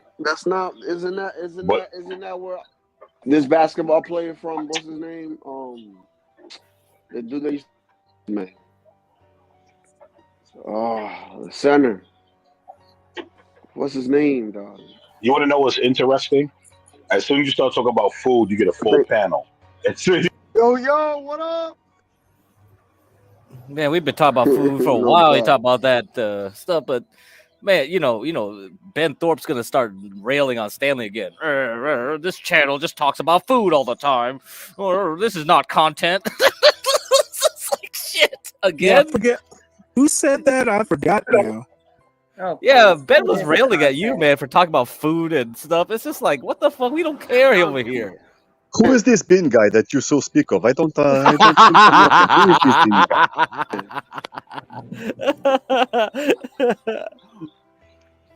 Yo, Okay, Ben's Anyway. back because he doesn't have a kitchen. That's true. Did you That is see? true. Didn't I show that That's what I'm short of talking Lalo trying to like light up their RV gas stove, and he almost burnt himself to death. It was like some God shit. He's damn. trying to start off that gaslighting stove. I was like, oh shit, here we go. Hey, get Hey, crack. Crack, Have take a Ben look come at on up. take a look at this. Grace went to Yale today. I saw something where she was doing golf, frisbee golf, and I was like, oh, hey, that's great. Oh, okay. Grace finally found some friends. It's like away from her, man. EAE, you follow them so much. You got to tell us all the summary because I can't. The only thing I saw today was something about like, was it or was it yesterday? So Grace holds a bottle to Ben's dick to when he pees. So if he's too lazy to get up to go to the toilet, that's Whoa, what she whoa, does. whoa! Say, Hold on. say Hold on. what? Hold That's on. Hey, wow. is it That's that's not now real. true? That's really a thing? You having her shit It in? looks like it, yeah. No, that Was it Yeah, on it their looks like channel? it. So, Crack, If somebody I saw it on Discord or something like that, I was like, what the hell? You guys on Discord are... Oh, saw that that she was can't be streaming real. today, and she said maybe I made a mistake Jesus or something Christ. like that. Yeah, well, I don't know. Everything's crazy over there now. I can't keep track of it anymore. It's just, I got to keep time over here and go to sleep. I just can't. Maybe she made I a know, mistake. don't we She all? said, We have to keep, listen, Yeah. keeping Yeah. time, trying to stay awake, trying to go to sleep, trying to stay awake, trying to Yeah, listen. we just don't have time. Yeah. Yeah. And I'm trying to timestamp everything so that I can go back later and clip or tell someone else to clip. Okay, But so even you, that, I'm running out of I'm running so out you of told, effort. okay, so you Yeah. mentioned the timestamps. Where are you timestamped? Is it like a document that you have yourself, or? I'm trying to organize myself and download videos and try to like figure out where the video came from but Okay, so I don't want you to do it. I want someone like Naptown, like somebody that's really cool at like splicing stuff together, make it more like a story. Like it has from to be an overall story. Like it's from not their not just picking their clips, stuff right? from their channel. Yeah, and then mixing with ours so that it shows like the progression of like why Ben came over to our channel kind of thing, so it makes more sense in context. Okay, okay. Yeah. I Okay, hope anything I else? hope we can find like the process, like, or somebody can do it. Maybe tropes. I don't know. Well, Yeah, if you guys are gonna clip the I started working on it. Like what you typed in the chat, like earlier, like a few days ago. Mm-hmm. I started working on it, but the only thing is that between all of our content and downloading all of that, Yeah. so I have to go through that from our content, but then I would have to go over to Ava's and to Grace's. So And Grace like, and even whatever, right? Even some of yeah, that. so like, if you it's gonna go have, crazy. Yeah, I'm trying to organize everything for you. So you thank don't you, need Crack. don't need to do too much work here. You're doing too much already, Portia. Yeah. if you got I'm doing the best that I can. Yeah. well if you guys are Portia. clipping I'll be the back. food part, Ben Thorpe, Mm-hmm. you're just mad because I'm eating bread leches and I can eat my dessert first. And yes, I actually have a Oh kitchen, Lord, so I I'm can. so good right now. Yeah. I'm so jealous. I want something sweet right now, and then you just mentioned that. Oh, Yeah, they're man. jealous. For sure they're jealous, man. Don't worry about it. They're just hating because they got nothing to do. So it's like, all right. And it's not hate. Portia. It's Miss Portia. Yes. Miss Portia. Mm-hmm. Yes. Miss Portia, you never told me. What would you do in that situation in the video I sent Oh, you. I asked you, could you send it to me again? All right, let me see if I can find it. If you can send it to me again, I'm sorry. I had all my tabs open and then it was like a really bad echo. Mm-hmm. And Oh, I see. Yeah. Once you get into the tabs inception arc, it's crazy when you have so many tabs open. You're like, where the heck is it? Where the heck Yeah, is all and this? It's like going crazy. Yeah, you're gonna start going crazy. I got another desktop today. Another Mac. Ooh. Yeah, I'm gonna have to get desktop too now. Yeah. Yep. This is gonna have to So be get good internet too.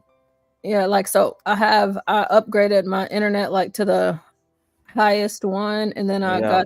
got the new Mac desktop. So and the RAM extra storage. Isn't those Mac desktops really expensive though, Portia? You really is it? Oh man, some people buy PCs and change it into a Mac. I know Rashu probably knows what that is. Yeah. You just use a hacked program because all of the Macs are Intel based now. Yeah, I just had to, because it's just a lot. So it and with everything overheating and yeah, like I'm on my laptop right now, but I just got home, so I have everything set up in my office right now, like, and I have everything setting up, loading up, and everything, and all of that. But it's like I have to have it like for all of the, 24 hours. It's a lot of like I have to download it, go through it, cut it, stuff like that. So I just need like something more stationary beyond my laptop. I can do what I can do on my laptop, but because you're doing video editing, that you need that. Right. Yeah. So Juan, Juan, they changed the Mac Pro to like M2. They went away from the Intel, man. So even the desktops are out of the Intel sphere now. Also, they're no longer hackable.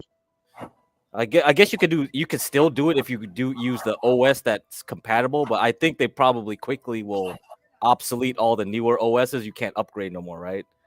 That would be the problem. I remember when I did music in my previous life, I had a Power Mac G5 only because it had the that was the last one of the I remember those. The last of the greats, and I had a Pro Tools HD set. Funny how you said in my previous life. Yeah. What kind of music did you make off of that? What kind of music were you doing, Juan? I'll send you something in the back chat so you can listen to. You don't have to play it on the. You don't want people to know? You don't want people to know what you were doing? Well, they can know. I mean, I didn't. Trying to put you on the spot. Yeah, I simply did the beats, right? So I can go ahead and show you the stuff that I did, but it was an issue of money, and I went back to college. I'm like, you know what? I see. Yeah. And the skill sets that I have right now, you will pay me because you will need my services. Versus back then, it was cutthroat. Plus, I was a DJ for my university's radio station. Oh, that's cool. That's cool. Yeah, more or less. Crack, you see, Momo said, "Gangster rap trap beats." Mm-hmm. Mm-hmm. How did you guess? I sent the link in the back. Okay, I got it. Let me see. I'll pull it up. Give me 1 second because it's loading. Okay, let's see. I think we can ask this question to everybody, honestly. Even though, I'm the only teacher up here, but still, anybody can put themselves in this position and, kind of determine how they would act. This already looks like it's a hot mess. Let me make sure y'all can see. Here we go. Here we go. All right, let's see. Juan, we're still waiting on those beats. But let me see. All right. Angel can rap over them. Oh my Lord. You're not gonna talk to me like that. You're not gonna talk to me like that. You gotta play my face right now. Oh my goodness. Oh my goodness. Oh my God. Put your hands on me. Yeah, I swear to God, if you don't get your hands, put your hands on me. Give me your hands. I'm just so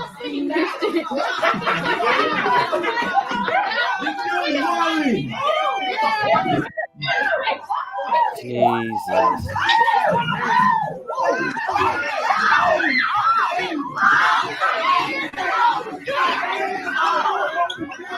Oh God damn!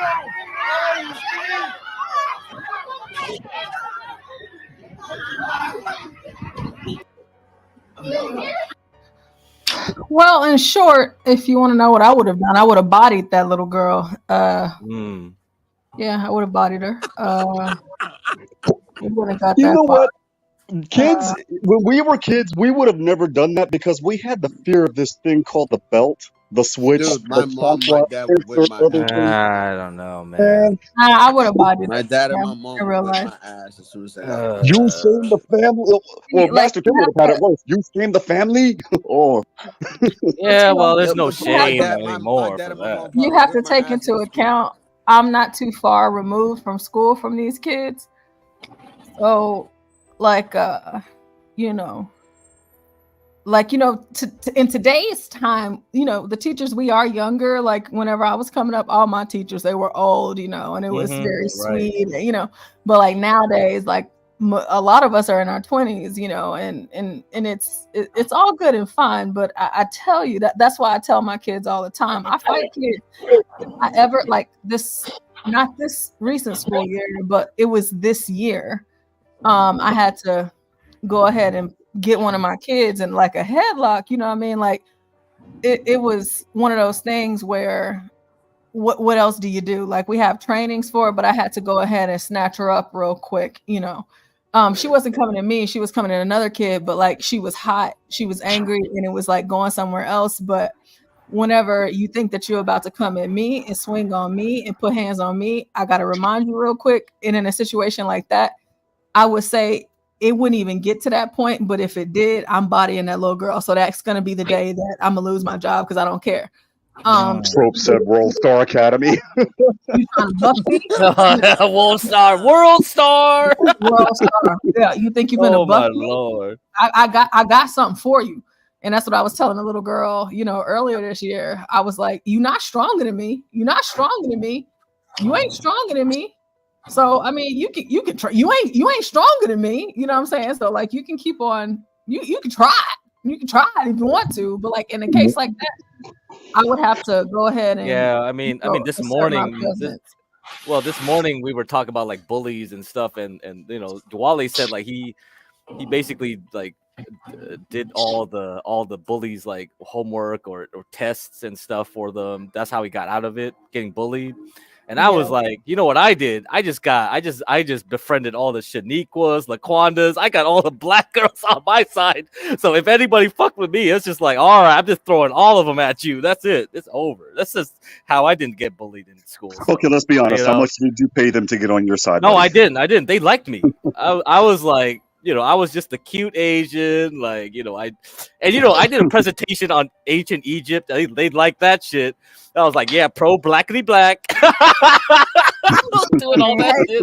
We was Kangs. We was Kangs. We was Kangs. We was Kangs. Get crack was like, I'm down. I'm also brown. Hey, question, put that link in the back chat for you, so it's available. Okay, thank you. So Miss Lisa, she says, and this is why she's in elementary. And me and Miss Lisa, we've talked about this before. The little people, they're too small for me, and I'm too scary for them. So that's like why 6th grade has always been off. That's been on my dead list. In elementary, I can't do it. I'm just too scary for those kids. But 7th grade and beyond, I can. That's my arena. And then EAE says, it's mainly black kids. Are we allowed to say that here? Of course we are, because it is mainly black kids. It's always the black kids. I mean, the Asian kids aren't acting like that at all. They're too busy focused on what new invention they're going to create and them being the best of the best. The white kids are right up there with them. The Indian kids, same way. The Arab kids, they're the same. Even the Hispanic kids. I mean, it's just, you do have, so out of the worst kids of the bunch is going to be the blacks and the Hispanics, but the blacks are obviously they are the worst. I just can't even. I would have to push back and divide the two sets. There's the black and Hispanics that grew up in the suburbs, and then there's the inner city. The inner city, you wouldn't catch me dead there. That's it. Well, in Texas, we don't really have much. You don't have much, huh? You don't have much inner city kind of. Yeah, it's no, because it's all spread out. We are a big state. Spread out. So we don't really have that. It's just, it's just listen. I don't know what it is about the black kids and their behavior, but I do know that having black teachers makes a difference for them. I do know that, but I am need more programs. I would body that kid. They need But I'm them crazy. Like programs. everybody, so a lot of teachers, they're afraid to be how, and I would say like at my school, for the most part, the black teachers in my school, we don't care. And I'm at a charter school too, so the rules are a little bit different. I don't have time to care. Momo, real quick. Step to me like that. Don't you ever think you can step to me like that? I swear to God, I wish you would. Like I'll black out on you. Type, you know. Yeah. Momo, real quick. The thing with the thing with us fearing the belt, and the thing that kids are missing out on now, are the funny stories that you could tell about getting your ass whooped when you're adult that weren't funny when you're a kid. Like I remember when Adrian Peterson whipped his kid with a switch and he got arrested here in Texas for Yeah, that's like normal. that was normal to us. All the white guys, when I had Facebook, they were all like, "That's so mean! How dare you do that?" All of us, my friends, the Latinos, the blacks, the Asians, we were like, "Hey, remember when this happened? Hey, remember when you ran under the wall with your mom and you got stuck?" I mean, Juan, when that happened, I was like, "Where's my sympathy?" I didn't have it. I remember my mom said, "Don't go to the woods." And my younger brother and his friends went to the woods, and I stayed in the front yard. And they came back, nothing happened to them. The next day, "Hey Juan, let's go to the woods." I don't want to go to the woods. My mama said can't go to the woods. Nothing gonna happen. So I go in the woods with them, and I come back, and there's mom, hands on hips, and judgment reigned in the household that night. Juan, tell me if I'm lying. Your mom at times, depending how mad she was, she'll probably dip it in water.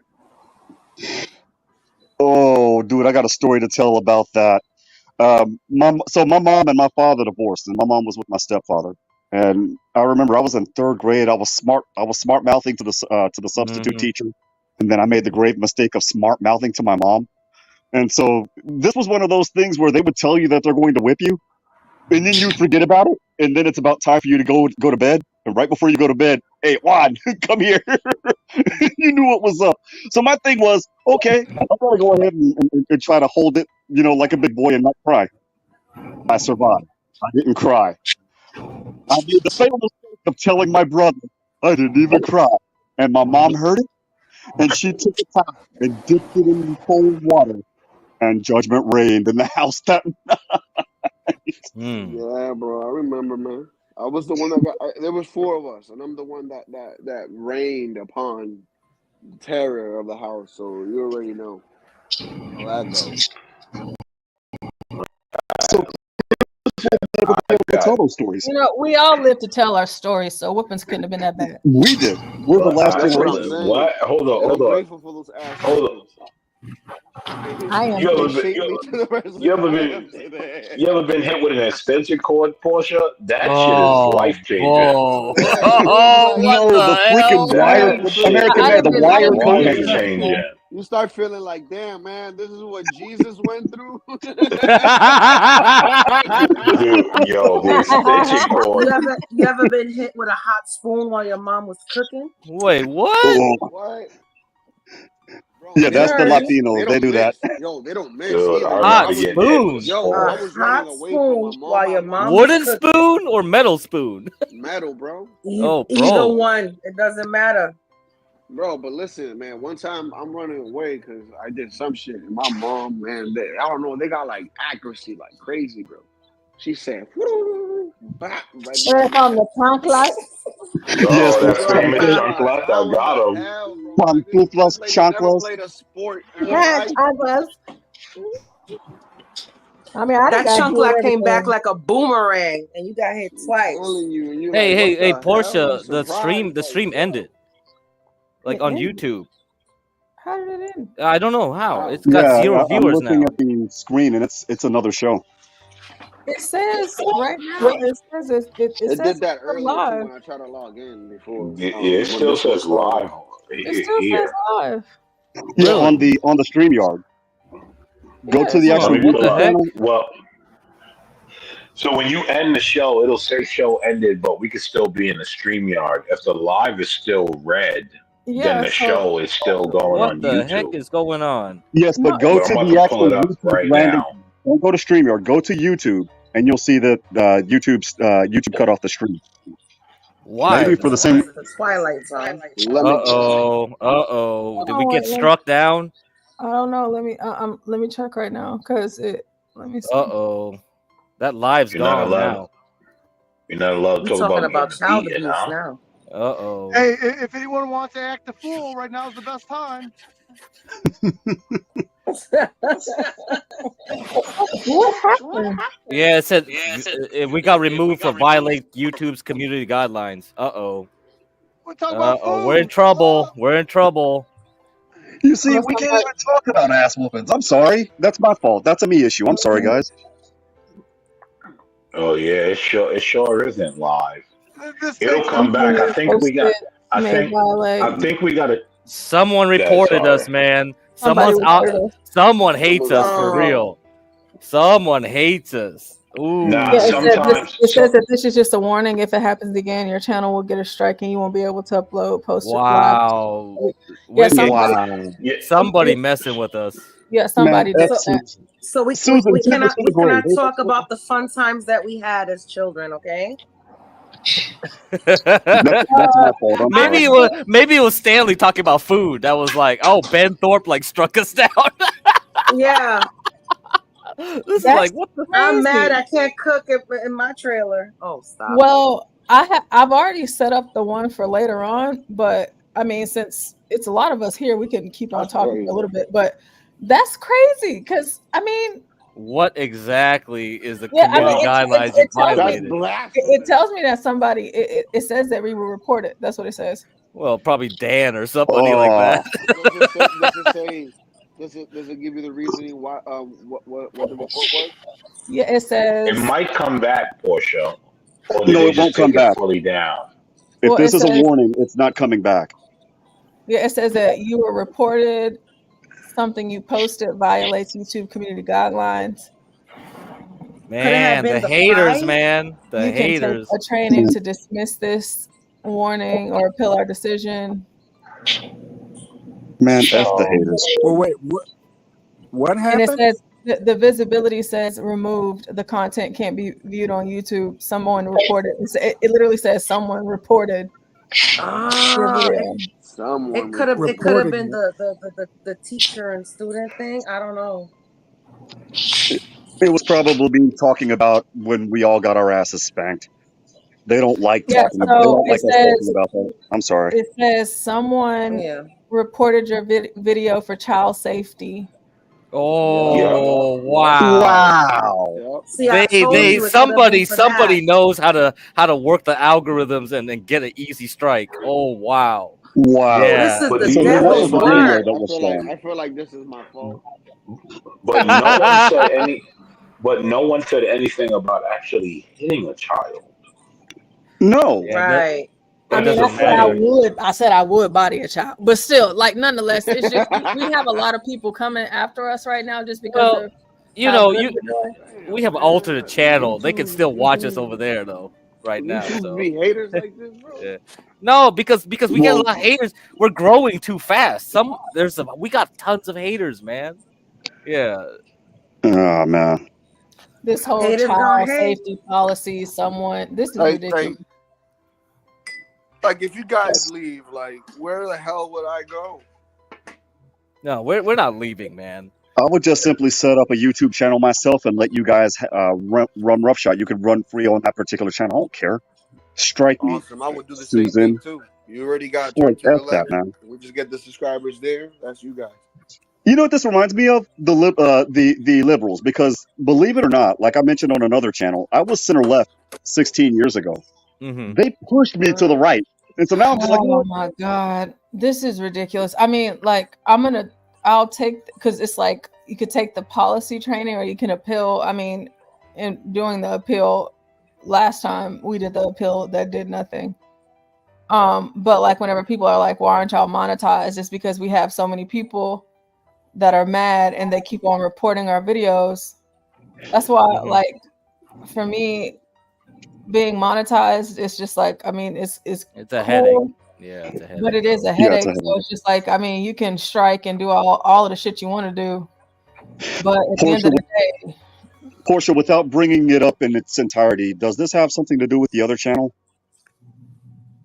I wouldn't be surprised. It was because of here. She said child abuse. I mean, we have No. Dan. What I mean is Dan other was people from well. this other channel coming over here and trying to take this I channel out. wouldn't. I wouldn't be surprised.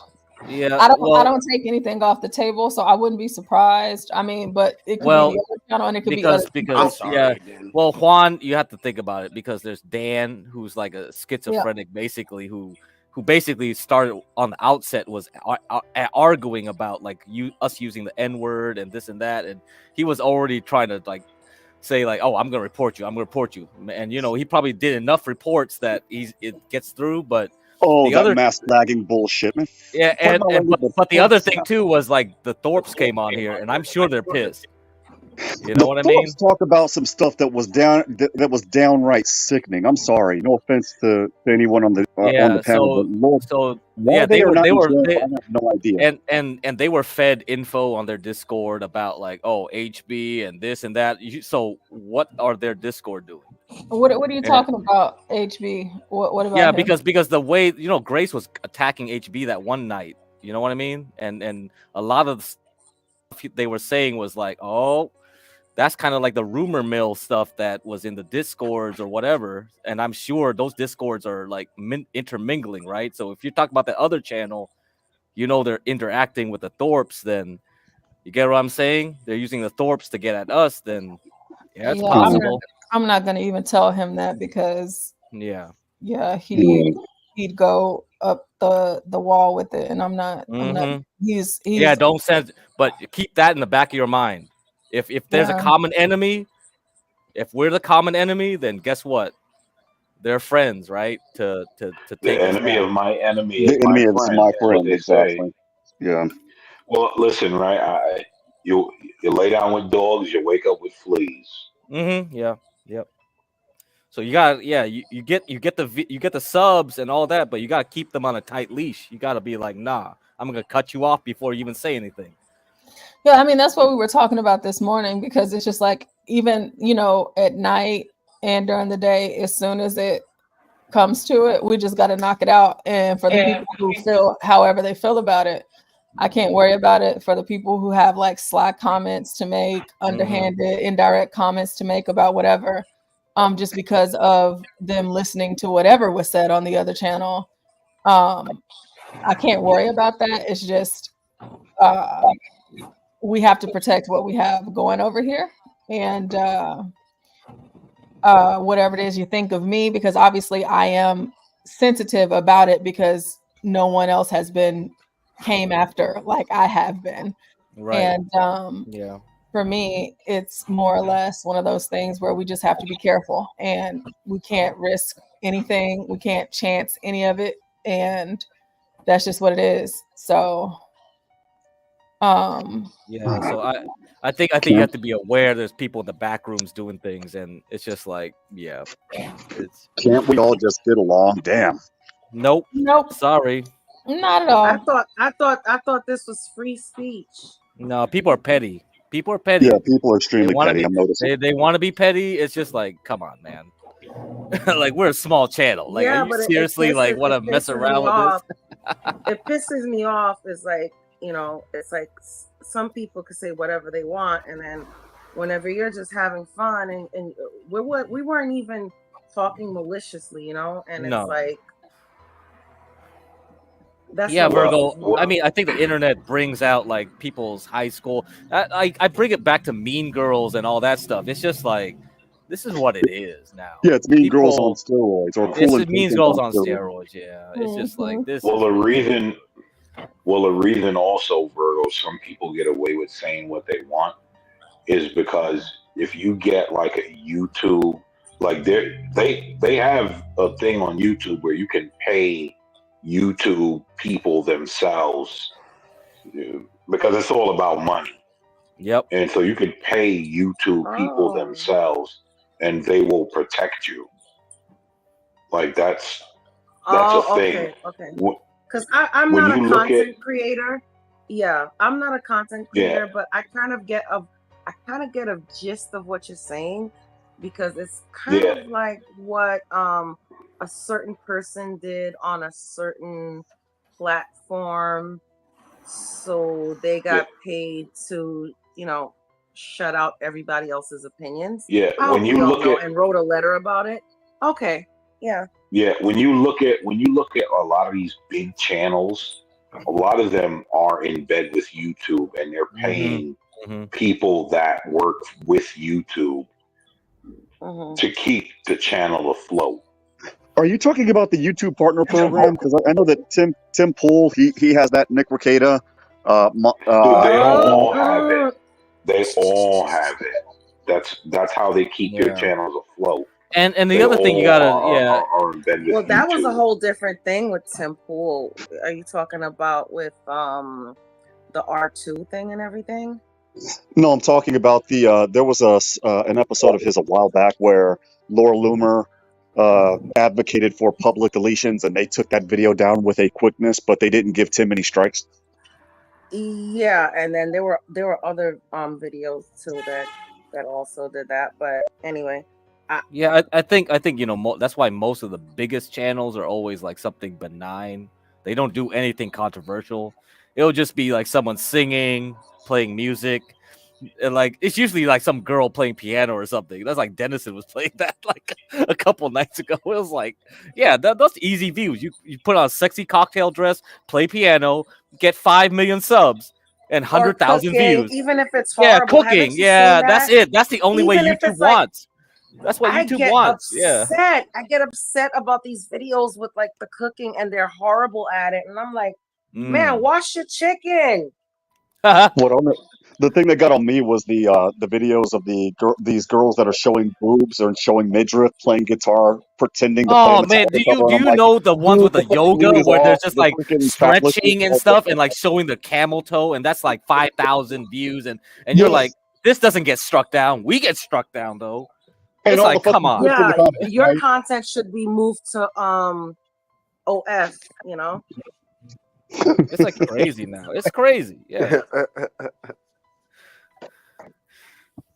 Yeah, it's one of those things. It's kind of disappointing because I feel like with me, I feel like a lot of it has to do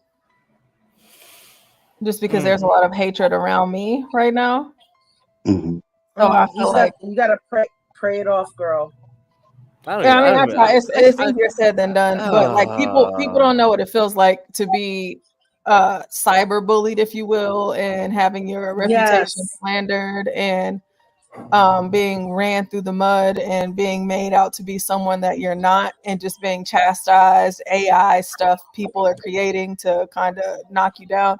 It's actually it's pretty sick and it's sad and nobody really knows what it feels like until it's done to them, right?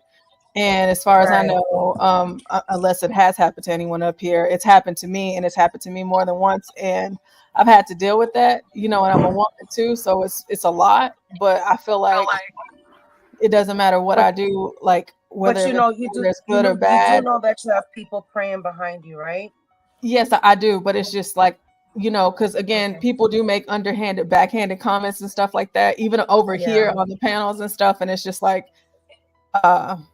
I just feel like, and that's what I had to do. It's like I just need to fall back because I feel like a lot of it is done because of me, just because of what people think about me, and it just makes me just want to just fall off altogether and just go away. Let me tell you something. Period. Don't ever give up because of haters, because that's what haters want you to do. They want you to fall off. They want you to listen to their crap, and they want you to be like, I'm defeated. But the more you fight, I'm telling you, girl, you have a lot of people on your side. There's a lot of us on here who loves you, truly, Portia. I love it's you, just okay? the whole thing that was said last time, on the other space, saying that I did this, and it's just like I would never do anything like that same thing here. I would never do that, and I just feel like whenever it happens, I'm over here, and it's just like there's not anything that I can do. There's not anything that I can say. It's just it just makes me feel sick to my stomach because I feel like Crack works too hard, John works too hard, HB works too hard, and I know I work hard too, but I feel like. It's just probably best because I don't want to. it And doesn't matter what happens to the channel. I'm just gonna always feel like it's me, just because of everything else. And even though I know it's not me, that's just how I'm gonna feel. And it's not a good feeling. It actually feels really bad. It actually, if I'm being vulnerable right now, it feels sad. I've cried a lot. I've dealt with a lot regarding this, but it's just like what Well, can you you do? won't have the testimony without the test, girl. I'm telling you right now. Yeah, it's just like, because this is not what we want. But I just feel like, again, it could be that, or it could be like Crack said, it could be like from Grace's people. It could be anybody. It could be anybody. But my mind is just gonna go there, and I just feel, I just kind of feel Let me sick. tell you this. I've been looking at you for a while, and I've seen what you've done with other platforms. Okay, and you're doing a wonderful thing here. And I'm telling you, girl, do not give up. Find it in your heart to not give up, please. Yeah, I'm We gonna try. I adore just you have over to here. talk to Yeah. John and tell John, like, hey, well, I just texted him and told him, like, hey, this is just what happened. Somebody reported us. Looks like maybe we need to address it or you guys need to address it on tomorrow's panel or on the overnight panel, because a lot of people in the chat are asking what's going on. Yeah, I know. I see it on the other one that I have set up for later. And that's what people are saying. Did someone report the video? Are we suspended? But and that's the thing too, because like the next thing that's gonna happen that comes from that is the suspension. It had to been Portia. Portia did it because she did it over there, and it's just like, no, Portia didn't even do that over there. But that's gonna be the thing. It's just like that's kind of what it's gonna be, and it's just like, no, somebody reported it. Because we're not big enough. Our channel isn't big enough for a lot of the stuff that we've gotten. Even like it's the moment that we got monetized, we got demonetized. Like we're not big enough. So people are, they're trying to get us up out of here. Which is why the few shows that I have on my channel are only on Rumble. That's it. You can report me all you want to. It's free speech absolute out there. Now, the algorithm and getting people, that's different, but I can say almost whatever the heck I want to say, and you can't do nothing about, not you, but they can't do anything about it. Yeah, and that is the problem with Rumble. It's like it's so new that everybody's not like, for lack of better words and being corny, nobody's hip to it, Well, it's a lot of people that are. It's just like, and me and John talked about that today. I just need him to do one thing so we can connect it, because on Rumble, I mean, it's free for all, but like we want to have like, multiple platforms in which we can stream. So if YouTube is tripping, we can always fall back on another I mean, one. actually, like Ava was like saying we should do Twitch too. Might as well. Yeah, so might we as could well. simul do Twitch, Kick, and Rumble. Yeah, we got alternatives. Yeah. Well, the problem with what Twitch is is they have that? the I'm same. old. I don't know what that is. What is Twitch and Kick? Oh, don't worry about it, because like we won't really try to grow anything, but at least we have backups. Right. So yeah, that's and you never know. We could cultivate Zoomer like cut people, or we like we never know, right? You might attract a different audience over there. Well, the Zoomers are actually the ones that are actually that are paying the most attention to these spaces. Believe it or not, especially the men, the Zoomer men. Hey, Get Crack. What about setting up a second channel as a standby channel? Yeah, San Jose's talking about that. Yeah, we could, because we weren't that big yet. It was like we would split our efforts. It was kind of like, let's focus on this channel, get to 1,000, see what we can get from there. Yeah. You know what's going to happen though, and this is the thing that you, Portia, HB, and John need to plan for as a contingency.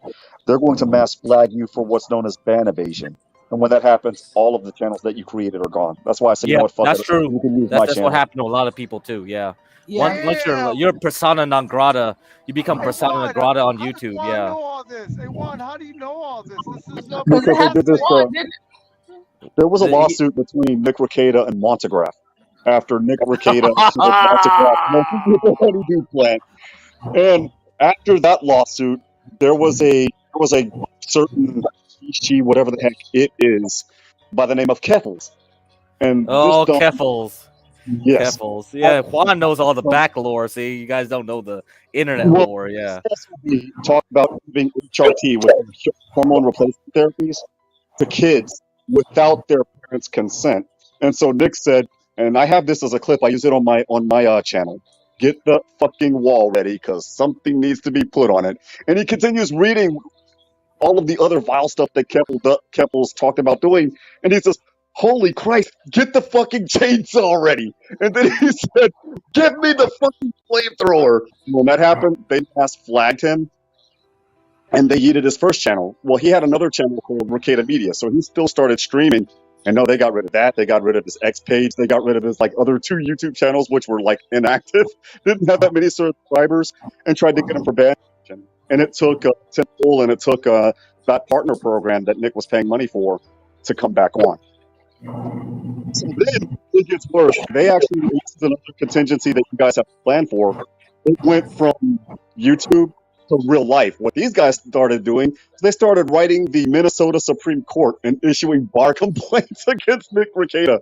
The problem was Nick Rekieta reads every single bar complaint, and each and every bar complaint had these dummies' addresses. So then they got mad at Nick for doxing them, and I'm thinking, you dumbasses, it's public record. You doxed yourselves, you idiots. You played yourselves. So that's the other contingency. It goes from cyberspace to real life. In Nick's case, like in a matter of weeks, if I'm not mistaken.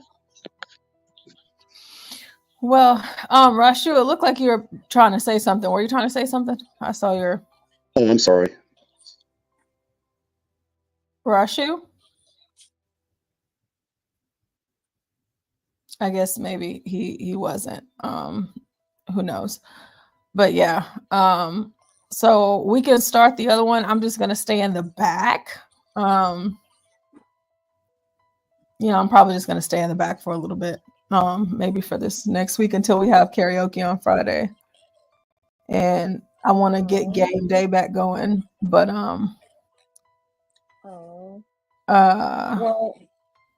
well, we should still be able to Yeah. go live though. Honestly, Portia, it wouldn't matter. Like that's not the issue. We have haters anyway. They're gonna keep flagging anyway, so it doesn't matter. Yeah. If I'm up or not, you don't think it matters? Nope. Because I'm not trying to be the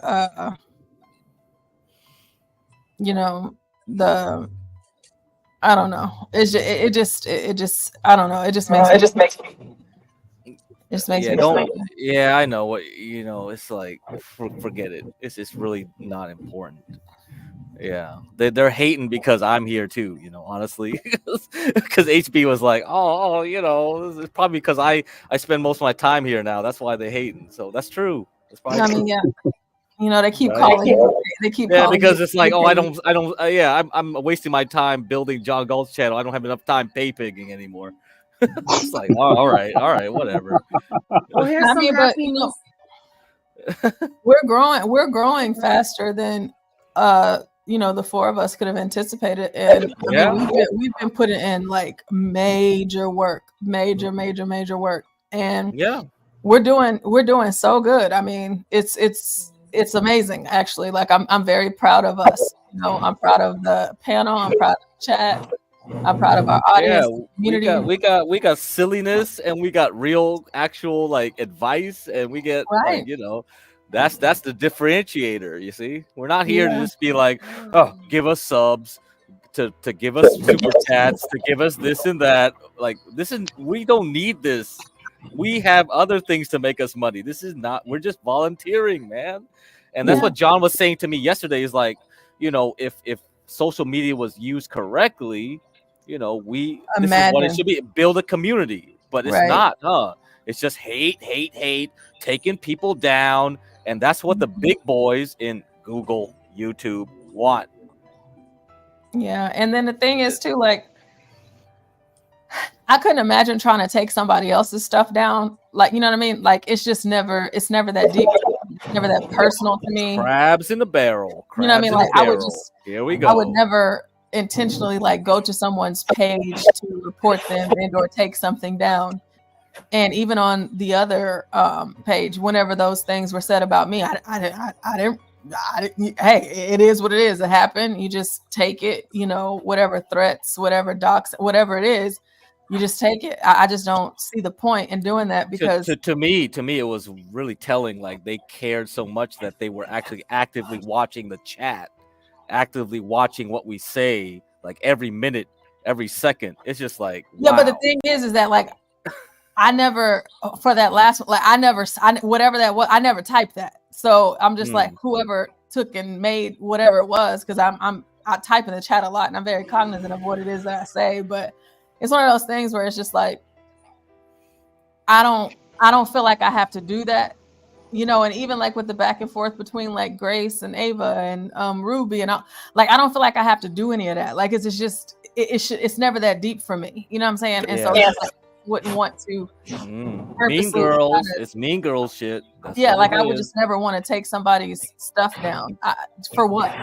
If I don't like it, I'm just not going to watch it. You know what I'm saying? I'm just going to leave. But that's just me. You know what I mean? But it's just, I do understand the liability that I can be just because of the things that have been, said about me. And that makes me feel, and that's why I'm very sensitive and cracked. Of course, and we have, outsiders from our team listening right now. But whenever I'm contacting you, whenever I'm contacting John, whenever I'm contacting HB, and I'm trying to let you guys know stuff, and I don't make any decisions without y'all. It's just like, hey, what do you think? What is your thoughts? What is this? What is that? Because it's just, it's not me, even though people think it's me, even like the comments that were said last night on the stream. It's like, no, it's not. No, it's not me. I'm the only woman. There's men here, and I actually lean on the men and I wait on them to make decisions. Now, if something gets too crazy, yeah, I will say, hey. But for the most part, and majority of the part, I am always consulting and leaning on y'all for what it is that y'all think, more so what it is that I think. But that's not the perception. And it's like, it doesn't matter. I can't get away from that. You know what I'm saying? And I just feel like I just feel more or less like a liability. And it's just not a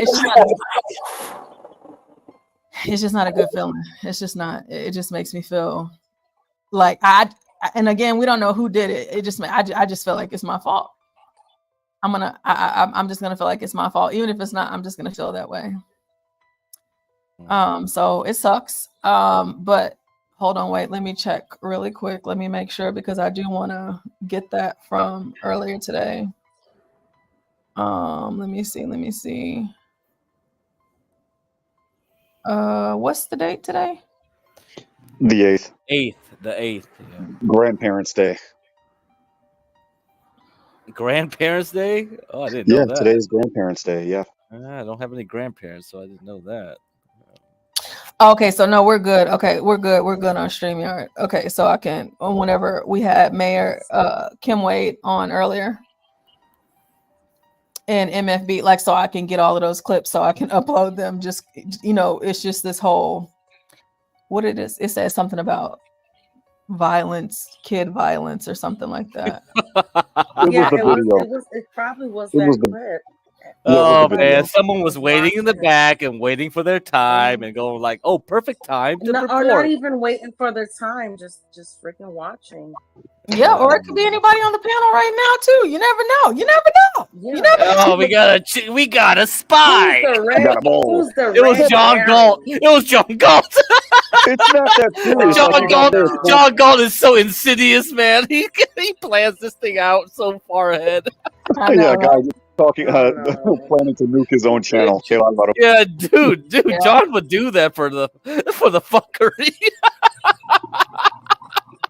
Oh, I know.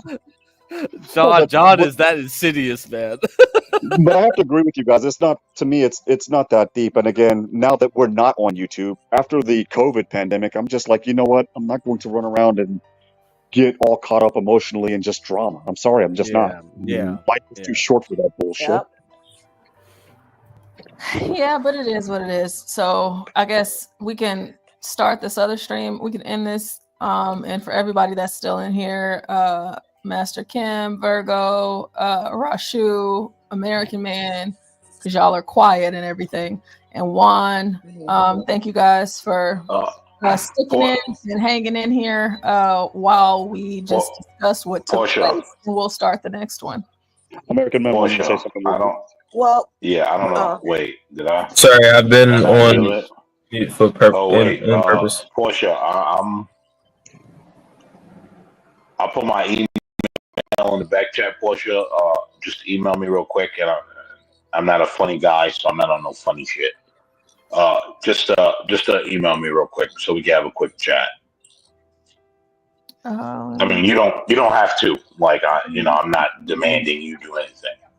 You don't have to. American Man, the mobster. Oh, you know what you're doing, American Man. Got that New Jersey mobster shit kicking the New York mobster. No. I just think some things went too far and got out of hand, and they shouldn't have. And so I just want to have a quick chat with Portia. I'm not a gangster. I'm just a father of two little girls. That's it. That's it. Yeah, That's two all little I do. girls that want avocado toast. Jesus Christ. Fucking shit, man. This is the death of America. America is going to shit right now. Like Drinking avocado coffee with toast. their pinky fingers out. Oh we my heard that. lord. Brunch? Coffee, Brunch? tea with their want pinky brunch? Hey, hold on. What do you have against brunch? I love brunch, okay? I do love brunch. We do brunch all the time. You know, the problem with me right now with brunch is like, the liberals, dude, they're so disgusting. They roll out of their bed in pajamas and go to brunch. And I'm like, that's gross. I was like, I saw this girl come in with pajamas. I'm like, what the fuck, man? I mean, I'm not like a stickler to status and classism and stuff, but it's like you have to have some level of decorum, and this is outrageous. Like, you might as well just come in there with your panties You're on, not a that's it. stickler, but you're a stickler. Yeah, I'm a stickler for that, and we have to have some base minimum, right? We have to have some. You have to have some basic level. Yeah, we have to have some lines drawn because this is kind of like the problem. When you have no lines drawn, it's just like, what the f, man? Oh my God, get cracked. There is nothing wrong with eggs Benedict at 12 p.m. Oh, it's not. It's nice. I love eggs Benedict. Yeah. As a matter of fact, that's what I'm doing for my birthday. Get crack also comes from cool. a lifestyle where if you don't know how to do fractions, you will be you get whipped. Yep, that's it. Yeah. You'll get your ass whipped. Yep. Don't do that. You don't do Oh, fractions. and Portia. 1976. Is she still there? Yeah, I am. I'm typing your email in right now.